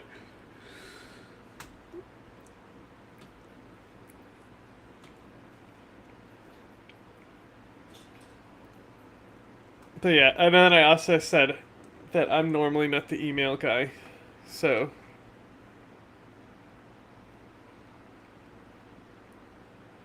Anyway, these guys we're watching right here, some I'm shocked because they're not bad on the analysis, but it opened with them saying how the Bible said that Iran is going to go into Africa. And then they had a decent analysis from there on out. Anything that they take. And it's made them extremely hated. Actually, a few days ago, Hamedi came out in a public address and said, we have to stop this because the Sudanese people hate us and they're never going to accept our rule. But you have that. For the longest time, you basically had, so the capital of Sudan is Khartoum. And for most of this war, it was kind of split in half, essentially, between the RSF control and the SAF control. And though probably the Berlin split isn't like a super fair analogy, it is kind of a way to think about it. Like in the RSF controlled areas, everyone was miserable. They would just like, it was awful all the time, lost awful. The SAF side wasn't much better, but it was still preferable to the people. So when the SAF like liberated the entire city, there were like shouts for joy throughout, not just the city, but everywhere, just like these people are no longer suffering. And in Somalia, the same things happen. Basically, Al-Shabaab has done a great job conquering territory this year and essentially surrounding Mogadishu, the capital. The problem with that is that they would love to storm Mogadishu and take over the government, but they don't have the strength to have a full frontal assault right now. They would spend too many resources and probably lose, well, not only lose the attack, but probably lose territory as a result of that. And so right now, they're just kind of waiting, cutting Mogadishu off, and they're just upping or increasing the amount of terrorist attacks in the city. They're just trying to sow as much chaos as possible. And some are speculating, they're hoping that there'll be like a stir in the city, an uprising, just chaos that they can then take advantage of, where normally they wouldn't have the strength to go in, but because there are all these terrorist attacks constantly, the people get there's so much unrest there, they do something, and then they can take advantage of that and conquer Somalia. And a lot of those tactics have a lot of collateral damage. And that's, I was just looking up a few statistics there, and and another part of the reason I think we don't hear as much about it is you have to be a very brave journalist to go to Khartoum or Mogadishu, whereas, you can be much less brave to go to Tel Aviv. And so you just don't get people there. But also, because of that, then it's actually quite hard to give accurate numbers. So this is from February 2025, so earlier this year, and they were trying to guesstimate how many people have been killed in the fighting with Sudan, and the numbers they came up with range from anywhere from 20,000 to 150,000. Like, that's a pretty huge range. So very hard to calculate. I mean, when you look at Somalia, the number of deaths. Okay, anyway, how do I get my car? Who's this guy?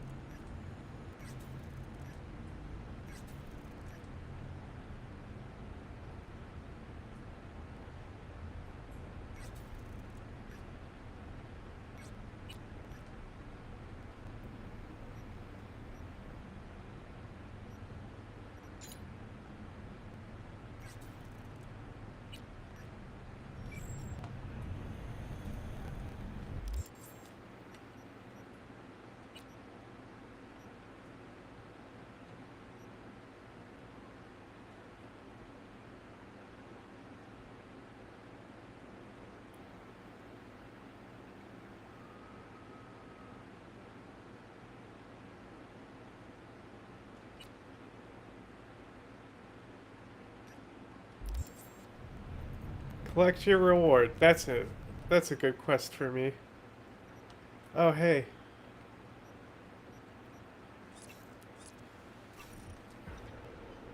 Say directly caused by Al-Shabaab.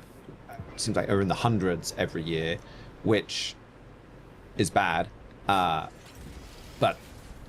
on the other side of Africa, Nigeria, Cameroon, some of those other places are probably much worse when it comes to terrorist deaths.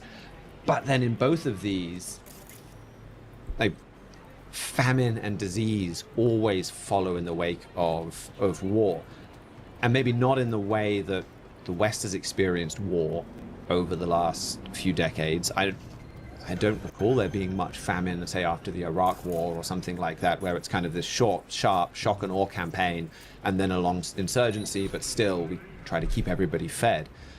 But the numbers of dead from famine and disease in some of these areas are just absolutely astonishing. So, I mean, Somalia is the least of them. They estimate that between 2022 and 2024, there were 71,000 excess deaths, which, if you remember back to COVID, that's a slightly controversial. That's kind of trying to statistically estimate how many people have died compared to what the death rate would have been without some of these famines. But still a large number. But then you get into Somalia, and you're starting to talk about potentially 500,000 children since the Sudanese civil war started in 2023. 500,000 children dying of famine. And again, these numbers are very inaccurate, huge error bars. But civil war leading to famine, and there are environmental issues in there as well, and millions dying. There is a shocking humanitarian toll to what is happening here. I would think also, like, part of the reason why it's not being reported is just because these things feel so far away. Like, why do Sudan and Somalia matter to your average American who just is living his life? And a lot of that is due to, I mean, you've talked about reporters not being brave enough to go into these countries, but reporters should still be able to see the threat here of that if Iran is coming into these regions. They're both near the Red Sea. I mean Yemen. Who cares about why would American care about the civil war in Yemen? Then and that's something that's got a horrendous death toll too. Yes. Yeah. But then the Red Sea shipping starts getting obstructed, and then all of a sudden Europe's suffering, America's suffering as well. And it's just, if a journalist doesn't get to the real story here, they don't see that Iran is the one doing all this and that the threat is Iran getting a chokehold on the Red Sea, then they're not really going to see a reason to report it besides this is happening and this is sad. I like that. The geopolitics of it, the ramifications of it, they're not a distraction from the death toll. They are part of the way that we publicize the death toll and people understand how it impacts them. Talking about some of that then, I think one of the things about a lot of these conflicts is they do then very quickly draw in other powers, and that provides Iran then a host of opportunities. Ethiopia, one of the big ones here, because earlier in the year they recognized Somaliland's independence, because that then gave them an opportunity to build a port. But they've had their own civil war. They've had their own conflicts even with Eritrea breaking off and going back decades. They've been landlocked. They've been wanting to get back to having a port again. So there's an opportunity there. They're also kind of have to be involved with what goes on in Sudan. Egypt, Sudan, Ethiopia, they're all linked from being dependent on the Nile. And water politics on the Nile gets very heated very quickly, because if one country starts taking more water from the Nile, you start getting famines in other countries, and where it's Egypt crazy has a foreign currency kind of crisis, how and struggles to gain good the this cash analysis to gain is, bread to feed its poor. considering and how this Sudan is opened. already suffering a famine. Like, these become matters of life and death very quickly. So from Iran's perspective, though, this is another opportunity. This is an opportunity for them to get a wedge in, establish themselves in one country, but then also these ties can allow them to kind of maybe even domino into other countries in the region. Yeah. Yeah, if Iran can get control of the Nile, it basically has control of Egypt at that point. There's not much Egypt can do. I mean, Egypt's at the point where Ethiopia has been creating this dam that's been blocking the here we Nile from go. reaching Egypt, and it's been hurting Egypt. Thankfully, Egypt Always hasn't gotta had talk too about the terrible of a dam. drought since they Talk started about the filling up easy the next. reservoir. But it has hurt them, and I mean, Egypt has a pretty significant air force, and I mean, even I think President Trump said in his first term, like, Egypt's going to have to blow up that dam eventually. Oh my God! A soundbite. You know, that's the how many times I was fucking addicted to that fucking button, the blow up that dam button. That was like one of my favorites of our early soundbites. Touchy subject for Egypt. I mean, specifically with Ethiopia, Egypt gets, I think, 60% of its Nile water from Ethiopia. I also All had of it the there Nile then because goes up through because Sudan. Ace was Sudan working even with has us. more power over Egypt's It was Nile about than Egypt bombing the Ethiopia does. dam. So, yeah, a lot could happen here with What's this? Egypt. Which Egypt is interesting in this because it has to play a very fine line. You talked about other regional powers coming in. Egypt more ideologically aligns with the SAF, but Egypt would not really, its economy would stuff another collapse guy in without here? the United Arab Emirates. The United Arab Emirates has been bailing Egypt out over and over and over again. Egypt has a terrible economy, but the Gulf states are keeping it afloat, basically. The UAE is the RSF's top supporter, basically, in the world. So Egypt wants to help the SAF, but it also can't make the UAE angry, else it's going to lose its thing. So it's like, yeah, you look at Sudan and you think, okay, why does this matter to me? And then you like zoom out and you're like, well, there are a bunch of pieces at play here. And it is like Sudan, it's a very mineral rich country. Lots of gold there, lots of other resources, and it's on the Red Sea. It has two major Red Sea ports. Then it has the Nile, connects it to Egypt, connects it to the Middle East. And it's just, yeah, I wish this was a lot more reported on because Sudan is a much more important region than you might think. Just being like, oh, that's. I mean, I don't know if you're still here, but I told you to be emailing professors. Kind of things being interconnected. I think you start to head further west in Africa, and I mean, really, this is, to use a cliche, it's a tinderbox about to explode. Like, the opportunity is so perfect for Iran to continue to move all across Africa. What, I hit the where wrong you key there? have chaos in country after country. You've got the Central African Republic kind of in civil war. You've got Chad with a lot of violence. You've got Niger with a coup. Whoa, and there's so careful. many countries, Mali with a coup, and you've got kind of a military junta in Mali. And this, I think, brings What? to one of the other things that you've written on Junta. over the last few months. And that is one commonality between these countries was Russia and Russia's Wagner group. And they were kind of like back a coup for hire.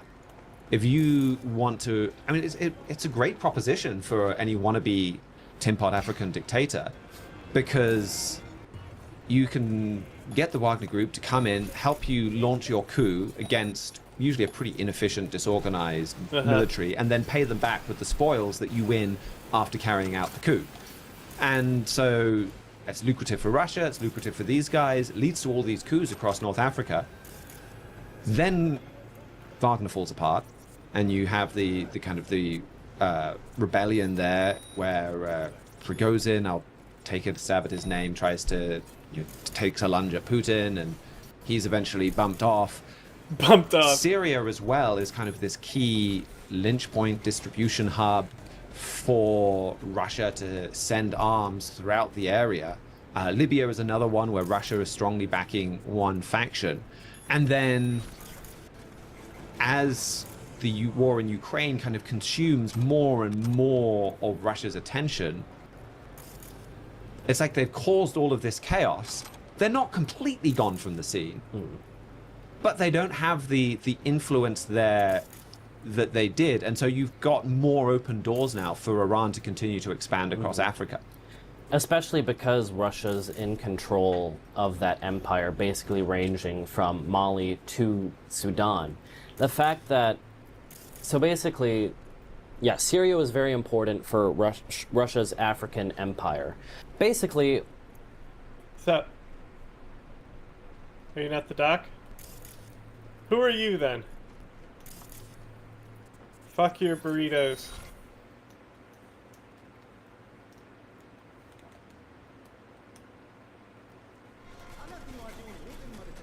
Oh, you're the doc. Sup? Looking to upgrade my chrome. Okay, you sit, be comfy, and we will start. You got Chromecast on here?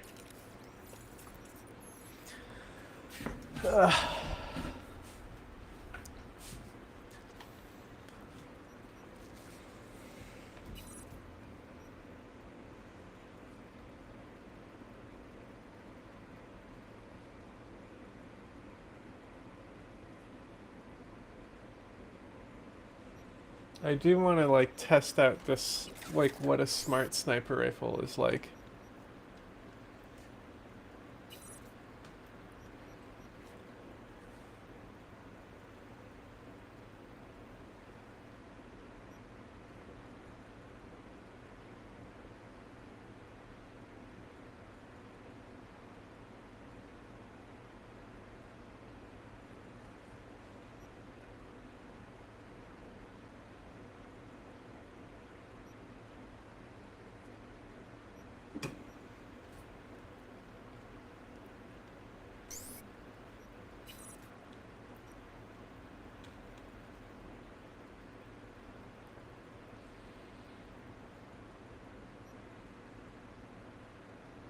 What is this one? Camera detection.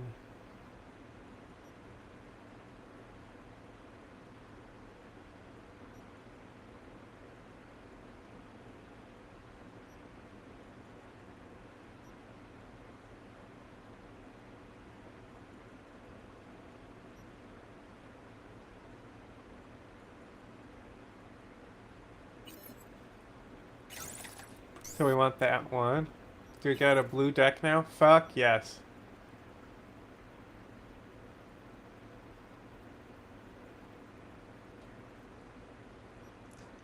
My deck.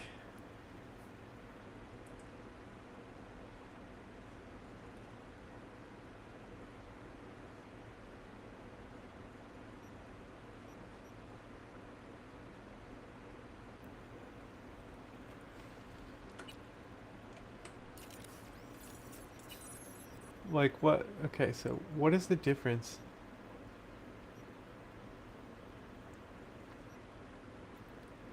What does this one even do? Just quick ask damage? Is that what that one is? Which this one doesn't. This one doesn't have damage on it? Okay.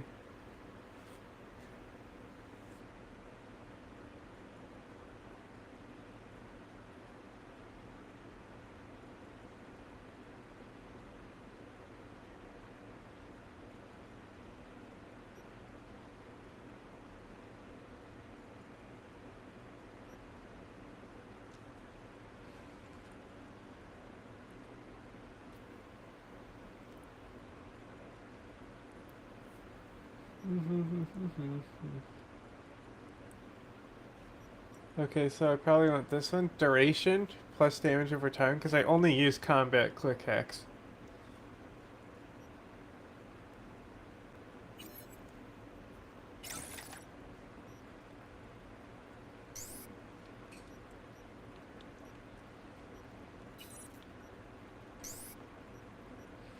Okay, what's taking up a lot? This shit.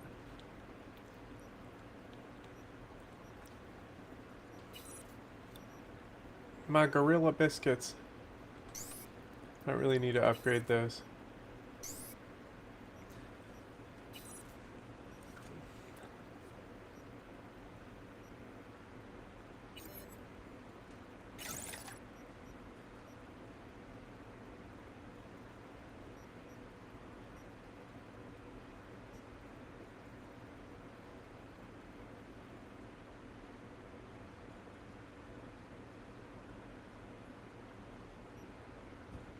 Oh, what this? Movement speed when entering combat.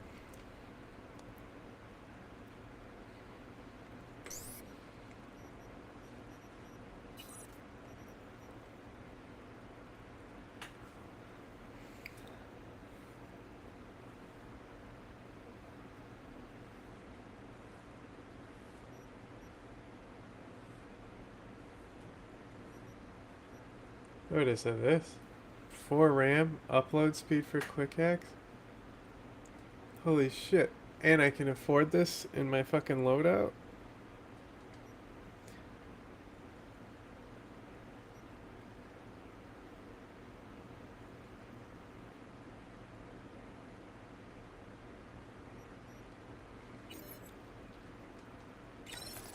Hell yeah, I want to buy it.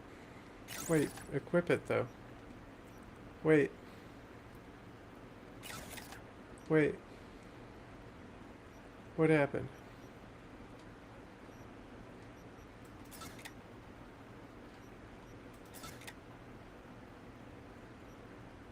Is these worth more or something?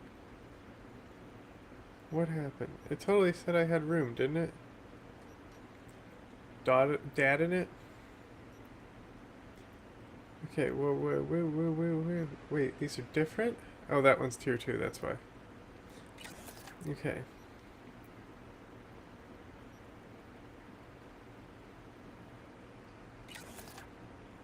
Oh no, I just need a slot to open in one other place. Fuck me, bro, this eye is worth 8. The fuck out of town with that shit. Like, why? It's because it fucking highlights shit good? Fuck off. We'll take the regular camera one. Okay. Now. Hit fit. Ooh, baby. Okay, this thing is... receiving damage restores RAM. Okay, what if I don't get hit, though? That's the thing.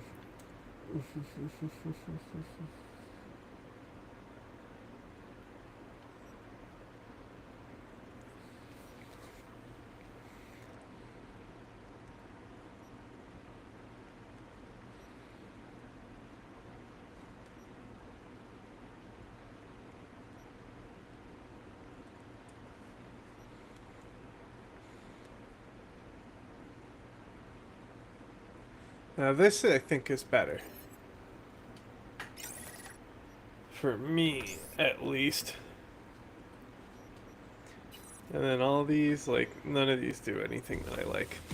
When Bashar al-Assad was in power and was helping out Russia could land planes there as a little stopping point before flying to Africa, so they didn't have to use as much fuel. Syria was Moscow's launch pad into Africa. Now Syria is gone. And so Russia can still make it to Africa through Libya, but it has to fly through Turkish air. I mean, where have I mean, I've been saying this shit. It's amazing. Space, basically, to make it efficiently. And they're on opposite sides. Exactly. So if Turkey basically says, no, you're done, Russia can't do much. And I mean, we've seen this, I don't know if this is like exactly connected, but the Wagner Group just moved out of Mali. Now, there was a lot of, like, the Wagner Group was losing incredibly, and Russia decided to cut its losses and leave. And the Africa Corps, which is another Russia-backed group, is still in Mali. But I would expect that over time, because of Syria's loss, you're going to see Russia's grip loosening on Africa, which is more significant because Russia and Iran are friends. Because Iran, especially if it starts setting up spheres of influence in Somalia and Sudan, can reach those countries. So I don't know if this will happen. I could see a possibility where Russia needs to focus on Ukraine, needs to focus on Europe, and it can't really, like, trying to keep its African empire is hurting more than it's gaining.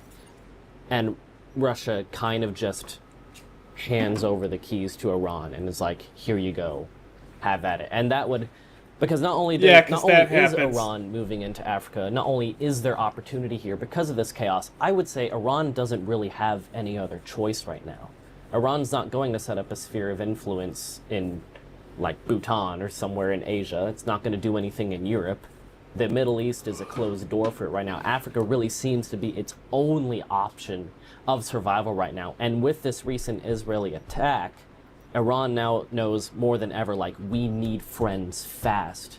Because if Israel did this attack when Hamas and Hezbollah in Syria were, or Hamas and Hezbollah were still alive and Syria was still on Iran's side, that would have been a completely different situation. Iran may have very well had the absolute upper hand in that war, even with Israel's Western weapons and the like. Just Iran would have had friends in that scenario. There would have been likely terrorist boots on the ground in Israel, invading from all sides, helping keep Iran's nuclear program alive. Then Iran loses Hamas essentially, loses Hezbollah essentially, and loses Syria. It's alone, and then it can basically do nothing against Israel. It was completely caught off guard, and it had no one to help it. Russia and China basically abandoned it. I even saw some, I think, Iranian news agencies like calling out Moscow and Beijing, like, where were you? They just signed this defense pact with Russia this year, and Russia kind of is like, well, we have to focus on Ukraine. And so not only does Iran have opportunity in Africa, I would argue that it really has no other choice but to move into Africa right now. I think the other part of that opportunity that's worth touching on is kind of the collapse of Francophone Africa. This, I think, is a pretty big underreported story of the last 3 or 4 years, where of all the former colonial powers, France has somehow, I think, gotten away with having the strongest links to its former colonies. Like, even economically, a lot of them were tied to, they used their local versions of the franc, but it's kind of tied to the French central bank. They've even kind of backed different factions in government. They've got a whole lot of military bases. They were backing sides in these coups. But a lot of these coups that Wagner Group were involved on, one of the things that they built on was anti-French sentiment. And a lot of them were overtly anti-French coups. And at the same time, France is being squeezed economically. Their government is falling apart. They're kind of stuck perennially in this, trying to deal with their pensions. Nobody wants to cut the pensions, but they can't afford to keep pensions where they are. They just don't have the money to deal with all of this. So they've done things, but it's generally been ineffective. And so this stabilizing influence that was once there is gone. I think it'll be interesting to see what happens with President Trump's America as well. Like, America has quite a strong footprint in a lot of places in North Africa. George W. Bush, I think that was one of his kind of unsung influences on the world. I won't call it achievement because there's disagreements as to whether it's a good or bad thing, but he really did up America's presence across a lot of North Africa. That's kind of ebbed and flowed, and it's definitely something you could see President Trump continuing to draw down. So these stabilizing influence also are kind of disappearing. It really is quite a fertile region. Yeah, I mean, France recently was essentially kicked out of Chad and Senegal. I think both of those countries saying we don't really. Sounds all right, I guess. Easy listening, at least. Know why? Technique's second rate, but the feeling, that's what counts. Guy's hurting, got something he can't take, and it shows. Could stand a little more stage presence. Fingering's all wrong, loses the tempo more than he keeps it, but not bad. Really know how to give a guy a compliment. That how you got your start? Street busker with big dreams. Don't make me laugh. No time for playing my way to the top. Was too busy shaking the world awake.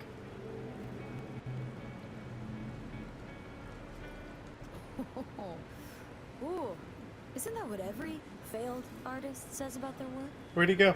Know what? You're right. I failed. Corpo tyrants still run this town, just like 50 years ago. But if you think in my heart of hearts I want to be the next teen idol, think again. Don't give half a fuck about that commercial shit. All right, princess. At least you played some gigs. Saw those memories of yours.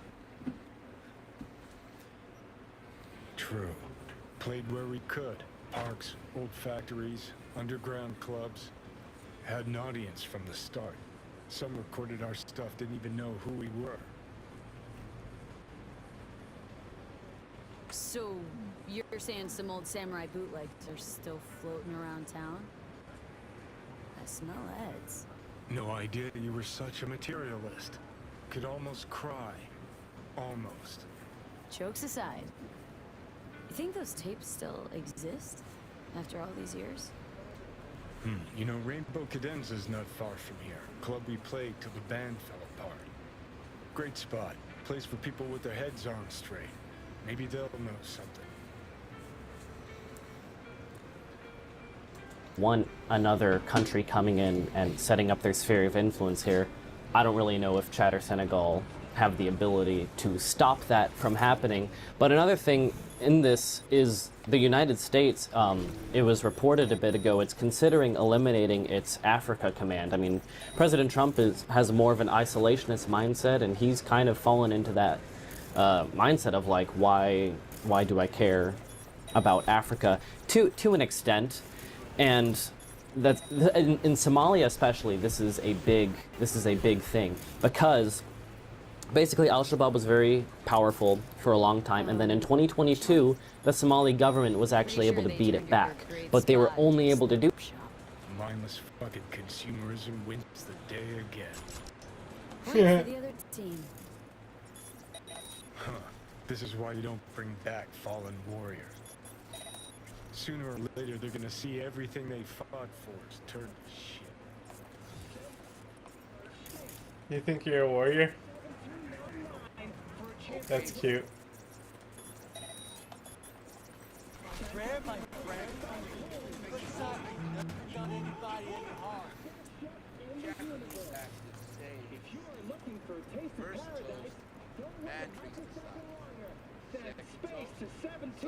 Know anything about bootlegs? Rainbow Cadenza days? Like, say, don't know.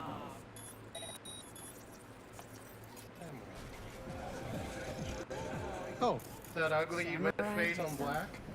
Yeah, even I know that one. Old guy comes by here sometimes wearing this shirt. Spends the whole time yakking with his psychophant friends.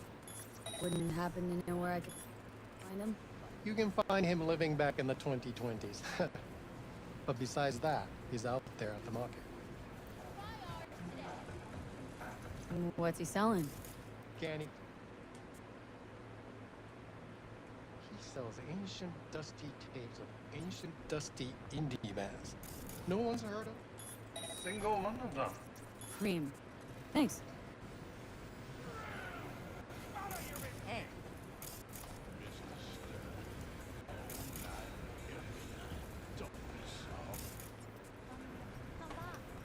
do this because this alliance got together of African Union nations, Turkey, the United States, and a few other countries, and they beat Al-Shabaab back. The United States still conducts airstrikes on Somalia from time to time now, but basically the United Nations has to keep renewing its force it has in Somalia to kind of keep Al-Shabaab down every few years, and this most recent time, the United States didn't support it. There were concerns not only over financial issues, but also over humanitarian atrocities like committed by peacekeeping groups in the country, and people don't really want to be associated with that.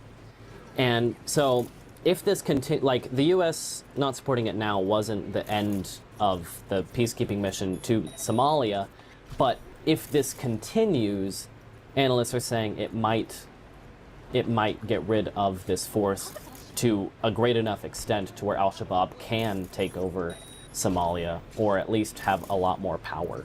And then I think the other place that's just worth, for completeness, touching on that is a tinderbox that may be too far from Iran for them to take too much advantage of is the Congo. Democratic Republic of Congo, Rwanda, Uganda. Like, you're starting to get outside of the Islamic world. They don't have as much in terms of fellow religionists to draw on there, whereas a lot of these other countries say Ethiopia is not majority Muslim, but there's a very strong, it's about a third Muslim. Kind of Nigeria, again, split between Christian and Islamic. But there's Shiite groups in Nigeria that Iran has very close links to. True. You get into the Congo and it's more Christian. It's not really a religious conflict, but they did develop quite close ties with Joseph Kony and the Lord's Resistance Army, a Ugandan militant and warlord. Not because of any ideological compatibility, but because if you're a warlord trying to take control of gold mines and Iran comes along and offers you weapons, people say yes. This is very much in the news right now because you have the M23 rebel group and there's been a peace deal and there's a lot of talk of is it going to hold, is it going to fall apart? I mean, have you seen much in the way of Iran kind of moving in that direction? Stop harassing me. No, because the Congolese war right now is different because when we think of war, we think like Russia against Ukraine, Israel against Iran, RSF against the SAF. The Congolese war is absolutely not that. Basically, it's all these different militias in the east of the Congo fighting against each other. The DRC is a huge country, so much territory for one government to try to conquer. So you've got all these different militias, then you've got like Rwanda in there. Everyone kind of just assumes this war is about minerals. That is a part of it, but it's only a part of it. Like Rwanda kind of sees, I believe, the Eastern Congo as part of it.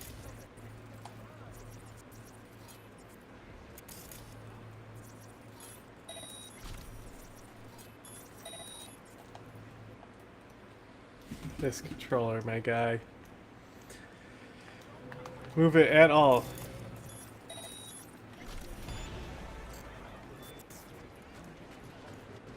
Ever sharpen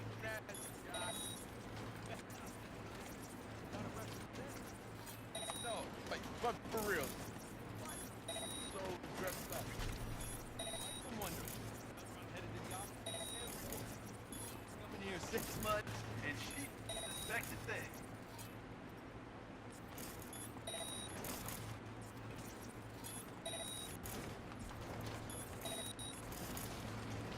I heal back that fucking low level ram so quick.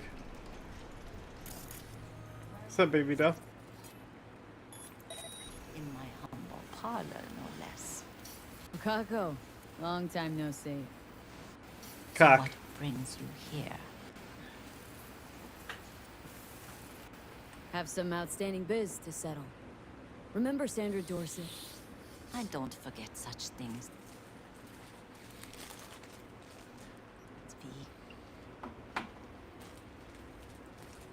Here is your reward. It comes with a fairly ample bonus. Go see a Ripper Doc. They'll weave you a dermal imprint that will enable smart gun compatibility. I already got it. Class specialty. I already got that. Willing to bet nobody knows Westbrook like you do. My husbands knew Westbrook. Yes. Each of them very high in the Tiger Claws. Ruled Japantown. What did they do? They did what made the best eddies. Gave them the most pull, sold sex and black market tech.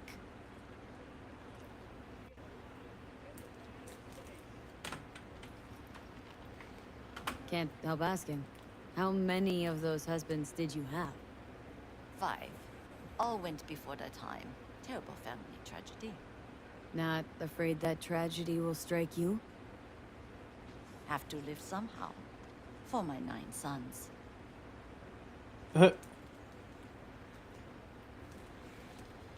She just popping those babies out, huh?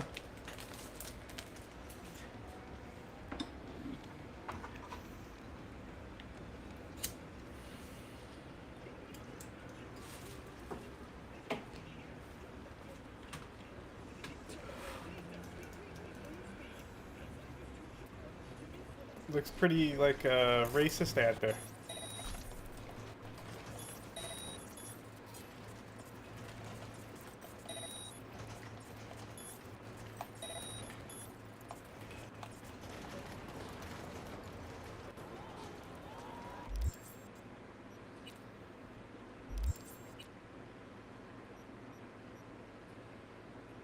Damn, my street cred is almost maxed.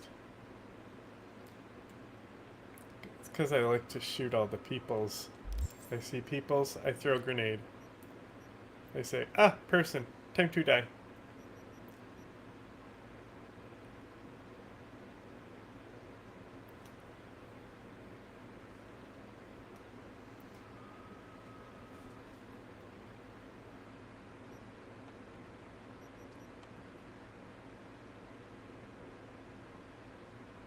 I can get to level 3 on this, and this is by doing body attribute checks.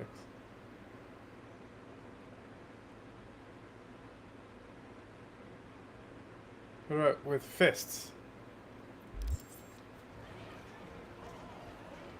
Its sphere of influence, so it kind of sees itself like it has a right to be there. So when it comes to Iran, there are just so many moving parts there, and there's not really like one side that's like, yes, this side's going to win, we should fund them, because I don't really know if any side would really give its allegiance to Iran. Even the government is kind of acting like all of the militias in this war.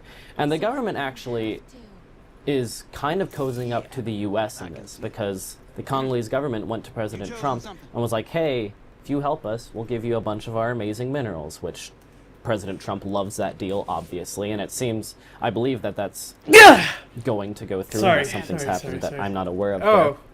Oh, these but yeah, aren't, in the Congo, you know, like, as you said, the dicks. religion... Are all the dicks just fists? Like, the religion, the fact that the Or is U.S. it might be normally stepping fists in here? to an extent, and the fact that there are just so many moving parts. There's not like one militia Iran can be like, okay, we're gonna fund this and it's gonna win the war, because it's a much more complicated conflict than others that get more press coverage. That makes sense. And I think that the last I read about Iran being involved there was from some research from the Conflict Arms Research Institute, I think is the name, and they were tracing through Iranian small arms and how much they popped up in conflicts like the Congo.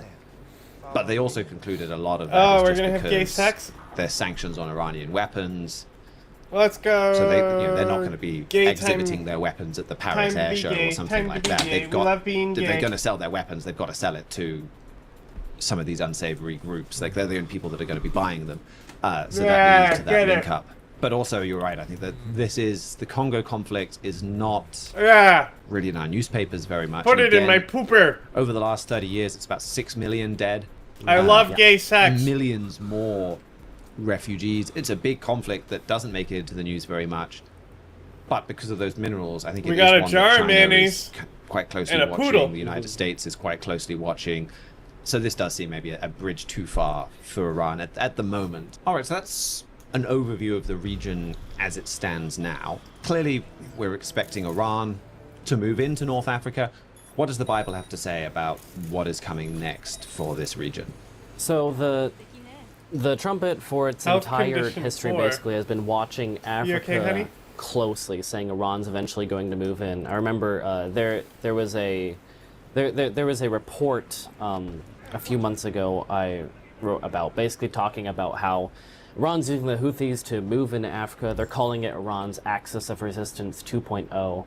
And this article kind of made it sound like this was they said this was unexpected. And I was able to be like, well, the trumpet's actually been watching this for a long time, because Daniel 11. Gamer. verses You literally 40 through just 43 missed me talk yelling this about coming how I clash between like the gay King of the sex North, while I which was is having a gay sex. European power about to rise, and the King of the South, which is radical Islam led by Iran.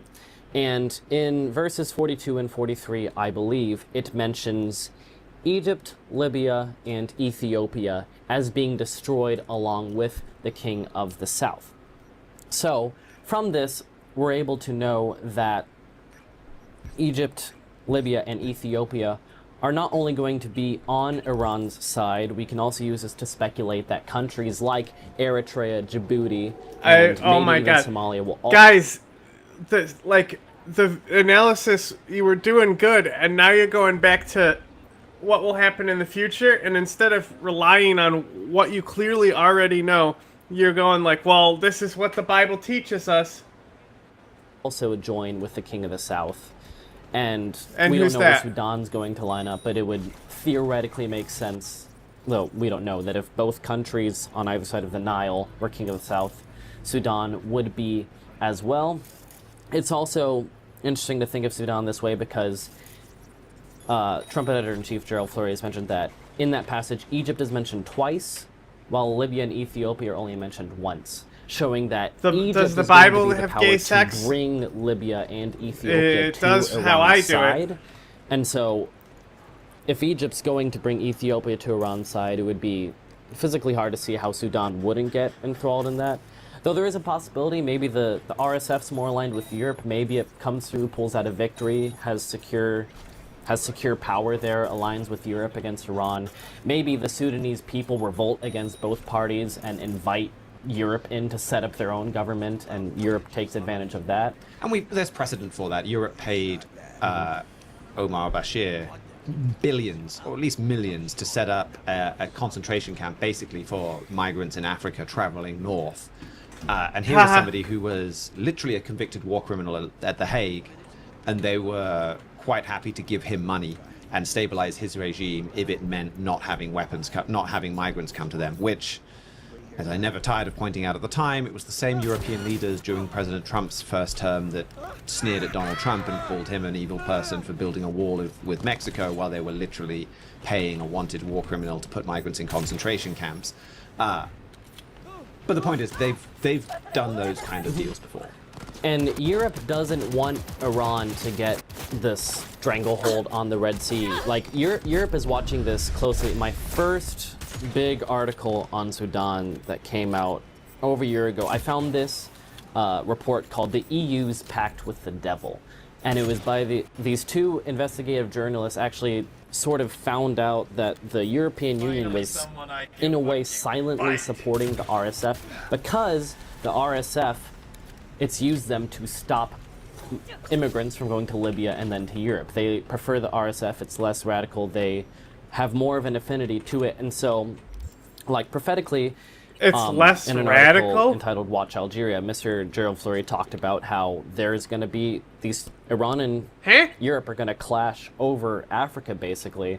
And I was able to use that investigative journalist piece to show that, like, it might not be an open battle between Europe and Iran and Sudan right now, but it seems there are money trails from both sides coming in. So to say that Sudan will eventually align with Europe and not with Iran isn't an insane assumption. I think he means necessarily. Islamic We just don't radicalism know right now.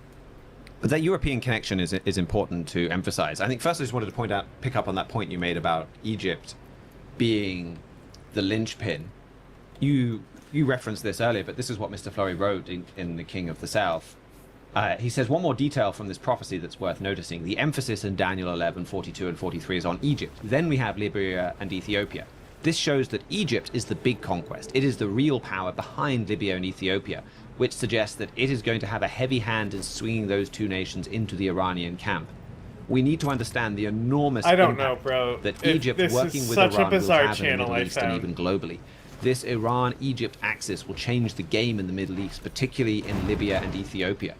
This means we can expect Egypt, with Iran's help, to lead Libya and Ethiopia into the Iranian camp. And he quotes Barnes' notes as well that analyzes the text here and says a conquest of Egypt was almost in itself a conquest of Libya and the Ethiopians. And Mr. Fleury says that's exactly right. The real powerhouse here is Egypt. And you look at these countries, and that absolutely makes sense. I mean, you kind of go back to the point that we made at the beginning that Iran tends to work with a lot of these fractured states. And that Sudan is a fractured state, Somalia, Ethiopia. Like, these are all countries where you've got different religions, sometimes different tribes. Libya's like this as well. Kind of forced to live in one country by the way the borders are drawn on the modern maps.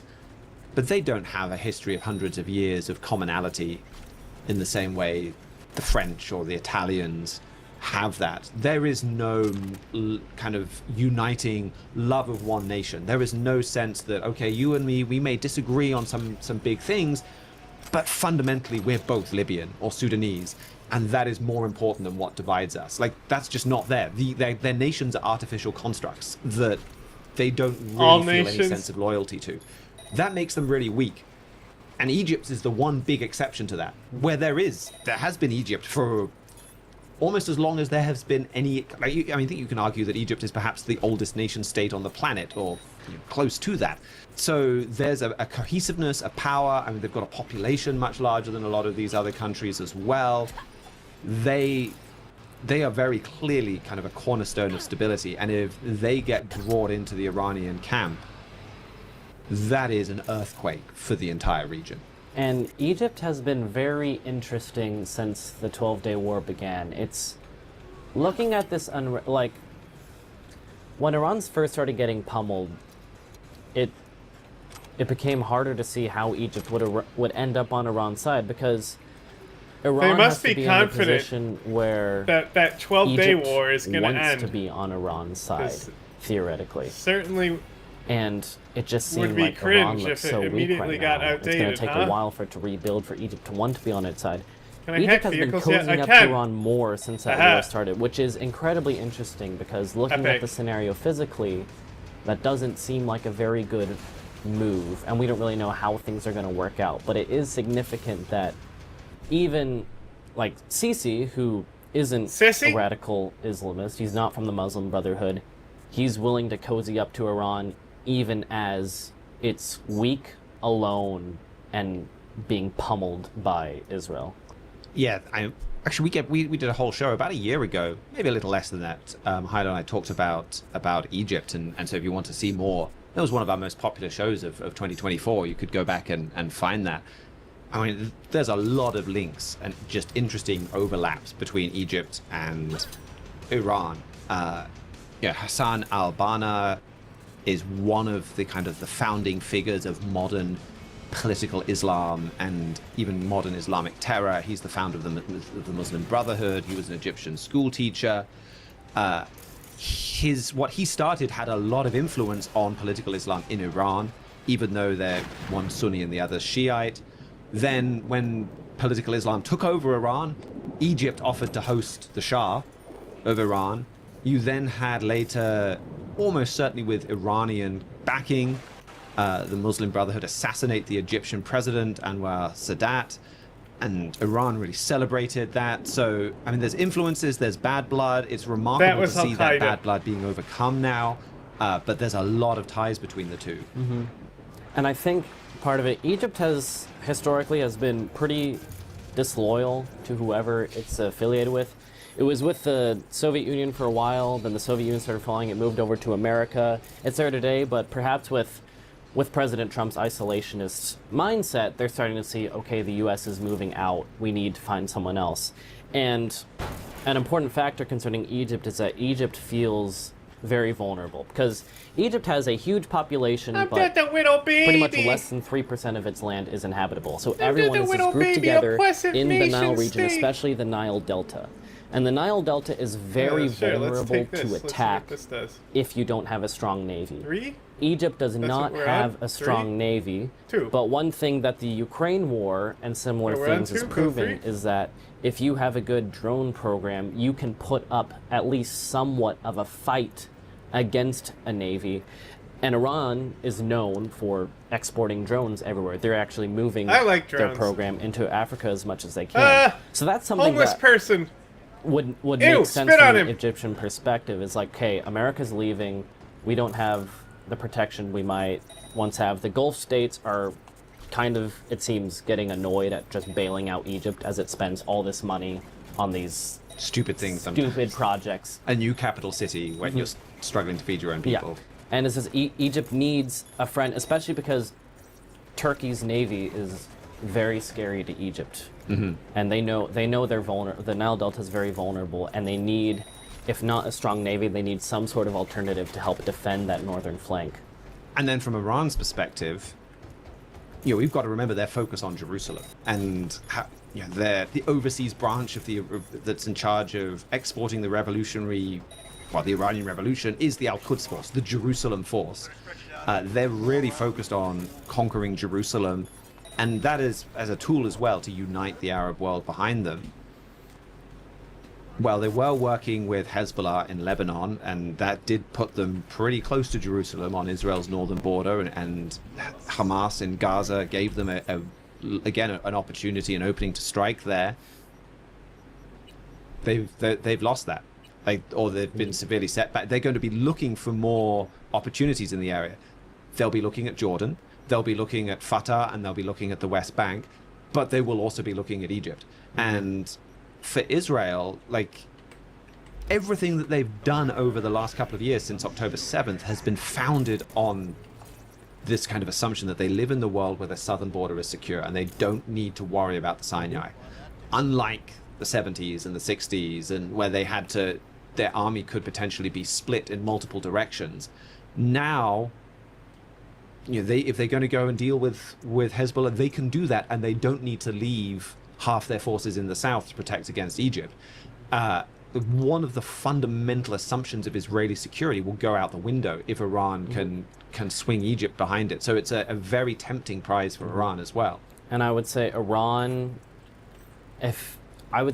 could get in there somewhat easily. I mean, you mentioned the new capital city that they're building, and a lot of people are speculating that essentially Cairo is a pretty easy city to revolt in because everything's kind of connected on one street. So if a bunch of people block that street, it's harder for the government to function, and so it's easier for governments to fall. I mean, it happened twice in the span of a few years, back with the Arab Spring and then whenever Sisi took over. And that's why they say they're building this new capital city. Sisi's government says it, so, oh, we have overpopulation, we need more places for people to live. But it seems like the decision on if I want to use a smart sniper has certainly been decided.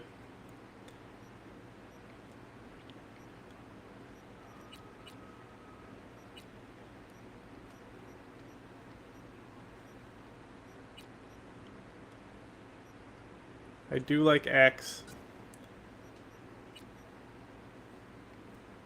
Okay. Allows you to leap towards everyone when form a quick draw attack. Oh, I didn't know I hit that shit. Oh, that can also be upgraded, right? No. Can it? Yes. Blue?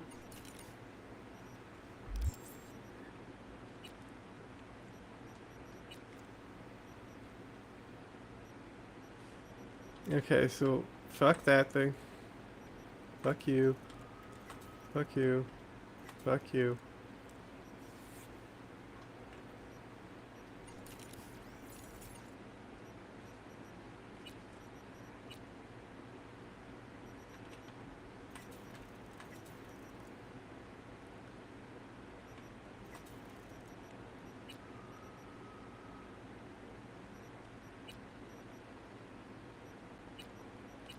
Oh, that's recon grenade.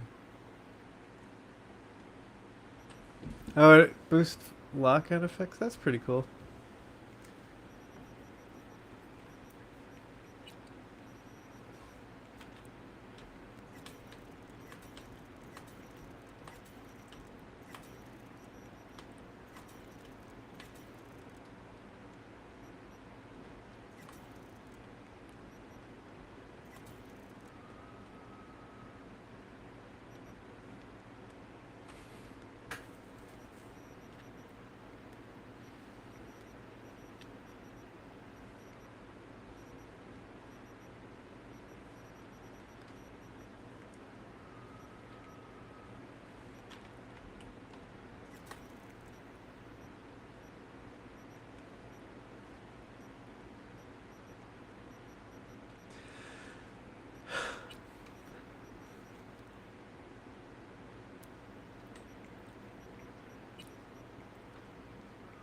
What is it, this?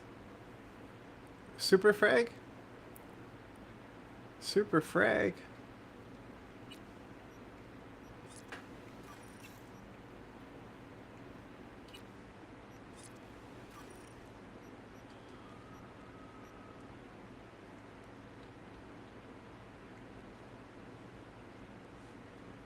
Upgrade.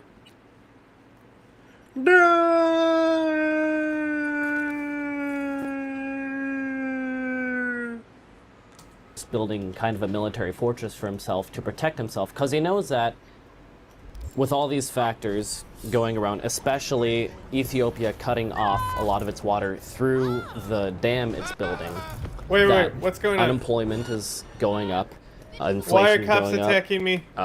Overpopulation is coming Officer? up from the war in Sudan, just bringing migrants up. You don't want none, unless you the got ability buns to on. like have food is just going down. Not only do you have more people, but Egypt has to buy all of its wheat essentially, and the top 2 wheat exporters are it's 'cause Russia they were and trauma Ukraine. team? And so they're in a war, they can't do much, and so Egypt is really suffering because of that war.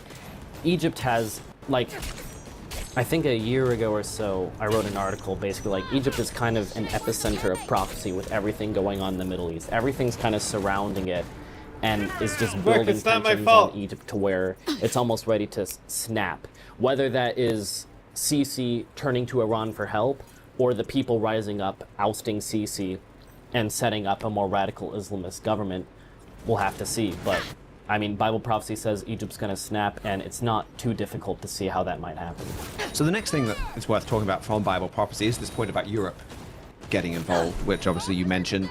Daniel 11 talks about the king of the south pushing at the king of the north, king of the south being radical Islam led by Iran, and the king of the north being this European power that's talked about as the beast power elsewhere in the Bible. It's also a religious power. It's also a power very focused on Jerusalem. And again, we had a show a couple of weeks ago where we took you through in a lot more detail and at a lot slower pace some of those prophecies. And that's why Mr. Fleury has said Nobody they're gonna cash snitch. in this area.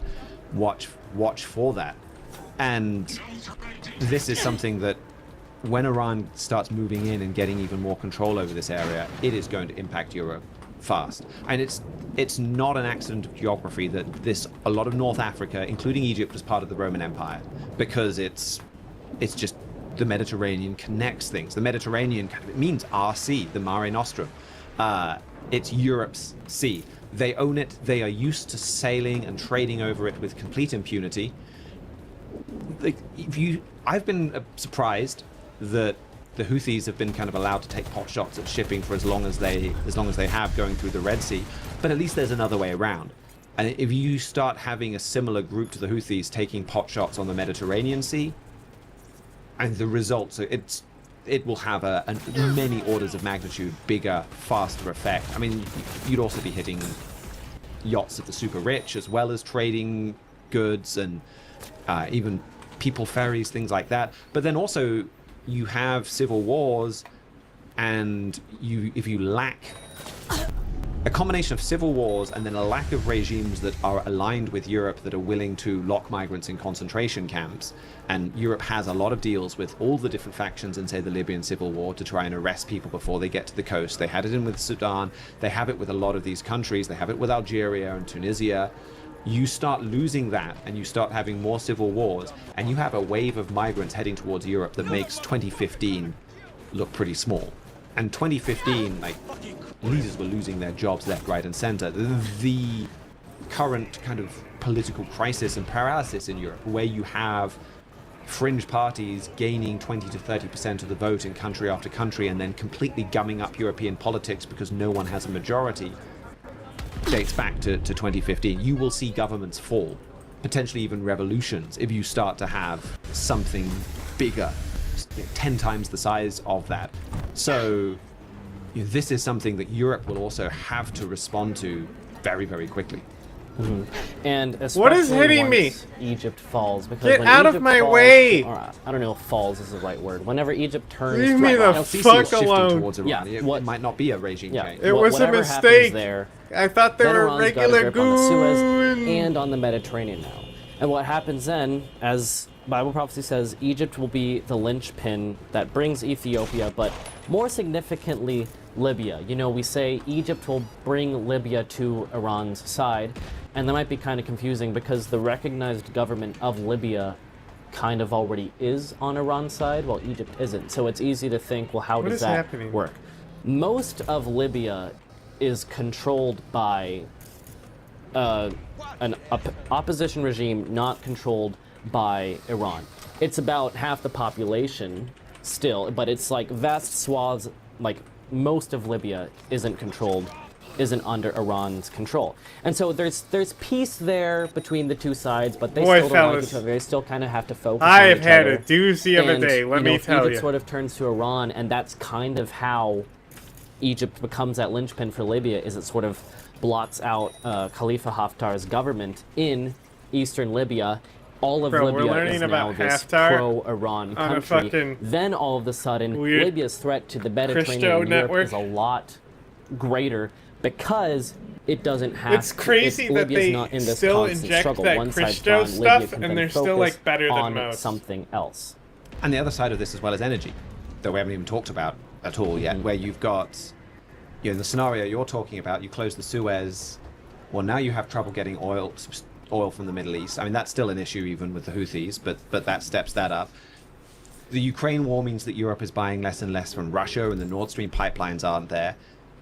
Europe gets a lot of resources, a lot of natural gas and a lot of oil from pipelines that come through Libya, through Algeria. There's plans for more. There's plans for a trans-Saharan pipeline that would take oil from or gas or hydrocarbons in some form from Nigeria's fields all the way across the Sahara Desert.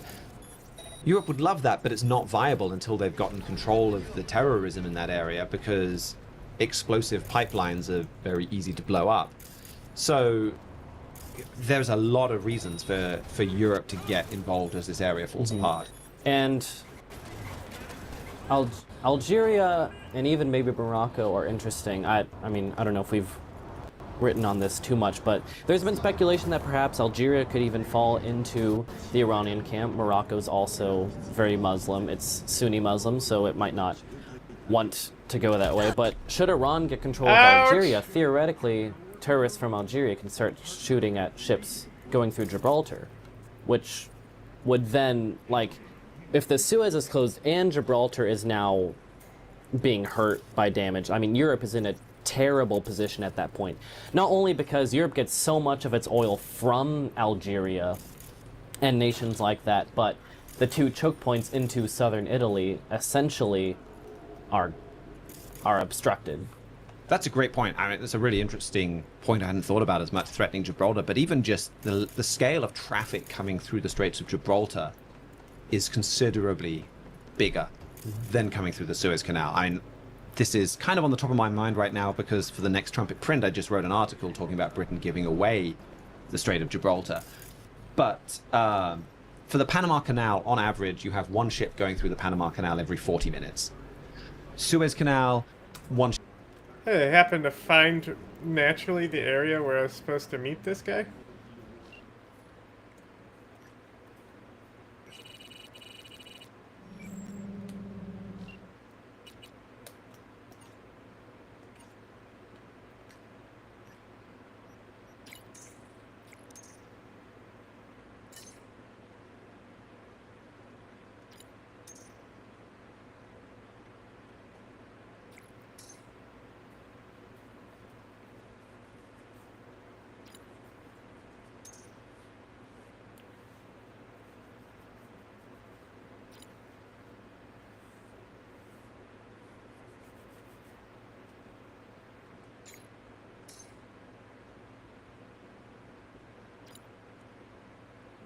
Why'd I call him Goro?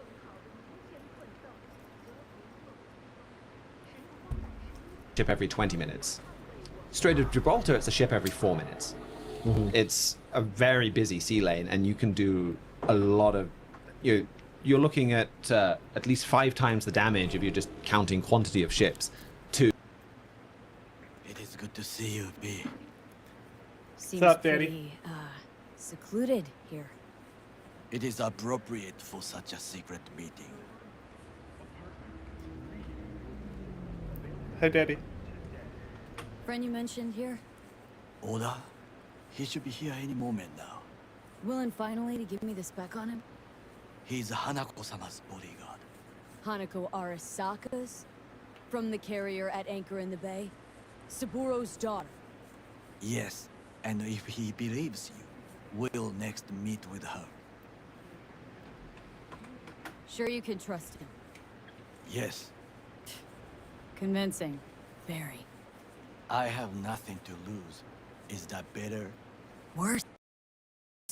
Because I got plenty to lose.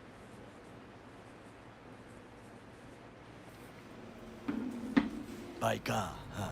A good sign. He is usually camouflaged.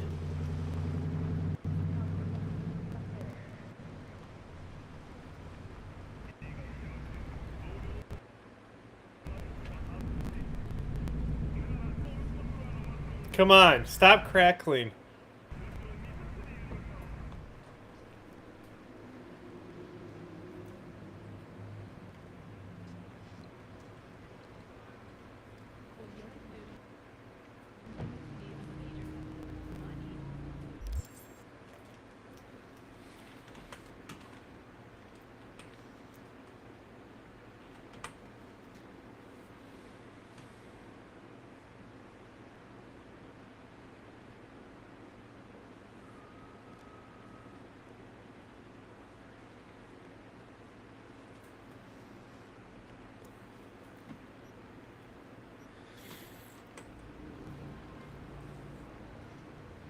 What's up? Oda. Is this her? Your thief. She's my witness, V.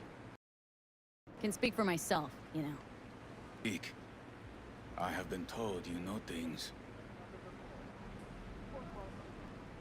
Zer, saw what happened. Yorinobu strangled the old guy. Silence! Not one word more. You will bring death to your door. But it is the truth. Hanako-sama must hear it. My one concern is to keep her safe in this city forgotten by the gods. Is she in danger? Now? No. Yet during the parade to honor Arasaka-sama, most certainly. I bring you this witness to his murder.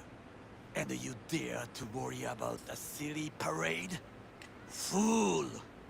Correct. Unlike you. But you can't ignore the truth. Correct. Watch me. Unlike you, I have not yet failed to keep my oath to do my duty. You will regret those words. The only thing I regret is that I came here to meet you. Price on your head. I do you a favor now. By Sorry, but this gonna take much longer. There. I do you a favor now by not cutting it off and taking it straight to Yorinobu-sama. What would you do now, were you in my place? I do no favors. I would deliver you ahead to Yorinobu-sama. Oda! What? We're talking about a guy who killed his father to seize control of Arasaka. Gonna take an interest in this or not? I will not. But I will let you leave this place, this city, unharmed. If I see I can take him. I will not be I can take so him. lenient. I can take him. Very careful, my friend. We are all so far from home. I can take him. Good fucking riddance. Daddy? 1 hour soccer whack job Daddy? is already plenty.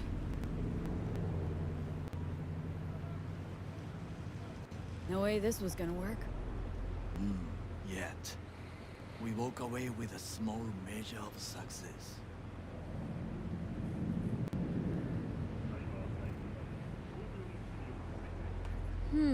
How do you figure that? What Oda said. They returned to Tokyo after the parade. Do you not see the parade? It is our chance, perhaps. If, somehow, we can get to Hanako-sama. We must do a proper reconnaissance first. We'll need a precise map of Japantown. Hold on. It is your turn to call on friends. Do you know a fixer who could help? No, just the fixer dame. Wakako Okada. Runs a pachinko parlor on Jig Jig Street. We must pay this woman a visit. Will you join me? Sure, why not? Okay, Daddy. Oh, Daddy? You want me to get in the van with you, Daddy?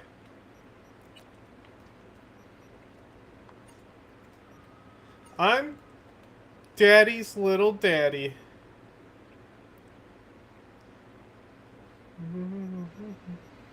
This will be the next one. What do we get on this one? Perk! That's what's up.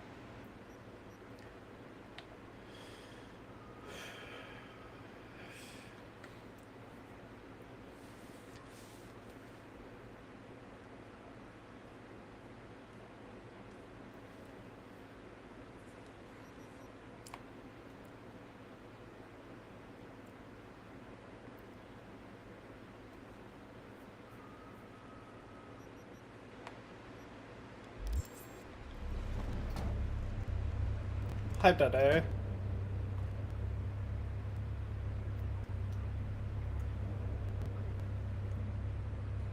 JJ Street. What is this name? Just a Night City name. Beware, you mock me too often. What? You alright, Goro? Yes. Why the sudden concern? Is Goro his first name? Have shared interests, you and I. Or have you forgotten? Certainly not. Good, because catching lead in Night City's easier than catching a cold. And I need you alive. This I am crackly alive audio. and well. As you can see, you shouldn't worry about yourself. Any idea what's going on at Arasaka? After Only this what mission, I I can go surmise to the from nap. what I see on TV. Yorinobu and his puppets grin at the cameras and insist that everything is under control. But the wider the smile, the bigger the lies. So true. So true. Okay.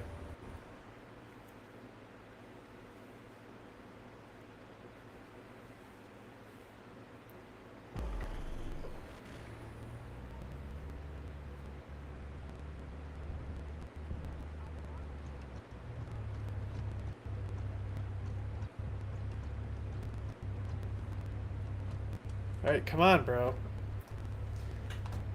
Park it.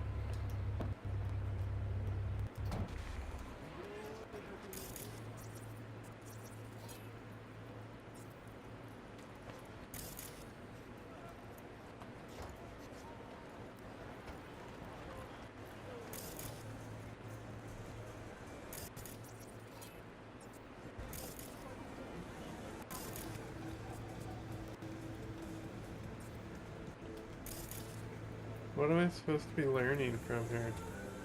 Why is she marked gold? I don't understand.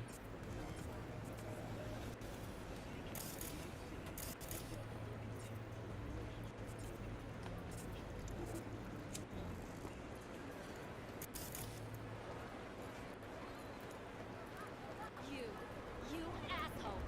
You dirt-eating, no-good bastard son of a bitch! Stop right there! What? Oh, hey!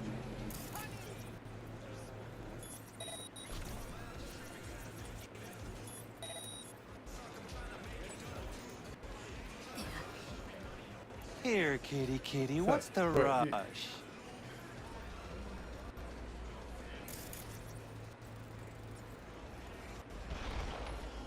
You got something to say? What do you want?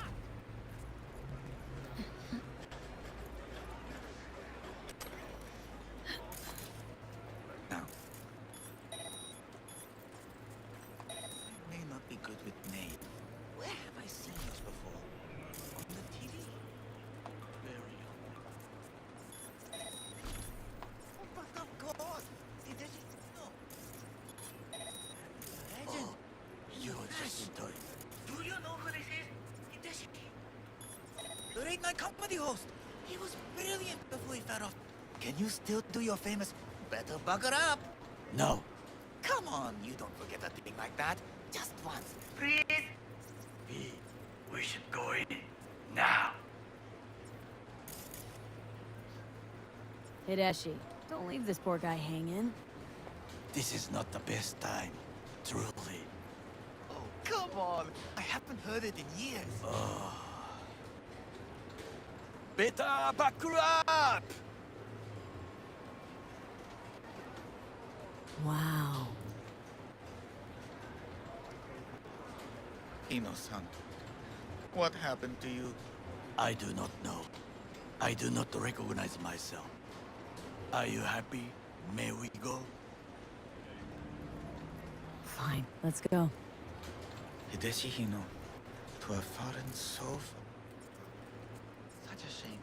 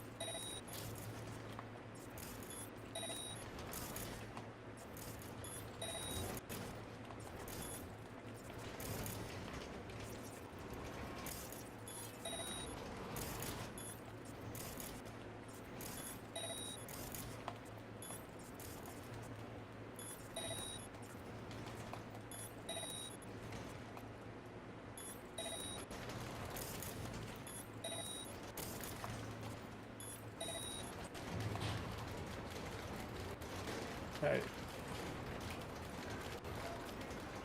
Any of that give me experience? None of it? Rogue You think it must be once per machine, huh? misunderstanding. I've no idea. Or not?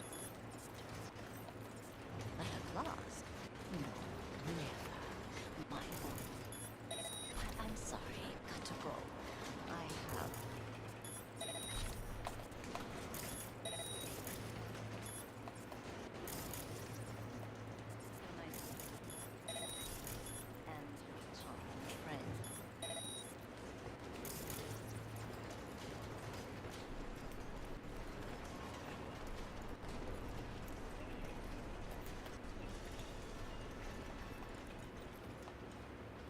Hideshi Hino, the comedian.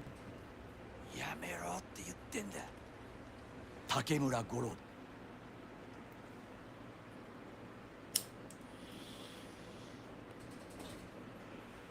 Ah, his name is Goro. 岡田さん、お会いできて光栄です。Ah, a true gentleman. Ah, shame only.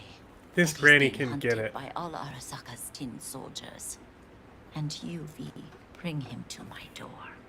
Give me one reason why I shouldn't notify the proper authorities right away. Would have already made the call if you intended to. Simple. You're curious to see what we got. So tell me, and mark well I still have my phone at hand.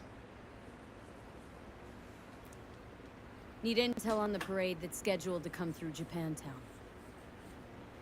So it's Arasaka. Again.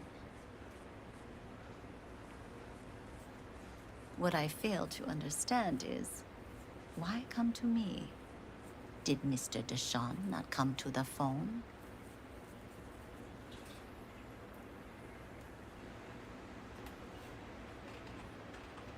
Goro, remind me why Dex's fat, backstabbing ass is currently indisposed. He is deceased. Butchered and dumped at a landfill by some Arasaka goon. Real shame that. That a threat I detect? No threat, no. Asked why I couldn't reach Dex. I answered. Just facts, nothing more. Good, because you would then have to join him. Okada-san, Is that a our threat? intentions are honorable. We need just information. It is a matter of life and death. Everything's on the shards. How much does this cost? My pockets are empty. Clearly. My gift to you, it's free. Okada-san, Thanks, what Mommy. is free often proves most costly. Gonna take them or not?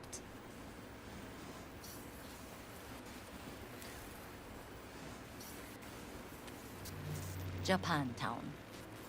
Whole district is to be sealed off for the parade.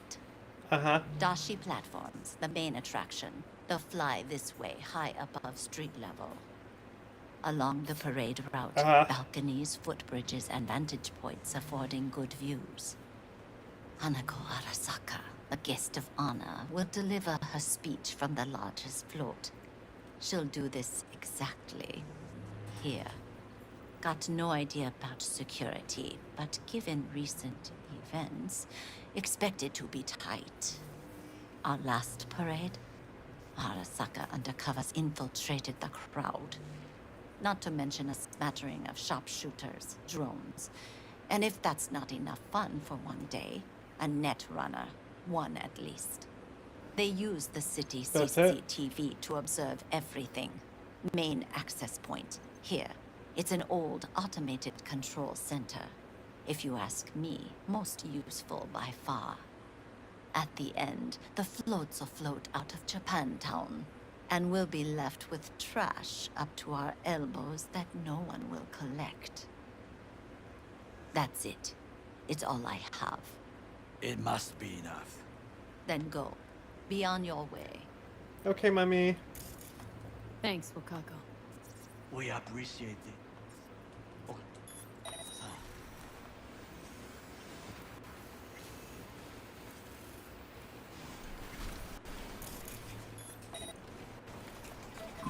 Stop it.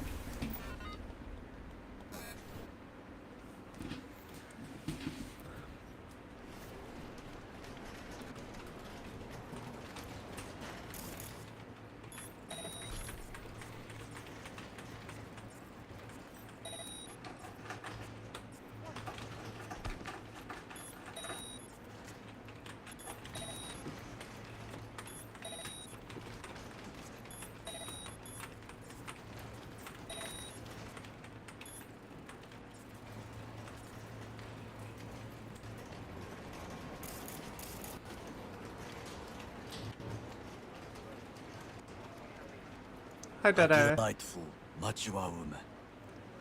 This information, it could be just what we need. But I will try to investigate further. I will stay here some time and call some associates. The moment I learn something new, I will let you know.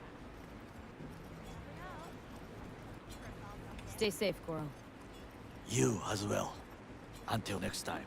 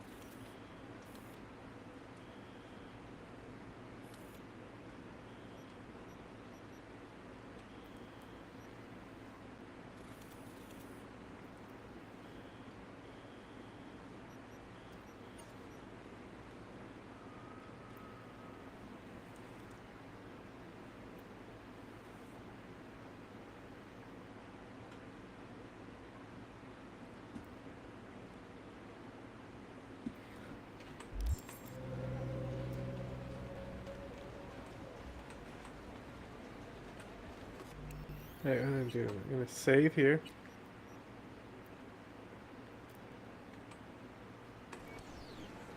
And if Mama Wells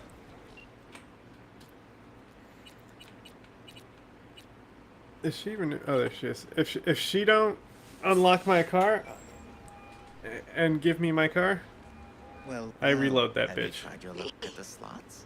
Good to hear I beg your pardon. Finally. Been a long time since we talked. Yeah, I kind of don't like your son. How you doing? How you think? My son is Good? I am hanging in there. Because you hated him as well? Your son was awful. He genuinely made the game worse. Calling to offer my condolences. For your condolences.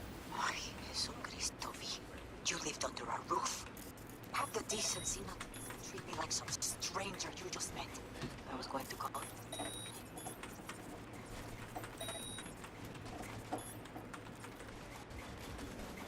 The ceremony will be at the Coyote Cojo. Many of his friends will be there. Yeah, I didn't like him. He would always steal my car.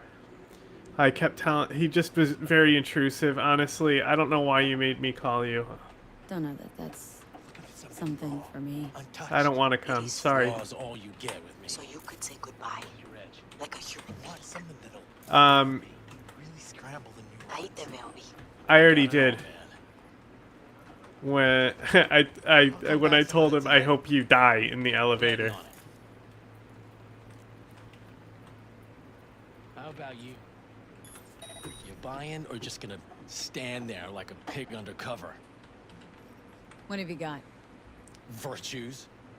Any special kind? Well, let me put it to you this way. Those who know don't need to ask.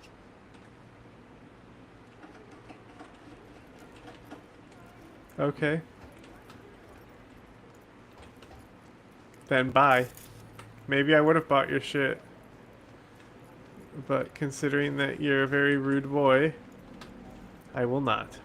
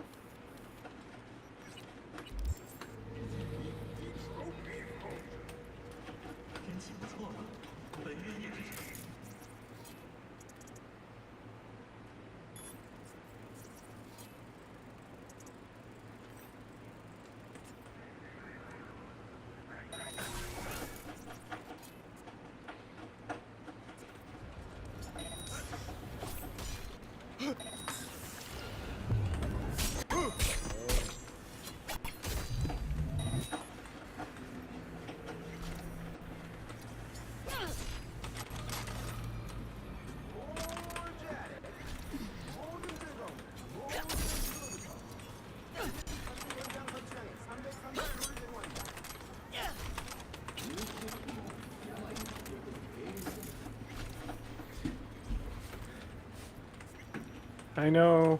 You're criminals. Get in this dumpster. Give me my XP. Level up my skill points, you bozos.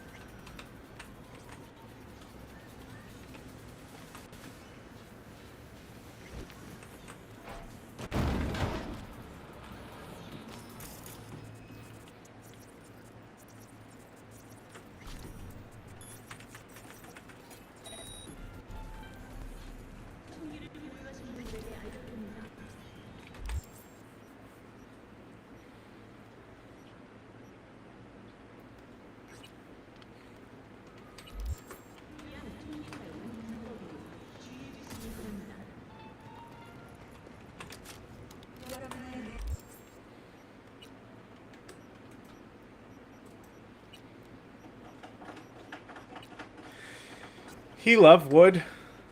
He say yum yum. I eat the wood. It yummy.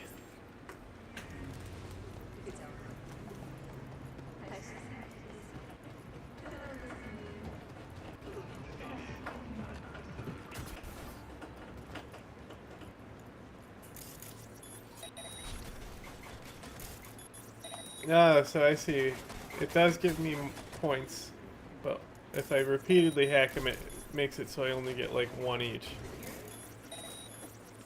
Makes sense.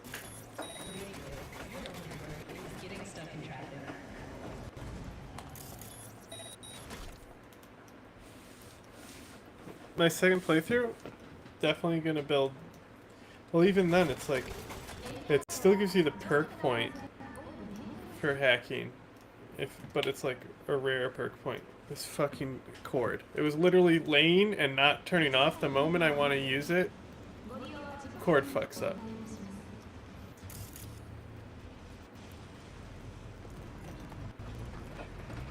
I'm walking here.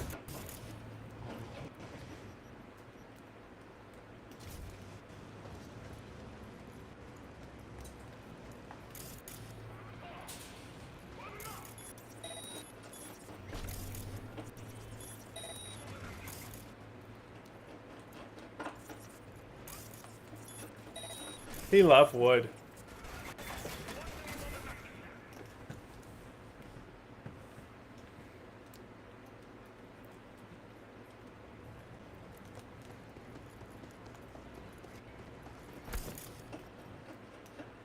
Come on. Ridiculous. I just don't want to hurt my wrist, for fuck's sake.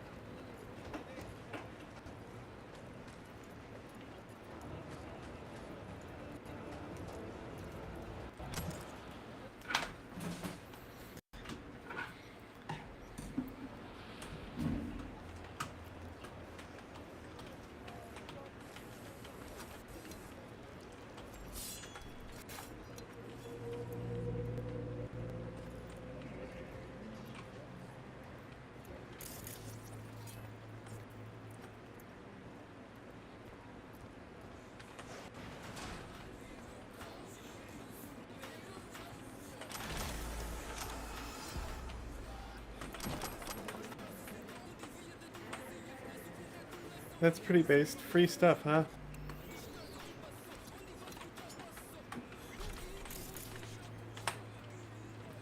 No fight necessary?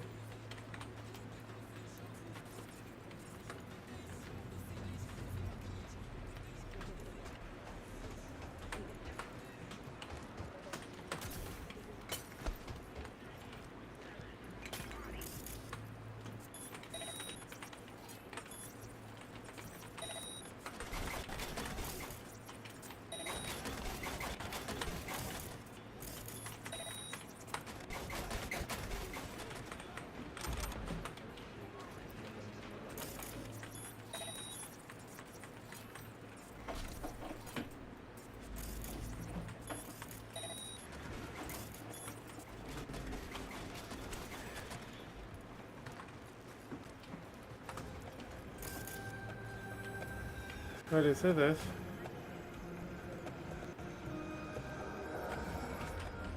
Where's this? Market? 19? Where's this taking me? What kind of adventure are we going on?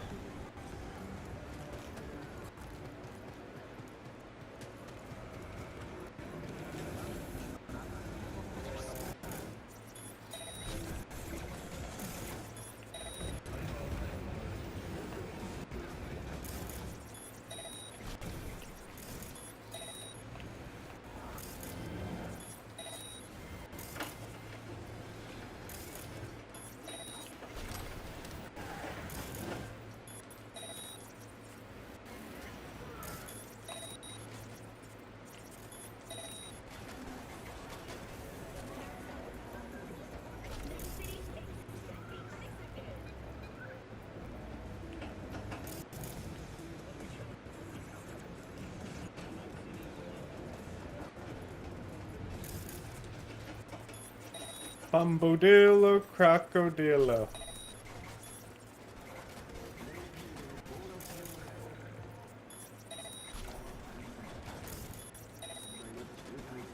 What's this? A little fort.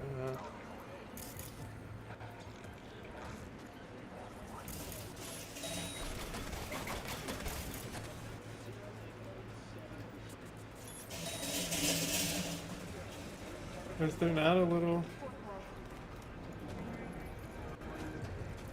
Hey, y'all know what's going on up here? There's a little investigator point.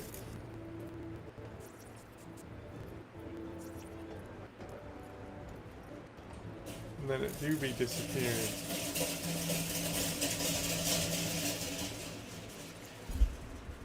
Like I can only see it from over here or something. Can I zoom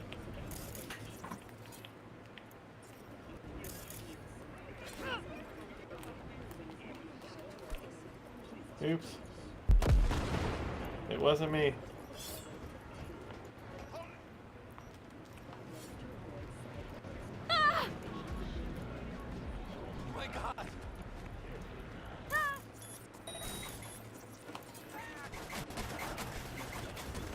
Oh, here we go.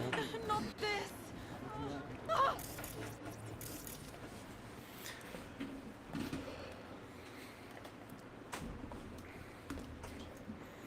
Hostile area.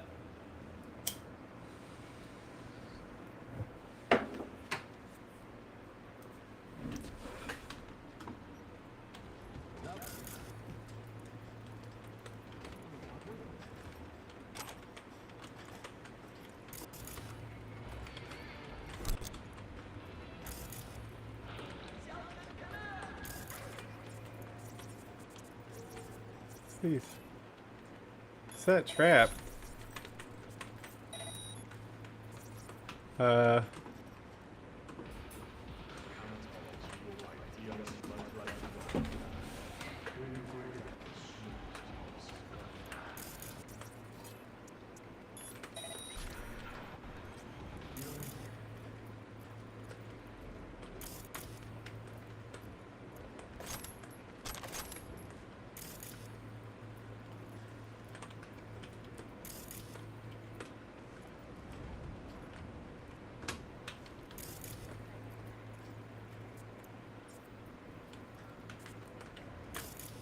Is this the gold thing I'm supposed to look at? I just can't look at it right now, I guess.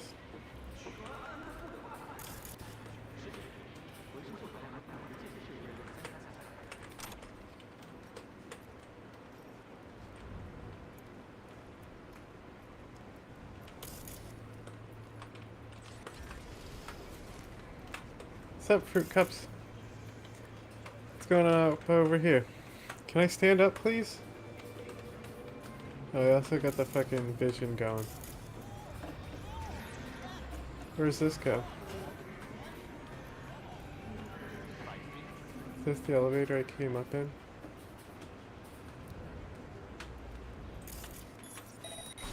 Get a room!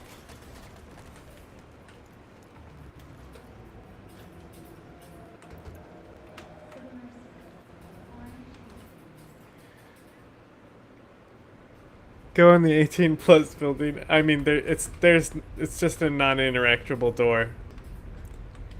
And also, I had gay sex earlier, and said I love gay sex, as I was being ramrodded in my booty hoo.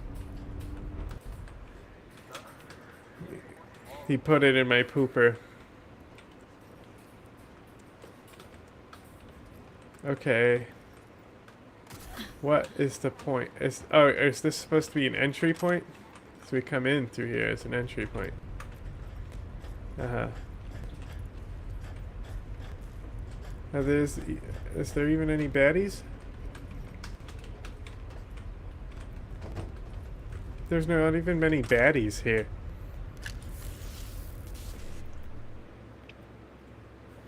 I want to look at titties. I mean, I have the stream friendly version going, so there is no titties. Otherwise, there's a lot of nudity in the game, I think. Like, I went to a dildo shop, and there was just fists, and I assume there used to be dildos there, but they just changed them all out for fists.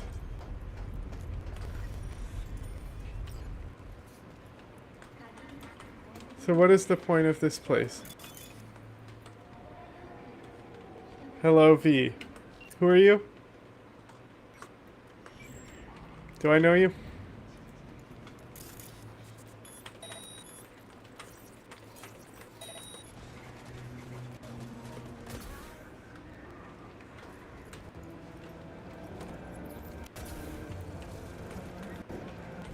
Be like,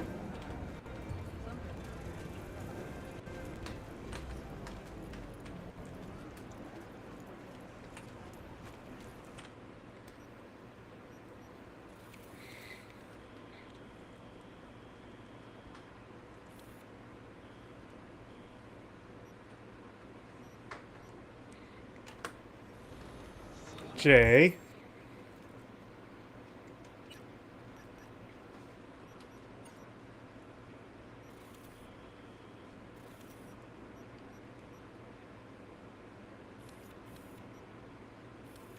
Haywood, the Glen.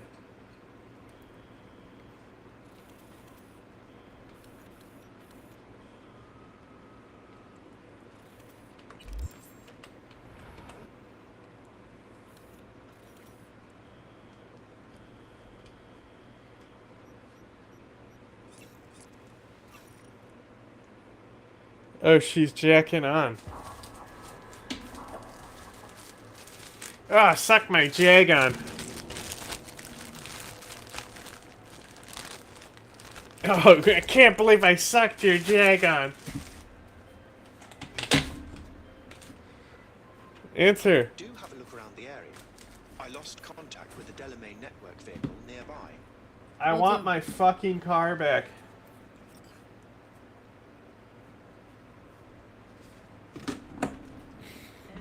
Well, I'm like 100 hours and still don't have a car. I don't know what's happening.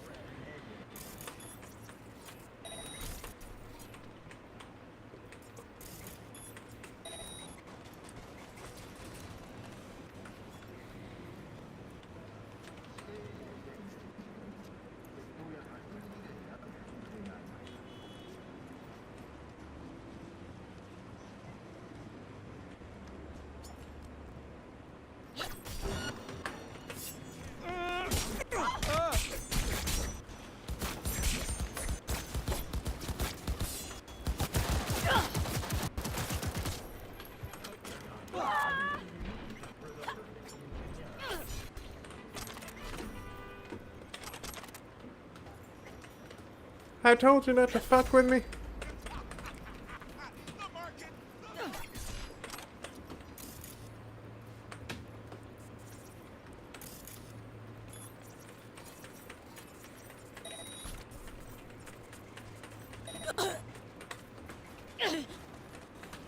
What's happening to me?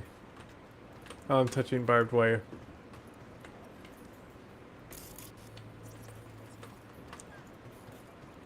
What's going on over here?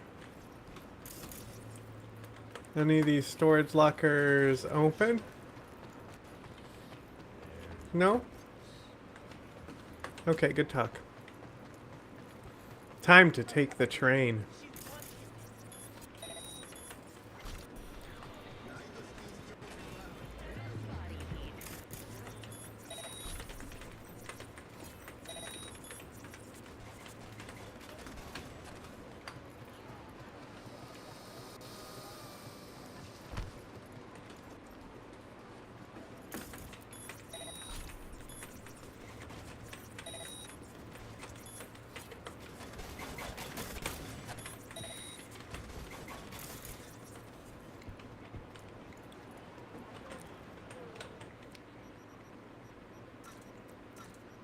Gay pistol.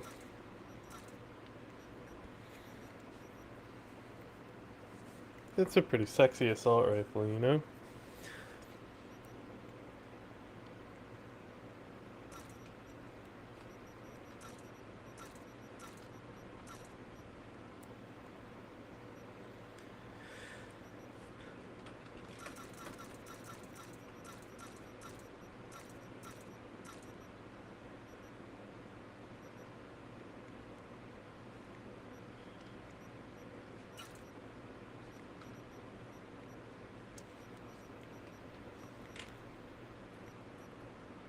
Hell yeah, 500. I got some primo junk today.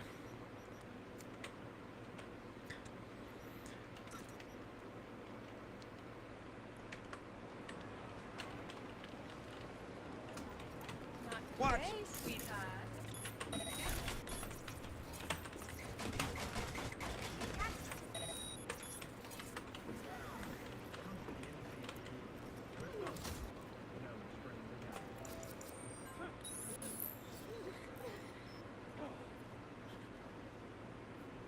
Oh no. Doesn't look like there's a metro that goes past where I need to go. Let me see. Okay, it's up there. Okay, we'll see.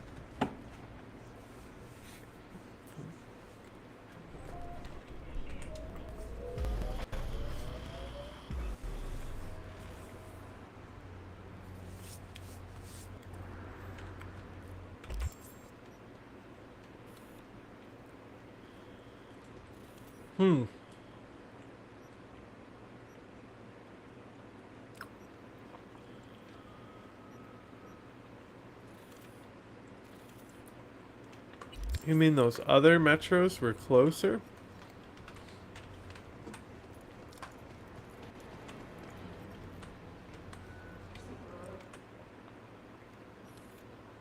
What? There's a festival right outside it.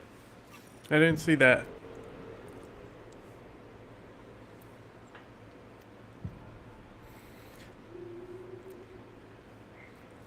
I assume... No. Do they have my car? Did my car... I don't remember. Did the car get crashed by the deli man cab? Because, like... I was like, maybe maybe the mom has my car because I sent him... Well, I didn't send him. I told deli man I don't give a fuck what you do with his body. And he's like, okay, you didn't come back, so I sent it to his mom. And I was like, I don't care. I hated that guy. I got a bigger cut. Really? It's pretty massive. So, Maybe we scooch it, put it up against the wall. nice to see you. What do you want? Sit. You want a beer? You have my keys? Wouldn't mind one. Give me my keys.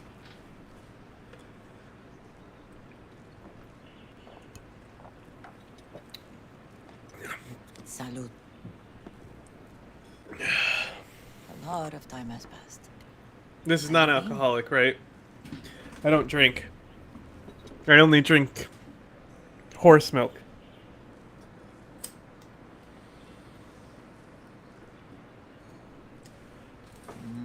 Rayito de sol. What's wrong? Hanging in there somehow?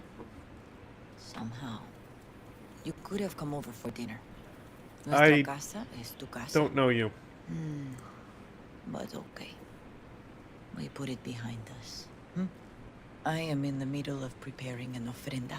There is still so much Alfredo? to take care of. You're gonna make Alfredo? I don't want to take part in the ceremony. I just want my car.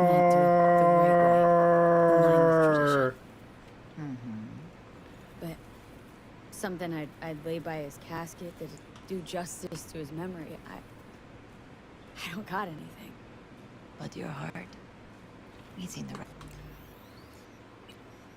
Okay, so sometimes it crackles, sometimes it don't.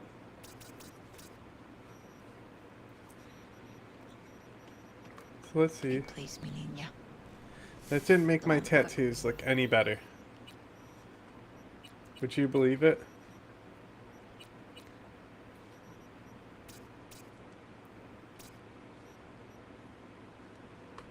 Hurry. He's Simba. Tattoos still don't look better.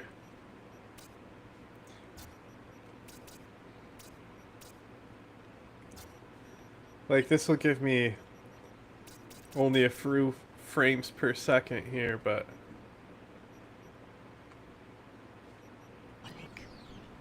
Look for something in his garage. His past is all there. Okay, the tattoos may look a little better on with all that ultra settings and shit, but I still think it's pitiful. Oh no. I can't fix my resolution now. Yes, I can. I have an idea. I'm just going to go to settings, flip my monitor to 4K, and then I'll be able to shrink it down.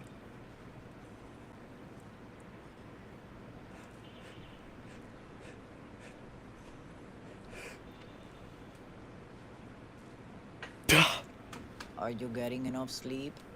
Shut up. Y'all are so annoying. Thanks, Mom. Don't mention it, V. You have respect. No, I don't. I don't. I hate everything. I hate this game. The garage is on Republic. Oh. She did give me my fucking car keys. She's had my car keys the whole time. This bitch.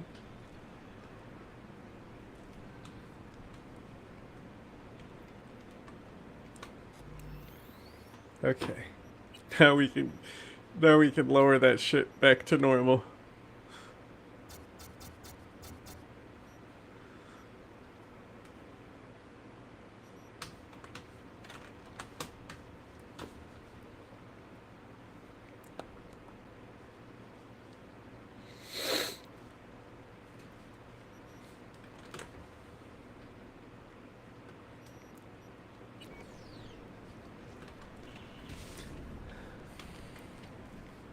Oh, I'm still in ultra ray trace.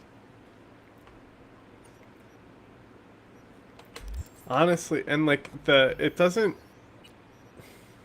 look that much better too, you know?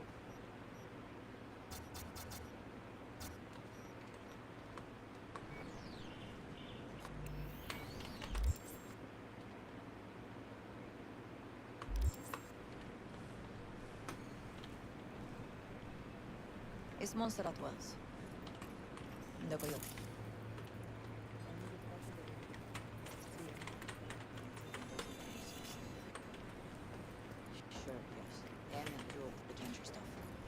tequila.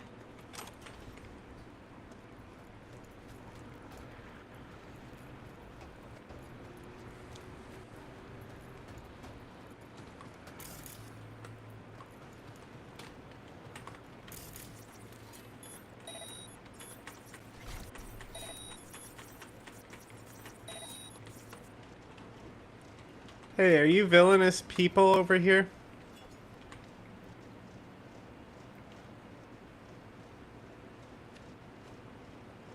Put some hijos de puta over here!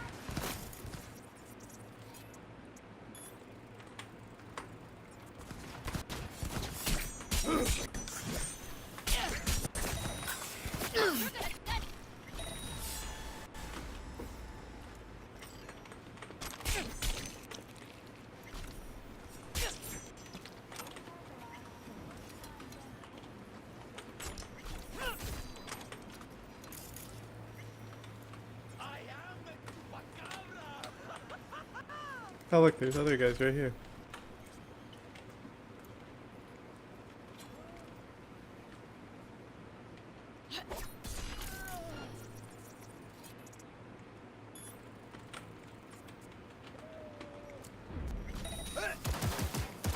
You little...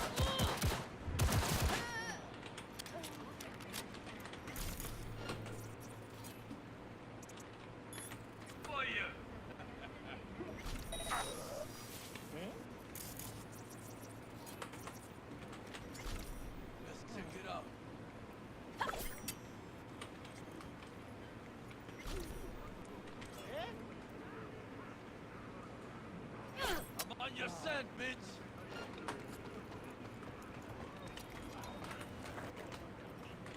No. I seen it. She's got a gun. Grandpa's gonna find you, Zora. No. I seen it. She's got a gun.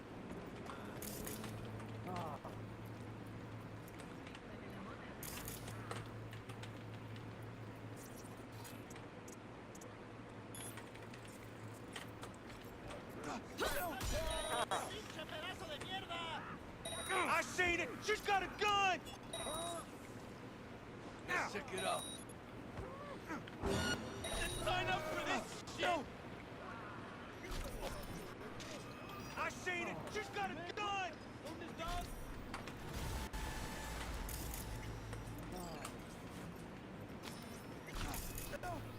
Damn, there's little knuckleheads all over here. I seen it! She's got a gun!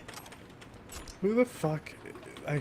And fucking this game, it's not even close, but it certainly is going for second place behind Divinity for most annoying fucking NPCs.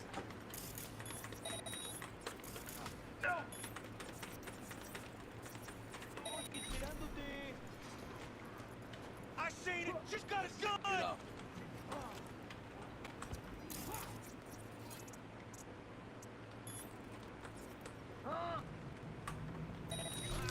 No!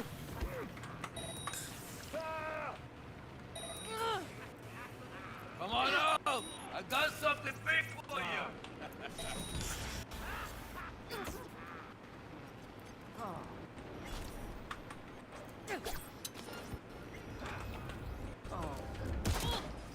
Save yourself!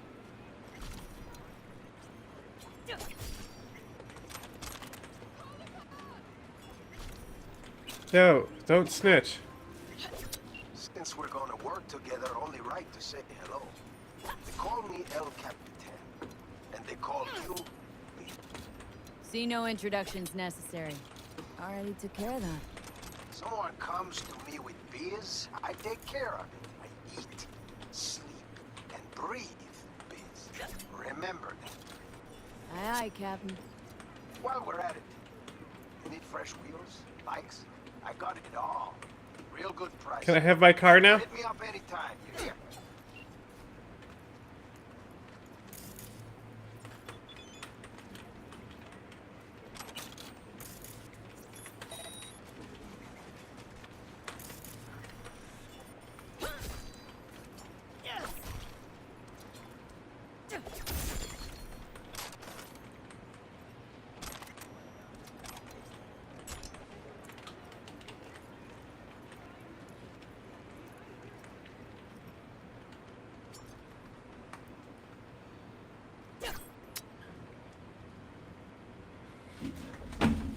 Nobody saw that.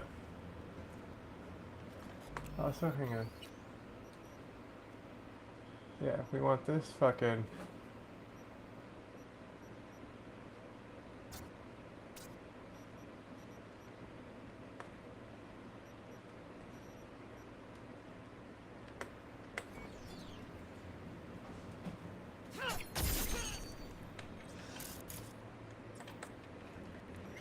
Igual te voy a encontrar, mierdita.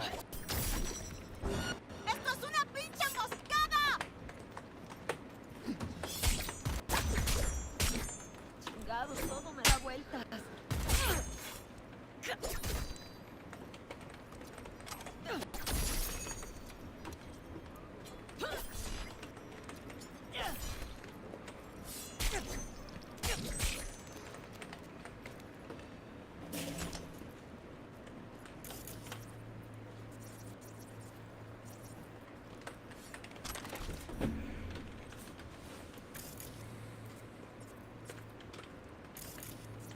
Is that more over there?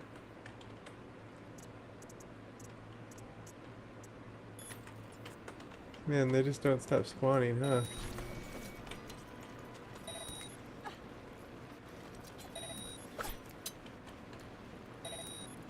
¡Como la basura! ¿Esa pinche empresa que tienes? ¡Te la voy a arrancar!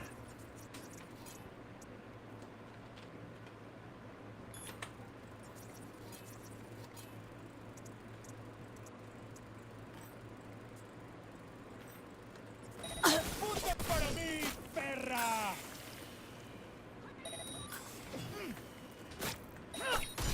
¡Solo Valentín!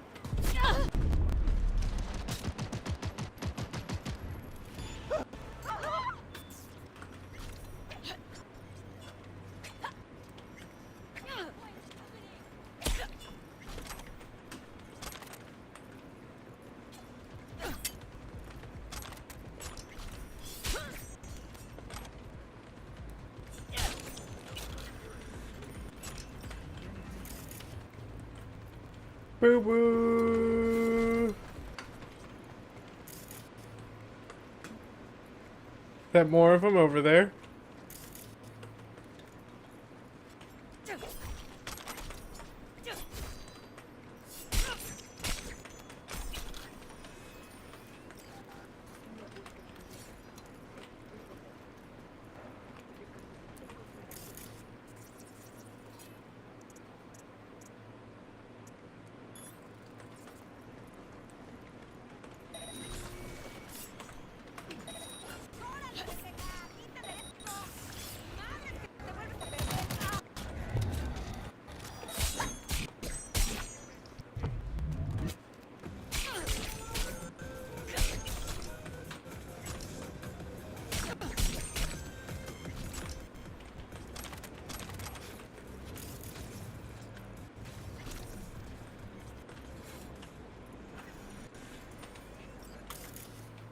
Alright, y'all like give up now?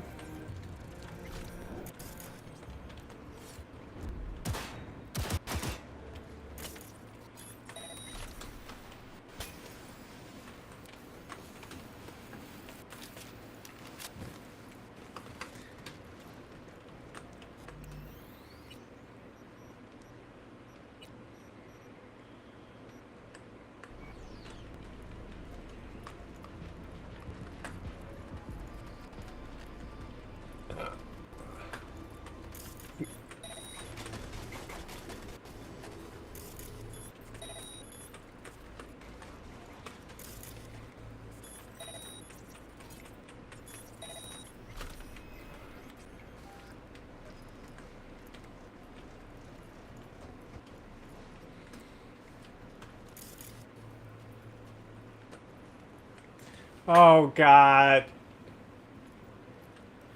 Ivy.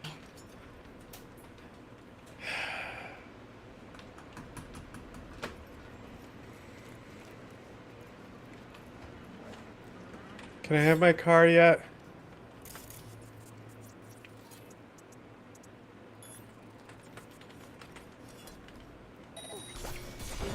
Time to fuck shit up!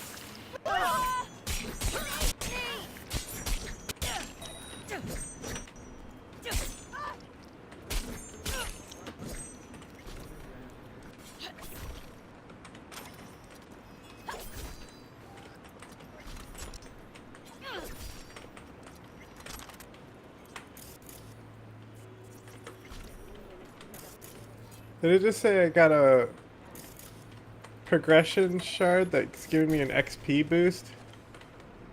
The hunter? Or netrunner? Is that what that just said?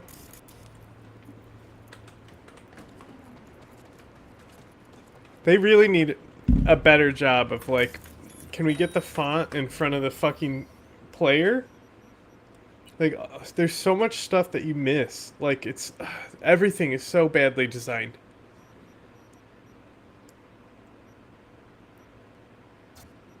Maybe that will help me.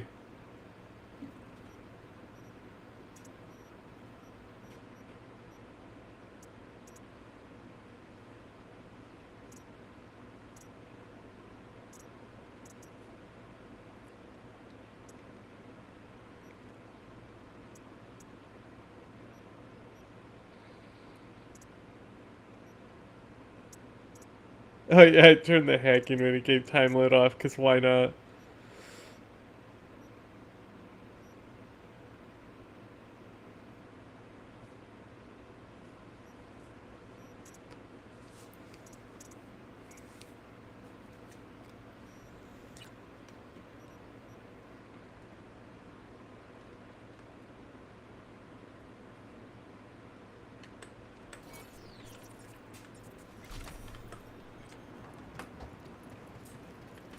What are you doing here?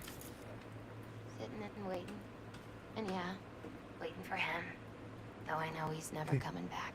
Yeah. Lately, I've just been coming here to sit. An hour. Sometimes two. That's I know not healthy. It's gunk, it's just...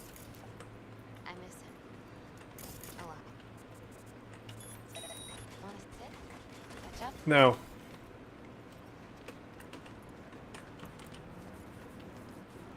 What possibly could you want from me? Can I make your head explode? What do you want? Oh, thank God. Mama Wells is having a send-off for Jackie. I need to find something he really cared about.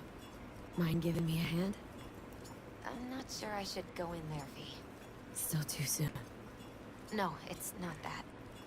Mama Wells and I aren't exactly on the best terms. She wouldn't What do I gotta do to get in your position now? Jackie'd want you here. That's more important. Come on.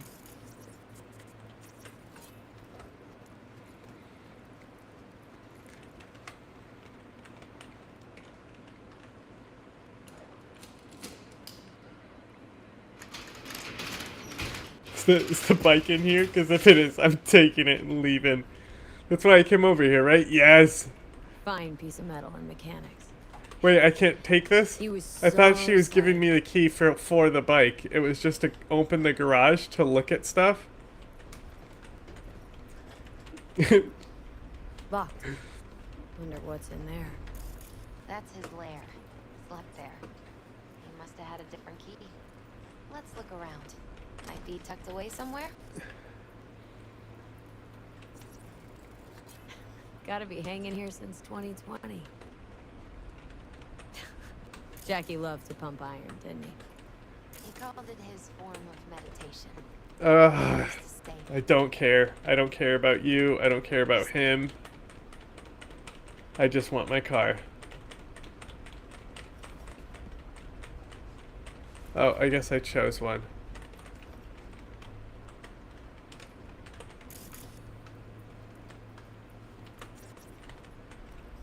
Still full. His favorite. Strategic reserve. How come?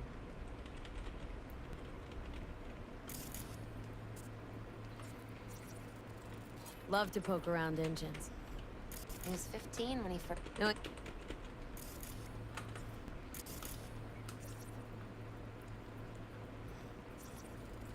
basketball signed by Dante Gonzalez.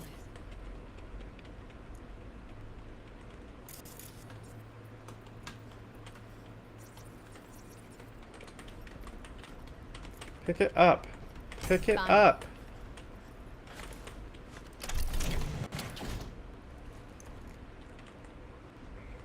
Oh, Jackie. Shut up. Shut up. Shut up. Shut up. Shut up. Shut up. Oh, it's a long story. Hey, you alright?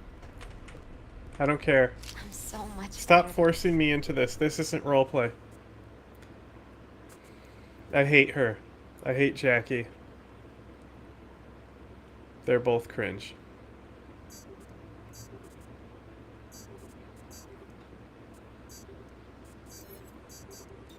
All right. I once told Jackie he should sweep all the dark energy out of this place. Sand mandala do the trick, for example. He What? told me that out of sand he'd build a castle, a home, the Wells family hideout, stronghold. Okay. Whatever, lady. Isn't it?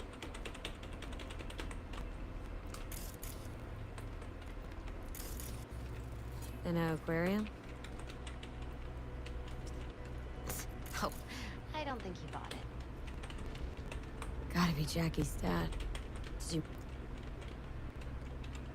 Leather...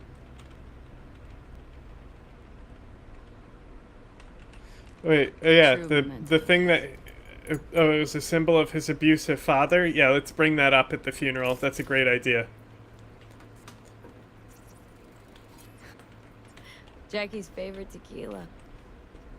The founder. Okay. Can I have the bike now? Vroom vroom. Better get going. Actually, V, I think I'll stay a while. I don't care. I don't care.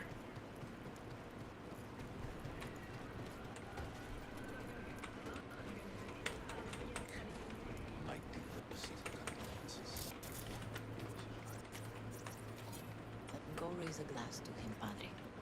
A few glasses. Hello, dinguses. Hello, dinguses.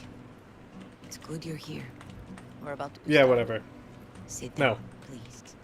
Give me my car. Or bike. Do I get his bike after this? I mean, who else is gonna fucking use it? Nobody. Give me his I bike, thank mama. you all Look, for I came here to get a bike. I didn't come here to listen to you yap. I'm not going to tell you what kind of man my son was.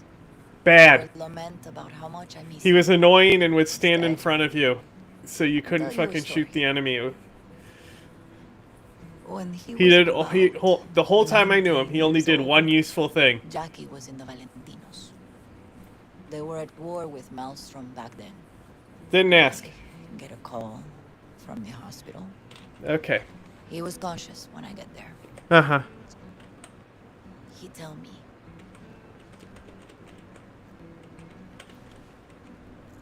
Maybe. You're all right. Among the membership of the Night City Devils box. I don't care about this, though. I really don't. I really dislike this character.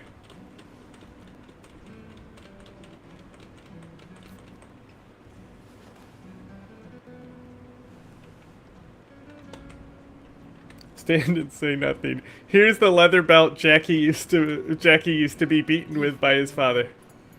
And wasn't afraid. Lived life to the fullest. I didn't see what the other thing was. Oh, give me that It's knife. easy too. I would Gonna fucking go steal the funeral supplies after. No, I don't want to drink. Por mi hijo. Pour drink into the fire. I'm good.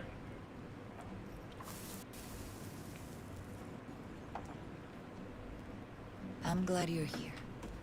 It was a beautiful ofrenda we gave him. Didn't ask.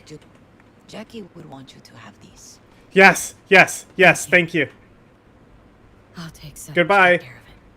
That's the whole reason I came here. I'll never see you again. I hate you. Goodbye.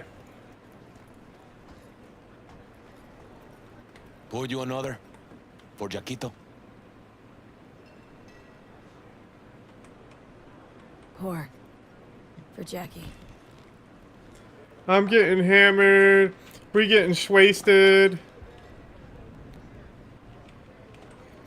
I wonder if he'll be as torn up after you die. Chingado. Don't go starting something. Hey, you! Have a drink with us, hmm? To Wells?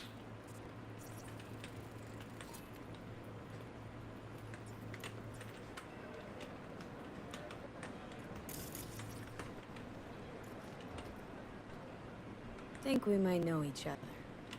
Gustavo Horta. V. Yeah, I've heard about you. So you want me to suck your dick? Heartfelt Or what? condolences, friend. I'll suck yours For too. me, Campo, and all the Valentinos. Thank you. Okay, goodbye.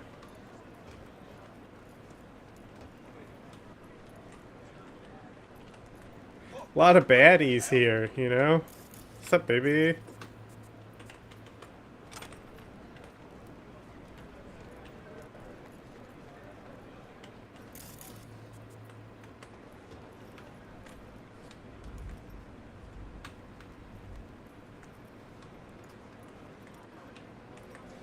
Oh, there he is. What's up, dude? Gonna miss him. I already do. Just do anything for me?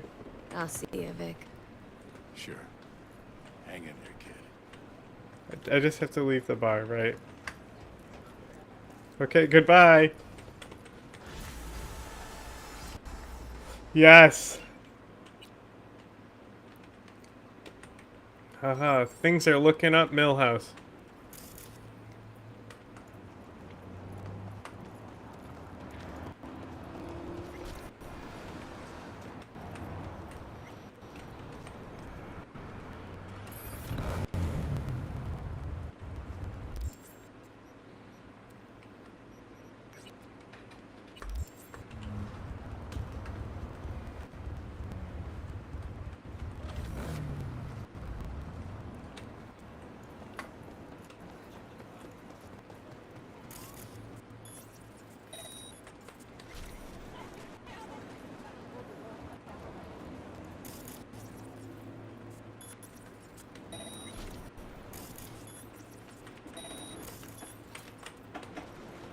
He eat the wood.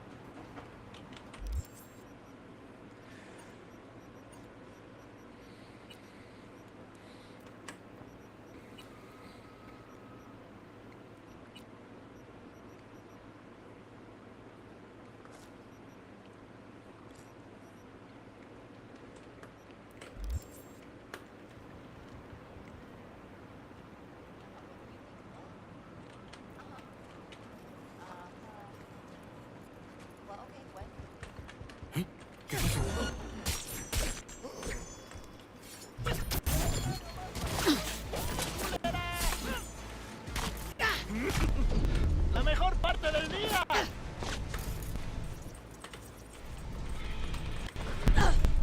I couldn't fucking, like, bring up my hack menu. Okay. Okay.